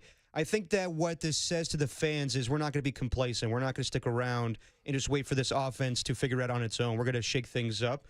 And yeah, look, I am a little surprised that they waited till today to do this with Lamont Wade Jr. I thought that maybe they would have done this yesterday. Like, I don't know what was going on. Maybe they waited a day to find out if he was really injured. But then they DFA him, and we'll talk about his 2021 season being late night Lamont and everything. But it was time. It was time to make those changes. But yes, this does send a message to the rest of the ball club. And you're talking about Willie Adames and Jung-Koo Lee and Matt Chapman. They need to get their S together. But also, they're not going to change anything with those three guys. They're making too much money to do anything. They're not going to send them down to AAA or DFA, any of those guys. Of course not. I think it sends a message to guys like Yaz, who, he's not, what is he right now? Like 3 for his last 41, whatever Kruko said last night? Yeah. I think that Buster's not effing around, to quote Shaq and Kenny Smith over the weekend. He's not effing around. I don't think he's going to do anything crazy. I think the moves he's going to make, it's not really Farhan-like, but it's going to be where he makes these changes from within, I think, for probably the remainder of the season. But if you're anticipating him to make a big trade deadline move, I don't see that happening. I think he's just going to tell the rest of the team and organization, you guys need to figure it out, but I'm going to find other guys in AAA or everywhere else in order to improve this offense. But, yeah, I would say it's a message sent to the offense, and I also say that, yeah, Buster's not going to be complacent as a general manager or president of baseball operations, just sit on his hands. Yeah, it's interesting because it's so funny because some of these moves, and I don't know that anybody's excited. We do want to get to your thoughts and your calls on this at 808 KNBR 415-808-5627. You can also check in on the Sports Leader YouTube channel as well as the Golden State Lumber and Showroom text line at 808 KNBR. I think people wake up today and are happy to see changes for the sake of seeing changes. Yeah. Because what they had and the crap they were throwing at the wall was not sticking, and something's got to give. You can't keep running out the same situation every single day. But that, to me, doesn't fall on Bob Melvin. That falls on the front office. To me, it's funny because in a vacuum, these are basically moves Farhan would make, right? It's a guy you signed on May the 5th, who then hit 280 or whatever it was, 275 for AAA. Had a pretty good OPS, over 820, did Daniel Johnson. Another guy from out of the organization who wasn't even here at the start of the season, who had an opt-out on a minor league deal with the Yankees, and Dominic Smith. Andrew Kinzer, who'd been with the Giants in preseason and in spring training, but had not been like a dude thought to be a backup catcher, at least on the big league roster. These are all moves that are just sort of stopgap moves, right? These are moves that allow you to sort of take inventory on the rest of what's happening. What's also interesting is you have other outfielders on the 40-man roster. You have guys like Wade Meckler and Grant McCray. I don't think they're tearing the cover off the ball at the AAA level, but that's not the route they decided to go. No. They didn't reward those guys. They went with somebody in a guy like Daniel Johnson. By the way, they call him Jet Johnson. Big speed for him out of Vallejo, by the way. 29-year-old former 5th rounder out of Vallejo. Hey, how about that, Tim? Yeah, 707. Say it backwards, Tim. You got a guy in the Giants sharing your area code. How about that? Yeah, him and Earl. Earl Stevens. Yeah, nice. Well done. Call him D40 for Daniel Johnson. It's got to be number 40, right? I mean, come on. Oh, that would be fantastic. I think he's wearing number 7. I think they gave him. I think he took. Actually, is it? I'll get it for you in a minute. I saw the Giants post on what numbers these guys. Well, the Dom Smith move is definitely a Farhan move. A guy that's not even on the roster, and he's he hasn't played baseball this season. No, he has. He was in AAA he was playing in AAA for the Yankees until 3 days ago. Hasn't been in the bigs this season. Yeah, that's what I'm saying. He was with the Yankees in spring training and opted not to be. He was going to make their team, so he opted just to be a free agent. He's been winning in AAA ever since. But that's kind of a Farhan move. But I don't. Would you think Farhan would have DFA'd Lamont Wade Jr. at this point? I don't know. I think Farhan might sign him in L.A. You know what I mean? That's true. Kind of feels that's true. Dude, that's one thing. And we'll talk more about Lamont Wade because it's a bummer to me that he went out that it goes out for him this way. And by the way, to be done though. It's got to be tough on Buster to some extent. I mean, this is maybe. I don't know if it's the first real tough move he's had to make, but dude, he suited up next to this guy. Yeah, these guys were on the same team in 2021. But that's the job, man. That's the gig. I mean, this is one that probably hits Buster a little differently than some of the other moves they've had to make because it is the business of baseball. But this is a guy that you played alongside, you shared the locker room with, in the clubhouse, you shared the field with. Right? I mean, they both were going up against the Dodgers in 2021 and going to battle together. So I'm sure this did not come lightly, and this decision didn't come lightly. But at some point, you've got to look at the offense and say, hey, the guys who we are expecting to perform are not performing. It's a business. And look, because of what Lamont Wade is making this year, I want to say he's owed like 3.1 or something, 3.2 million left on the deal. When you DFA a guy, you can try to trade him. A team can try to claim him from you, and then you work out a deal. Because of the money that he's owed, I don't know that anybody's going to trade for him. Probably not. Unless the Giants pay down some of that money. Maybe that's what they're counting on is nobody will, and then maybe they can offer him a spot in AAA, in which case he'll have the opportunity to elect free agency or not. Because he's a free agent at the end of this year, and again, it's a bummer that his Giants tenure ends this way because for a while he was a fan favorite. Of course. I enjoyed Lamont Wade. You didn't get power production out of him after 2021 that you would have liked, but for the time Farhan was here, I mean, he may be his greatest find, right, in terms of a guy who was long-standing. Mike Yastrzemski's been here for some time, but he's a polarizing player. He's a free agent at the end of this year. Nobody wants to see somebody's career come to an end, but it's a bummer that it has to end the way it did for Lamont. No, definitely. I mean, as you said, he was a fan favorite in 2021, and you never want to see his Giants career end like this, but it had to be done, man. And were you surprised that it didn't happen yesterday? I'm just the timing of it seems very odd to me. That why we waited a whole day to do this move. Yeah, I don't know. You mean why versus? I mean, I don't know. Maybe they were waiting to see exactly what happened with his injury because he got hit in the hand. Possibly. He got hit in the hand the other night. Because if that happens, you can just throw him on the IL if you break a bone or something, and then it frees up a spot. Yeah, the Gregs were talking about it with John Shea, and not to say this is definitely happening or whatnot, or did happen, but maybe they wanted him to go on IL, and he's like, I'm not really that hurt, or I don't know. You could have offered him. Maybe they offered him a phantom IL spot. Exactly. He's got some elbow tendonitis or something. Something like that. But I mean, it sucks. Vague injuries. I mean, Lamont Wade Jr.'s done eyeball headache. Yeah, exactly. Right. And, I mean, Lamont Wade Jr.'s done a ton of interviews for us at KNBR over the years. He's a good dude, man. I really like that guy. Really good dude. But I mean, come on, No. Really good dude, but come on. I'm with you, bro. We got to hit, man. You got to get some hits. Exactly. What was he batting? 167 this season? It had to be done. And from judging from Buster on with Murph and Marcus almost a week ago, we saw this coming. His tone of just like, Lamont. We'll play it for your next segment. But, yeah, it had to be done, even though it is kind of heartbreaking. Boy, last night stunk too, huh? On top of it all, Giants was it more up 2-0. excruciating than Monday's loss? No, as frustrating to me, but not. Dude, the 1-0 after Logan Webb's out. Yeah. I mean, and Landon Roop gets hosed. I mean, he pitched great in yesterday's ball game. And by the way, where's that caller from the other day that told me that Elliot Ramos wasn't a ball player? Yeah, who's that guy who said the Giants haven't produced an offensive player? I was like, what about Elliot Ramos? And he said, come on, get real. No, but there needs to be more he's the Ramoses. only. I know, I'm with you, but this guy's like, they haven't produced one in decades. And I said, they won 3 World Series with all guys. He scoffed at the notion of Elliot Ramos being a proven player. But I didn't say he was proven. He said he hadn't produced. I was like, dude, the guy's going to be an all-star again. He's the only guy in the roster that's hitting right now, which is the problem.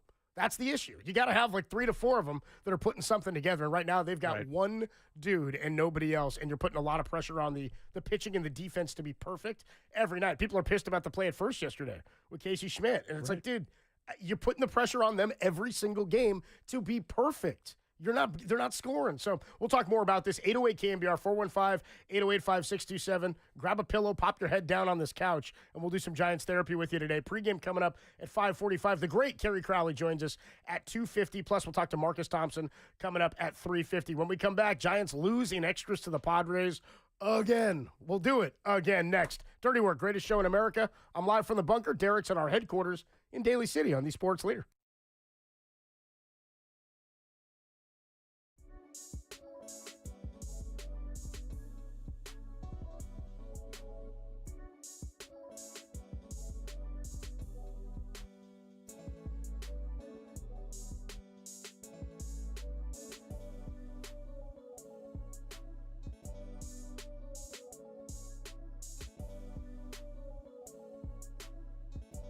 Learn more at odfigroup.com. O'Donnell.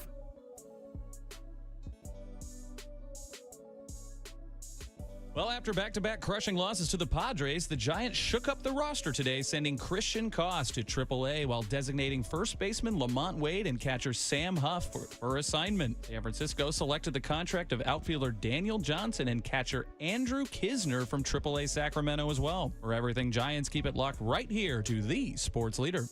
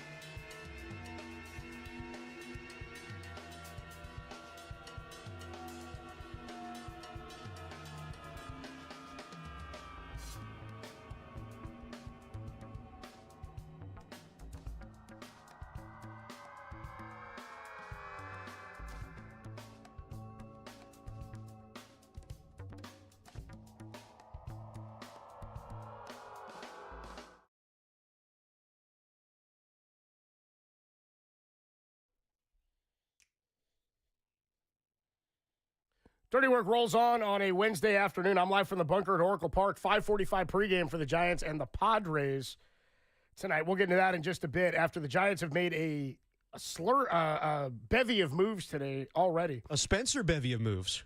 Okay. Yeah, Spencer Bevy. I like that, dude.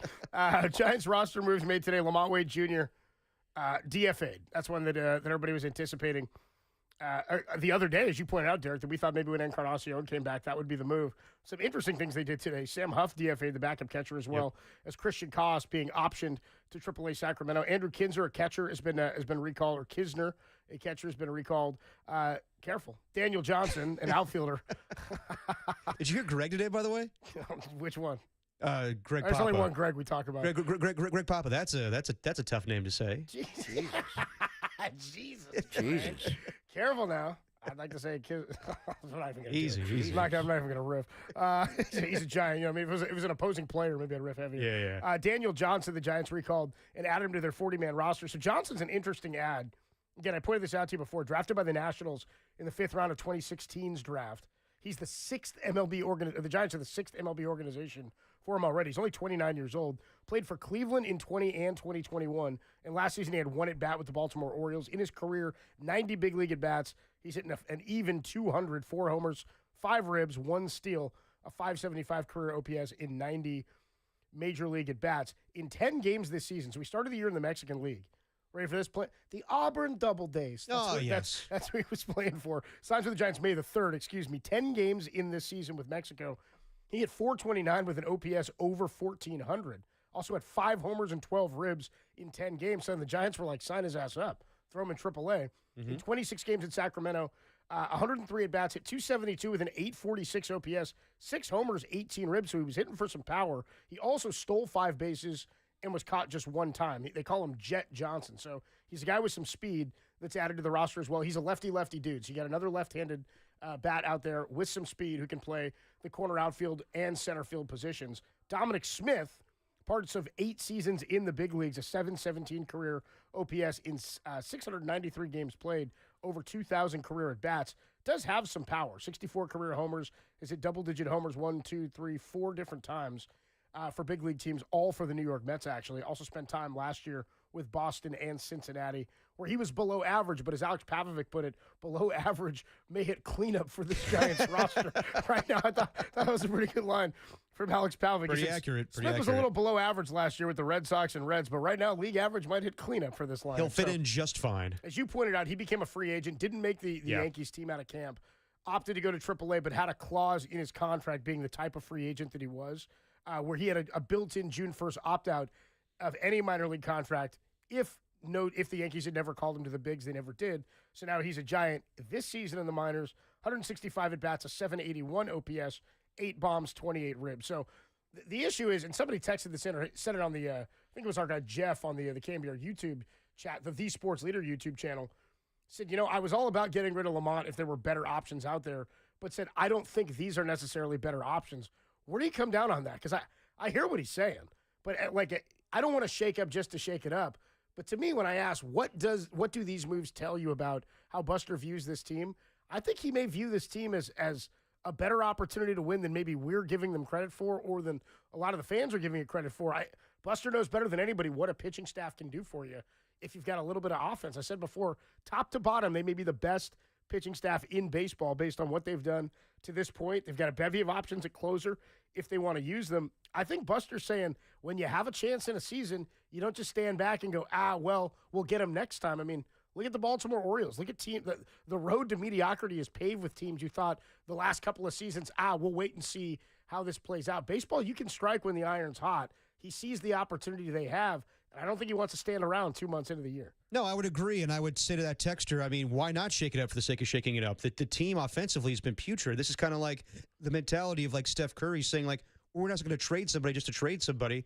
You DFA Lamont Wade Jr., mix things up just to tinker around a little bit and get better results offensively. So to the point of like, is there something bigger out there at the trade deadline? I don't see that. I think that Buster Posey is going to do what he can. I mean, this might signal that Bryce Eldridge might be called up sooner than we think, actually, just if they become desperate enough, which I don't think they're going to rush him.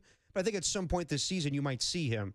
But yeah, why not shake things up? I mean, from what you saw on Monday to last night, just a 2-run shot by Elliot Ramos, and you definitely want to see that, but it's not enough. No. I kind of felt like last night they are right now like an NFL team that can't score, and they're just like playing not to lose, and they're just too conservative, and then they're hanging around for 3 quarters. In the fourth quarter, that other team that has more explosiveness takes a shot, and then you lose because you don't have any faith in your offense. You have a good defense, but you have no faith in yourself offensively.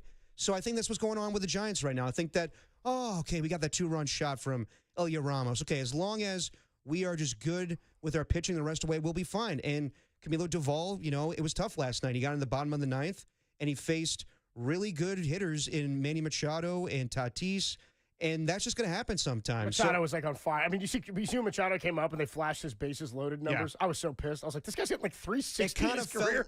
I was like, oh no, this is over. It kind of felt like the inevitable was going to happen because I was like, because going into that inning, I was like, all right, they're up 2-0, but it doesn't feel like, I don't know, like something just like this. Does it feel like there's kind of like snake bit right now where it's like, I don't know if they're going to go away with this unscathed, where it's like, yeah, I don't know, just because they have 2 outs and yep, here's Tatis, he walks him, all right, and then Machado, bases are loaded and they capitalize and they tie the game up. So yeah, you can't rely on your pitching every single game. Yes, their pitching is amazing and probably the best in baseball right now, from the starters to the bullpen.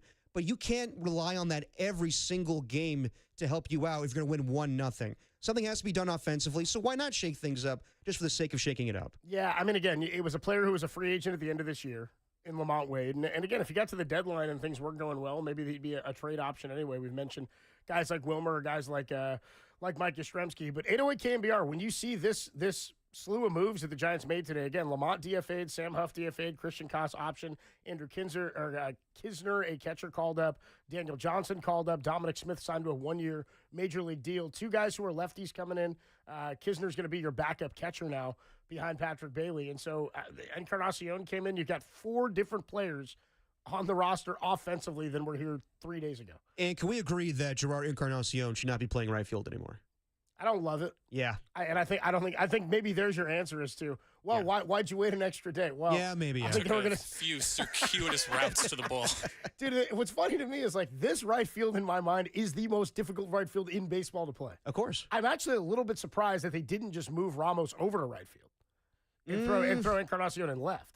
I mean, we saw him play right when he came up, and he played right like last year. Remember, he had there was the 3 outfield assists in 1 game last year from right field, and 2 of them were from Elliot Ramos throwing guys out at second and at home place. That's right. Okay. And then Yaz came in late in the game and added 1 as well. They had like 3 in 1 game. I think it was early in last season or partway through. Anyway, I thought in terms of the athleticism you need to play right field here, how difficult the wind is. This guy hasn't played much outfield here in general. Maybe not the best move to have him in right. So he also got hurt playing outfield, right, in spring training?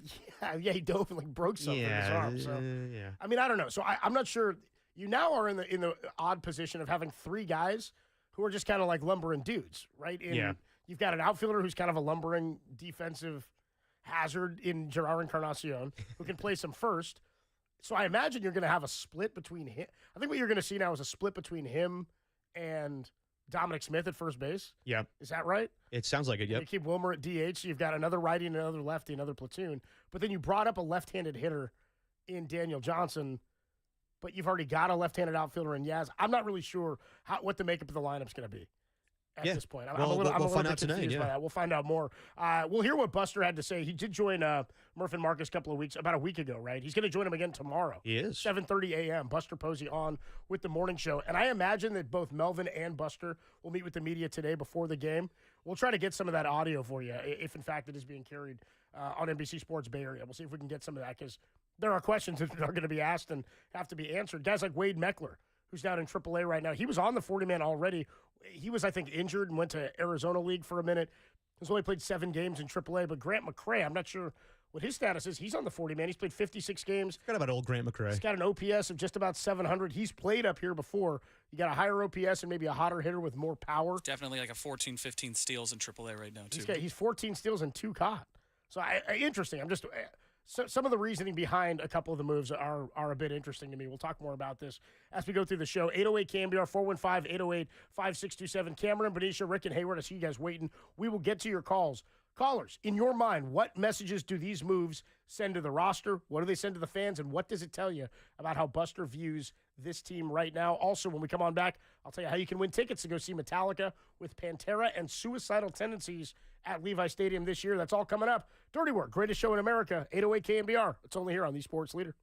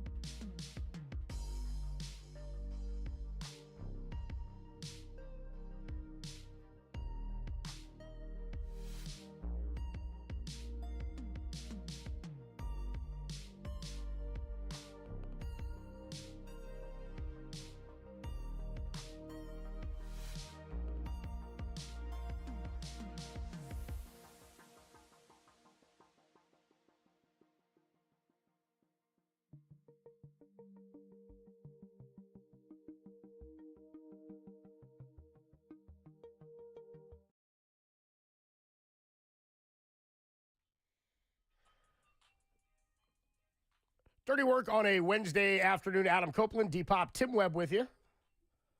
They are at our KNBR headquarters in Daly City. I'm at the bunker here at Oracle Park, where we'll have Giants and the Padres. First pitch at 6:45 tonight, as the Giants look to pick up their first win against the Padres. Is it 7 consecutive losses now to the Dre's going back to last year? Yes, it is. I don't need that. I don't need any of that. And by the way, it's not like I don't need it, but it is what it is, my man. It's not like they're tearing the cover off the ball either. You know, I mean, I know. It's funny. I heard the Gregs talking about it, and a good show by the Gregs today. See, we dish out compliments, Greg Silver. Dude, it was good. I thought it was a good show today. A lot of it was I was being here I know. in the bunker. But, I'm saying that because our new bullpen, I'm getting used to it, and I don't log out of my Twitter. And 2 days in a row now, I've gotten got by our staff. Oh, that wasn't your tweet? No. I didn't think so, but I liked it anyway and retweeted it. You think I ever tweet out, go Giants? Come on. I know you dropped a "we" on the Giants yesterday. I'm talking about, the royal we, regardless. You keep saying that royal "we" thing. Yeah. Anyway, I said I'm here at the Lebowski. bunker. I'm here at the bunker at Oracle Park, and Pat H., one of our noted members of the Filth on the KNBR, the Sports Leader YouTube channel, said Cope's commuted 3 days to Daly City, and he's like, nah, I'm good. It's kind of in a nutshell, my man. Hey, man, he wants to go to the yard and watch this explosive Giants offense. Hey, dude, I'm like 12-2 on the year, but I was here 2 nights ago for the tough loss on Monday. You're 12-2, so the last 2 nights is because of you? No, I wasn't here last night. Okay. I was not here last night. Oh. I was handing the Gino and Carlos softball team a big L is what I was doing. Sorry. 22-7 final. Nice. No, we won. Nice win. Oh, nice. Okay. We hammered them. It was a nice W. Nice mercy rule W on opening night. Was that a better victory than when you beat Bobby Evans' team a couple years ago? No, that one. The dads. Dude, shout out Bobby Evans' team, which we called the dads when we played them, because it was like it was obviously like a group of guys who like knew each other from their kids, like Little League team, Yeah. No, that game. So I think the rule in slow pitch softball is like you've got to play a certain number of innings before the mercy can take place. Yeah. But it's like if you're up by 15 or more after the 5th inning or something, then they call it. I want to say, did we hung like 25 on them in the first? Before it was like I batted like 4 times the first inning. Come on, Bobby. Come on, man. You know what I mean? You go with the Deion Sanders. You telling me he wasn't ready? Yeah. He was doing interviews with his headphones on. Come on now. On the Say What You Need to Say Mas you do? And it's Louie. Not my son Louie. He wouldn't do that. On the Say What You Need to Say podcast. I thought his name was Louie. I know. Giants made a slew of moves today, most notably Lamont Wade Jr. DFA'd. I just want to point this note out, because a lot of people are so frustrated with Lamont this year, and people get so angry about what's happening with the team and get rid of this guy and get him off the roster. I'm like, dude, we forget, like, I know that this era of Giants baseball has not been a fun one, right? Going from Farhan into where we are now, and hoping that things are going to turn nothing ever like it. Really hasn't been since before or since. It's not an era that is going to be fondly remembered by Giants fans. It's kind of like whenever Murph is riffing on when he's doing the This Date in Giants Histories, and he gets mad when he's like, "What, you got me a Pedro Feliz home run? You couldn't get me a Crawford or a Pablo Sandoval or a..." Hey, man, it's just the date. I don't know what to tell you. It's just what happens, dude. But he gets, same thing as he used to get really, really mad whenever something would get shouted out. Like, he hates the Thunder era Warriors. But I'm like, but that's the era of Warrior basketball that made me a fan. Yeah. Right? Like, I had to go through that to get to the Steph Curry era. That's all I know. That's what I grew up with. Well, that's not all I know, but it's what I grew up on. It's what we grew up with. So Murph hates the Thunder era Warriors. Like, any reference to them, any reference to anything like pre-Lincecum from the dead era that wasn't Barry Bonds, like going into the World Championship years. Come on now. So I think that when you have bad eras like this, fans just don't remember the positive elements of the bad runs. Right. Do you know what I mean? Like, things that come out of it, and while Lamont's not going to be a world champion as a Giant, and he's not going to be on the Wall of Fame or anything like that, 2021, like, we've got to remember, was a magical season. Yeah, of course. It was a really, really cool, fun year to watch. I mean, late night Lamont, I came up with a nickname. It was a thing. It was a legit thing where we had confidence as fans that if Lamont Wade was coming up in a clutch situation late in the game, the Giants were going to come back and win it in his at-bat. I think of the one that he hit against Lou Trevino in Oakland. They're down 5-4. It's a 2-run home run to take the lead. I mean, it was every single day. Had a big hit. Colorado. I mean, it was walk-off after walk-off. Here's the note. Per Stats LLC, after he earned that nickname, Late Night Lamont, after the late game heroics. In 2021, he had 6 game-tying or go-ahead hits in the 9th inning alone. He was clutch. Again, 6 game-tying or go-ahead in the 9th inning in one season. That's the most by any MLB player in a season in the previous 40 years. So while it ends for Lamont in a bummer of a way because he wasn't successful enough to remain on the roster, and it's going to look like he's the scapegoat here, the entirety of the team, including the guys who are the highest paid. I mean, you've got a Jung Hoo Lee 0 for 5 yesterday. Yep. He's down to 269 is his batting average now, right? He didn't strike out a bunch, but a couple of nights ago struck out 3 times in the game and was waving at pitches. There we go. It was 7 for 69 of the Giants, by the way, in the last 10 games with runners in scoring position. Yikes. Is the other note. So, because, he's going to be the one, and as bad as he was, the rest of the lineup hasn't performed either, which makes his inefficiency and ineffectiveness all the more glaring. 808 KNBR is the number to call, 415-808-5627. Let's go out to the phone lines. Let's go to Cameron and Benicia. He's been waiting a while. What's up, Cameron? You're on the Sports Leader. Hey, what's going on? Hey, what's up, Cameron? Hey, I just want to, I came in a little late to the conversation, but I want to talk about Pat Burrell. And at what point do we hold our batting coach, responsible? Yeah. You have Jung Hoo Lee that has had a great start to his career, and then he's just gone cold. And you have a guy that's telling him to take more walks. He has a 3-1 count, and he faces 2 what was that, a slider, 2 sliders right down the middle. I feel the frustration, and I'm just curious on everyone's thoughts. Cameron, real quick, if the Giants were hitting well right now, how much credit would you give Pat Burrell? Is Cameron gone? Oh, he might be gone. Yeah, okay. Man. Oh, he's there. You there? What's up, Cam? We got you. Hey, I'd say as much credit as he deserves. On these breaks, we hear the advertisements saying, hit like a giant. It's like, okay, we're gonna lose our our advertising if we. Yeah, no, you're right. No, I'm with you. I appreciate the call, Cameron. We had this discussion about a week or so ago, but things have continued to get worse. And again, these are compounding now, right? I mean, it's been so bad now for 2 weeks plus. It's what, 16 straight games now? They've scored fewer than 4 runs. Their record in their last 2 weeks has been terrible. I've got a couple of notes here on that, but there's not one guy you look at to blame. At some point, I think what fans believe is that you've got to look upstairs and you've got to look at the head of the snake and say, well, why is it that they're ineffective? Sure, it's that the players aren't hitting, but somebody's head has to roll when you're this ineffective. I agree, but I do too. I just don't know that move really solves much of anything. I would agree. And the reason I asked that question is the same thing. If they were hitting well right now, how much credit does Pat Burrell get? Behind the scenes, he'd be getting credit because you'd go, well, look at what the Giants are doing behind the hitting coach, behind the tutelage of Pat Burrell. Like I said, more than a week ago, I think it's just because Pat Burrell did that interview with Murph and Marcus. It didn't have a lot of answers for how the hitting improves.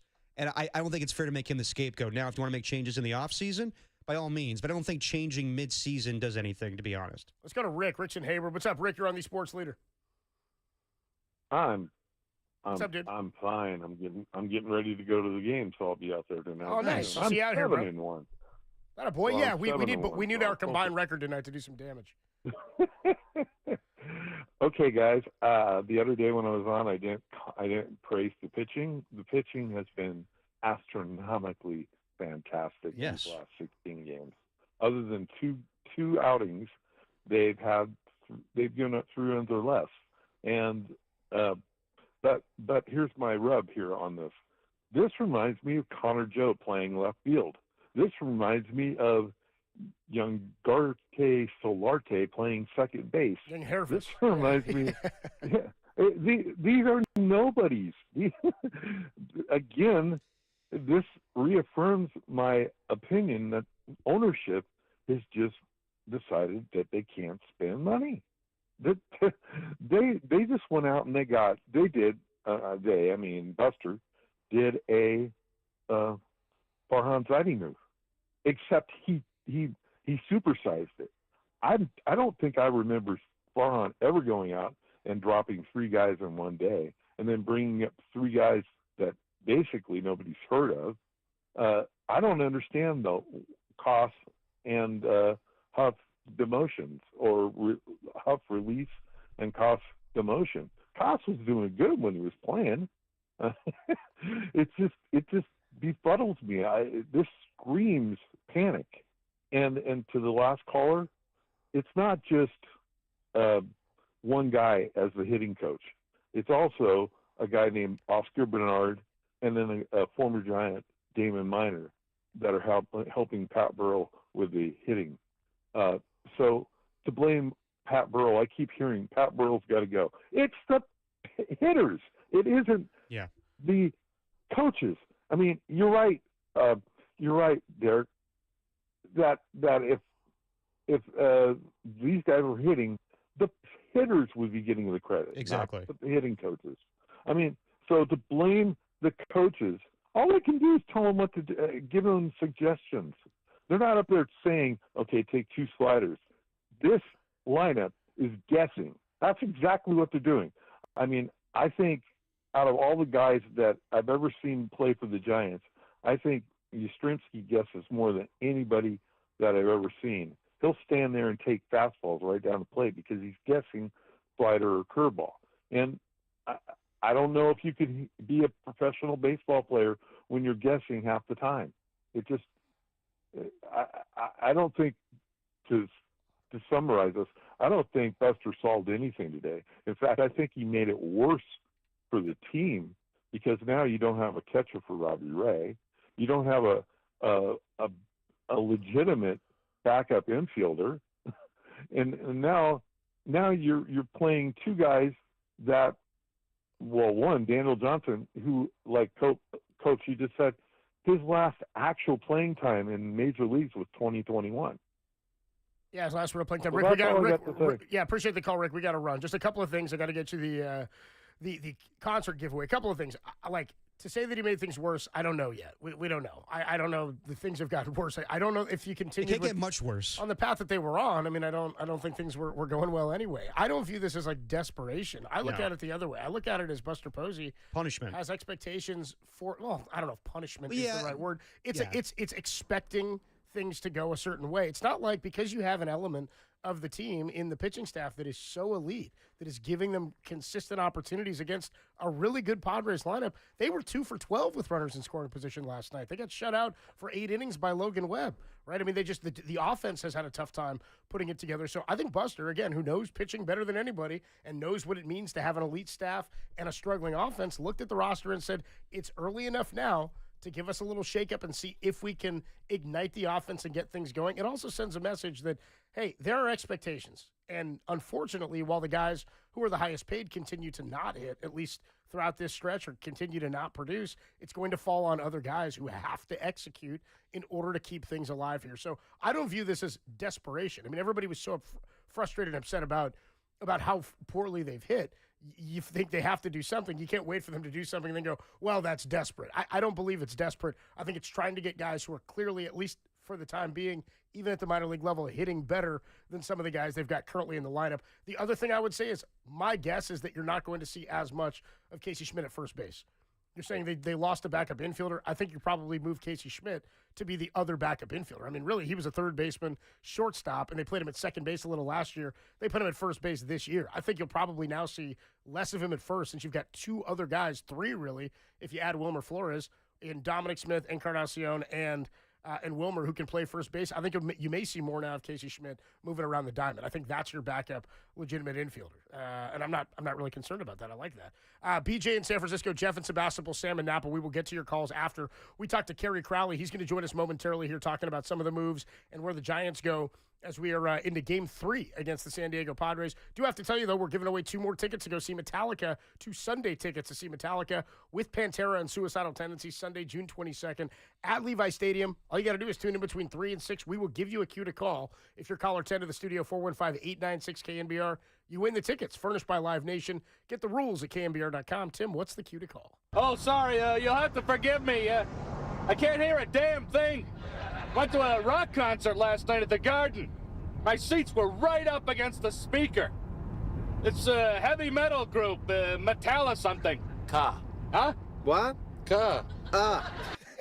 Always solid. Always solid. Incredible. When you hear that, 415-896-KNBR, caller 10 wins those tickets. All right, we will take a quick break. Our guy Kerry Crowley is going to join us talking some Giants baseball. Dirty Work rolls on a Wednesday afternoon. It's the greatest show in America, and it's only here on the Sports Leader. Never nervous, Jan Hervis.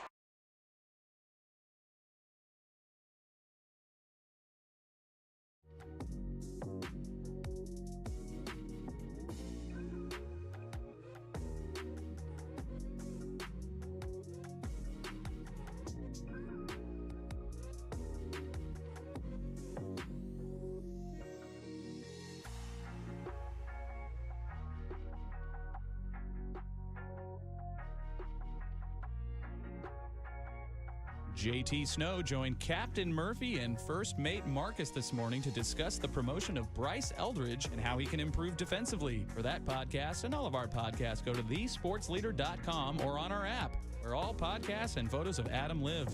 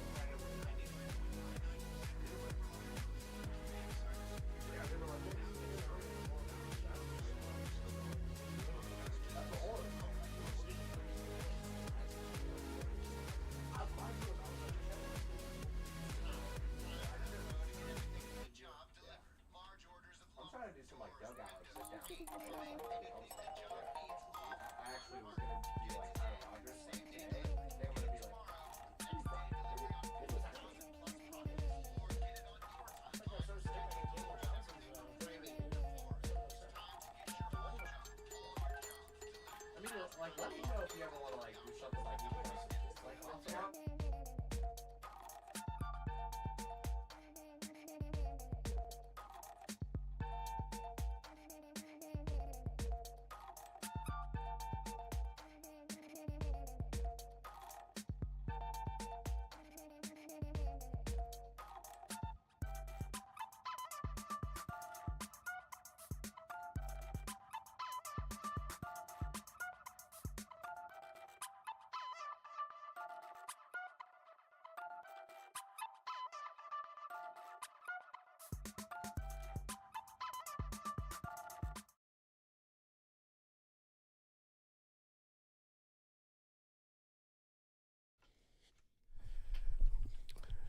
Dirty Work rolls on a Wednesday afternoon. Adam Copeland, Depop, Tim Webb with you. A rare Wednesday evening tilt for the Giants. Yeah, what's going on with that now? A 4-game series. No, I know. So we got a day game tomorrow. Yeah. would be getaway day for the Padres. Yeah.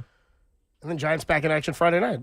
Nothing odd. What do you mean, what's up with that? I just gotten used to my Wednesday day game, so we have to come in so early. Well, not anymore. Well, not today. Not this week. Yeah, not next week. Actually, maybe not next for a week. while. They're in Colorado. Anyway, I guess we shouldn't leave him on hold anymore. So, guys, Kerry Crowley from the SF Standard joins us talking some Giants ball. What's up, Kerry? How you doing, bro? What's up, Kerry? Oh, doing well, guys. Have my own Buster Posey moment these last few days. Cleaning house.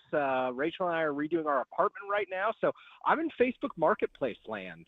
That's kind of what's consumed me the last 72 hours. A bunch of transactions in Facebook Marketplace land. Okay, I got to know. I've not done the Facebook Marketplace deal. Like I haven't purchased or sold anything on there, and I'm told it is it's a wide range of success or lack thereof. Have you had any nightmare stories from the Facebook Marketplace, Kerry? No nightmare stories. We've gone 16 for 16 on items sold in the last 5 days. But that's because we've aggressively priced our items. So, you start out with like a $100 dresser and you get no bites, and all of a sudden 24 hours later you're like, this is 55 max, and then someone offers you 40 and you're like, I'll do this deal.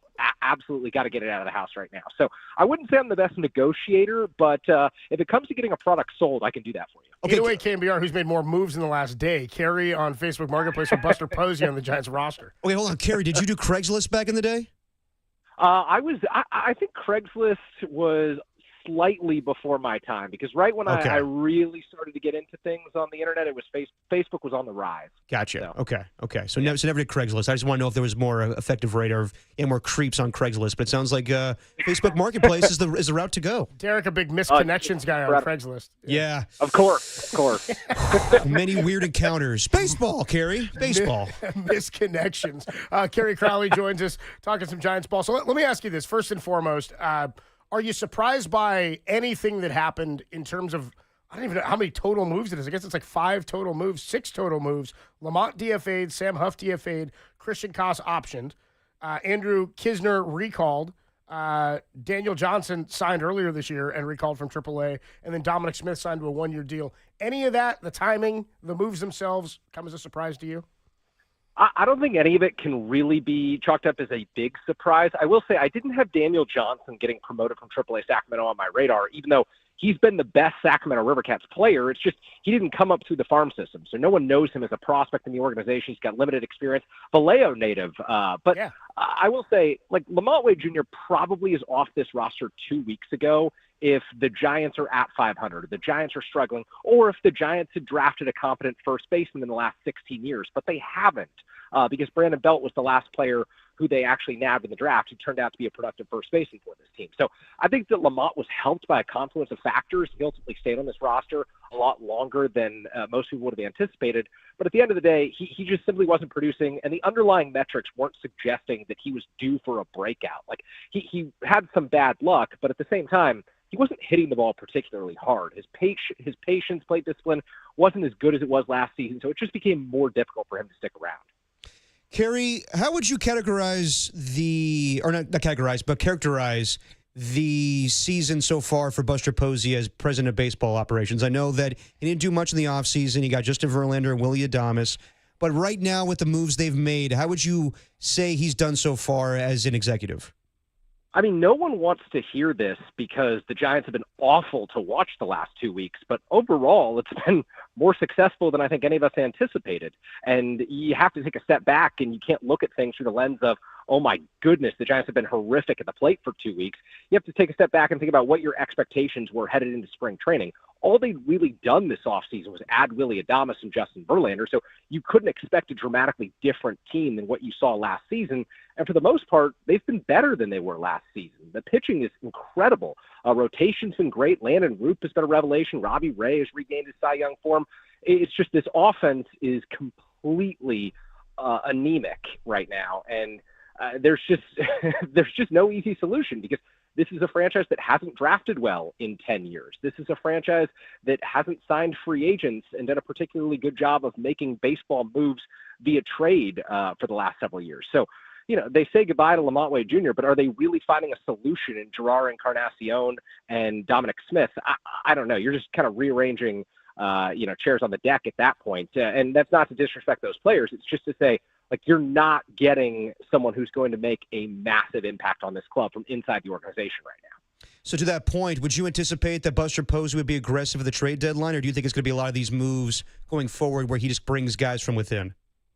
I mean, it depends on how the next month and a half goes. If they're able to stay above 500 over the next month and a half, I would anticipate he'd be aggressive because, this team isn't all that different from the ones that you watched in 2010, 2012, and 2014. I think we all remember those teams as amazing postseason teams, but their regular seasons really weren't that astounding at the plate. It was teams that won with pitching and defense and great bullpens, and the Giants have pitching and a great bullpen right now. So if he's able to add the right one or two players at the trade deadline, I think he absolutely goes for it and tries to make those moves. There's a wealth of pitching depth that they could trade for or trade out of in this organization right now.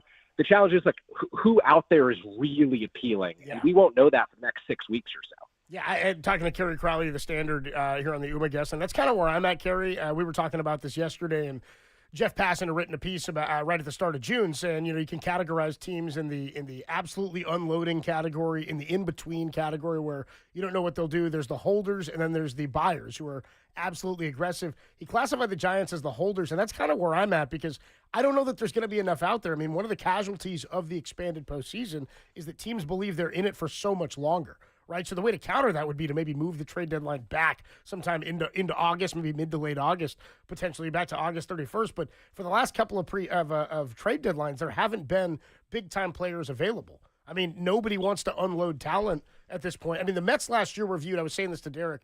The Mets last year were viewed as sellers come deadline time. They went to Game 6 of the NLCS. You know what I mean? So teams stay in it and think we're maybe 1 week away from getting hot. Would you classify the moves made today as aggressive? Because some people, we've already heard a couple of callers and texters say they seem desperate, and I view it as aggressive in the way that Buster views this roster.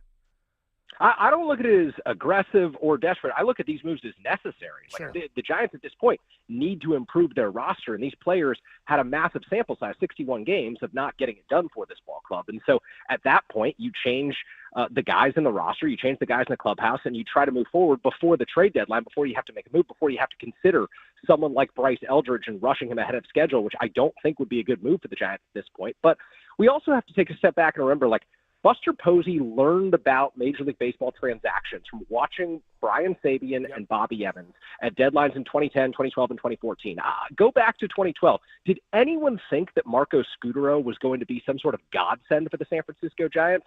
No, he was a veteran utility infielder who'd never made an all-star team at that point of his career, but he hit 362 down the stretch. It's all about finding the right guys who complement your roster, and right now the Giants need someone who can put the ball in play. Everyone talks about, they need this huge power hitter, they need the A-list guy. The Giants just need to stop striking out so much. They become liabilities, hitting the ball on the ground, striking out, too predictable at the plate.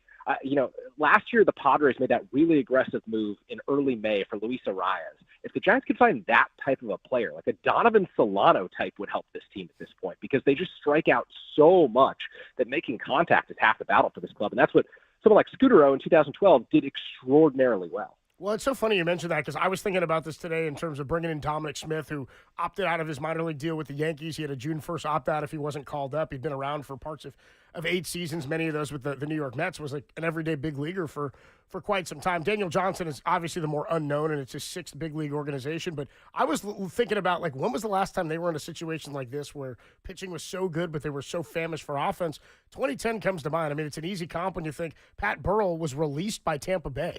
Right, it's so funny that we're talking Pat Burrell as the hitting coach. He was in AAA for the Tampa Bay Rays. They released him, and he signed a he might have been with the Rays, then signed a minor league deal with the Giants, played a little bit down there in Sacramento, and then or in Fresno at the time, and then came right up and was here and helped the Giants all the way to the World Series. So you can find pieces that are plug-and-play guys for the time being, and if they hit well enough, you continue on. But those World Series and the acquisitions made, with the exception of Hunter Pence, which there's not going to be one of those available at the deadline, with the exception of a player like that, it's been a lot of those ancillary ads that help guys who are supposed to be hitting already.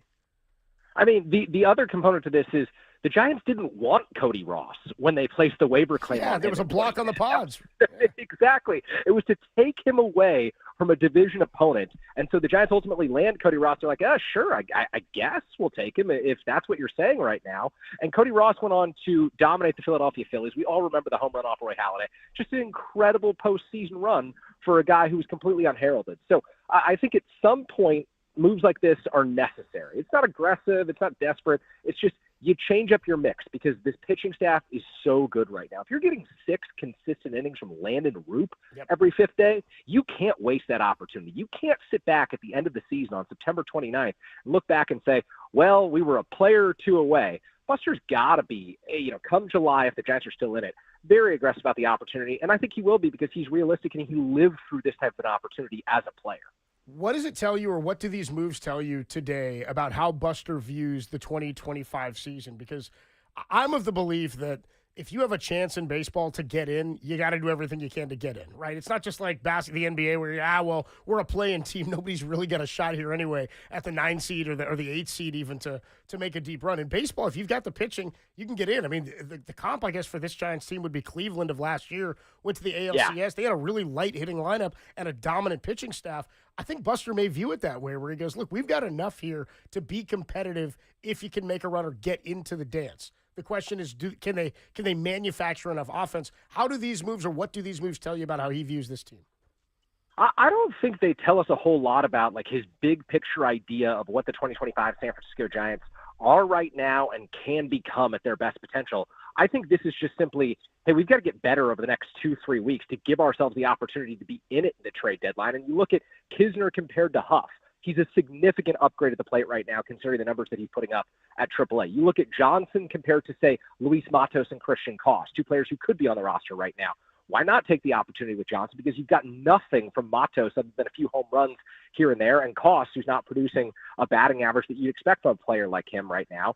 And then, you go with Dominic Smith over Lamont Wade Jr. Dominic Smith is like a below replacement level player when it comes to WAR, but Wade has been so bad over the first 2 months of the season that the Giants are willing to take someone with major league experience and hope that, hey, maybe it pans out like a Pat Burrell or a Cody Ross, where he just plugs the gap until the day that Bryce Eldridge is able to come up from AAA Sacramento. And we don't know if that day is July 1st, September 1st, or maybe June 1st of next year. We just have no idea, considering the lack of AAA pitching that he's faced. As our guy Alex Pavlovic said, Smith was a little below league average last year with the Red Sox and Reds, but right now league average might hit cleanup for this lineup. So, Kerry Crowley, the voice you hear of the SF Standard. Kerry, always great catching up, man. How many more things you got posted on Marketplace? Are we hunting a 20 for 20? You know what? I've got some carpets and rugs that I could sell right now. Oh, they tie the room I together. I went on such a posting binge over the weekend that now that we're in the middle of the week, I'm going to settle down. I really feel like people regroup come Friday and they start to make their best offers for you. Yeah. So Nice. take the next 48 hours off, and we'll see where we get come Friday. Kerry's got a whole strategy. I like Dude, it. a 16 for 16, the hottest run you will ever see on Facebook Marketplace. Kerry Crowley, have a great week, man. We'll talk to you later. Thanks, Kerry. Appreciate you guys.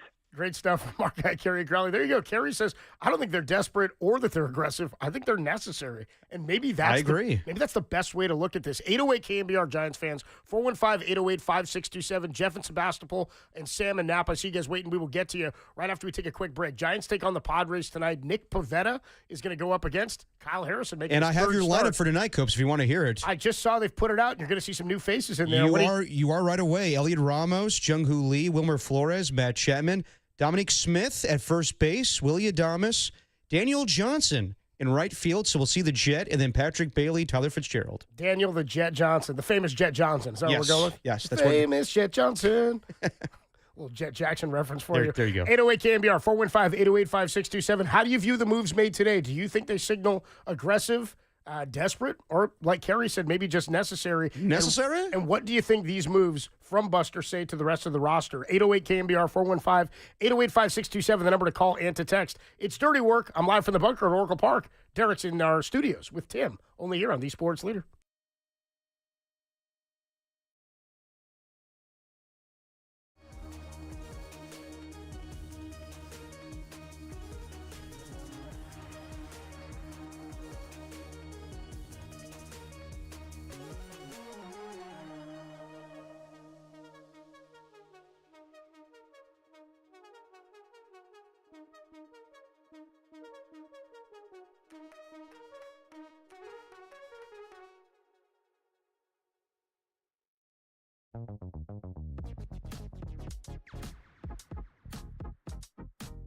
Sean Estes speaks to the Giants' lack of offense from a pitcher's perspective after another quiet night with the Bats doomed the Giants to another crushing loss. For that podcast and all of our podcasts, go to thesportsleader.com or on our app because Sean has great hair and it should be celebrated.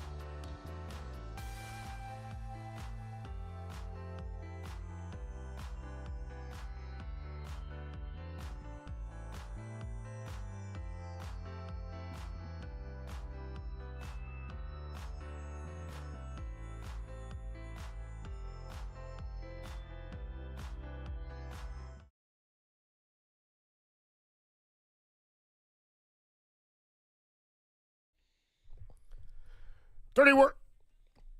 It's dirty work on a Wednesday afternoon. Adam Copeland, D-Pop, Tim Webb. You got it. Yeah, I have this this button here where if I don't hit it, I can't hear myself. Oh, I got you. And so it feels like I'm not on even though I was on. All right. You know what's going on? Yeah, I got you. It's all Our, good. our guy Austin Scott, known for Welcome the vibe to my check. nightmare. Right? Yeah, right. Known for the vibe check, of course, here on Dirty Immaculate Work. vibes. He popped in during the break a couple of commercial breaks ago, and he was thinking Buster was going to talk today. I guess we're not sure whether or not Buster's going to talk. He is in the Giants clubhouse, and those new guys are already here. Daniel Johnson is going to be in the lineup tonight. Had one at bat with Baltimore last year. Has not been a player in the bigs really since 2020 and 2021 as a member of the Cleveland Guardians. And I guess they were the Indians at the time that he played for them. Mm-hmm. Anyways, with Cleveland for a period of time. This is his sixth organization, but had been, as Kerry Crowley said, one of the best minor league hitters or best hitters in the outfield down in AAA. On the season, he's having a pretty good year. If you mix what he did in the Mexican League in 10 games, where he had a 1,400 OPS with 5 homers and 12 RBIs, he's had 103 at-bats in AAA for Sacramento this year, a 272 average, but an 846 OPS, 5 steals, 1 time caught. They call him Jet Johnson. 6 homers, 18 ribs is what we're dealing with Johnson. He's in there hitting 7th tonight, and you've got Dominic Smith, the newest Giants first baseman, in there. Let's go. At first base tonight. Let's So see a him. couple of new lefties in there against Nick Pivetta, a righty who we'll talk more about. He's been fantastic, but some guys that Pivetta has not really had a lot of experience against, certainly in Johnson and vice versa. Kyle Harrison gets the start tonight. 808 KNBR, 415-808-5627. How you feeling about the moves, Giants fans? Are you viewing it as desperate? Or are you just kind of going, it was time for a shakeup, it's necessary? Or you think this is an aggressive move, and does it tell you anything about how Buster necessary? Is it necessary for me to drink my own urine? Is it necessary for me to DFA Lamont Wade Jr.? Yes, it is. Yeah, it probably was. Let's go to Sam. Sam is in Napa. What's up, Sam? You've been waiting a while. You're on the Sports Leader. Hey, how's it going? What's up, bro? What's up, Sam? Yeah, I mean, just first things first. All thanks to Lamont Wade. I mean, great memories that he's able to give to this team. I think a lot of fans don't really kind of remember that of all he did. Yeah. When he first got to the team, and the Giants are now just kind of criticizing him for just this past year or past 2 years. So I think that's just the first thing. And then I like the moves.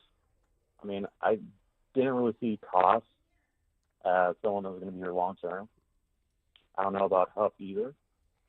I think the question is the backup catcher position. I don't really know what they go with there.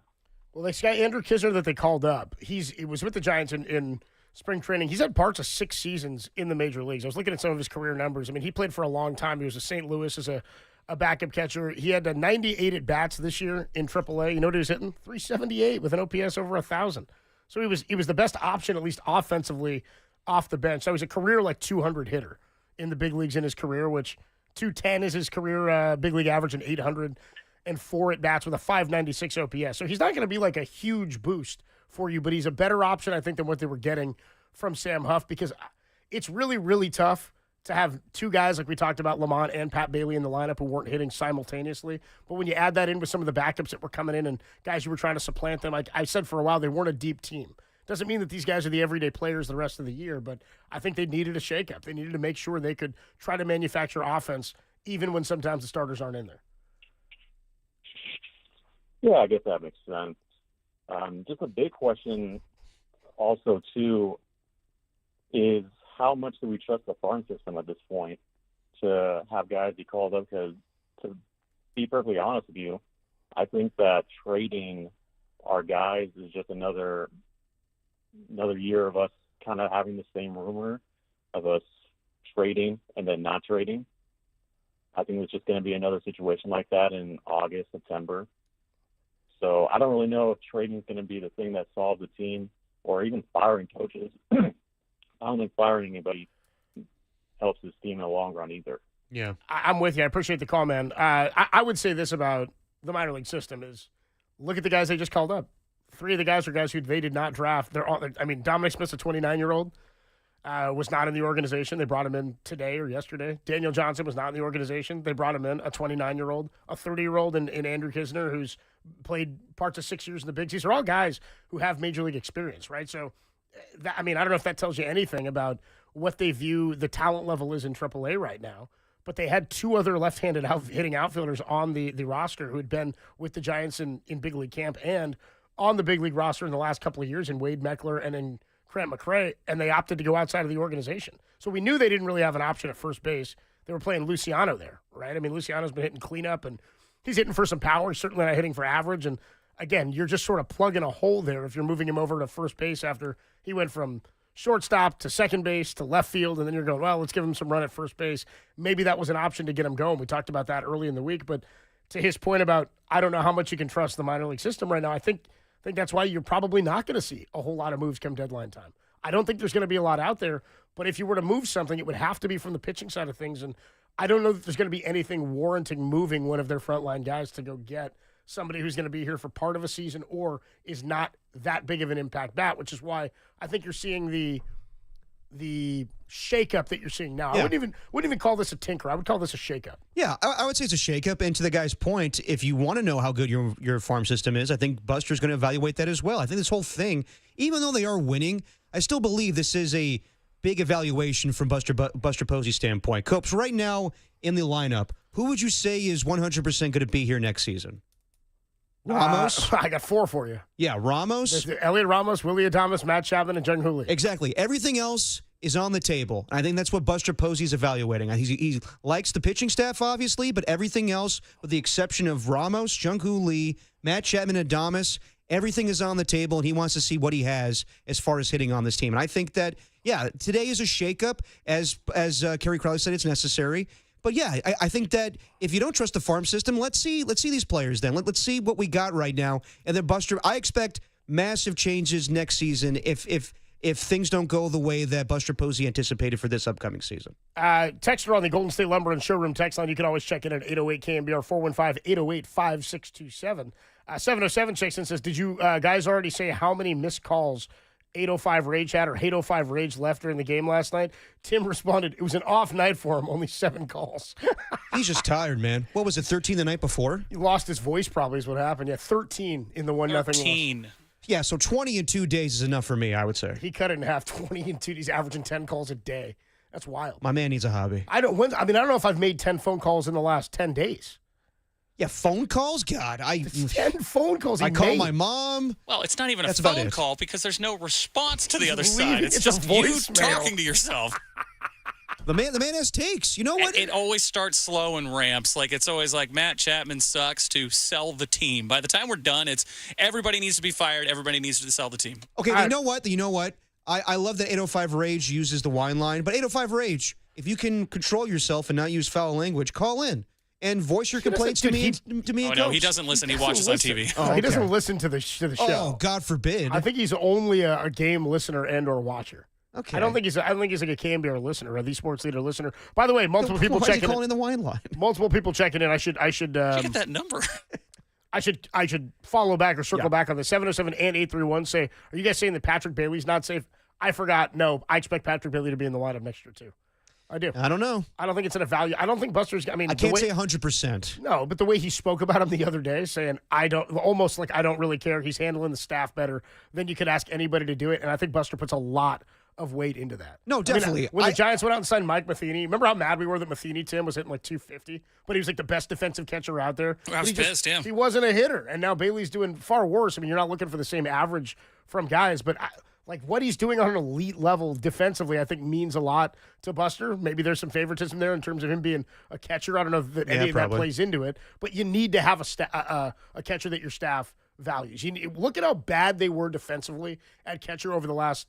I mean, in the years that Buster was gone, right? It was a black hole back there. So the fact that you can at least count on somebody to do what he's doing defensively, I think is a positive. Again, when the guys who are supposed to hit don't hit, everybody else who you weren't counting on to be key offensive contributors necessarily has the spotlight on them. And I know that he's on the interstate. He had a double last night. I think he's put together a couple of games with some better at-bats as of late, but it's going to glare on him as long as the rest of the offense isn't putting anything up either. But I mean, how about he threw the guy out at second base the other day? It was maybe the play of the game. Yeah. On the steal at second. He can snap throw to first. I mean, I think what he does behind the plate is exceptional. I said it last year. I think he's a better defender than Buster was.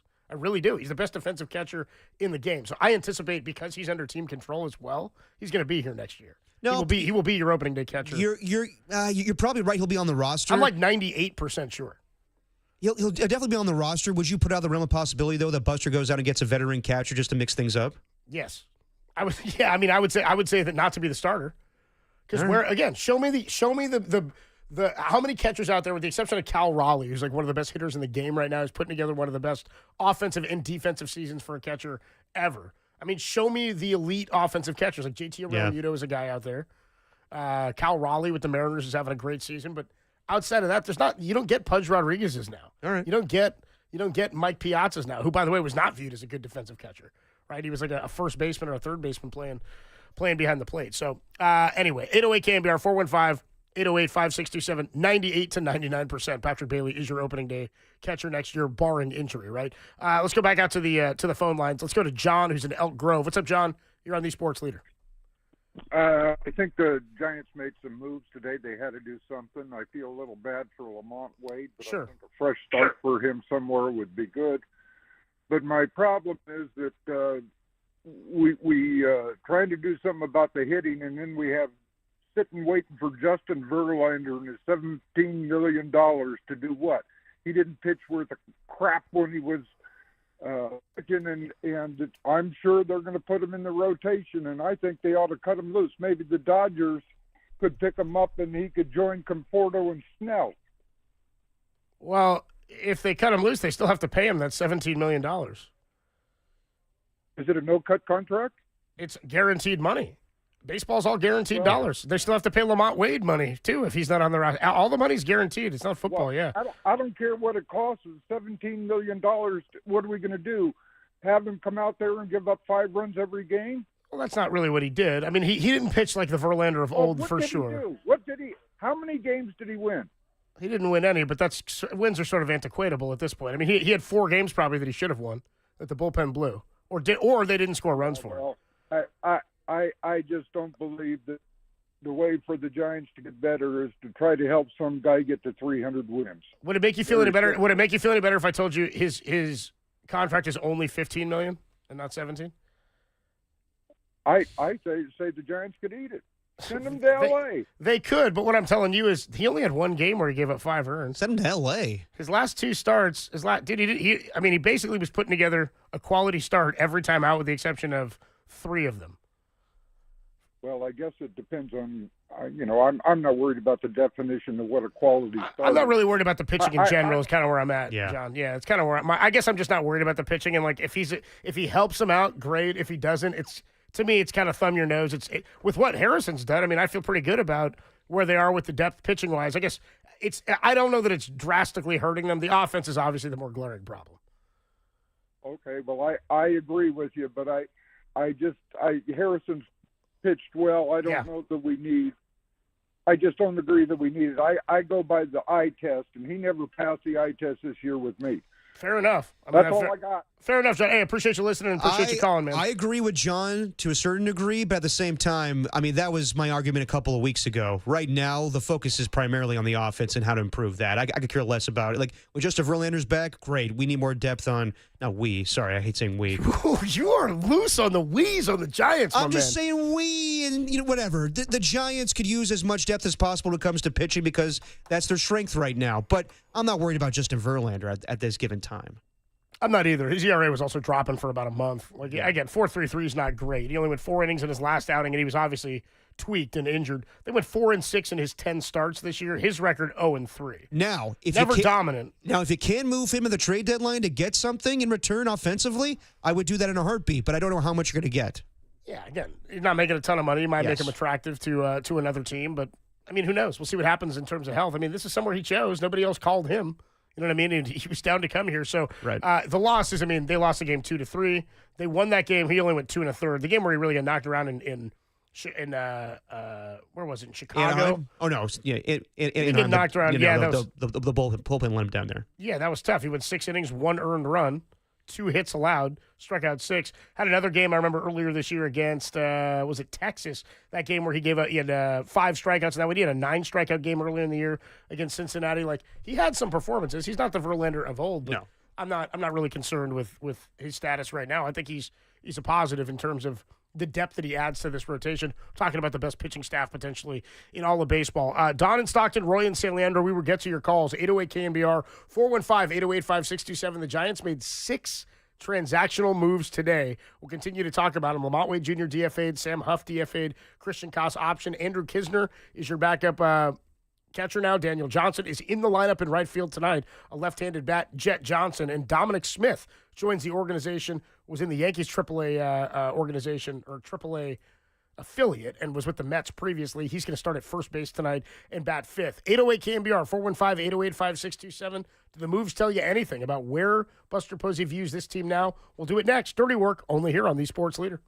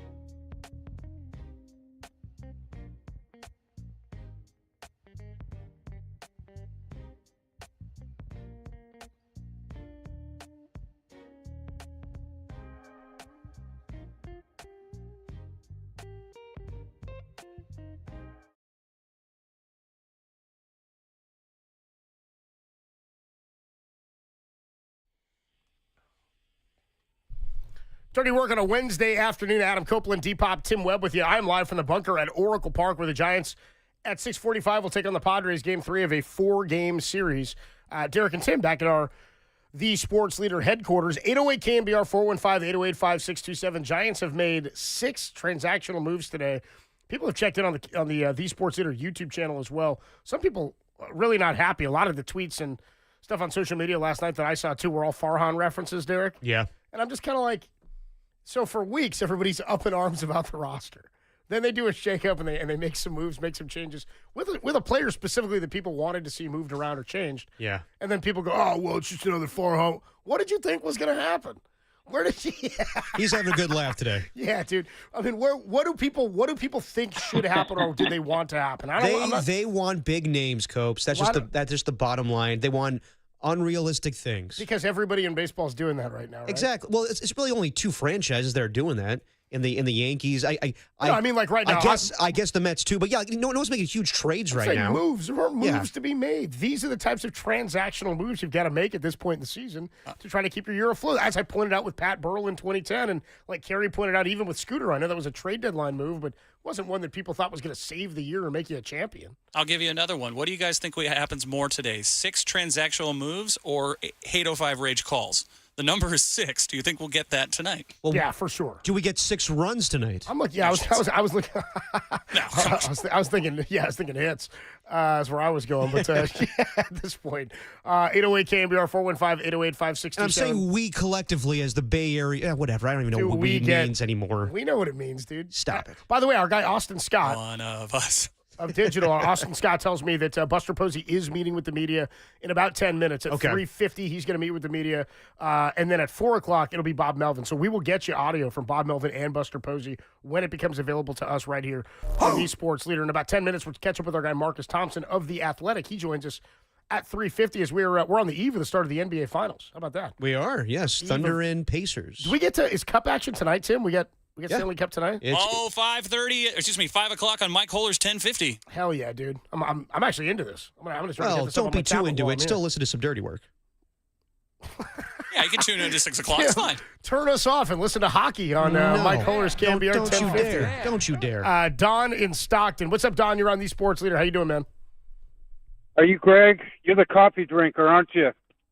What? You're the coffee drinker, aren't you? I mean, yeah, I drink coffee, yeah. Okay.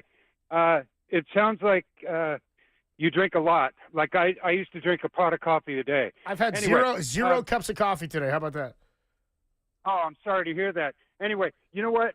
I don't think they gave Wade enough time. He didn't play that much this year. You probably know more than I do, but I feel like he only had like 40 or 50 at bats. And I mean, stick him in the outfield and get him more playing time. But he's gone now. Hopefully, he'll stick with the Giants organization. Maybe he'll come back. Nobody will pick him up, right? And someone mentioned Scudero. Great player, man. Can we get a spark like that? Like, Pence, when he came, he sparked the team. We won a championship, and that's what we need. We need a spark. We need 3 to 5 runs a game. We're not getting it, and the pitching is fantastic. It's like we're in every game. Even we were down 8-2 the other day.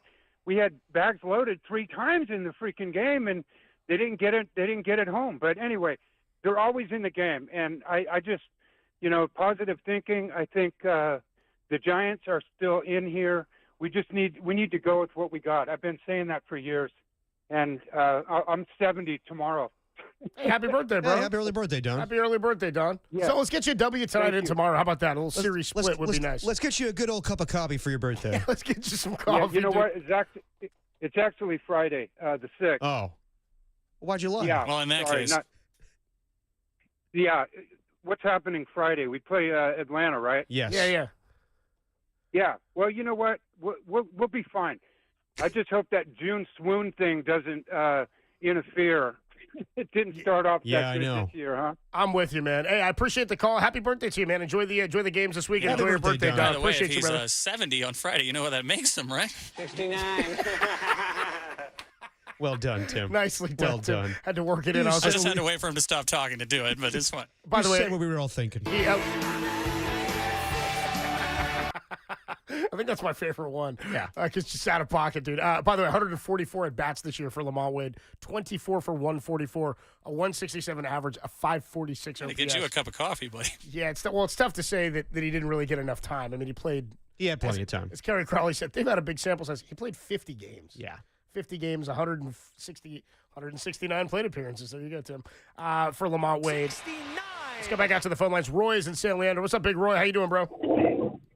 Hey, how you doing? We're doing well. Good. Hey, look, I just wanted to say, in a lot of ways, there's no reasons for nobody to really freak out about what's happening to the guys, because I'm not really surprised. A long time ago, I played in the minor leagues, and you have to have a certain amount of infielders and outfielders as you do pitching, more pitching. And the Giants are going in the right direction. I didn't call to demean nobody in the front office or any of that. I am saying at certain positions, just like you said a little while ago about after Brandon Belt left, the Giants should have tried to draft a couple of first basemen. Then that's what they should have done. And see, like it was free agent players that they could have, like that guy named Rise Hodgkin. They could have got him. That guy named Ty France. They could have got him for pennies on the dollar. But the Giants just don't think that way. What they need to do for the next 2 seasons is just try to draft some of the best hitting talent in the college and in the Caribbean that they can find. That's all I have to say, fellas. Thanks a lot. Appreciate you, Roy. All right, Dude, Roy. how about Roy, who's been calling for years or months? Slip it in that he played minor league ball. Do we know this about Roy? I did not know this. I mean, he'll get in, get out, so I don't want to keep him too long. We Right. have to take a break here momentarily for Marcus Thompson to join us, but we got to get to the bottom of that.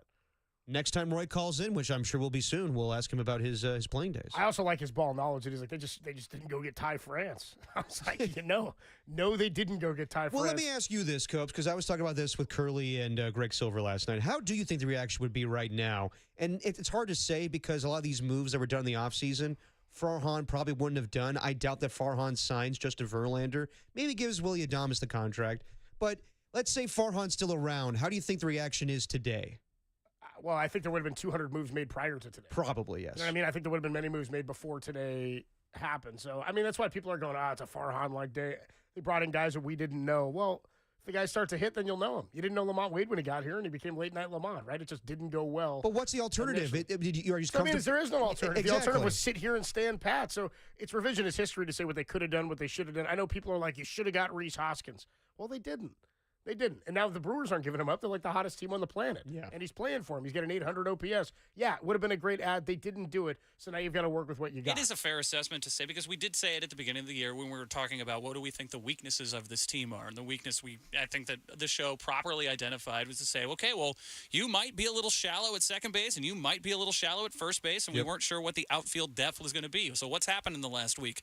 They've made a move to address the outfield depth, and they made a move to address first base. Now, is it a sexy move? Probably not. But if this was the assessment at the beginning of the year, it's fair to say that it is also revisionist history to be like, well, they didn't spend enough money. Well, it's like, well, okay, but you're going to have that take anytime they drop 4 in a row. That's just the way it goes.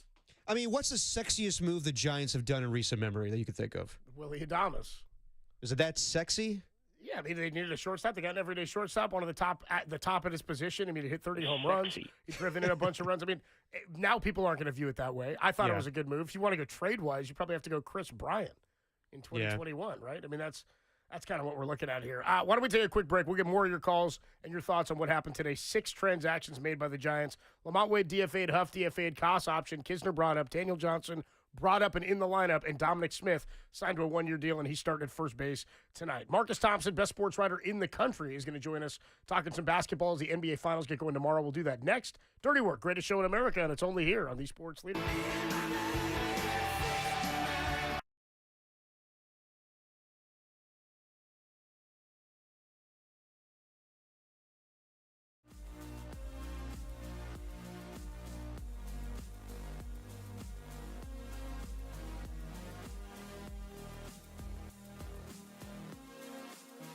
Oh, sorry, you'll have to forgive me. I can't hear a damn thing.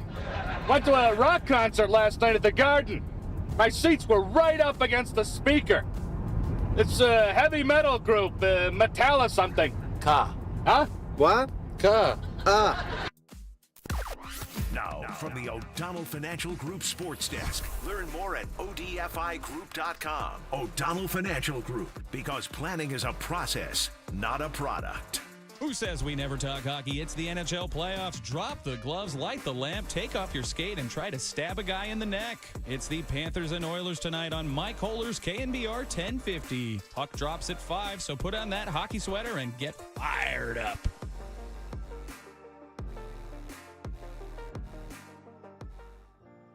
Hey, what's going on, everybody? Adam Copeland here for O'Donnell Financial Group. You know, you can declare your retirement independence today with a call to O'Donnell Financial Group because, you know, having the proper investment strategy in place may allow you the freedom to do what you want and when you want, potentially for the rest of your life. You've worked hard, you've saved hard, and the folks at O'Donnell Financial Group are here to help you avoid some of the common mistakes that so many people make when they get to retirement.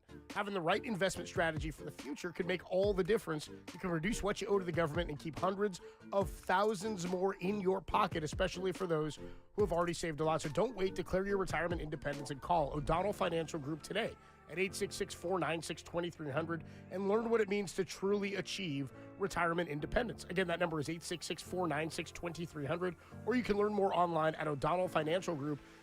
Again, that number is 866-496-2300 or online at odfigroup.com to learn more. O'Donnell Financial Group. Let us help you retire confidently.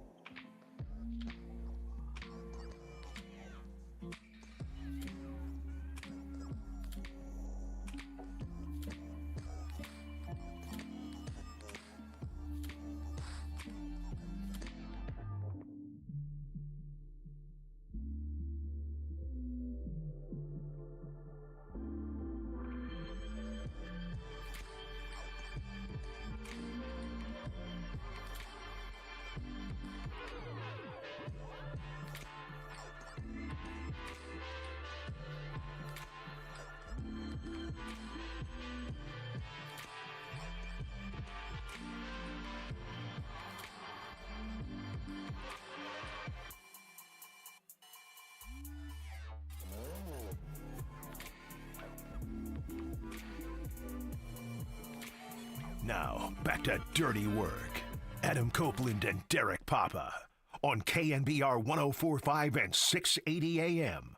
The Sports Leader. We work on a Wednesday afternoon. Adam Copeland, D-Pop, Tim Webb with you. They're at our KNBR headquarters, our brand new KNBR, the Sports Leader headquarters. I am at the bunker in Oracle Park where the Giants are taking on the Padres in Game 3 of a four-game series, but we'll break away from that momentarily. NBA Finals get going tomorrow. Here to talk about some of that, among other things, is our guy Marcus Thompson. Marcus is sponsored by Surfside. Before first pitch, grab a pack of Surfside iced tea and vodka or Surfside lemonade and vodka. Surfside, a proud partner of Giants baseball. Marcus Thompson joins us on the UMA guest line from The Athletic. A little double dose of Marcus this week. What's up, bro? How you doing? What up, Marcus? I survived a storm coming to Oklahoma City, so I'm good. Well, you're in OKC, huh? I'm in here, and it took forever to get here. Like, you should have seen some of the shots, man, from the plane. They're like a movie while we're flying around the storm. I felt like I wanted to get my Helen Hunt on and go chase tornadoes. But Twister it up. Yeah, dude. I was like, let me out. I go find one. I was like, man, is this a What Women Want reference, or is this? Oh no, Twisters. That's where he was going. I got you. Twisters. Yeah, come on. I was riffing. Who's the guy in there? Who's the guy? Bill Was it Paxton. Bill Paxton. Bill Yeah, Paxton. dude. The Yeah. great So Bill Philip Paxton. Seymour Hoffman there for a minute. I'm sorry for remembering Helen Hunt more. My bad. Well, between the two, she was more memorable, I It's a would good say. '90s pull. Yeah. Yes. It's a good '90s pull. Were you in Disneyland last weekend too? Yeah, what was bigger, the storm or Disneyland surviving that? Oh, definitely the greatest survival tactic was Disney. Like it took all I had to survive. My daughter had a wonderful time. I was more celebrating not paying Bishop O'Dowd tuition anymore. Yeah, hell yeah. Yeah. So it was good, but Disneyland, man. I need that Club 33 pass. I need something. I don't understand the Disney hype. Everybody was miserable. It was hot. People eat bad food. Everybody looks grumpy, and then they get on a ride, and it's like, wee. And then you get off, and it's back to grumpy. Like, I don't get it. I was gonna say, dude. I was gonna say, for my money, when Derek told me that, he was like, Marcus said we'll do it later this week. He's driving back from Disneyland. I was like, Marcus with the Disneyland? I was like, that doesn't sound like a Marcus move at all. Yeah, what was your favorite ride, Marcus? If you had you do for your kids, Yeah, I do it for the kids. What is it, the Star Wars thing? Yeah, Star Tours, yeah.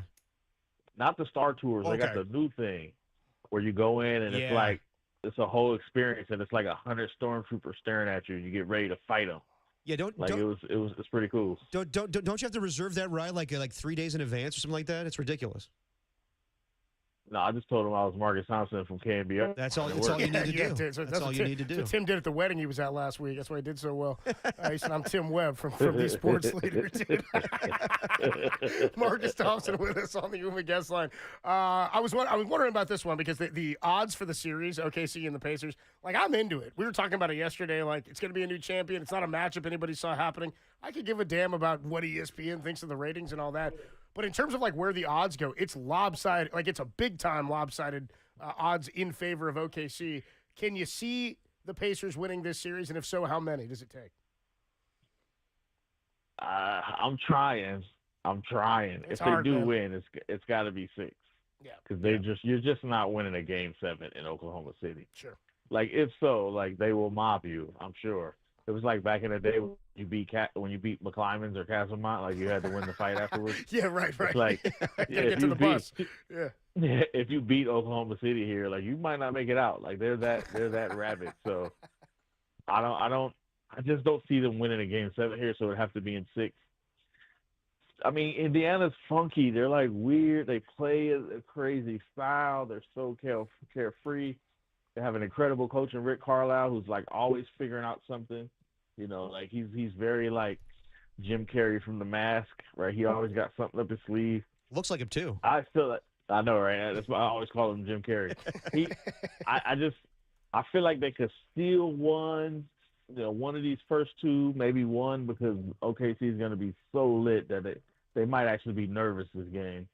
Steal one, you get you probably go home. If you win 2, now you're in the driver's seat, but that's gonna be tough. You come back here 2-2, and you gotta somehow figure out a way to steal Game 5 and then close out at home. Like that's their play. I just don't see it.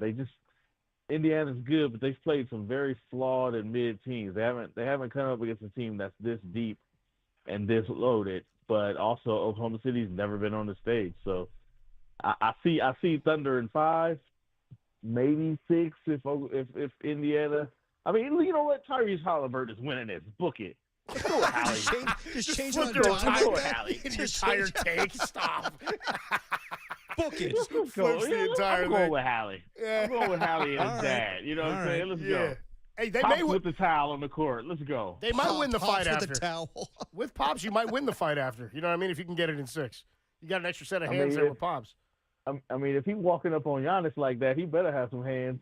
Pops Halliburton. Yeah, he was seriously. ready. I was ready to throw. Marcus Thompson with us on the Uma guest line. Do you see a situation where anybody other than Shai Gilgeous-Alexander wins the MVP if OKC wins it? I mean, if the Pacers are smart, then yeah.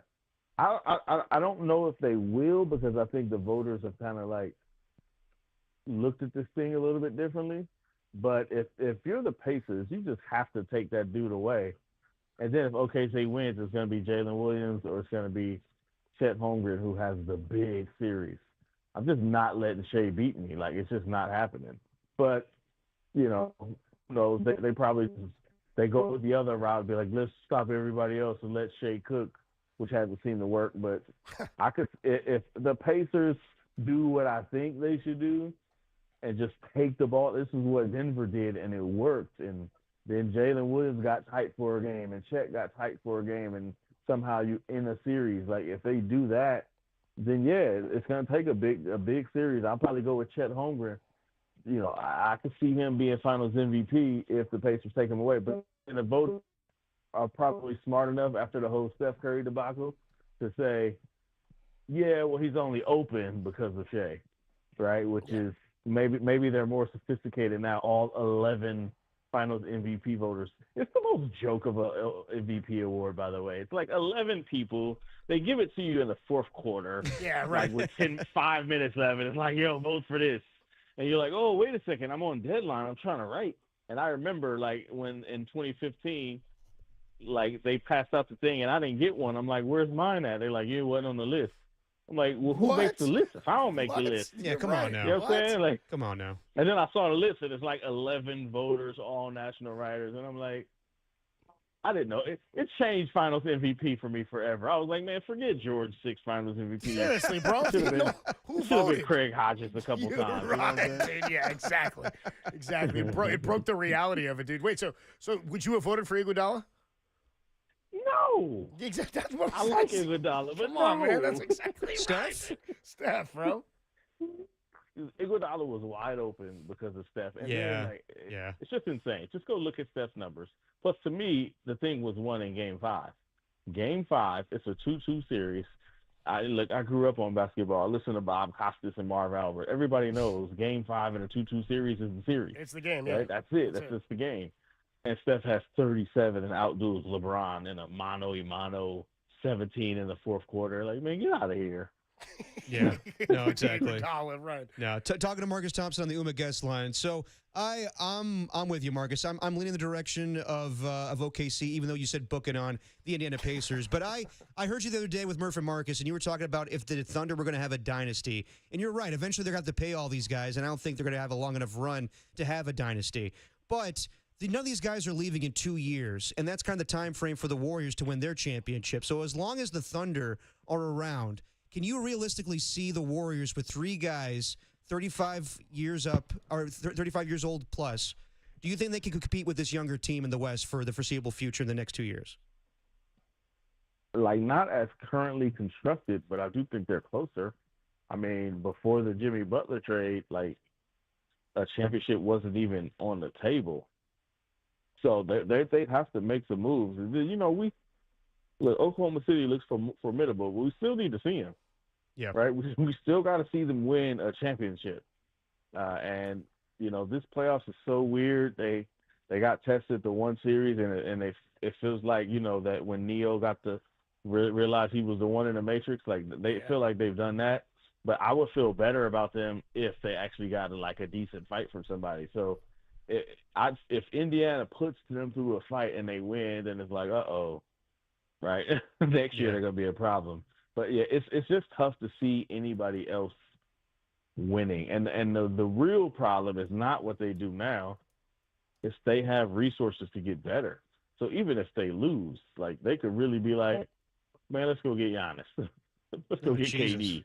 Like, you know what I'm saying? They could really, like, if they really wanted to be jerks, they could really turn the thing up and just cash in all their picks and go get people, and then everybody's cooked. That's why you're seeing teams like the Knicks, right? They fired Thibodeau. It's like if you can't beat them now, like, these teams are only going to get, Indiana's only going to get better. Now they got resources to make moves. They got places to, you know, they got ways to go to get better.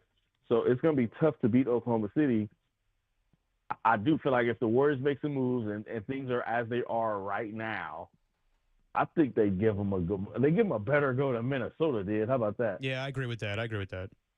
Speaking of you mentioned like Kevin Durant, you mentioned what's going on with coaches. Suns today hired another, just a nameless dude in my mind, just somebody else I'd never heard of. Jordan Ott becomes their new head coach. I mean, play that clip from years ago. KD out. I mean, he's got to be gone this summer per Marcus years ago, but I don't know. I mean, the culture, Matt Ishbia is talking about the culture's his fault there. And, well, yeah, man, you've blown things up numerous times with the head coaching. I mean, we've talked to you about this, the value of head coaches in the NBA. I don't know why the Knicks looked at it the way they did. Maybe they said we got as much as we could out of Thibodeau, and he took us as far as we could, and we're not going to win with this core and that coach combination. But where are you now with the value of coaches in the NBA?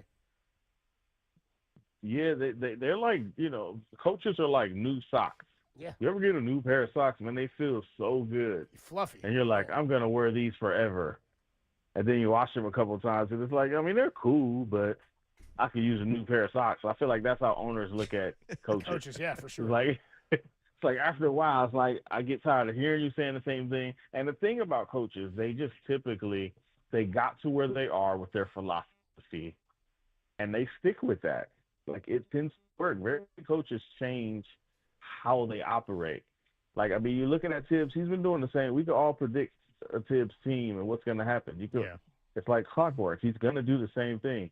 So if you're the owner, you basically kind of know what's going to happen. Then the question is, do you think they can win that way? And to me, that's where I do think coaches get a little bit, in trouble, is they just get so married to their particular philosophy. So some of these coaches, you don't really see the ability to adjust or to switch it up. Like, that's why Popovich is so great. Popovich was like, I hate three-pointers. And then he ended up having the best three-point shooting team in the league. Like, Phil Jackson would do that. You got to be able to switch, and to do that, the owners know, okay, now I can see how we can build on this. But some of these guys are just so who they are, and that's how they've done it, that it's hard to see how they will be different. And Tibbs is just, to me, one of those classic guys. So Rick Carlisle is a great example of a guy. You give him the players, he'll figure it out. Like, he's not going to be like, all right, let's fit you into my system. He's just going to roll and figure out something based on what he's got. And that's why he kind of gets a lot of opportunities. Talking to Marcus Thompson on the UMA guest line. So Anthony Slater wrote about Jonathan Kuminga about a week ago and said that the Brooklyn Nets probably wouldn't give him an offer sheet, but would be open to a sign and trade. Also said the most prudent path for Kuminga is to come back to the Warriors. So at this point, Marcus, if no one gives him an offer sheet, do the Warriors have to do anything? And how much leverage do you think Kuminga actually has as a restricted free agent? I mean, restricted free agents generally don't have much leverage anyway. Exactly. But they especially don't in a suppressed market. I mean, we first off, we don't know what the market will be. If you look at it now, only Brooklyn has cap space. And everybody's like, yeah, I want to save my money for Giannis, right? Right. They're like Hope's trying to save up for that Gucci bag for his wife. It's like, I'm just going to hold this money here, but he never gets it, right? Yeah. And I just got all his money. Just in case, you know what I mean? In case it drops. So I do feel like a lot of people, once the Giannis thing, they could get off players. They could move some stuff. They could start over. Like, so it typically maybe one or two other teams might end up being live. Like if Milwaukee changes, gets rid of Giannis, they probably get rid of everybody. And now there's a place to dump players. So, same with Utah. If they just want to start over since they didn't get Cooper Flag, just go start dumping. Now they become a place you can dump. So it could change a little bit, but generally speaking, if he don't have a team that's going to offer him a price that the Warriors aren't willing to pay, then he don't really have leverage. So I guess the only leverage he has is he still hasn't gone nuclear. Right. And he could do that. And that's the one that teams tend to not like when guys become a quote-unquote distraction. Jonathan Kuminga has been really good, and he has not been like a problem with the team. So perhaps they might be afraid of that, but I don't think he's that type of guy. So I don't think he really has much leverage, except it's a spot they need. Like they can't have this guy making $25 million and playing 12 minutes behind Anthony Lamb or whoever the new guy is. Right. Like that's just bad money, management. Do you anticipate anything significant in terms of addition for the Warriors? I do actually, because Mike Dunleavy.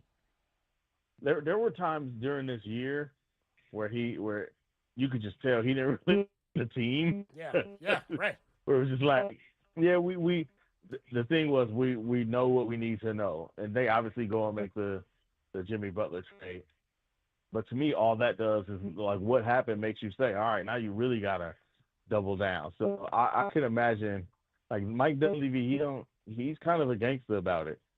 Like he's one of those guys, even like with Kuminga, if there's no deal and the best thing for the Warriors is to sign Kuminga and keep him as a trade piece until February, Mike Dunleavy don't care. Like he'll do it. He's like, all right, I mean, you can be mad all you want to, but you're not going anywhere until I trade you. Right? Like, that's like he's more of that type. So I could definitely see him like making the moves that say, all right, like this is gonna make us better. And if he listened to Words Plus Minus, I've given him some names. So he's got a blueprint if he just want to listen to somebody who knows what they're talking about. Can we get a tease? Can I get one or two of those names? That would be me. Yeah, we know. Oh, I'm really big on Kobe White. Okay. All right. And Trey Murphy. Ooh. Interesting. Okay. So speaking of Mike Dunleavy, we're going to talk about this later, and people are coming down Buster Posey's road today of whether or not the moves the Giants made were big enough. And, people are kind of questioning what John Lynch did this offseason of letting some guys go, but then adding like Bryce Huff the other day. Amongst the three big general managers in the Bay Area right now, do you think that Mike Dunleavy has the most pressure on him as far as like he has to win a championship? There's a clock on trying to maximize Steph Curry's time remaining with the Warriors. Nah, I think it's Lynch. Yeah, Lynch don't have a championship. It's the only franchise that don't. Like, I mean, Dunleavy wasn't the general manager, but he was here, right? Like he can point to people on the roster from 22, like, yeah, that was me, So, like, he knows what it's like to win a championship. Steph Curry and Draymond Green and Jimmy Butler, they aren't saying we have to win a championship. I mean, Jimmy Butler's probably saying that he's never won them, but Steph and Draymond are like, bro, just put us in the mix. Like, they've been very clear about that. They even said don't mortgage the future, but they just want to be in the mix. And it's like, hey, if we're in the mix, then it's on us at that point. It's not this, like, you absolutely have to win now. Like, obviously everybody wants Steph to get his fifth, and Joe, of course, wants to win. But it's not like he's going to lose his job if he doesn't. The 49ers have not won a championship since my senior year of high school. Like, what do we do? Yeah. Like, yeah. That's the most pressure. I mean, and it's the NFL. Like, there's no more pressure than that. And they've been to the Super Bowl twice. So it's not even like you could pacify the faithful with a Super Bowl trip like that. Remember when it was 2019? It was like, oh, they went to the Super Bowl. It felt like they felt like they were on an upswing. Yeah. They felt like they did something by getting to the Super Bowl. So it wasn't even like the worst thing in the world. But now they've been to two, and it's like, all right, at some point you got to close this deal. So to me, it's Lynch. Well, it ain't even really Lynch. It's like Shanahan Lynch. Yeah. Shanna Lynch. Did I just make up a hybrid name? Yeah, you did. It's not bad. It's not bad. Shanna Lynch. So, Shanna Lynch is terrible. It is pretty bad. I still like Great Bear. I like Great Barrier Thief still. Remember? Yes, thanks. I like that Marcus said they haven't won since he was a senior in high school. I was like, was that back when Mike Silver was doing his community service by teaching your class, your English class? Yes, Yes, it was actually. Yes, it was. With that Eugene Levy afro too. Right. I remember that. That was my guy, man. Oh man, I'm telling dude. you. Mike Silver and his version of Freedom Riders, dude. All right, Marcus Thompson, he joins us. I can't believe I was like a character in a Black Stand By Me movie. That's great. Yeah, you Like, were. that was crazy. I was one of them students. Some you're dangerous minds out here. I didn't even know that. Dude. Exactly, dude. Exactly. Well, I guess we'll talk to you again on Friday, man. We'll come with more 90s riffs on Friday, dude. Have a good rest of your week, or have a good time in OKC. We'll talk to you Friday. Later, Marcus. All right, homies. All right, bro.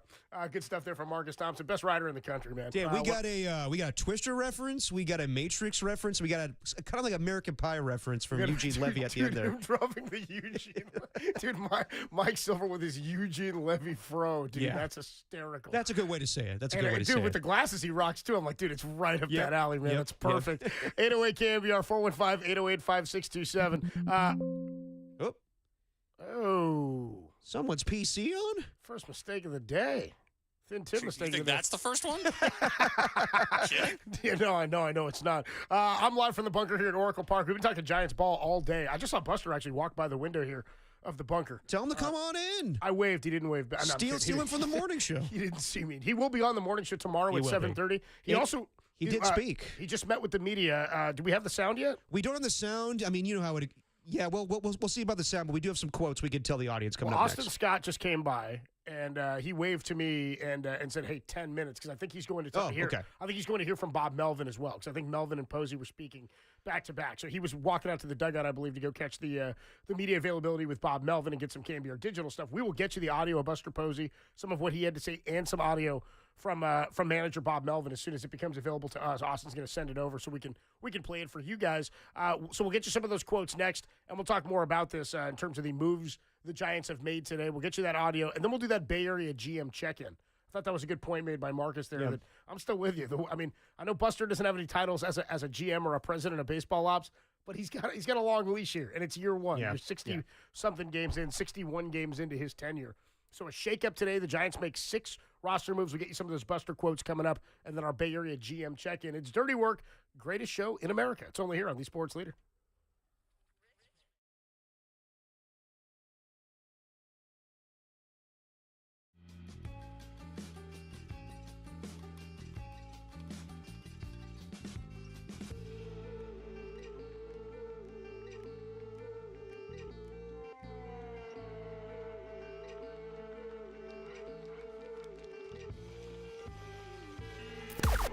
Now, from the O'Donnell Financial Group Sports Desk. Learn more at odfigroup.com. O'Donnell Financial Group, because planning is a process, not a product.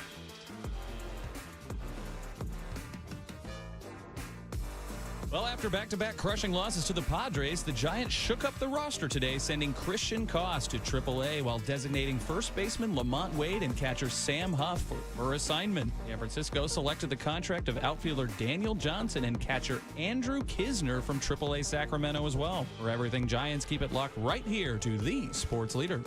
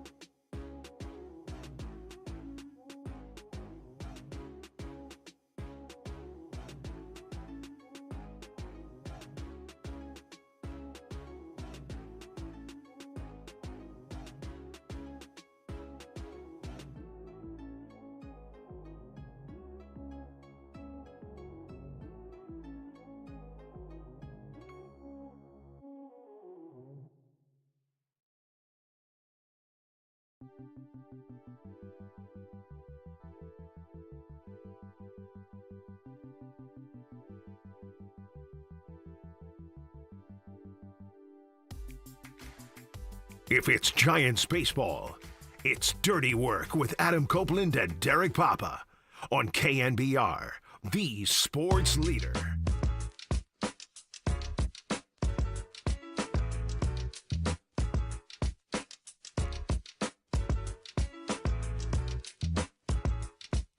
Dirty Work on a Wednesday afternoon. Adam Copeland, T-Pop, Tim Webb with you. Greatest show in America rolls on. The Giants have made a slew of roster moves. DFAing Lamont Wade Jr. for assignment today. And then making some other roster moves. They added a first baseman, Dominic Smith, at parts of 8 seasons in the major leagues with the New York Mets. He got some MVP votes, I want to say, a couple of years ago. We'll go back and look at that. But he's a guy who does have a track record, was in the Yankees organization, opted out on June the 1st, became a free agent. Giants signed him to a 1-year deal. He is in the lineup today, hitting 5th at first base, a left-handed bat. Also, Daniel Johnson was signed back on May the 3rd out of the Mexican League. He's a local guy, 707 area code out of Vallejo. And he's going to be in there in right field. Another lefty, they're calling him Jet. That's his nickname according to Baseball Reference, Jet Johnson. So 2 new guys in the lineup today. Buster Posey just met with the media, and we have it for you. We'll play it in its entirety. It's about 6 minutes here. Here's Buster Posey just about 15 minutes ago meeting with the Giants media. It was a difficult decision. I mean, I think one of the trickier things for me is there's still guys on the team that I played with. So had a different relationship with them as a player than I do now, but still consider Lamont a buddy, you know, so it's not wasn't an easy thing to do, but, you know, we got to get some offense going, and Smith's been swinging the bat well this last month, and hopefully he can provide a spark. Johnson, Kisner, and then for Lamont, you know, my hope is that he lands somewhere and gets going and continues his career. With so many moves being made in such a condensed amount of time, what message are you hoping to potentially convey to the guys, especially given how well this pitching staff has held up their end of the bargain? Yeah, I mean, it's time to go. I mean, I think we all believe that we're better than what we've been with the bats the last 2.5, 3 weeks, and it's time to go. What did you like about Dom Smith and intrigued you about him?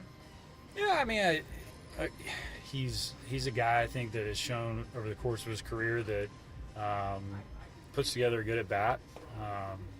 He's going to hit for some power. You know, no, that's not the key component of his game, but hopeful that, you know, has quality at bats. You know, I think we're a team that has to keep the line moving. We have to do the small things right. We have to hit behind runners at certain times and be able to execute the fundamentals of the game, and I believe he's a guy that can do that.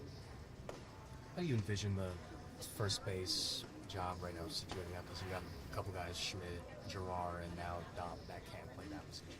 Yeah, that's a conversation that we'll have with Bob. My assumption would be that we'll see Schmidt over there some, you know, maybe when a lefty's on the mound, could be Encarnacion. So we'll just, you know, we've got some options.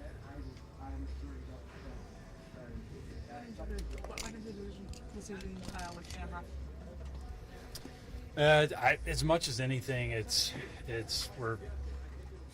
you're trying to ignite something, I think, and that was another one. I mean, cost too. They're not easy decisions, but we're just trying to provide a little bit more offense and have some versatility, whether it's more at bats when these players are starting or coming off the bench, that just gives us a little bit more offensive upside right now. You kind of alluded to it with Lamont, but given your relationship, this is kind of the first transaction of this nature that you've had to make. How difficult was that conversation to have with him? It wasn't enjoyable, but, you know, it's. I think he understands. I understand that. Where it's part of the game. Unfortunately, sometimes wish that it hadn't turned out this way, but it's the way it went. Did you have to wait yesterday to see if you guys could deem him healthy enough to stay off the injured list before you could make a move like this? Yeah, we needed to see how he responded when he came in and hit. To know which way we were going to go, one way or the other. Yeah.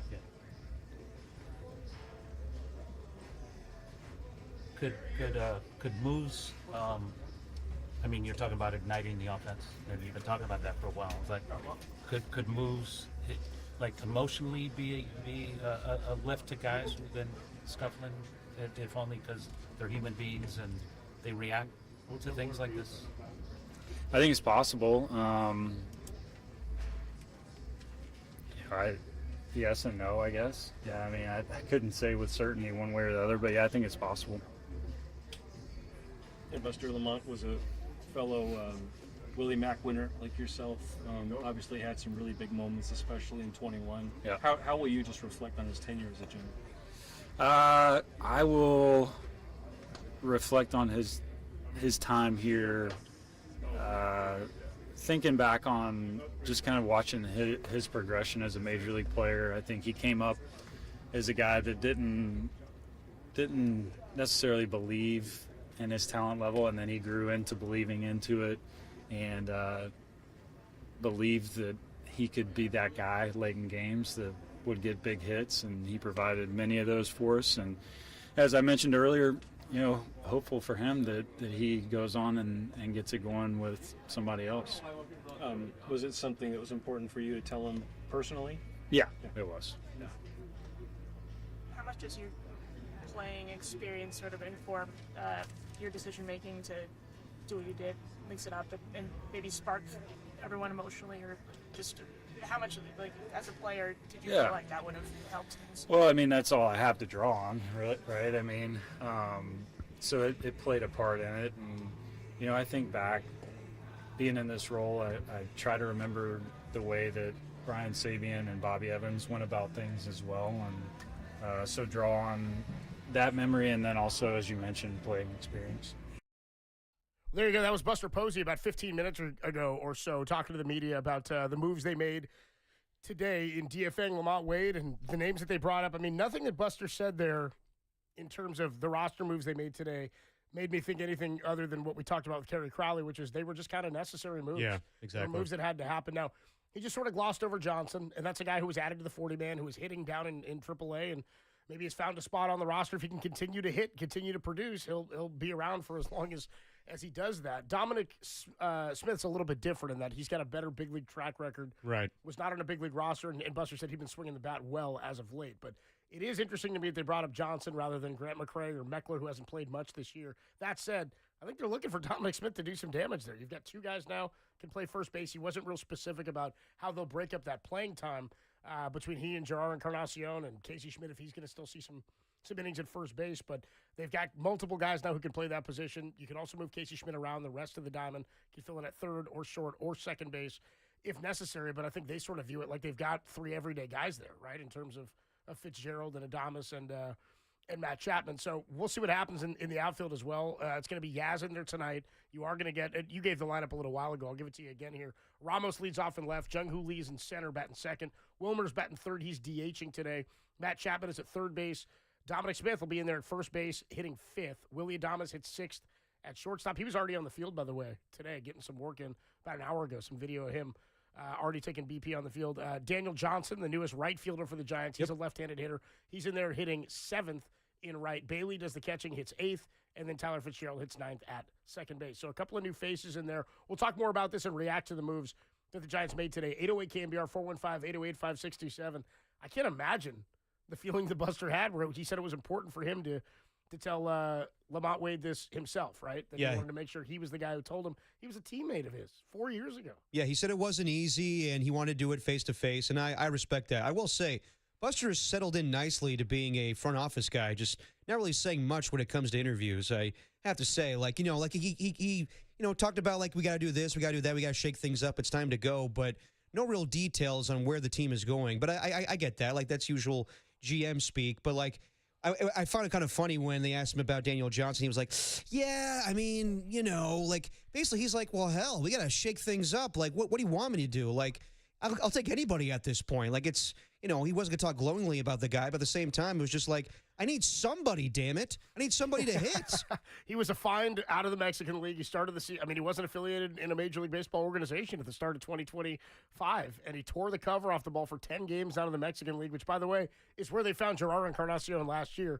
But he had a 1,400 OPS and hit 5 bombs in like 10 games, drove in 12 in 10 games, and the Giants said, snatch him up. He's got some professional experience in Major League Baseball, and so they grabbed him. He's played 90 big league games, has not had a whole lot of experience since 2021, but he's Are the Mexican leagues the new like St. Mary's Australia pipeline where the Giants just go straight to the Mexican leagues? There you go. Giants just go to the Mexican League and grab players, and we'll see what he does tonight. He's a Bay Area guy. How about this, Derek? Grew up an A's fan, apparently, according to Austin Scott.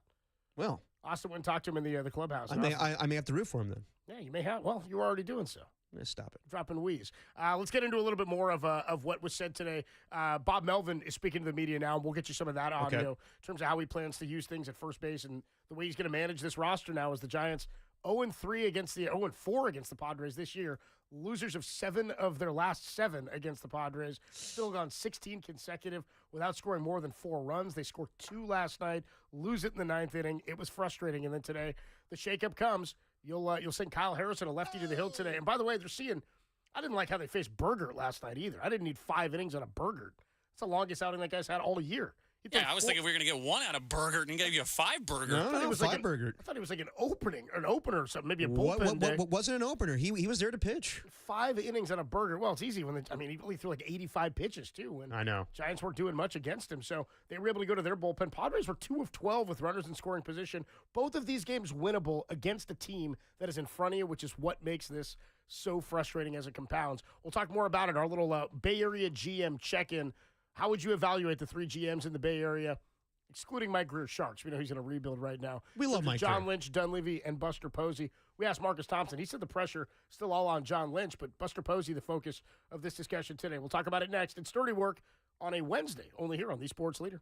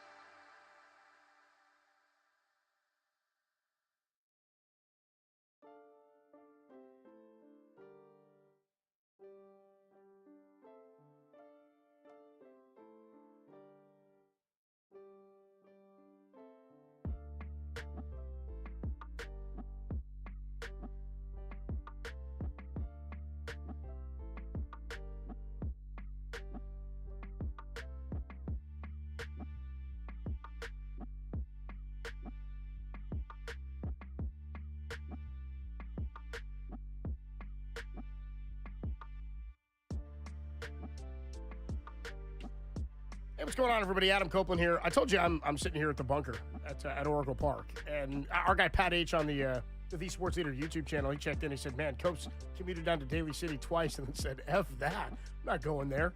It's not even all about that. It's that if I have an opportunity to come to a ball game, that means I have an opportunity to live Moss. And that's what I did this afternoon. On my way in, stopped over at the Taco Bell at 3rd and Townsend. And guess what I did? I ordered on the app, just like you should too. Download the Taco Bell app. It's going to unlock some rewards and exclusive access for you to get some discounts. You can earn points on every order in the app, on a kiosk, or in the drive-thru. Plus, you can check in, earn yourself some more reward points. And when you join the Taco Bell Rewards program, they're going to hook you up. They'll let you choose between a Cantina Chicken Crispy Taco, a beefy 5-layer burrito, or a soft taco, and they give it to you for free just by signing up. One of those exclusive rewards in the app, it's not even a reward, it's an online app exclusive. You can only do it if you're in the app. I did it today. I got myself a little box, a little Taco Bell box. Came with a Crunchwrap Supreme, a 5-layer beefy burrito. Got myself a little chips and dip, little chips and cheese, of course, and then a Baja Blast. What's better than that? You can do it too simply by downloading the Taco Bell Rewards app. And what better location to do it than right here by the ballpark, just off 3rd and Townsend. It's a block from the stadium. Perfect spot to grab a pregame bite like I did, or a drink when you're walking over. And when you're leaving the ball game, something to do after. Stop by for a beer and keep the good times rolling. Go to the Taco Bell Cantina downtown for a cold drink, good food. Your taste buds will thank you. And as always, don't forget to live Moss.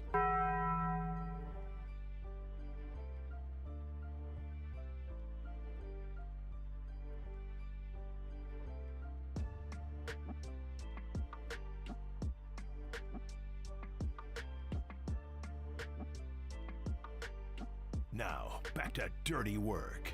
Adam Copeland and Derek Papa on KNBR 104.5 and 680 AM. The Sports Leader.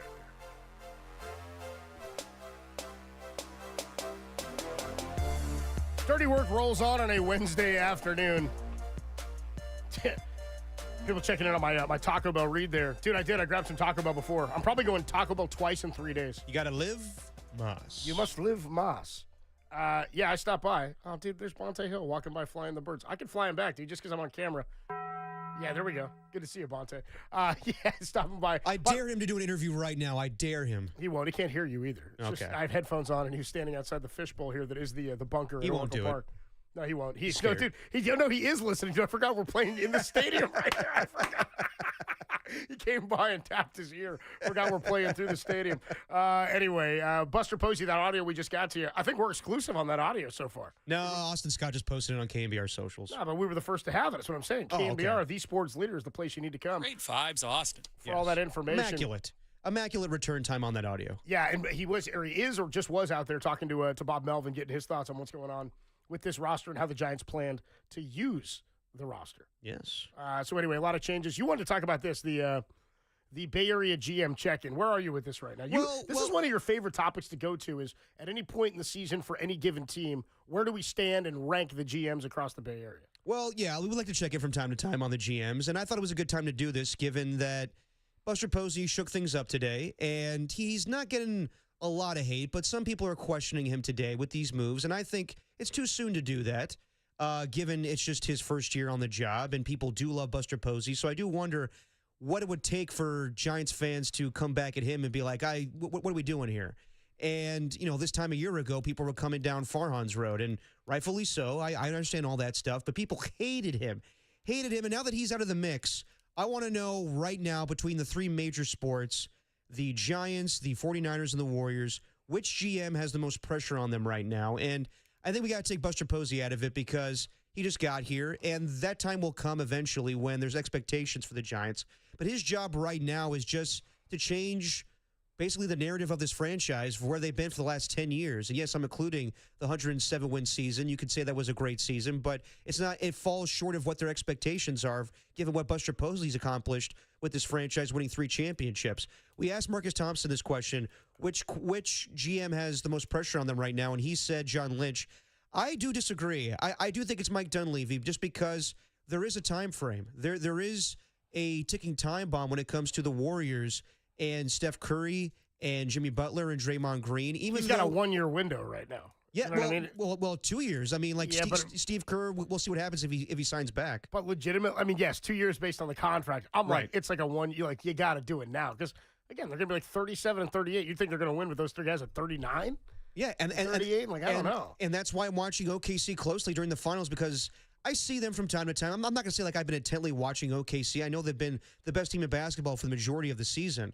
But I want to see how realistic it is for the Warriors to compete against this team for the next 2 seasons. And I have my doubts. I know that they made moves with Jimmy Butler to keep them in contention. But, like, I'll be honest. Like, yes, maybe the Warriors had a chance if Steph Curry was healthy against the Minnesota Timberwolves. I still don't know 100%.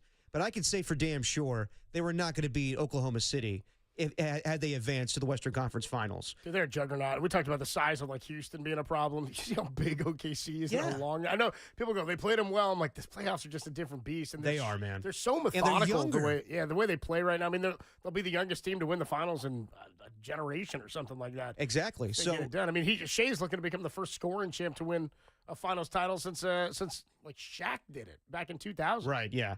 So, I mean, like, yeah, as I was saying, like, no question Farhan was the most hated guy for a while, but Buster, I mean, is he doing that much drastically different? I know that he didn't make as many in-season moves to this point, but today you could say it was kind of a Farhan move. As far as Dunleavy, he definitely gained more respect, I think, from, Warriors fans during the season because we all talk about the misses he had, not getting, who is it, Lauri Markkanen or Paul George. And those were hard moves to make. But I think he gained a lot of respect. I mean, we have the drop of, thanks, Mike Dunleavy. And people, I think probably out of the 3 right now, I would say he's not hated, but I think there's kind of some skepticism given his playing days, which is totally unfair to do.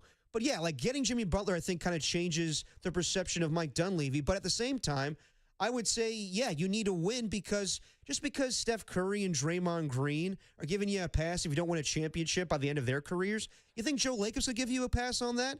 I don't think so. At the same time, there's nobody kind of coming down or someone that Buster Posey has to look back, like turn his back and say, like, is someone going to steal my job? Is someone going to do the same thing for John Lynch? No. There is that narrative a little bit with Mike Dunleavy Jr. We talked about, is it going to be him getting that general manager job or is it going to be Kirk Lakeup? And I wouldn't be surprised if he doesn't fulfill expectations the next 2 seasons here that Joe's like, I always wanted my son to do this. Don't you hate nepotism? But at the same time, like, I wouldn't be surprised if the next 2 seasons here we see Kirk Lakeup maybe taking that job if Mike Dunleavy doesn't get the job done. At the same time, with John Lynch, he had to reset the salary cap this offseason, and at the same time, while simultaneously getting a lot of players, let them go out the door. But he's had opportunities, which is a little bit different. You know what I mean? Like exactly. But then it's hard to look at any one scenario. Let me ask you this, just on the John Lynch tip, in terms of Marcus Thompson said it's got to be them. It's got to be. He said Shanna Lynch because of how much success they've had without bringing one home. Right. Right. Buster's given the leash. It's year 1 for him. It's year 2 for Dunleavy, entering year 3 now. Right. Right. Is that where they're headed? Is this year 3 for Dunleavy? This is year 3 for Dunleavy. He's coming up on year 3. Now, they've made a move, but you're right. There's some pressure there to finish this era strong and set yourself up for the next one. Let me ask you this. Could you see a scenario in which John Lynch is not the GM, but Kyle Shanahan's still the head coach? No. Really? I think that they are a tandem deal. I think that kind of the same deal. Like, remember when Josh McDaniels got fired a couple years ago and they fired, I can't think of the Raiders GM right now, but sometimes, like, when you handpick somebody, it's just a tandem deal. I think that John Lynch has earned the respect of Jed York and everybody in that organization. But I can't see it where one goes and one stays. I think it's a partnership at this point. And I think that they're tight at the hip. And you can make the argument, well, is Kyle really making the calls here? And then John just kind of goes with the flow. I think John kind of pushes back sometimes. You kind of hear it. Like, you heard it during the draft show a couple years ago, Copes, where it sounded like Kyle didn't want to draft a kicker and Jake Moody, but John Lynch is like, this is a need we have right now. So I would think it's like in football that happens a lot. In baseball, basketball, not so much. I mean, it's not like Michael Malone and Calvin Booth were best of friends, but they were fired in the same day just because I think Stan Kroenke couldn't tolerate either of them. But when it comes to football, like, Kyle Shanahan handpicked John Lynch as his guy, so I can't see a scenario where one stays and one goes. I think both of them are tied at the hip for the foreseeable future. And also, I would say I don't see job security on the line for either guy. I know that every year we talk about this with Kyle Shanahan and fans are in an uproar because the play calling. I don't think anybody's at risk. No, exactly. So I'm like, what are we going back to? Like the days of Trent Baalke, as far as like the last general manager before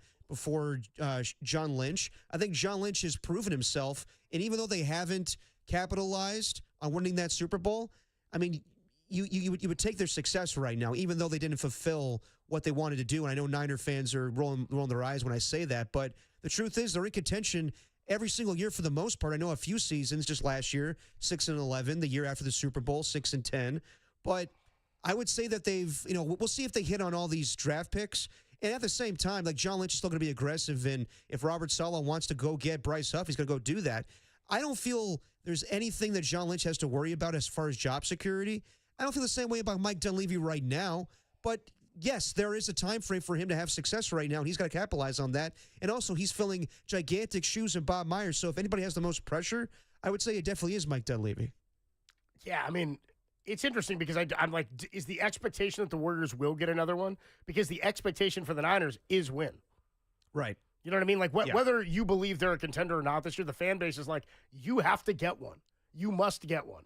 It's the longest drought of any of these teams. You've had opportunities, and you have an 0-2 in this era, NFC Championship appearances. So I look at that, and I go, the pressure's on, but you're right in that the job security is not really a factor in my mind. No. I don't know that it is with Dunleavy either, but we do know that his leash is shorter based on the championship talent that he currently has. Right. No, I agree with that. So let me ask you, what would it take for Buster Posey to be in this situation where like it's down the line? I'm talking like years from now. I don't know. What would it take? I don't know, man. Like, we're too far from that. We're 61 games in. I know. It's impossible. Anything I say would just be talking out of my ass for the sake of saying it. Okay, but basically there's no projection of that. Of course. But basically there needs to be expectations, like probably years of going to the postseason and not fulfilling, the expectations of winning a championship.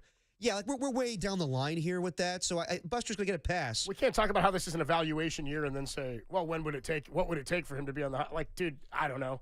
4 losing seasons in a row. Like it's I won't even go there. I'm not even going to entertain that. It's path. It's a massive hypothetical. So yes, it goes down to the two guys. I'm going to go Greg Papa. I'm not even going to. I can't even bother myself to answer that question. Right. I can't even bring myself to think about what would happen. No, and that's totally fair. But I think you have to look at the two guys that have been there for the last 3 seasons and more for John Lynch. But I don't really see a lot of pressure as far as job security on either guy. But yeah, if I had to pick one, it's Mike Dunleavy just because of the time frame. If he doesn't get a Steph Curry a championship the next 2 seasons here, then he would have 0. And Bob Myers, I mean, we all love him because he got that done. Now, you could go back and look at his drafts and say, like, well, Bob didn't really draft anybody special. But at the same time, he got it done. He convinced Kevin Durant to come here. He convinced DeMarcus Cousins to come here. Mike Dunleavy did swing the trade for Jimmy Butler.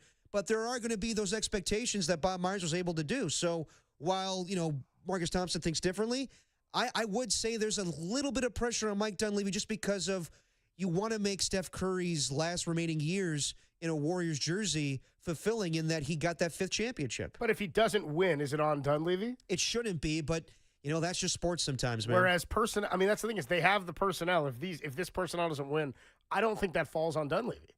That's kind of where I'm at. Drafting is important. For me, the Dunleavy pressure comes beyond this era. Like, to me, there's no pressure on him to win the title. There's pressure on the organization because you have the clock ticking on Steph Curry and Steve Kerr's and Draymond's and Jimmy's career, right? That's where the pressure is. That has nothing to do with Dunleavy in my mind. I actually can't I really don't think he's the biggest pressure case because they haven't had, like, he was there when they won the title last. That's kind of what Marcus was saying. Yes. He was like, he wasn't the GM, but he was part of that, right? He's been in the organization for quite some time. It's not like he was hired from outside the organization, Right. like Farhan was, and then it's on you to rebuild this thing and keep it going. When Steph is gone, if he's still the GM, it absolutely is on him. And that's kind of when I think his clock starts to tick. Okay. So for me, it's on John Lynch, not because job security, but because of the expectation. I don't know that there's, like, Warrior fans want to see Steph get more. I don't know how many Warrior fans believe or expect them to get one more. And I don't know that Warrior fans are like, well, if they don't, it's on Dunleavy. They've spent all the money they could spend effectively in getting Jimmy here and making sure that he's under contract, right? It seems that fans are more on Steve Kerr about how he's operating the team day to day or on the court. But if he's not here within a year, Copes, then who's the pressure on the most then? That's what I mean. It's, well, whenever Steph's tenure ends, then it's on the GM, of course. Yeah. It's on the president of basketball, the GM, whoever's in charge of talent acquisition, because you're beyond the golden years, the same as Farhan was tasked with fixing things beyond the golden years of Giants baseball, right? I think Niner fans would tell you in the golden age of what is Kyle Shanahan, it's not the golden years, but in Kyle Shanahan's tenure, I think Niner fans may think we're beyond the talent, the rich talent golden years of what they were capable of. Like, now you're banking on a retool year, a lot of young talent, some players doing things we haven't seen them do before, and a very soft schedule. Things don't go well this year. I think things ratchet up in terms of talent acquisition for John Lynch. Yeah, I mean, because you got to prove you can draft D linemen, and that's been the gaping hole of the 49er defense for the last 2 years. Yeah, I know, but I'll believe it when I see it. I do not see them. Nobody's on the hot seat. Nobody. No. None of this has to do with hot seat. No, I agree with that. But I still think that if they don't make the playoffs, then yeah, that's a bad season. But at the same time, I think Jed York would look out there and be like, who can I get that's better right now? I trust these guys for where we were with Jim Tom Sula and Chip Kelly. Yeah, I'm definitely sticking with a really good play caller in Kyle Shanahan, and honestly, a guy that's gone from being a Hall of Fame player to being a really solid executive. So I don't think that Jed York would look out there and be like, well, I could do better than these guys. And sometimes you do that as an owner. You just get so frustrated because you didn't win a championship. But I would highly doubt that Jed York would make that move. Hello, New York Knicks. Yeah, exactly. Well, yeah. Quick check of the Golden State Lumber and Showroom text line at 808 KNBR 415-808-5627. Who do you think has the most pressure on them among the Bay Area GMs and presidents? Is it John Lynch, Mike Dunleavy, or is it Buster Posey after 6 big roster moves made today, or a big shuffle for the Giants made today? 510 checks in on the Golden State Lumber and Showroom text line. Says, hey, it's my first time seeing all 3 of your faces. I got thoughts. Okay. I said, let's hear them. He said, Tim looks exactly how I thought he sounded. Copes looks nothing like how he sounds. Which is usually the case. Yeah, it's usually what I hear. It's pretty par for the course. Says, I can't decide if Derek looks exactly like his voice or nothing like it. Well, make up your mind. Yeah, nothing there. This person followed up and said, dude, you're the number one reason I downloaded the Taco Bell app. You got to download it. It's a fantastic. You got to live Moss. It's, in my opinion, the best fast food app going in terms of the rewards they're hooking you up with. All right. 831 checks in. Says, Myers made some signings and terrible draft picks. Yeah. I'd like to see Dunleavy be successful in finding young talent. 530 says it's 100% most pressure on Lynch. 415 says no expectations on Mike Greer. We did say at the top we were keeping Mike Greer Sharks out of this for the time being. He's got a lot to deal with right now. 925 says Lynch has blown draft pick after draft pick. Just ask Kruger. I know that I don't agree with blown, but there are certainly some gaping holes in the early rounds of some of these drafts. Yeah, definitely. 415 says I agree with Derek unless one of these GMs commits a crime or does something off color. I think they're all going to be okay. Yeah. And then somebody else says, does these sports leaders sell merch? I want a hat. It's a good call. Well, yeah, we can get you that new design on a hat probably. We got to get that merch store. Yeah, we got to get a merch store up for us. There was also somebody on the text line that said, don't forget Kenny Powers had that connection to the Mexican leagues, which of course gave me this. Is that what that gave you, Tim? I feel all the way down in my plum. Oh, Tim, dude, still working on it, guys. Still working on it. That was rough. Let me hear the drums. Come on. Let's do it, Tim. Just hit it, Tim. All the way down in my plum. No, the drums didn't make it. Sorry, guys. I can feel it all the way down in my drums. Sure, it didn't. That Windows PC chime. Yeah, dude, that's pretty good. Our guy Austin Scott said he's going to send over the. Okay. There we go. That's what we got, Tim. Oh, it showed up somehow, some way. Oh, funny. I found it. Now weird. it's the Thin Tim mistake of the day. 707 says, first time I saw Young Tony, I thought it was Bring Your Kid to Work Day. A little young Al Pacino. Yeah, I like that. Oh. Then 408 says, by the way, guys, Saquon did use cables on the Madden cover a couple days late. We know. Thank you, Beak. Our guy Beak and our guy Soccer checked in. I'm live from the bunker here at Oracle Park, getting ready for the Giants and the Padres. Game 3 of a 4-game series. You got to get tonight, bro. You got to win this one. You can't be playing to avoid a sweep tomorrow, a 4-gamer, right? That'd be rough. A 4-game sweep to the Fathers, you don't want that. Can't be doing that. No, 808. Sorry, go ahead. 808 KNBR 415-808-5627, the number to call and to text. Landon and Napa, I see you waiting on the line. We will get to your call next. Thoughts on the Giants lineup tonight? They did a full shuffle and shakeup today. Ramos leads off, Jung-Hoo Lee second, Flores third at DH, Matt Chapman bats fourth at third, and then Dominic Smith, one of the newest Giants, at first base, left-handed bat. He'll hit fifth in tonight's game. Adames sixth, and then Daniel Johnson hits sixth in right field. Seventh. Patrick Bailey eighth, Fitzgerald ninth. A real shakeup here as you're going to see another tough lineup. Tatis, Arias, Machado, Merrill, Sheets, Bogarts, Cronenworth, Lockridge, and Elias Diaz. It's Nick Pivetta, 6-2 with a 2.74 on the hill tonight. He's a tough righty. Some high fastballs. We'll see what happens with them tonight. 808 KNBR, 415-808-5627. Which Bay Area GM has the toughest task and biggest challenge ahead as the Giants have made some moves today? We'll get to your calls and your texts next. It's Dirty Work, greatest show in America. It's only here on the Sports Leader. Now, from the O'Donnell Financial Group Sports Desk. Learn more at odfigroup.com. O'Donnell Financial Group, because planning is a process, not a product. JT Snow joined Captain Murphy and first mate Marcus this morning to discuss the promotion of Bryce Eldridge and how he can improve defensively. For that podcast and all of our podcasts, go to thesportsleader.com or on our app, where all podcasts and photos of Adam live.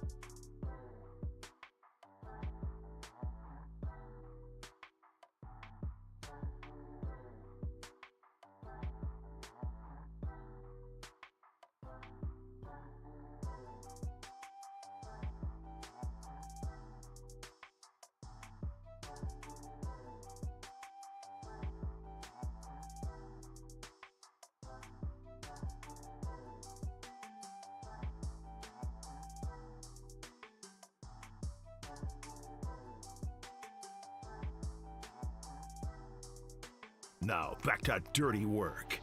Adam Copeland and Derek Papa in the KNBR Casino Matrix Progressive Jackpot Studios. Casino Matrix Progressive Jackpots are here. Where are you? Just drop in. Please play responsibly. Call 1-800-GAMBLER. Dirty work on a Wednesday afternoon. Adam Copeland, D-Pop, Tim Webb with you. We are streaming. Twitch.tv/TheSportsLeader. Always streaming, by the way, on the The Sports Leader YouTube channel, where many members of the Filth check in regularly. Your Barbses, your Pat H's, your EB Here's, your Nick Anconas, your Tackies. Your We the Champs babe is somebody who's been very active today, I noticed. All right. On the Sports Leader chat. The whole damn filth. The whole filth. Our guy Dom Peralta says, I got your merch store covered. Just hit me up. Our guy Dom is a good designer. He could do a great merch store. Okay, for us. all right. We might need to get a personal dirty work merch store.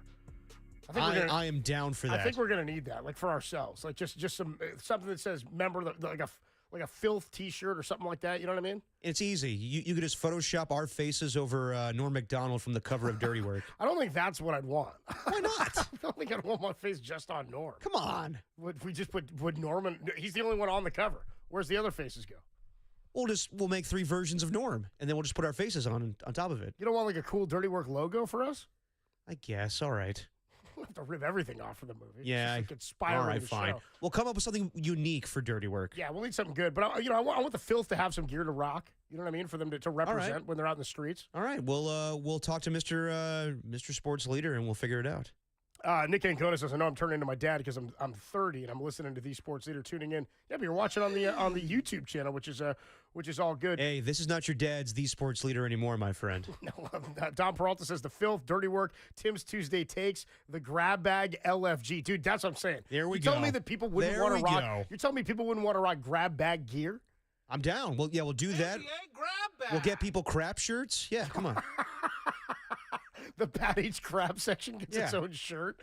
I still think we should do, when I was cleaning out stuff at my desk, my bullpen desk at the old studios, I found a stack of those Tom Tolbert basketball cards that we had, where years ago, or like a year and a half ago, we had an idea that maybe we'd do a giveaway on the show where the prize was an autographed Tom Tolbert card, but it would be a Tom Tolbert basketball card, but autographed by me. That's not bad. I think it'd be fun if we still did it. We should give away Tom All right. cards, but we autograph them ourselves.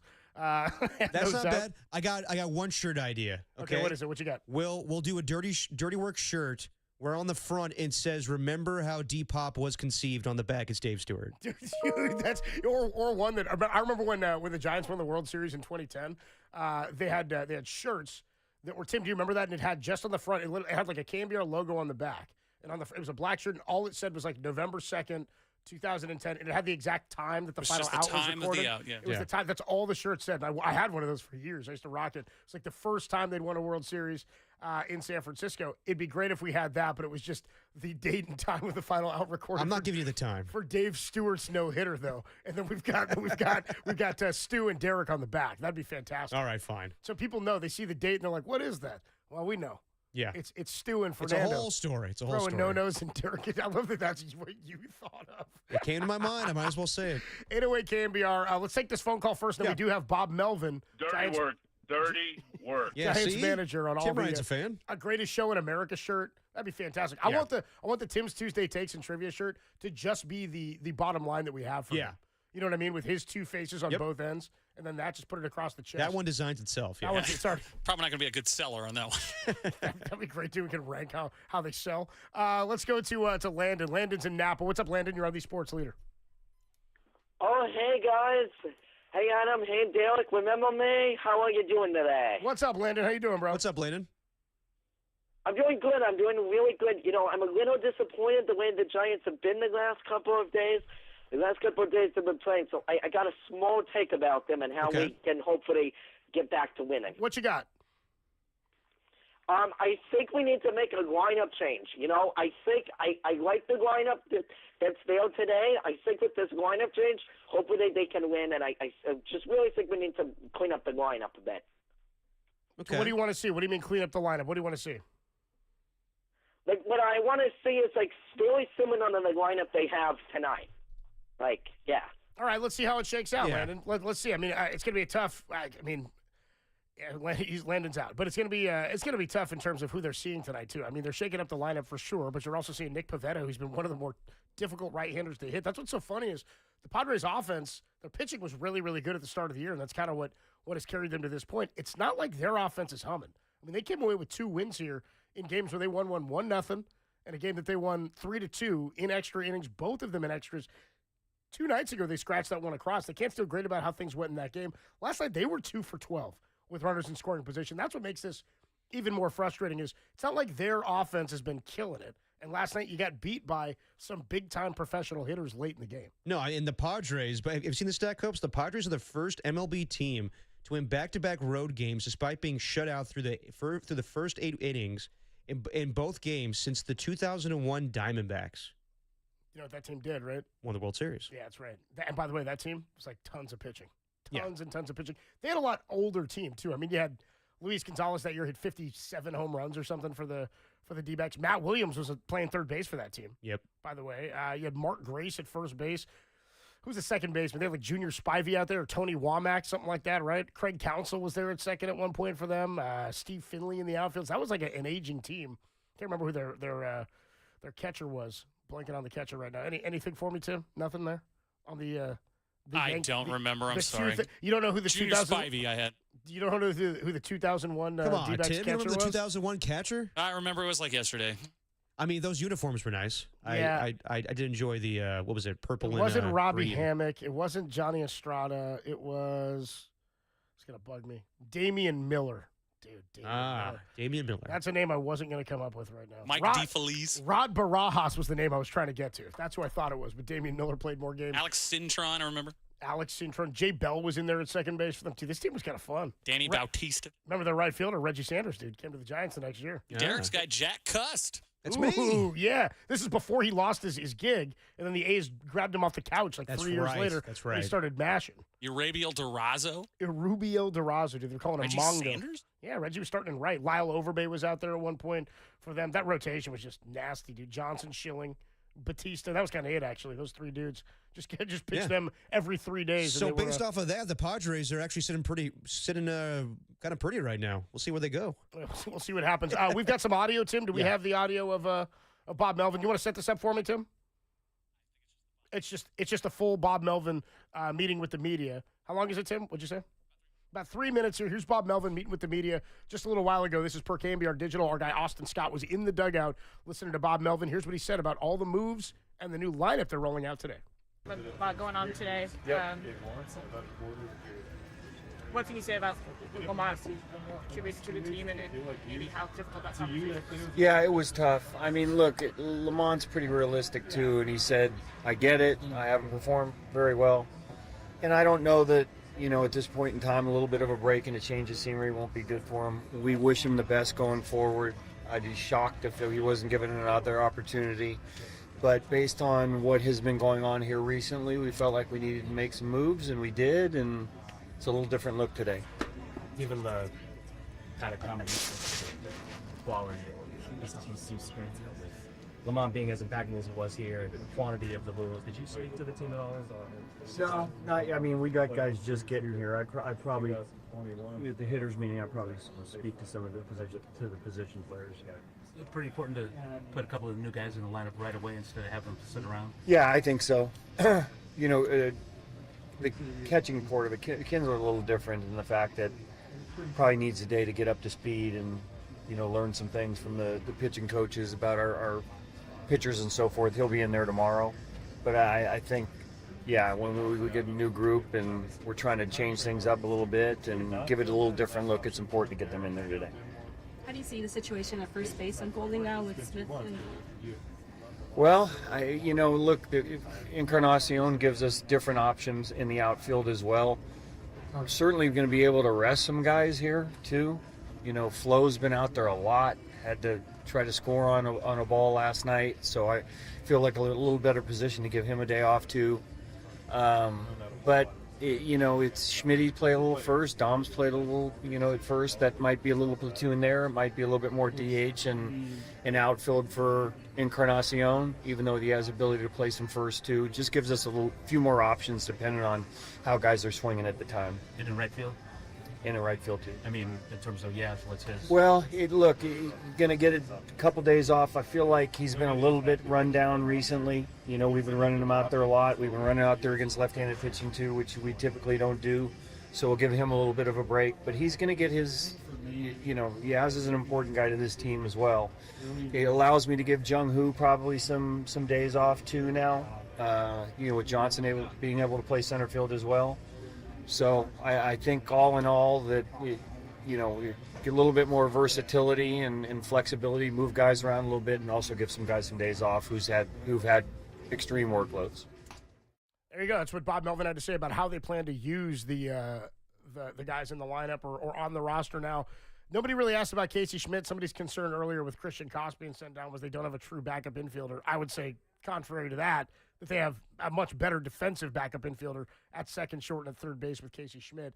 I sort of feel like they're going to roll with Dominic Smith, a combo of Dominic Smith and Gerard Encarnacion at first base. That's sort of what it feels like. It feels like that, and you'll have Wilmer at DH. But yeah, that's the way they're going for the time. Yeah, and as you said, you'll get a few more off days maybe for Jung Hoo Lee, but it's another left-handed bat in Johnson.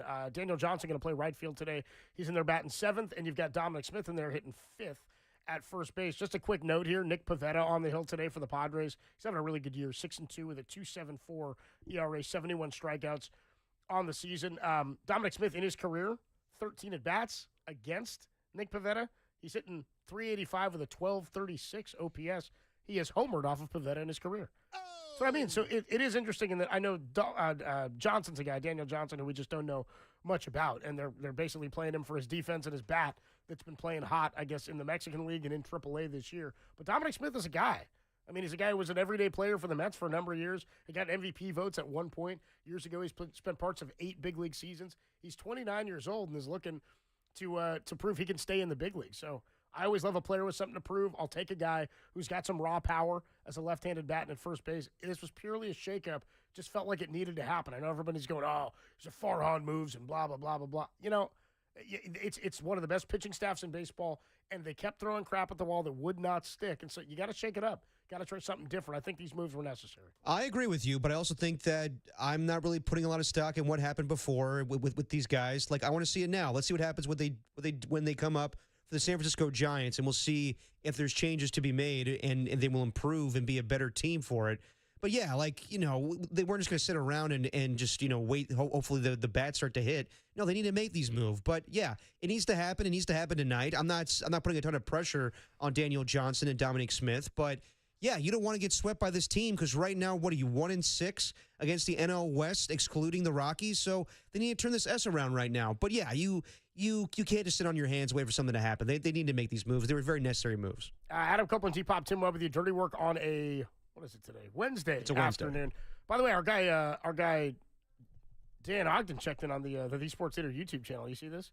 No, I He didn't. said you should put your faces on Emilio and Sheen's faces from Men at Work instead and roll that out. You know, I never saw that movie. You never seen Men at Work? Never seen Men at Work. We should roll it out on that. We could do that one and throw our faces on a shirt. It's not terrible. It's all right. Although I do know the Australian band. The Australian band Men at Work. Yes. I can get down with that. Yeah, little Land Down Under. Who can it be now? Who could it be now? Those two hits. That's about it. That's about all I got. I think that's all of our knowledge. Yeah. Well, moving on. We'll take a quick break. I'm live from the bunker here at Oracle Park. Giants getting ready to take on the Padres in Game 3 of a 4-game series. Day game tomorrow, by the way, 12:45 first pitch. We'll be on after the game. And then Friday, 7:15 first pitch, we'll be on the patio. Nice. We'll be on the patio at 58 Social, eating tacos from Taco Bell, and then eating food off their menu, too. I like that. That's what we're getting after. All right, we'll take a quick break. When we come on back, we do have a Dirty Work sound soiree for you, featuring some 49ers stuff. How about this? Chris Sims had Matt Mayoko on his 49ers Talk podcast. Or, excuse me, Chris Sims was on Matt Mayoko's 49er Talk podcast. They talked about where Purdy could be in Chris Sims' QB rankings. You've got Adam Silver checking in and asked about the Pacers and the Thunder being good for the NBA. And we've got, who's this other one? Anna de Armas, the actress? Yes.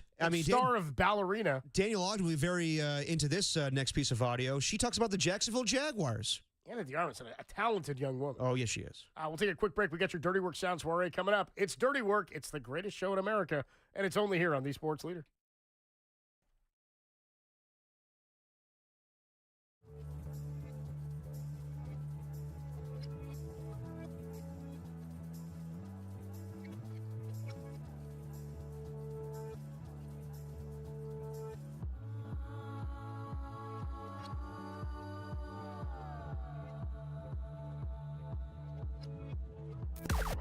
Now, from the O'Donnell Financial Group Sports Desk. Learn more at odfigroup.com. O'Donnell Financial Group, because planning is a process, not a product. Sean Estes speaks to the Giants' lack of offense from a pitcher's perspective after another quiet night with the Bats doomed the Giants to another crushing loss. For that podcast and all of our podcasts, go to thesportsleader.com or on our app, because Sean has great hair and it should be celebrated.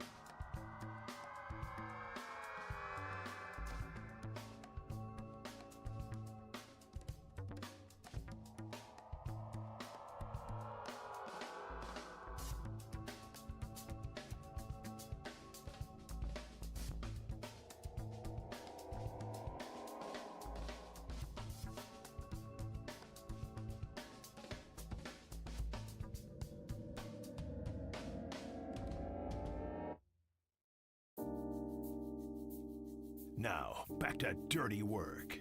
Adam Copeland and Derek Papa on KNBR 104.5 and 680 AM. The Sports Leader. Dirty Work on a Wednesday evening. Adam Copeland, D-Pop, Tim Webb with you. Giants looking to turn the page on the last 16 games and the last 2 games specifically. Dominic Smith and Daniel Johnson in the lineup tonight. You want a little note on Dominic Smith? Just he's taken 12 different. He's played 12 games at Oracle Park in his career. Give me that note. Dominic Smith has played 12 games at Oracle Park in his career. Okay. In those 12 games, he's had 38 at bats. All right. He was 11 for 38, 289 hitter in his career at Oracle with a 799, so an 800 OPS. Does have a homer and 10 ribs in those 12 games. Let's go. Keep it going. It's not about the past, Copes. It's about tonight. It's about tonight. It's about tomorrow. This is an important one for me. This is one that they got to get. After the last 2, after 3 of the last 4. And if they don't? Well, then if they don't, then the pressure's on tomorrow to avoid a 4-game sweep to the Padres. You were a game back in them when this series started. I know. You know what I mean? Like, that's really what's at stake here is avoiding a sweep following the start to this this series, which has been brutal. And then you got the Braves coming in on Friday. And Acuna just came back, and he's swinging the bat. I mean, it's God, they have definitely rebounded from that 0-7 start. Yeah, remember that note? Like if teams that started 0-7 had never made the playoffs before or something. Yeah, but the Braves, I mean, come on, how long have they been in the playoffs the last few years here? Yeah, Spencer Strider back. They're playing much better baseball. Hey, how about the Rockies getting a 3-game sweep over the Miami Marlins? They're not just getting hot, in time Tim. for the Giants. They're not getting hot. Did you see that note? I think it was like in the month of May. PGA put out a note, or ESPN, somebody put out a note that said in the month of May, number of I saw it was like the last however many days was like number of Rockies wins versus number of wins by Scotty Scheffler. Yep. It was like 3-0. Scheffler won like 3 tournaments. Yep. Prior to the it was like 2 wins for the Rockies or something in that span. They're bad. The Rockies won their first 3 games to start the month of June. The Rockies Twitter account put out a tweet that said, Rockies wins in June 3, Scotty Scheffler wins 0. Because he hasn't played a tournament That's yet. not bad. Pretty good. I mean, with the way things are going for That's Scotty fun. Scheffler. That's It's pretty fun. funny. Murph was kind of losing his mind on Twitter, too, and our guy Sam Hustis, noted Rocky fan, tweeted, what's it, your first time with that James Franco gif? He's like, what's First time? First time dealing with this? He's like, my team's got 11 wins, bro. We're 11-50 through 61. All right, we do it every couple of days. Some of the best sounds from across the sports world you might have missed, and we call it the Dirty Work Sound Soiree. This is Dirty Works. Sound Soiree. No, I've whipped up this nasty little soiree. This bit needs a Best shirt, sounds right? you might have missed. Or what? Soiree, honey. I think that means party. On the Sports Leader. How would All you do a Dirty Work soiree T-shirt? I don't know if the soiree is one that's going to Yeah. get one. Some people were saying they'd rock a Thin Tim Mistake of the Day shirt. Okay. Which It would be just funny. be Kelly LeBrock on the shirt from Weird Science because that's where the soundbite came from. Ah. It'd be funny if it was. It'd be funny if the Thin Tim Mistake of the Day shirt was like Tim. I don't know, like what would you do? Like carrying a big cake or something that's toppled over. No, it would be a dirty work thing. It'd be like me kicking over a mop bucket or something, tripping over a mop bucket. But a pound cake, though, right, Tim? A pound cake. It's not a sponge pound cake. of each. Sponge, way better. Different than sponge. All right, let's get to some of the sound soiree here. Let's do it. How about Matt Mayoko? You don't want to miss the Matt Mayoko podcast. I Matt never Mayoko, do. Jennifer Lee Chan, the 49ers Talk podcast. It's one of the best football podcasts going. It's always out there wherever you get your podcast. You can hear Matt Mayoko with us weekly on Mondays. Anyway, Chris Sims was on the 49ers Talk podcast with Matt Mayoko, and Matt asked him where Brock Purdy is on his QB rankings list. Here you go. He's got room to grow. I still see potential to go this way, right? Where there's guys that I have him in front of, like Dak Prescott and Tua, where I'd go, I don't know if I see anything. I think we're there. I it's been 2 or 3 years. I've seen no improvement in the game. I don't really know what to do. And like I said, a lot of ways you might look at last year and go, that was a step back for Brock Purdy. But I saw other things that I went, ooh, his scrambling, his off-schedule stuff, all that tough stuff we talked about, I thought that was kind of wowing to a degree. So, yeah, I still think there's room to grow there. I also wanted everybody to take into account, like, the quarterbacks. If I hear one more person say we're at a quarterback problem in the NFL, I'm going to throw up. Like, we are not in a quarterback problem. Brock Purdy has got better. I'm ranking him higher. And I do think there's even more room for him to grow and be higher in my rankings in the years going forward. Does anybody say there's a quarterback problem in the NFL Dude, right now? That was the first thing I was going to say. He's like, if I hear anybody else say this, who said that? was like, it's more There's potent so quarterback. many good quarterbacks. It's more potent quarterback play I feel like that we've had in my lifetime across the NFL. Yeah, I don't agree with that. I know he's kind of like mocking people that bring that up, but I've never heard that recently. And as far as Chris Sims, I love how one day he'll go on the PFT show with Mike Florio and say that Brock Purdy's not a top 10 quarterback. And then today he's like, I actually saw some things a year ago that have me believe he could be better. Now, I know he's not saying he's a top 10 quarterback, but it's just funny how the tone in his voice goes from, I want to pay Brock Purdy, to be like, you know what? He actually improved a lot of things. And I think that's also the relationship he has with Kyle Shanahan, where they're boys, man. They go back to the days at University of Texas where they have matching tattoos with each other. Do you know that? I don't want to say I've heard that, but I'd forgotten that. They have matching tattoos. Who else did that? George Kittle and one of his Iowa teammates. Matching tats. Yeah. Anyway, KNBR, you got any matching tats with anybody? Would you ever do that, like with a family member or anybody? A matching tattoo? Yeah. No, probably not. Yeah. I think you and Derek should get one. No. Yeah, like one butt cheek says dirty, the one says work. I want the one that butt cheek. I want the one that says work. You can have the one that says dirty. Yeah, we'll do like a Tenacious D butt cheek tandem tattoo. Oh man, that'd be so funny if we got matching dirty work tattoos. That'd be so stupid. Dude. That would be dumb. That would be Incredibly really dumb. Especially like neither of you guys got tats either. That'd be hysterical. No, it would be hilarious. And then like as soon as we get it, it's like, oh, sorry, the show's been canceled. First, it's like the guy who gets the world champion or like the Super Bowl champ tattoo before it happens. A little too soon, guys. A little too soon. Oh, I just got this done. Yeah. Damn. It'd be great if we had to get it. We did it in color, like in different sessions. I So know. then like, it gets canceled in between sessions, and then we got like you still got to get it filled in. Yeah, that'd be tough. Now I get that lasically removed from my ass. Yeah, somebody suggested that the Thin Tim shirt would just be an egg salad sandwich. That's not bad. I like My that. I don't know. Dom. I don't know why the tat has to be on the butt. I just don't know where that. I don't know. I don't know why that was Derek's first suggestion. Yeah, you know me. 707 checks in, says a group of 5 of my friends and I got 4-leaf clovers on our derrieres for St. Patrick's Day in Chico. There you go. Good for you, I guess. Yeah, I would never do that. I would never do Is that. it fading or is it still holding that green? Yeah. Yeah. 209 says I'm doing a matching tat with my sister soon. It's a Bart and Lisa Simpson. That's choking cute. each That's other. cute. All right, that's good. I'm down with that. I can roll And with that a little bit. I'm pro anything Simpsons. 408 says, why did Dirk go straight for the butt cheek tattoo instead of anywhere else? That's Feels like I'm wearing nothing at all. For comedic effect, everybody. For comedic effect. And he went right to the butt. Oh, man. 916 says, it reminds me when Derek tried to convince us what Chris Sims said about, I'm sick of people if I have to hear anybody else say we have a QB problem. Yeah. 916 says, kind of reminds me when Derek tried to convince us that people watch draft day before the draft. They do. I'm not the only one that does that, right? I don't know, man. I don't like get hyped for I'm not the only one, right?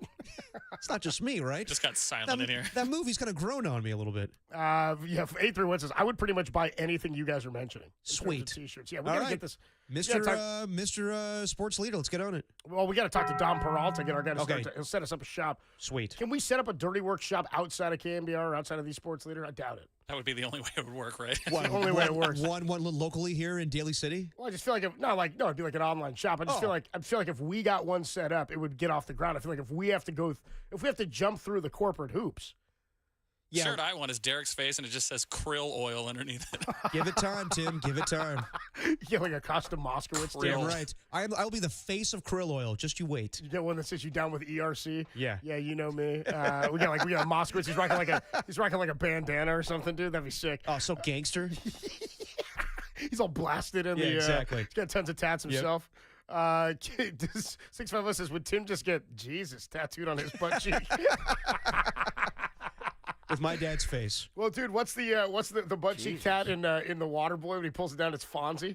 Yes, He's yes. like, yeah, well, Mama don't know won't hurt her. Exactly. Henry Winkler pulls down the cheek, dude.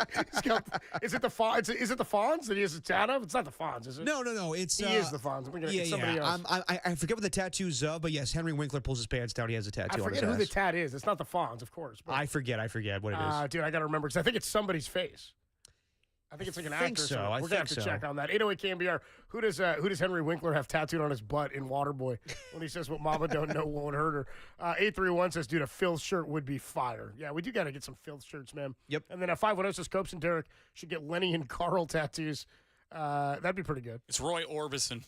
Okay, but who's going to be Lenny and who's going to be Carl? I think we know the answer. Okay, all right. The tattoo is Roy Orbison. So Oh, it's Roy Orbison. That's who it is. Good knowledge, Tim.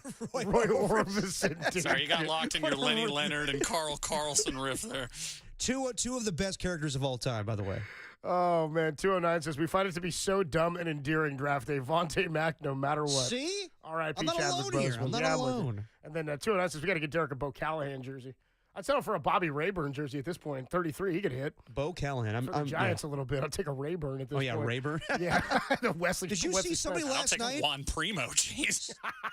Jesus, Tim. I saw somebody last night trying to like rage like bidding for that on on eBay or something, like putting down money for a Rayburn jersey from the fan. Oh, somebody was bidding on eBay on a Rayburn jersey? Like after that last night, he's like, I'm so angry right now. I'm going to rage bid on this.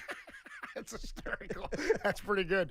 All right, let's go back out to the sound here in the Sound Soiree. Sound Soiree. Here's Adam Silver. Adam Silver was on Fox Sports 1, a network nobody watches. He was asked if the Pacers and Thunder finals is good for the NBA. Here's what he said. It's one thing I really admire about the NFL. I mean, if we were going into a Super Bowl and it was Packers against Steelers, you guys would be celebrating that. Those would be storied franchises. People wouldn't be talking about, the fact that Pittsburgh is a small market. So in fact, I'm happy whatever team ends up in the finals, but it's been intentional from our standpoint to create a system, a collective bargaining agreement that allows more teams to compete. And just by way of background, we're going to have to go through a process of getting to the point where people are accustomed to tuning into the finals because it's the two teams that deserve to be there, and it's the best basketball. Similar to, again, with the Super Bowl, if I asked somebody if they were going to watch the Super Bowl, they wouldn't say who's playing. It's a national holiday, and now that's nirvana. That's the goal. I'm not saying we're anywhere close to that yet. There's still, if the Knicks are in the finals, there's a segment of our fan base that's going to watch that may not watch if it's other teams. But my job is to get people to love and follow this game, and so that if you're a huge basketball fan, you should want to tune into the finals because that's the best basketball. As a commissioner of a league, that's the right way to say that. But to compare it to the Super Bowl, I mean, I know he says that we have a long way to go till we get there. But, yeah, if the Green Bay Packers and the Pittsburgh Steelers in the Super Bowl, those are historical franchises. And the Thunder and Pacers are nowhere near that. And it's hard to compare the Super Bowl to the NBA Finals. You talk about, like, regular season NFL games outdraw, the finals. So I understand what he's saying. But, like, he's not going to be honest there and say, like, well, I prefer if the Knicks or the Warriors make it every single year. That's the right thing to say, but to compare it to the Super Bowl, it's going to take a long time, and I don't even know if you'll ever get there if you're the NBA. I was just thinking about this, like, for next year. We're going to get a Christmas Day matchup, Thunder and the Pacers. No, God, no, you're not. That's what I mean. That's all the evidence you need. Let's see when they play each other next year and what the scope of it is and where they schedule it and how that's played. That'll tell you exactly how Adam Silver really does feel about it. No, I mean, I agree. There's no way in hell they're doing a regular season Pacers-Thunder matchup for Christmas Day. Like, with the slate that the NFL has now with Christmas, they need the big-time, like, all the superstars need to play that day. So you'll get probably Warriors and Lakers again. But, no, they're not doing Pacers and Thunder. I don't think so. I'm with you on that one. More people checking on the Golden State Lumber and Showroom text line. They're saying we should do like a SpongeBob tat here. They say Copes is SpongeBob, Derek is Patrick. Why do I got to be Patrick? Tim is. He said he puts in parentheses Derek is Patrick, not because he's a sidekick. And then Tim is because Squidward. I'm dumb. Wow. Oh man. 530 says I need a dirty work merch table when you do a remote broadcast next. And many people checking in on Roy Orbison being the face on Henry Winkler's ass when Mama Don't Know Won't Hurt Her. Funny to say, but my man did that like in a movie. You know what I mean? Like it actually happened. Yeah. We have a late addition, newest Giant first baseman Dominic Smith to the Sound Soiree. Tim, you want to roll that one here first, Dominic Smith? Yeah, I figured you guys might want to hear this. This is from Good Vibes Austin. He said this is a short Dom clip about hearing from people how much they love playing in San Francisco and the city. So let's give this a whirl. Whirl it, Tim. We're whirling. Just give it a whirl. Whirling. Give me a second. Hang on. Right. Yeah, good setup. Do we want to hear Ana de Armas before? I don't know. I don't know what Tim's got ready. I think all right. He told me he had Smith, so I was like, we'll go with the Smith first, then we'll get you the Ana de Armas. Well, I hope it's riveting. I hope so. I mean, there's a lot of buildup for Dominic Smith. It's all good. Tim's working on it. It's all right. Yeah. Dom Smith. I wouldn't have gone to it. You know what I mean? Let's do Anna de Armas. He whispered in my ear. He's like, I got Dom Smith if you want. I was like, cool, let's do it. You might Let's as well play that mistake of the day while you're at it, Tim. Why don't we go to Anna de Armas first, the actress and star of Ballerina, talented actress as well. Yep. We talked about that movie Knives Out the other day. Don't forget, she's in that. She's in the first one. She was in the Marilyn Monroe movie on Netflix. She was in the No Mas, Roberto Duran. The new Blade Runner movie? The new Blade Runner. She was in James Bond. Seen her all over the place. She was in James Bond? Yeah, she was. I think she was in the last one. Yeah, for a quick minute. Yeah, here's the in one of them. Yeah, she was a Bond girl. Here's Anna de Armas. She has a special message to the Jacksonville Jaguars for screening of her new movie. Ballerina, yeah. Yeah, so what? I don't know if this has anything to do with the Jags. You'll hear. But here you go. Hi, Jaguars. This is Ana de Armas. I am so excited to have you be one of the very first to see my new film, Ballerina. Hope you're ready for it. Wishing you the best of luck on your upcoming season. Go Jags. She's going to be the face of Jacksonville Jaguars football going forward. What do you mean? Just the fact that she made a little special message to them. Oh, you don't mean like officially. You just mean you think they're going to latch onto this? Oh, God, yeah. Like the Jaguars need as much star power as they can. I know they have Travis Hunter right now, but Anna de Armas, I mean, who was more enthusiastic, her or Lane Kiffin when it comes to AL Nation? Yeah, exactly. FAU football. Duval. Yeah, I thought we were going to get a Duval from her. That's kind of what I was hoping for. That would have been hilarious. I don't think she's that knowledgeable on Jacksonville Jaguars football. But oh, you don't think so? I don't think so. But hey, yeah. Jaguars. That's all she said. Hey, Jaguars.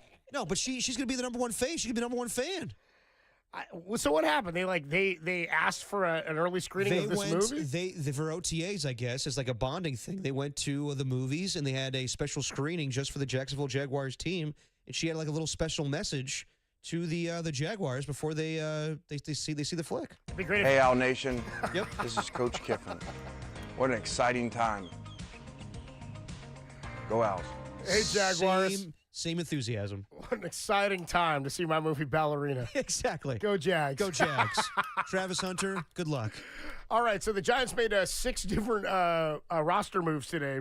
3 guys off the roster, 3 guys added to the roster. Go one Jags. of them. Keep that around, dude. I just wanted to play that sound just for the drop. Just her saying "Go Jags." Go Jags. So dumb. Keep that close, dude. We're gonna need that. Go Owls. Yeah, exactly the same. Go Owls. Can we? Okay, what I really want to do is find that music. See if we can remove it from Kiffin and then play that underneath her. Oh, that's hard to find. Okay, one day we'll figure it out. What an exciting time. Go Jags. Go Jags. All right, Go Tim. Jags. Do we have the Dominic Smith sound, Tim, as promised? Why don't we try to get it on the other side? We'll take a break here. All right, Giants do his first baseman, Dominic Smith. You don't want to miss what he had to say about playing in San Francisco. It's coming up next. Dirty Work. It's the greatest show in America. We'll put the show to bed and get you ready for Giants baseball. 5:45 pregame from Oracle Park. Coming your way next. Only here on the Sports Leader.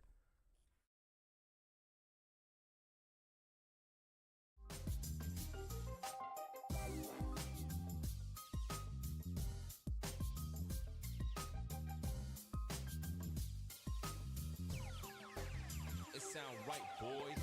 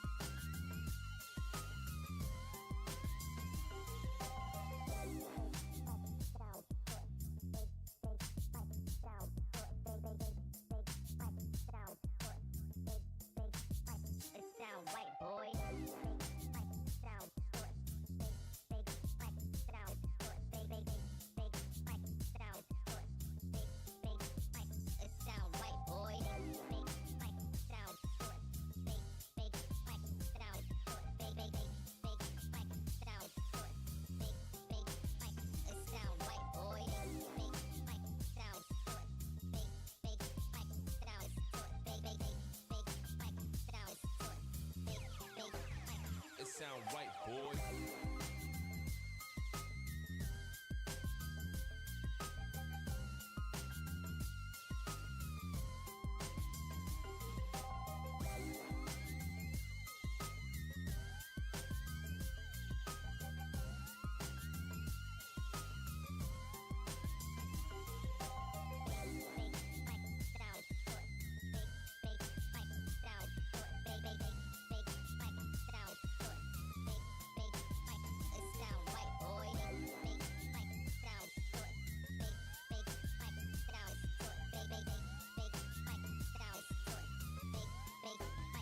sound right, boy.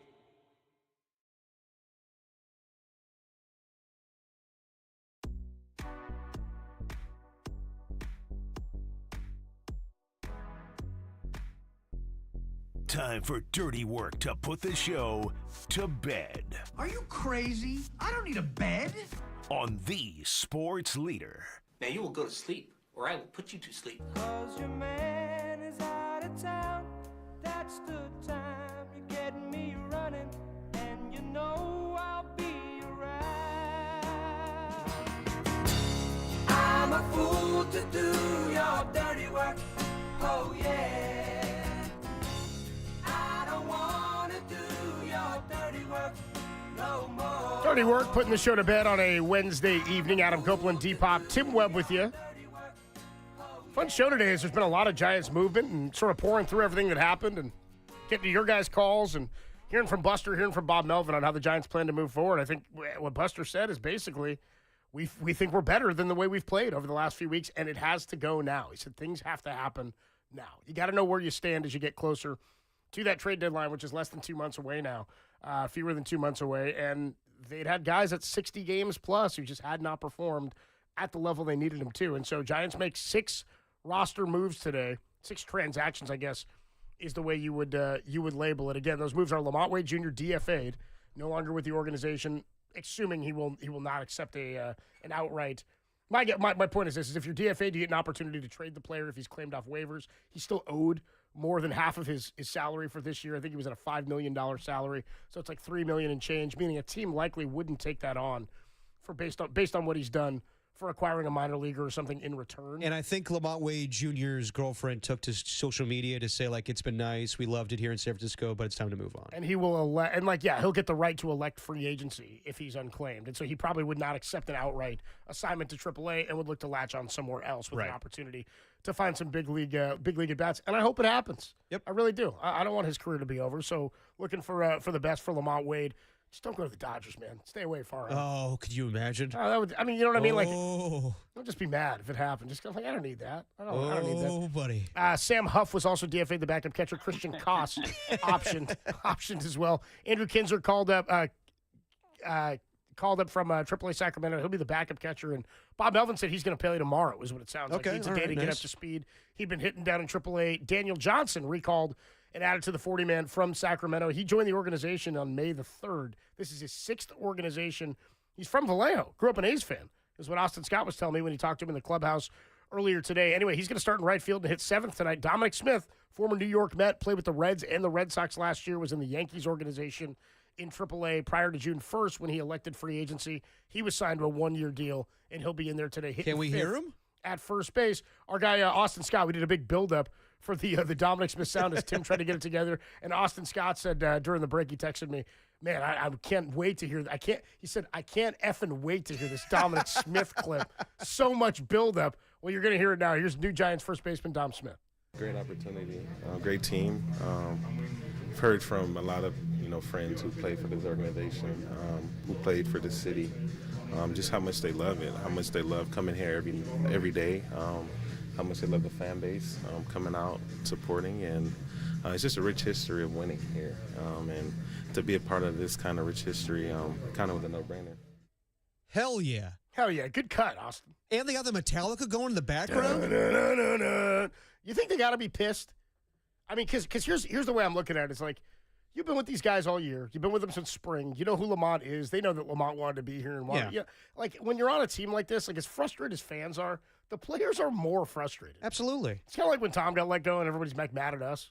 You know what I mean? I'm like, you guys know he was our buddy, right? Exactly. Like, we didn't want things to go this way. I still miss him every day. They don't want to have their friends lose their gigs, guys that they play with, that they go to battle with, a guy who's been in the organization for 5+ years. They don't want that to happen. You know what I mean? That's not what they're looking for. So I imagine that's what I mean. It's like, what message did these moves send to the team and to the rest of the roster? I think it's you better execute. I think it's time to don't be pissed. Complacent. No, it's time to turn things around here. And I mean, again, Lamont was not performing, but that scope and that spotlight is on him far bigger when the guys around him who are supposed to hit do not hit. Right? No. When the big money guys aren't performing. I agree. And I think that this also sends a message to the rest of the organization, excluding Jung-Hoo Lee, Matt Chapman and Elia Ramos and Willie Adames. If you're not hitting, most likely you will not be around. And I think that's, next in line might be Yaz. I don't know, but it's just a message from Buster. Oh, dude, Derek's driving guys to the airport now? Chill, man. Am I wrong, Copes? Am I wrong? It's been a tough go of it of late. Exactly. So all I'm saying is Buster Posey's the type of president of baseball operations who I don't know if he's going to be aggressive at the deadline. That's going to be a conversation we're going to have until. I don't know that there's an option to be aggressive. Exactly. We don't know if that's going to happen. We'll talk about that until July 31st. But he's also not going to be complacent. He knows that this team has a chance to go to the wild card round or possibly win the division still. Who knows? He's not going to sit on his hands. He wants to be aggressive. He's going to make changes. Just because they have a winning record doesn't mean that he's going to be like, well, maybe the offense picks it up someday. No, he's going to make moves, and I actually respect that a lot from him. Buster shakeup today. We'll see how it affects the lineup tonight as the Giants are rolling out a couple of new players and a new-looking lineup as they enter Game 3 against the Padres of a 4-game series. Got to get this one against Pavetta. With the lefty, Kyle Harrison on the hill, he's thrown well in his 2 previous starts, 1-1 with a 2.51 ERA on the season. They got to get something else going besides that fastball, though. Really, he's just got the fastball, and it's playing at a big league level, 97, 98, but they're just not getting the secondary pitch working as of right now. Going to need it today against a tough Padres lineup. And a couple of guys who've hit him well. Xander Bogaerts hitting 400 against him in his career with a bomb. Anyway, let's get to the little note to self as we put the show to bed. Tim, you got a note to self? I do have a note to self. Note to self. Yeah, note to self. Evidently, Dirty Work needs a merch store. Yeah, dude. Yeah, Dirty Work Let's needs go, a merch Dom. store. I didn't know there was such a big want for Dirty Work merch. Yeah, there's a big market, evidently. Doesn't surprise me. I mean, I'm down for it. The greatest show in America. That'd be a great shirt to have too. Dirty Work, the greatest show in America. We got to get a bunch of these made. Some stickers, some shirts, some bumper stuff, some keychains, Lunch boxes. action figures, all that. Derek, you got a note to self? Note to self. Yeah, note to self. While Austin Scott could be very good with the vibes, he also could be a real a-hole sometimes. He just texted me that Don Smith clip was the best thing I've heard on your show all day. Oh, how rude! Tough deal. But thank you for the audio, Austin Scott. Tough deal, especially because my note to self has something different to do. Note to self. Note to self. I'd say that who knew that Mike Silver used to have a Eugene Levy afro in the way that Marcus Thompson described. I could probably guess that. Thanks to Marcus Thompson. Thanks to Kerry Crowley. That's it for Dirty Work. And for anybody who needs to hear it, it gets easier. Every day it gets easier. Just got to do it every day. That's the dirty work. But it does get easier. Giants baseball, Game 3 against the Padres starts right now. I'm a fool to do your dirty work. Go, yeah.